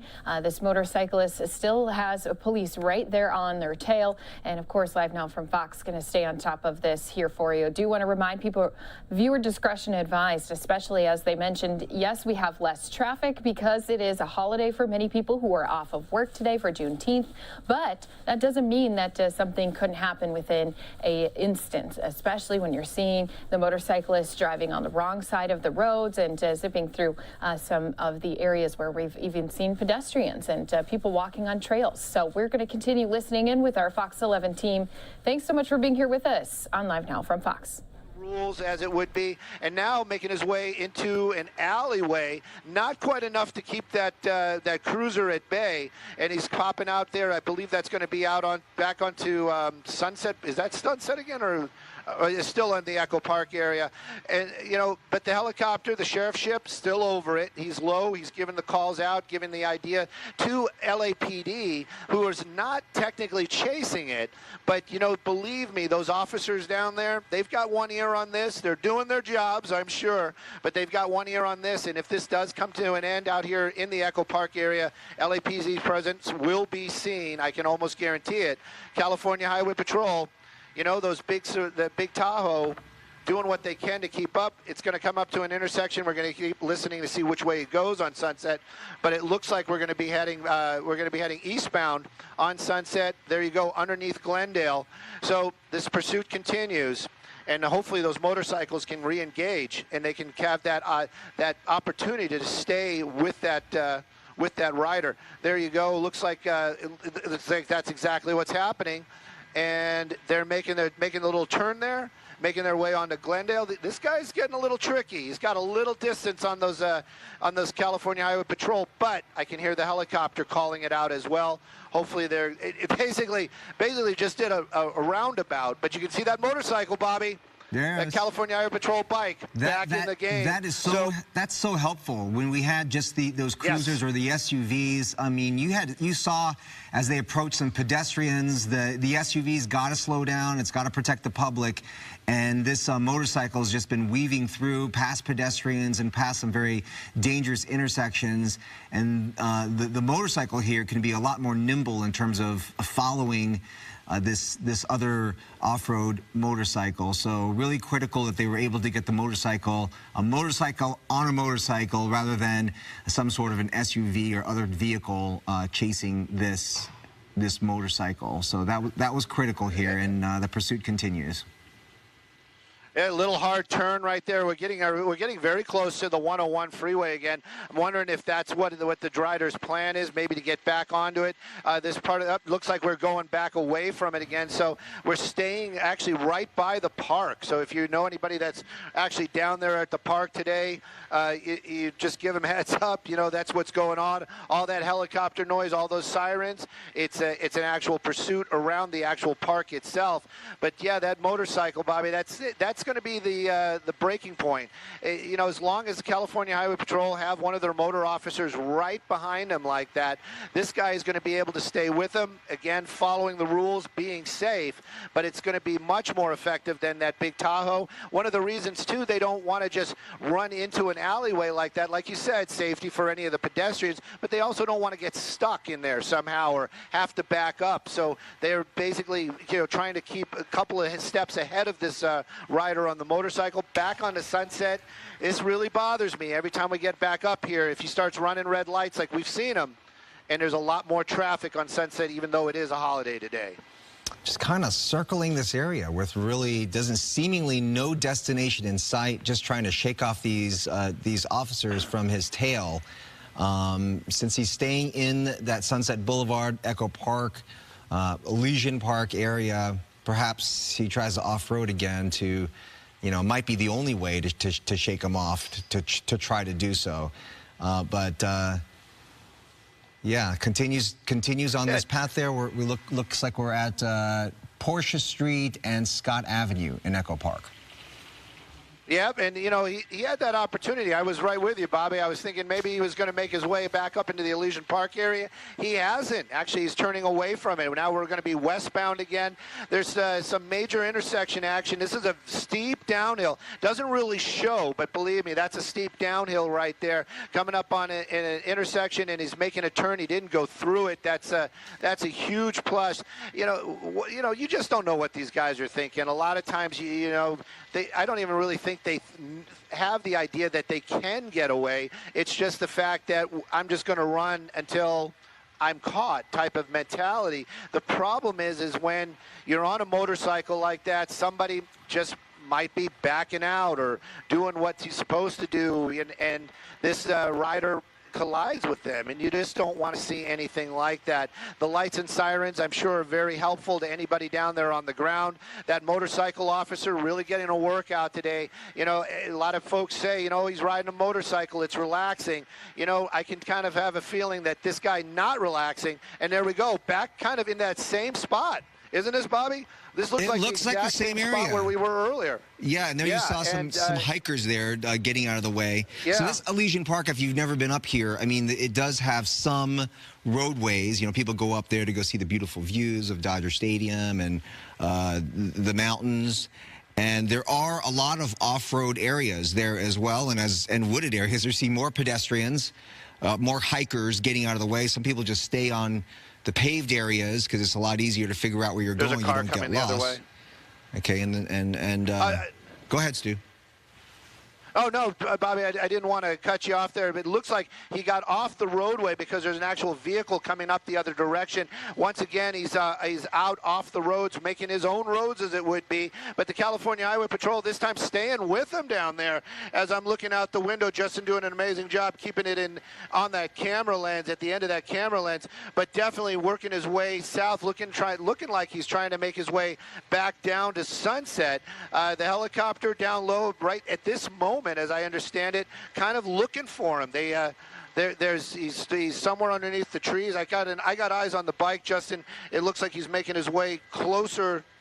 He went left, as somebody's telling us right now. He went left on our camera. Okay, there he is. So if you get a little bit wider, he's paralleling Sunset, heading south on that road that you got right there. Just tilt up a little bit. Tilt up a little bit. Right by that. Yes, stay right there. Right there. You got the officers. You got the motorcyclists. Push in. He's going over to where the bathroom is. Tilt down. Right. Stay right there. There they go. They're going right by there. All right, so once again, we are listening in here with our Fox 11 team. Stu Mendel up in the chopper right now, helping everyone spot exactly where this motorcyclist is after California Highway Patrol started this pursuit. You can see multiple vehicles there ready to engage once again now that he is back on some of those surface roads. And right now, it has been a lengthy amount of time that they've been following him in multiple circles, kind of going through the same areas over and over again. Live now from Fox, this is the second police pursuit that we've brought to you here this morning. That's why it's always important to have us on your TV, on your desktop, no matter where you're watching us, because whenever it comes to breaking news, we are out there on top of it, bringing you the latest updates. And in cases like this, a play-by-play of what is unfolding, like here in Los Angeles, where, again, police are in pursuit after this motorcyclist was going at high rates of speeds. It does look like those speeds have slowed down a little bit. There has been a couple times when it looked like it was a little iffy what the motorcyclist was going to be doing. But here again, they're continuing to be on these roads. We've talked about how it is a holiday today for multiple people who are there honoring Juneteenth. And so there are less cars and traffic in these areas, but we still have to say viewer discretion advised, because now that speeds are picking back up, you just never know when they're going to cross a light that's red for them. Other vehicles think they have the right of way and start to go, and it could be a bad situation. Of course, we hope that this does resolve in a safe way for everyone who's involved, but we'll continue to keep an eye on this here for you on Live Now from Fox. Going to go back out to our LA coverage with Stu up in the chopper and our team down on the ground helping give us some insight as to exactly what areas this pursuit is taking place in. Go up and down those hills and off-roading it, as you will, it probably is not a comfortable ride at all, trying to go down those hills. Oh, definitely, and it was. Those bikes weigh a lot as well, and you got to put a lot of effort into keeping those straight. I can tell you, I probably would have dumped it twice. But at any rate, here we go. Now we're northbound on Glendale. We'd seen him going south on Glendale a couple of times, so this definitely is an area that he seems to be familiar with. And there's always anybody that drives on Glendale Boulevard will tell you, especially in this area, there's always traffic here. They need to time those lights. That's for a different story. Making another turn right there, getting off of Glendale, making his way now into the Silver Lake area. Same type of deal. Silver Lake, looks like he's kind of knows where he's going right there. But Silver Lake, same type of deal as Echo Park, an older community, smaller streets, tighter roads. And again, not super high speeds. It really seems like that bike's starting to slow down. Maybe that rider getting tired as well. It looks like we just made a big circle getting our way back onto Glendale Boulevard into that traffic that we just mentioned and just kind of weaving around down there. But the bikes, the motorcycles, the cops, or the law enforcement, California Highway Patrol, they've got that same ability, maybe not quite that agility to get through those tight spots. But, Bobby, you also got more officers in the area, and you also have a helicopter above. So if he does get some distance right now, them losing him seems pretty remote at best. Yeah, the helicopter seems so critical because you can get some distance, and you would think that this driver would not get too far unless it goes, like I said, under some trees and goes back into the Legion Park area. There's no officers around. That would be a scenario for this driver to get away. But they're right on him, Yep. Now going right through the Echo Park, back into the Echo Park area. We're looking at Alvarado and Reservoir. Going through that intersection, there was another black and white just the opposite way. So he seems to be continuing to circle around this Echo Park, Elysian Park, Silver Lake back on the area. Sunset. And back onto Sunset again. Yeah.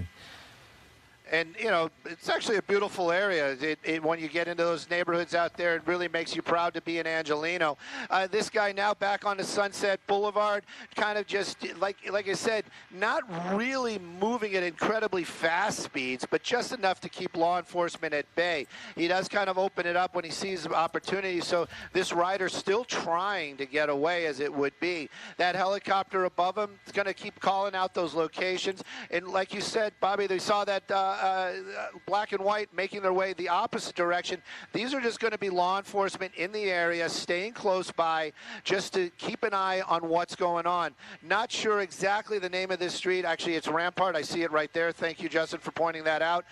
You know, this is one of the ones that will take you back onto the 101 if he stays on it. And if he does, that's going to be kind of a clue for me, like, hey, wait a minute, this guy might really be from this neighborhood, just looking for a spot to maybe, you know, hide the motorcycle, get off the motorcycle, and make a run for it.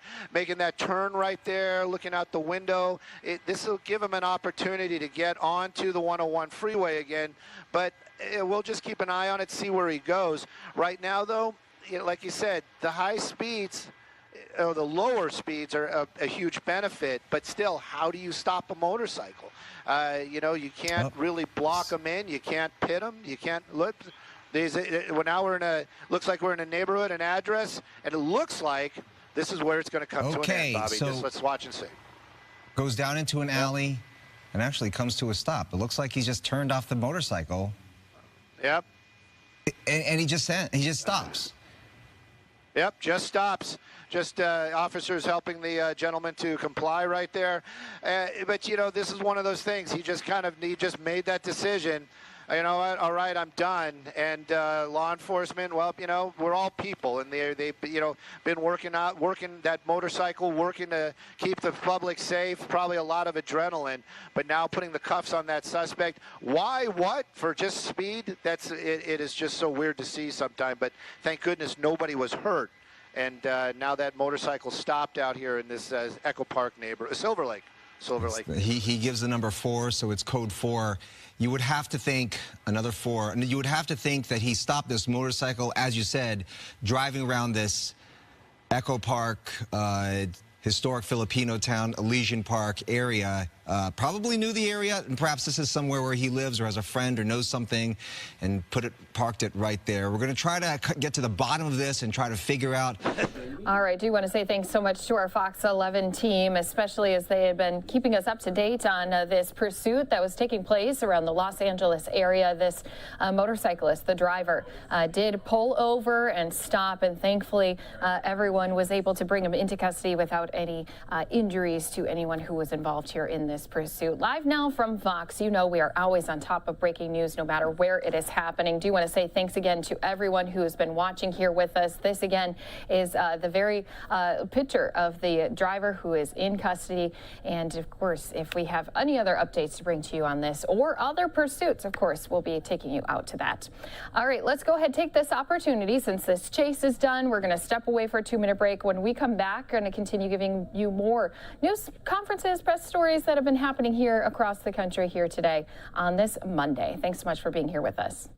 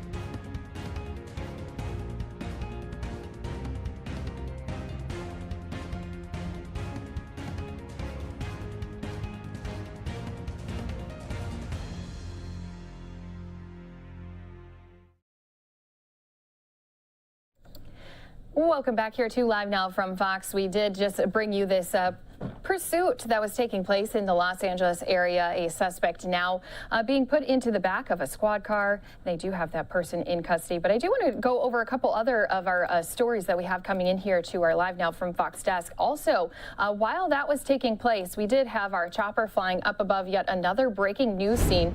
This time it's coming to us from New York City, where a taxi had hit multiple pedestrians on the sidewalk. And yes, there were multiple injuries being reported. Still trying to get a confirmation on those injuries that were sustained, but you can see that it was a taxi that had went onto the sidewalk where there were pedestrians, and it did come to a stop when it hit the building as well. Multiple fire crews out here on scene, as well as other emergency personnel, and this is just that chopper video that we had coming back to our Live Now from Fox desk, showing us these pictures. If we do get more information, of course, this will be something that we'll take you out to here on Live Now from Fox. Do want to also turn our attention to another piece of breaking news. This one came to us out of Houston, where police are investigating a death of a female. She was found inside of an apartment building. There were signs of foul play, so investigators going to be on scene here investigating exactly what took place. And if they hold a press conference, our crews there not only had some video up above, but also if they're down on the ground with those interviews, of course, that's going to be something we'll bring to you here on Live Now from Fox. Do you want to say thanks again to everyone who's here with us? My name is Christy Larson here, just one of the hosts on Live Now from Fox, as we continue to bring you all the top stories coming to us from across the country. Today, a lot of people off of work for Juneteenth. There is a celebration happening at this time. I want to show you a picture. Celebration happening there, the music going, and once we do get some speakers here up on stage, this will be something we'll head out to here for you in just a little bit. Delaware governor already out here at this event. This is the Juneteenth Freedom Festival, so we do have multiple people out here enjoying the festival. A lot of tents set up with different things that they are selling, some different craft items too I saw earlier on.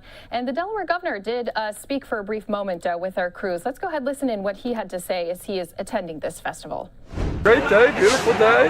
Perfect day. Started my day down at Pond State Park, which was really awesome. So coming here and kicking off the festival here and celebrating with folk. When you think about this, I mean, there are a lot of people at home today and they don't quite know why they're at home today. And then there are people that are coming to events like this. Why is it so significant to see? Yeah, so this is a real holiday. It really is a holiday, and it's been a holiday in our state, celebrated, commemorated mostly by Delawareans of African descent for years. Nothing that I heard about growing up, but as an elected official, it's one of the great privileges that you get, is you get it introduced to important events of folks that we represent, in this case, Juneteenth, which is a celebration of freedom. It's also a reminder of, a spotty past here in our state in particular, and the needs for changes and improvement to secure the future for all Delawareans. And that's what we've been celebrating today. When we passed legislation to create Juneteenth as a holiday, the Delaware Heritage Commission had a panel to kind of talk about what are the kinds of things that we should be doing. And this, festivals, cookouts, that kind of things, are part of it. Historical events and presentation is part of it. Culture is part of it. We were just down I started the day at Trap Pond State Park at what was called the old Colored Beach, Jason Beach, which was named after the most renowned president of Delaware State University, who served for 28 years in that position. And it was a place that Sussex County African Americans came to have fun, and actually they had church services there. They had baptism there in the water, and the families that remember those times were there. But it's also important that we all understand that history, and that's in part what Juneteenth is about as well. Now, I feel like the consensus today is that education is the most important part of Juneteenth at this point. It's not just about having this event and that event, but it's about educating people in the state of Delaware and everywhere what Juneteenth really means, and that it's not going to become a commercialized holiday. It's about history. So how do you feel that Delaware is supporting Yeah, so those we took a big step when the legislature passed Representative Sherry Dorsey Walker's bill to require a curriculum for Black history in our state in the schools, and I think incorporating Juneteenth is historical significance with respect to the enforcement of the Emancipation Proclamation to the last state, Texas, back in 1865. Delaware and Kentucky weren't there because we fought on the Union side. Emancipation Proclamation only applied to the states of the Confederacy. So slaves in Delaware weren't freed until later that year when the 13th Amendment passed, kind of outlawing slavery in the United States, and the last two states, Delaware and Kentucky. Most Delawareans don't know that history, and I think it's important that we do. And it's also important to know that with the census tract of 1860, just a couple years before that, there were, of the 22,000 Delawareans of African descent, almost 20,000 of those were what we refer to as free coloreds, they were not enslaved. So what's the history of them and their families? Something that we need to know and better understand. Thank you very much. Thank you, Governor. Okay, you take your Thanks, fee. Governor. Thank you very much. Appreciate it. See you, thank you. All right, back out live here to our pictures of the stage at the Freedom Festival. We are going to be bringing you some of this content a little bit later here on Live Now from Fox, but it's not the only celebration that we've been keeping track of. We did have Vice President Kamala Harris. She's in Washington, D.C., also commemorating Juneteenth. Let's go ahead and listen into what she had to say just earlier here today.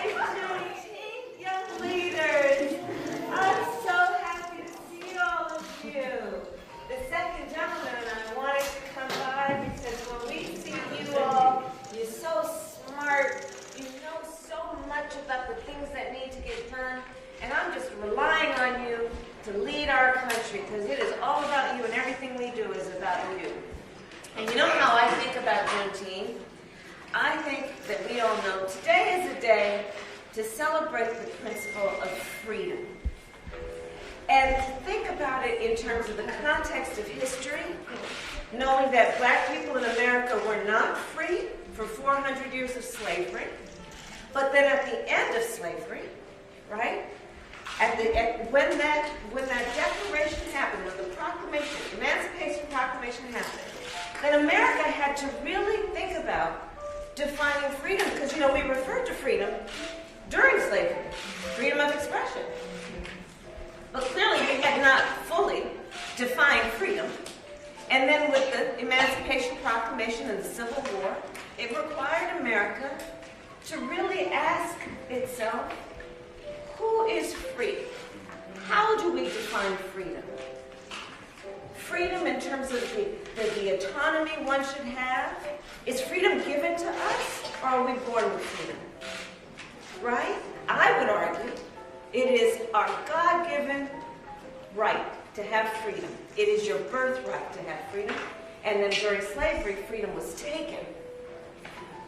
And so we're not going to celebrate being given back what God gave us anyway, right? And that's important to remember. The things that are yours. And we should think about it then also in terms of current application. Asking, is everyone we know free? Do we know anyone who is not free? Around the world, do all people have freedom? Are there those who are without freedom? When we talk about freedom, are we talking about freedom from, or are we talking about the freedom to?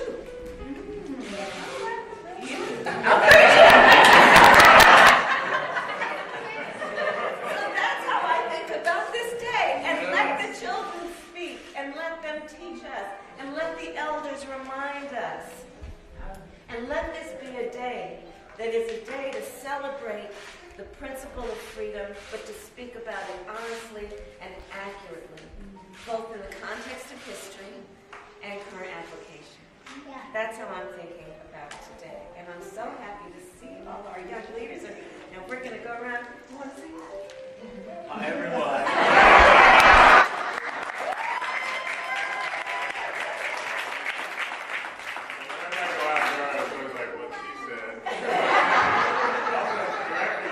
This is my favorite place to come in Washington, D.C.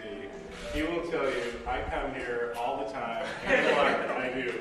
Anyone who's visiting us, family members, friends, whomever, we come here. And so I've been here a lot. It's one of the most remarkable institutions, not only in D.C., but in this country. So thank you, Director. Thank you. Welcome back, welcome home, everyone. Thank you. It's so great to have you. May I visit with the young leaders? Yes. All right, so this is just a small portion of what we got here this morning. Vice President Kamala Harris then going and talking individually with all of these young, as she called them, leaders today to talk about Juneteenth and freedom and what it means.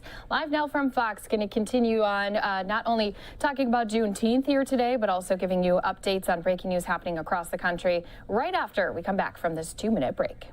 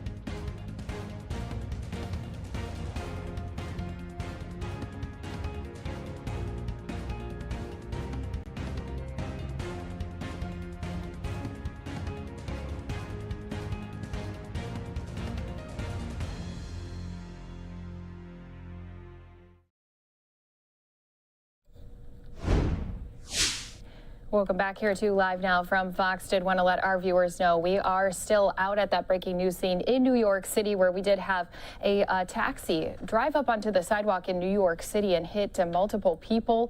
This happening on the Manhattan sidewalk, and just happened before 1 p.m. on Broadway near East 29th Street in Midtown. That area usually busy with workers and tourists, and we are hearing of multiple reports. As many as 6 people were hit. The FDNY says 3 patients were rushed to the hospital in critical condition. They would only confirm multiple people, not a set number. So video showing us the car here in the sidewalk, as well as multiple pieces of items from personal items down on the ground. Yellow cab coming to a stop there against the building. And you can even at times see, unfortunately, some blood on the sidewalk as well. So there were some videos circulating on social media showing the taxi on the sidewalk. Now we have those live pictures. And if we do have officials speaking to our teams who are there outside of this scene, of course, we'll be bringing it to you right here on Live Now from Fox. But what we'll do is we'll keep an eye on this here for you. Also going to keep an eye on what NASA is doing. They are testing their Artemis rocket here. Just wanted to give you this live look. They're going through all of those pre-launch checks. So they're doing some tests here today. What I'll do is put it into a triple box. We'll keep an eye on all of these items. Plus, listen in to Governor Ron DeSantis. Earlier today, he was speaking about infrastructure improvements, especially across the state of Florida. Let's go ahead and listen into that right here for you on Live Now from Fox. Ashton Bishop Vargas, Councilwoman, Street Commissioner. Janet Shaw, Councilwoman, Promotion, Parks and Recreation Commissioner. Jacqueline Fleming, Councilwoman and Water and Wastewater Commissioner. David Melliker, Councilman and Zoning Department. Donna Kirk, Town Treasurer. And Michael Williams, Town Manager. So thank you all for coming out today. Before I get to today's announcement, I just want to say, on behalf of the people of Florida, we watched the election results down in Columbia, and we have a lot of great Colombian Americans here in our state who were very concerned about what was going on. And I think the results of that election have been very, very troubling. For people that believe in freedom in the Western Hemisphere, to elect a former narco-terrorist and a Marxist to lead Colombia is going to be disastrous. And so we've stood with the people here in Florida that have ties to Colombia. We've had a great relationship with Colombia as a state. We were all hoping that the outcome would be different, but we've got a problem in the Western Hemisphere with Marxism and totalitarianism really spreading. We thought, 25 years ago, the Cold War and all this stuff, and it just keeps rearing its head. So we'll continue to stand with the people of Florida here who are passionate about freedom in the Western Hemisphere, particularly in Colombia, but very, very disappointing and very, very troubling result in that election.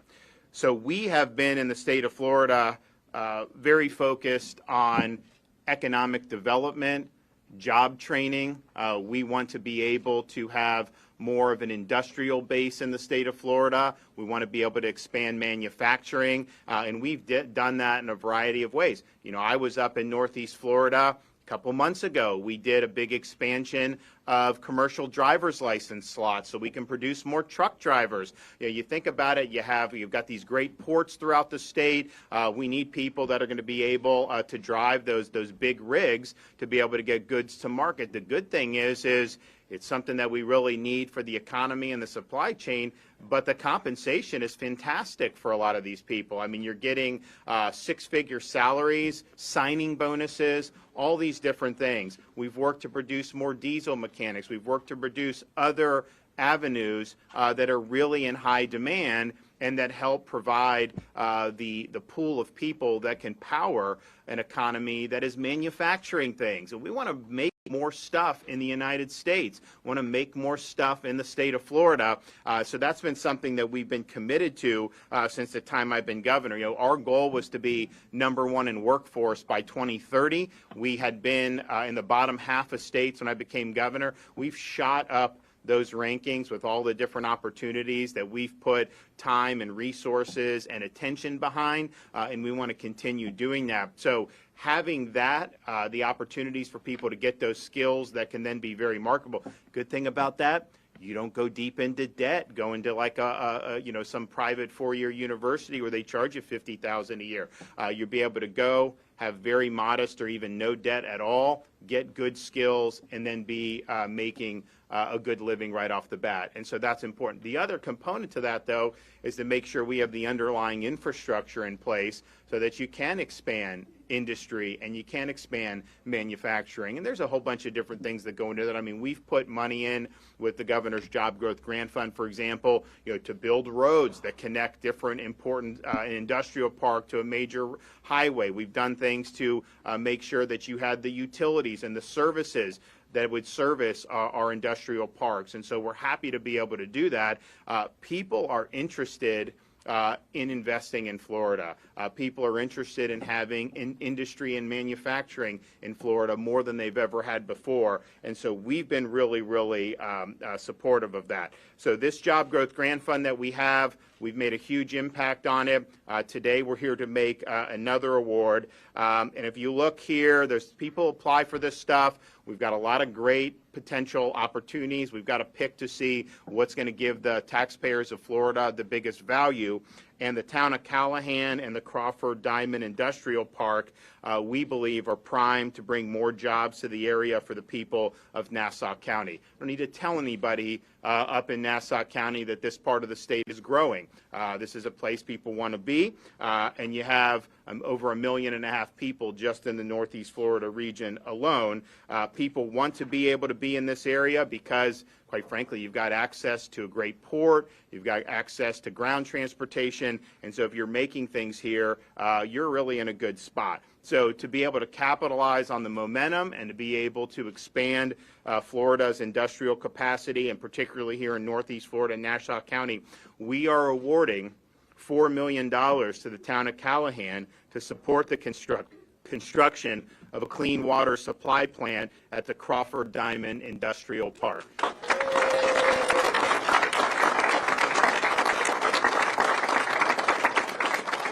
So this is 1,800-acre mega site. It's approved for use up to 10.5 million square feet of heavy industrial land use. And this water supply plant that we're helping to fund today is going to allow the industrial plant to increase its water capacity to 3 million gallons per day and to expand the number of businesses that can move into the park. And I can tell you, Enterprise Florida, our agencies, there's businesses that are very interested in coming to this particular industrial park in Callahan. And the fact that we're able to do this, I think it's going to make it that much more attractive. And so you think about this mega site, we have 2 different rail lines that service it, access to 3 ports in under an hour and only 2 hours from the port of Savannah, and only 18 miles to I-95 and to I-10. And so that's really, from a logistics perspective, that's a great place to be, and I think businesses understand that.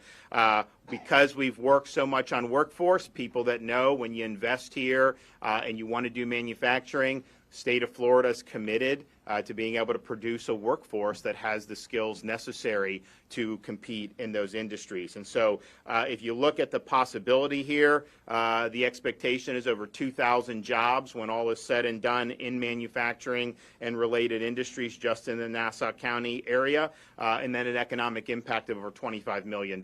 And so that's really significant. I think it's going to create more opportunities for folks in Nassau County. I also think it's going to help expand our economic base and our tax base. And so this is the type of project that can really make an impact. And so we're happy to be able to do it here, and we're happy to be able to present this. And so if we have someone from Callahan that wants to come accept the check, you guys want to come?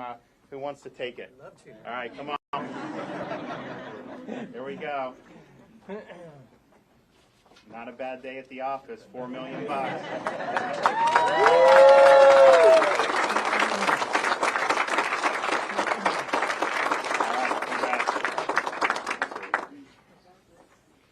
You want to hold the check? There you go. Yeah. What's this for? Oh, is this for me? Governor, this is from the town for you. Oh, wow. Nice. Now that's a challenge coin right there. Wow. All right.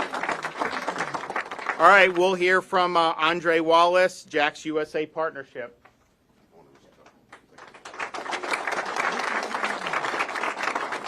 Good morning, everyone. Florida's business-friendly policies championed by Governor DeSantis has been a reason for attracting business and talent to our state. The appeal of doing business in Florida has been especially evident over the last few years as companies are searching for lower costs of doing business, desirable infrastructure, and an available and skilled workforce. Since the beginning of 2020, the 7-county region of Northeast Florida has seen unprecedented growth. This is no doubt due to the spotlight on Florida, which lends credibility to the message that the state, and especially Northeast Florida, is a great place to live, work for many companies around the world. Manufacturing and logistics companies in particular are honing in on our region with exceptional transportation networks, including 2 deep water ports, 3 major interstates, 4 railroads, and diversified airport systems. Available land at Crawford Diamond Industrial Park in Nassau County is one such reason for the attention and attraction that these companies are looking to invest capital and creating jobs in Northeast Florida. And of course, the site selection by these companies cannot be made possible without the investment to prepare our assets to be shovel-ready. As a result of today's announcement to award a $4 million grant match to Nassau County from the Florida Job Growth Grant Fund to the town of Callahan, Crawford Diamond will be well equipped to construct the water plant and the key things that the companies will be looking for. And with 2 active projects currently vying and looking at Crawford Diamond, we could soon be seeing upwards to 400 to 800 new jobs and almost $200 to $400 million in new private capital investment. And so, Governor, thank you for this particular grant, and we look forward to being back here to announce the new jobs coming to Callahan.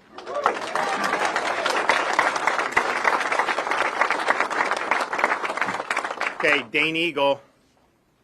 Well, it's great to be in Callahan. I want to thank the governor for his focus on Florida's economy. We announced on Friday that the Florida unemployment rate remains at 3% compared to the nation at 3.6%. We look at other large states, California, Texas, New York, they're still well above 4%. That's thanks to the governor's Freedom First policies, but also for investing strategically in our communities. The governor's Florida Job Growth Grant Fund is one of his top priorities, and I want to thank Senator Bean and Representative Clay Yarborough for committing to investing in it so that we can continue to make these investments. But when the governor looks across the state for how we can invest in workforce and in infrastructure, it's very competitive. And by the way, I'll say many states like to invest in businesses. They just give cash handouts. We don't do that in Florida. We invest in our people and we invest in communities. So we do that through workforce training grants, and we do that through infrastructure and communities through the Governor's Job Growth Grant Fund. And I mentioned how competitive it is across the state. The governor is doubling down in Nassau County. He mentioned we were here just in December to be able to invest in diesel, in commercial transportation logistics.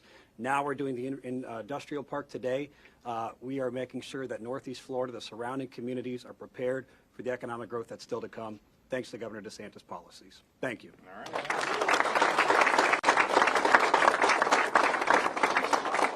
Well, thanks, everyone. Also, just make an announcement since we're in this area with the candidate filing done. Did you get a Republican? No, sir. Okay, so you're the senator then. You're going to win. Oh, you're going to win that. Okay. Congratulations to Clay. So we have in this area, there's also 2 in the Tampa Bay and 1 in Central Florida where we have these competitive congressional seats. So as part of the Sunshine State Summit, we are, the Republican Party, they're going to be sending out invitations for the qualified candidates in those races. We're going to be doing debates at the Sunshine Summit. And so I have, so there'll be 4 debates. I have for the first 2 that we're going to tee up, I have Mark Levin that's going to moderate those. Obviously, he's a great guy, very smart. And then we're going to have the other 2 will work, and we'll make the announcement on the moderators for that. But it just gives an opportunity for the credible candidates to be able to do it. There will be thresholds you have to reach to qualify, very attainable, very, very doable. But I think it'll be something that'll be good. You do these summits, and it's fine, but to just have a day's worth of a bunch of people giving platitudes in these speeches, I think the people get a little bored by that. And so we want to make sure that we're doing things that I think are going to be really, really informative and exciting for folks. And so this will be a great opportunity for the candidates to be able to go and talk about their visions and in contrast with their competitors. So stay tuned on for some information on that. Okay, questions? Yes, sir. Governor, there's obviously a lot of controversy at the end of last week between your administration and the White House. What do you make of the White House saying that the state reversed on child vaccines? So the White House is lying about it. We, surprise. Not surprised the White House would lie. Definitely not surprised that legacy media would amplify the lie, because that's what they do. The state of Florida, they came out with an article saying the state of Florida has not ordered, its Department of Health has not ordered mRNA jabs for the babies. Yes, we didn't. We recommend against it. We are not going to have any programs where we're trying to jab 6-month-old babies with mRNA. That's just the reality. And I think what happened was they thought somehow we would like be embarrassed by that. No, we're following the data. You look at these European countries, they are A lot of them don't even allow Moderna for under age 30, or they recommend against it. So that was always that. We still have not ordered it. We're not going to order it. Now, what they're saying is because practitioners and hospitals can order it, somehow we've reversed. I said from the beginning they'll be able to do that. We don't have the authority to prevent it. And quite frankly, if someone wants to make a different decision, I would just caution people, look at the actual data in the clinical trial. It is the weakest possible data that you could possibly see. Very small number of people. What the recommendation is from them doesn't even track the outcomes. It was something that, but people can ask their pediatricians. They can ask their doctors. What's the evidence of protection against severe disease? There was none in the clinical trial. But that's something that people would do. But for us, Joe Latipo, our Department of Health, has looked at it. There is no proven benefit to put a baby with an mRNA. So that's why our recommendation is against it. That's different than prohibiting the use in Florida, which we don't have the authority to do. And quite frankly, we're confident people can make their own judgments on it. But I would say when you look at the trial, one of the things they did not have babies or very young kids who had recovered from COVID in the trial. So we don't know what this will do for people that have recovered. But in their recommendation, they are recommending giving the mRNA shot to people, young babies and kids that have already recovered from COVID. They don't have any clinical data on that. And people have looked at some of this stuff and have recognized how that, and you know what? The White House is bragging that we're the only country that is trying to do mRNA shots for infants. And I'm just thinking to myself, well, wait a minute. There's nothing wrong with being the Lone Ranger if you're right. But the other countries in Europe that are going a different direction, similar to the direction Florida's gone, they have been right on COVID way more than Fauci and his crew have been throughout this whole thing. Remember, these are people in Washington that rejected the idea of natural immunity. For a year and a half, they said that the vaccine was better than prior infection.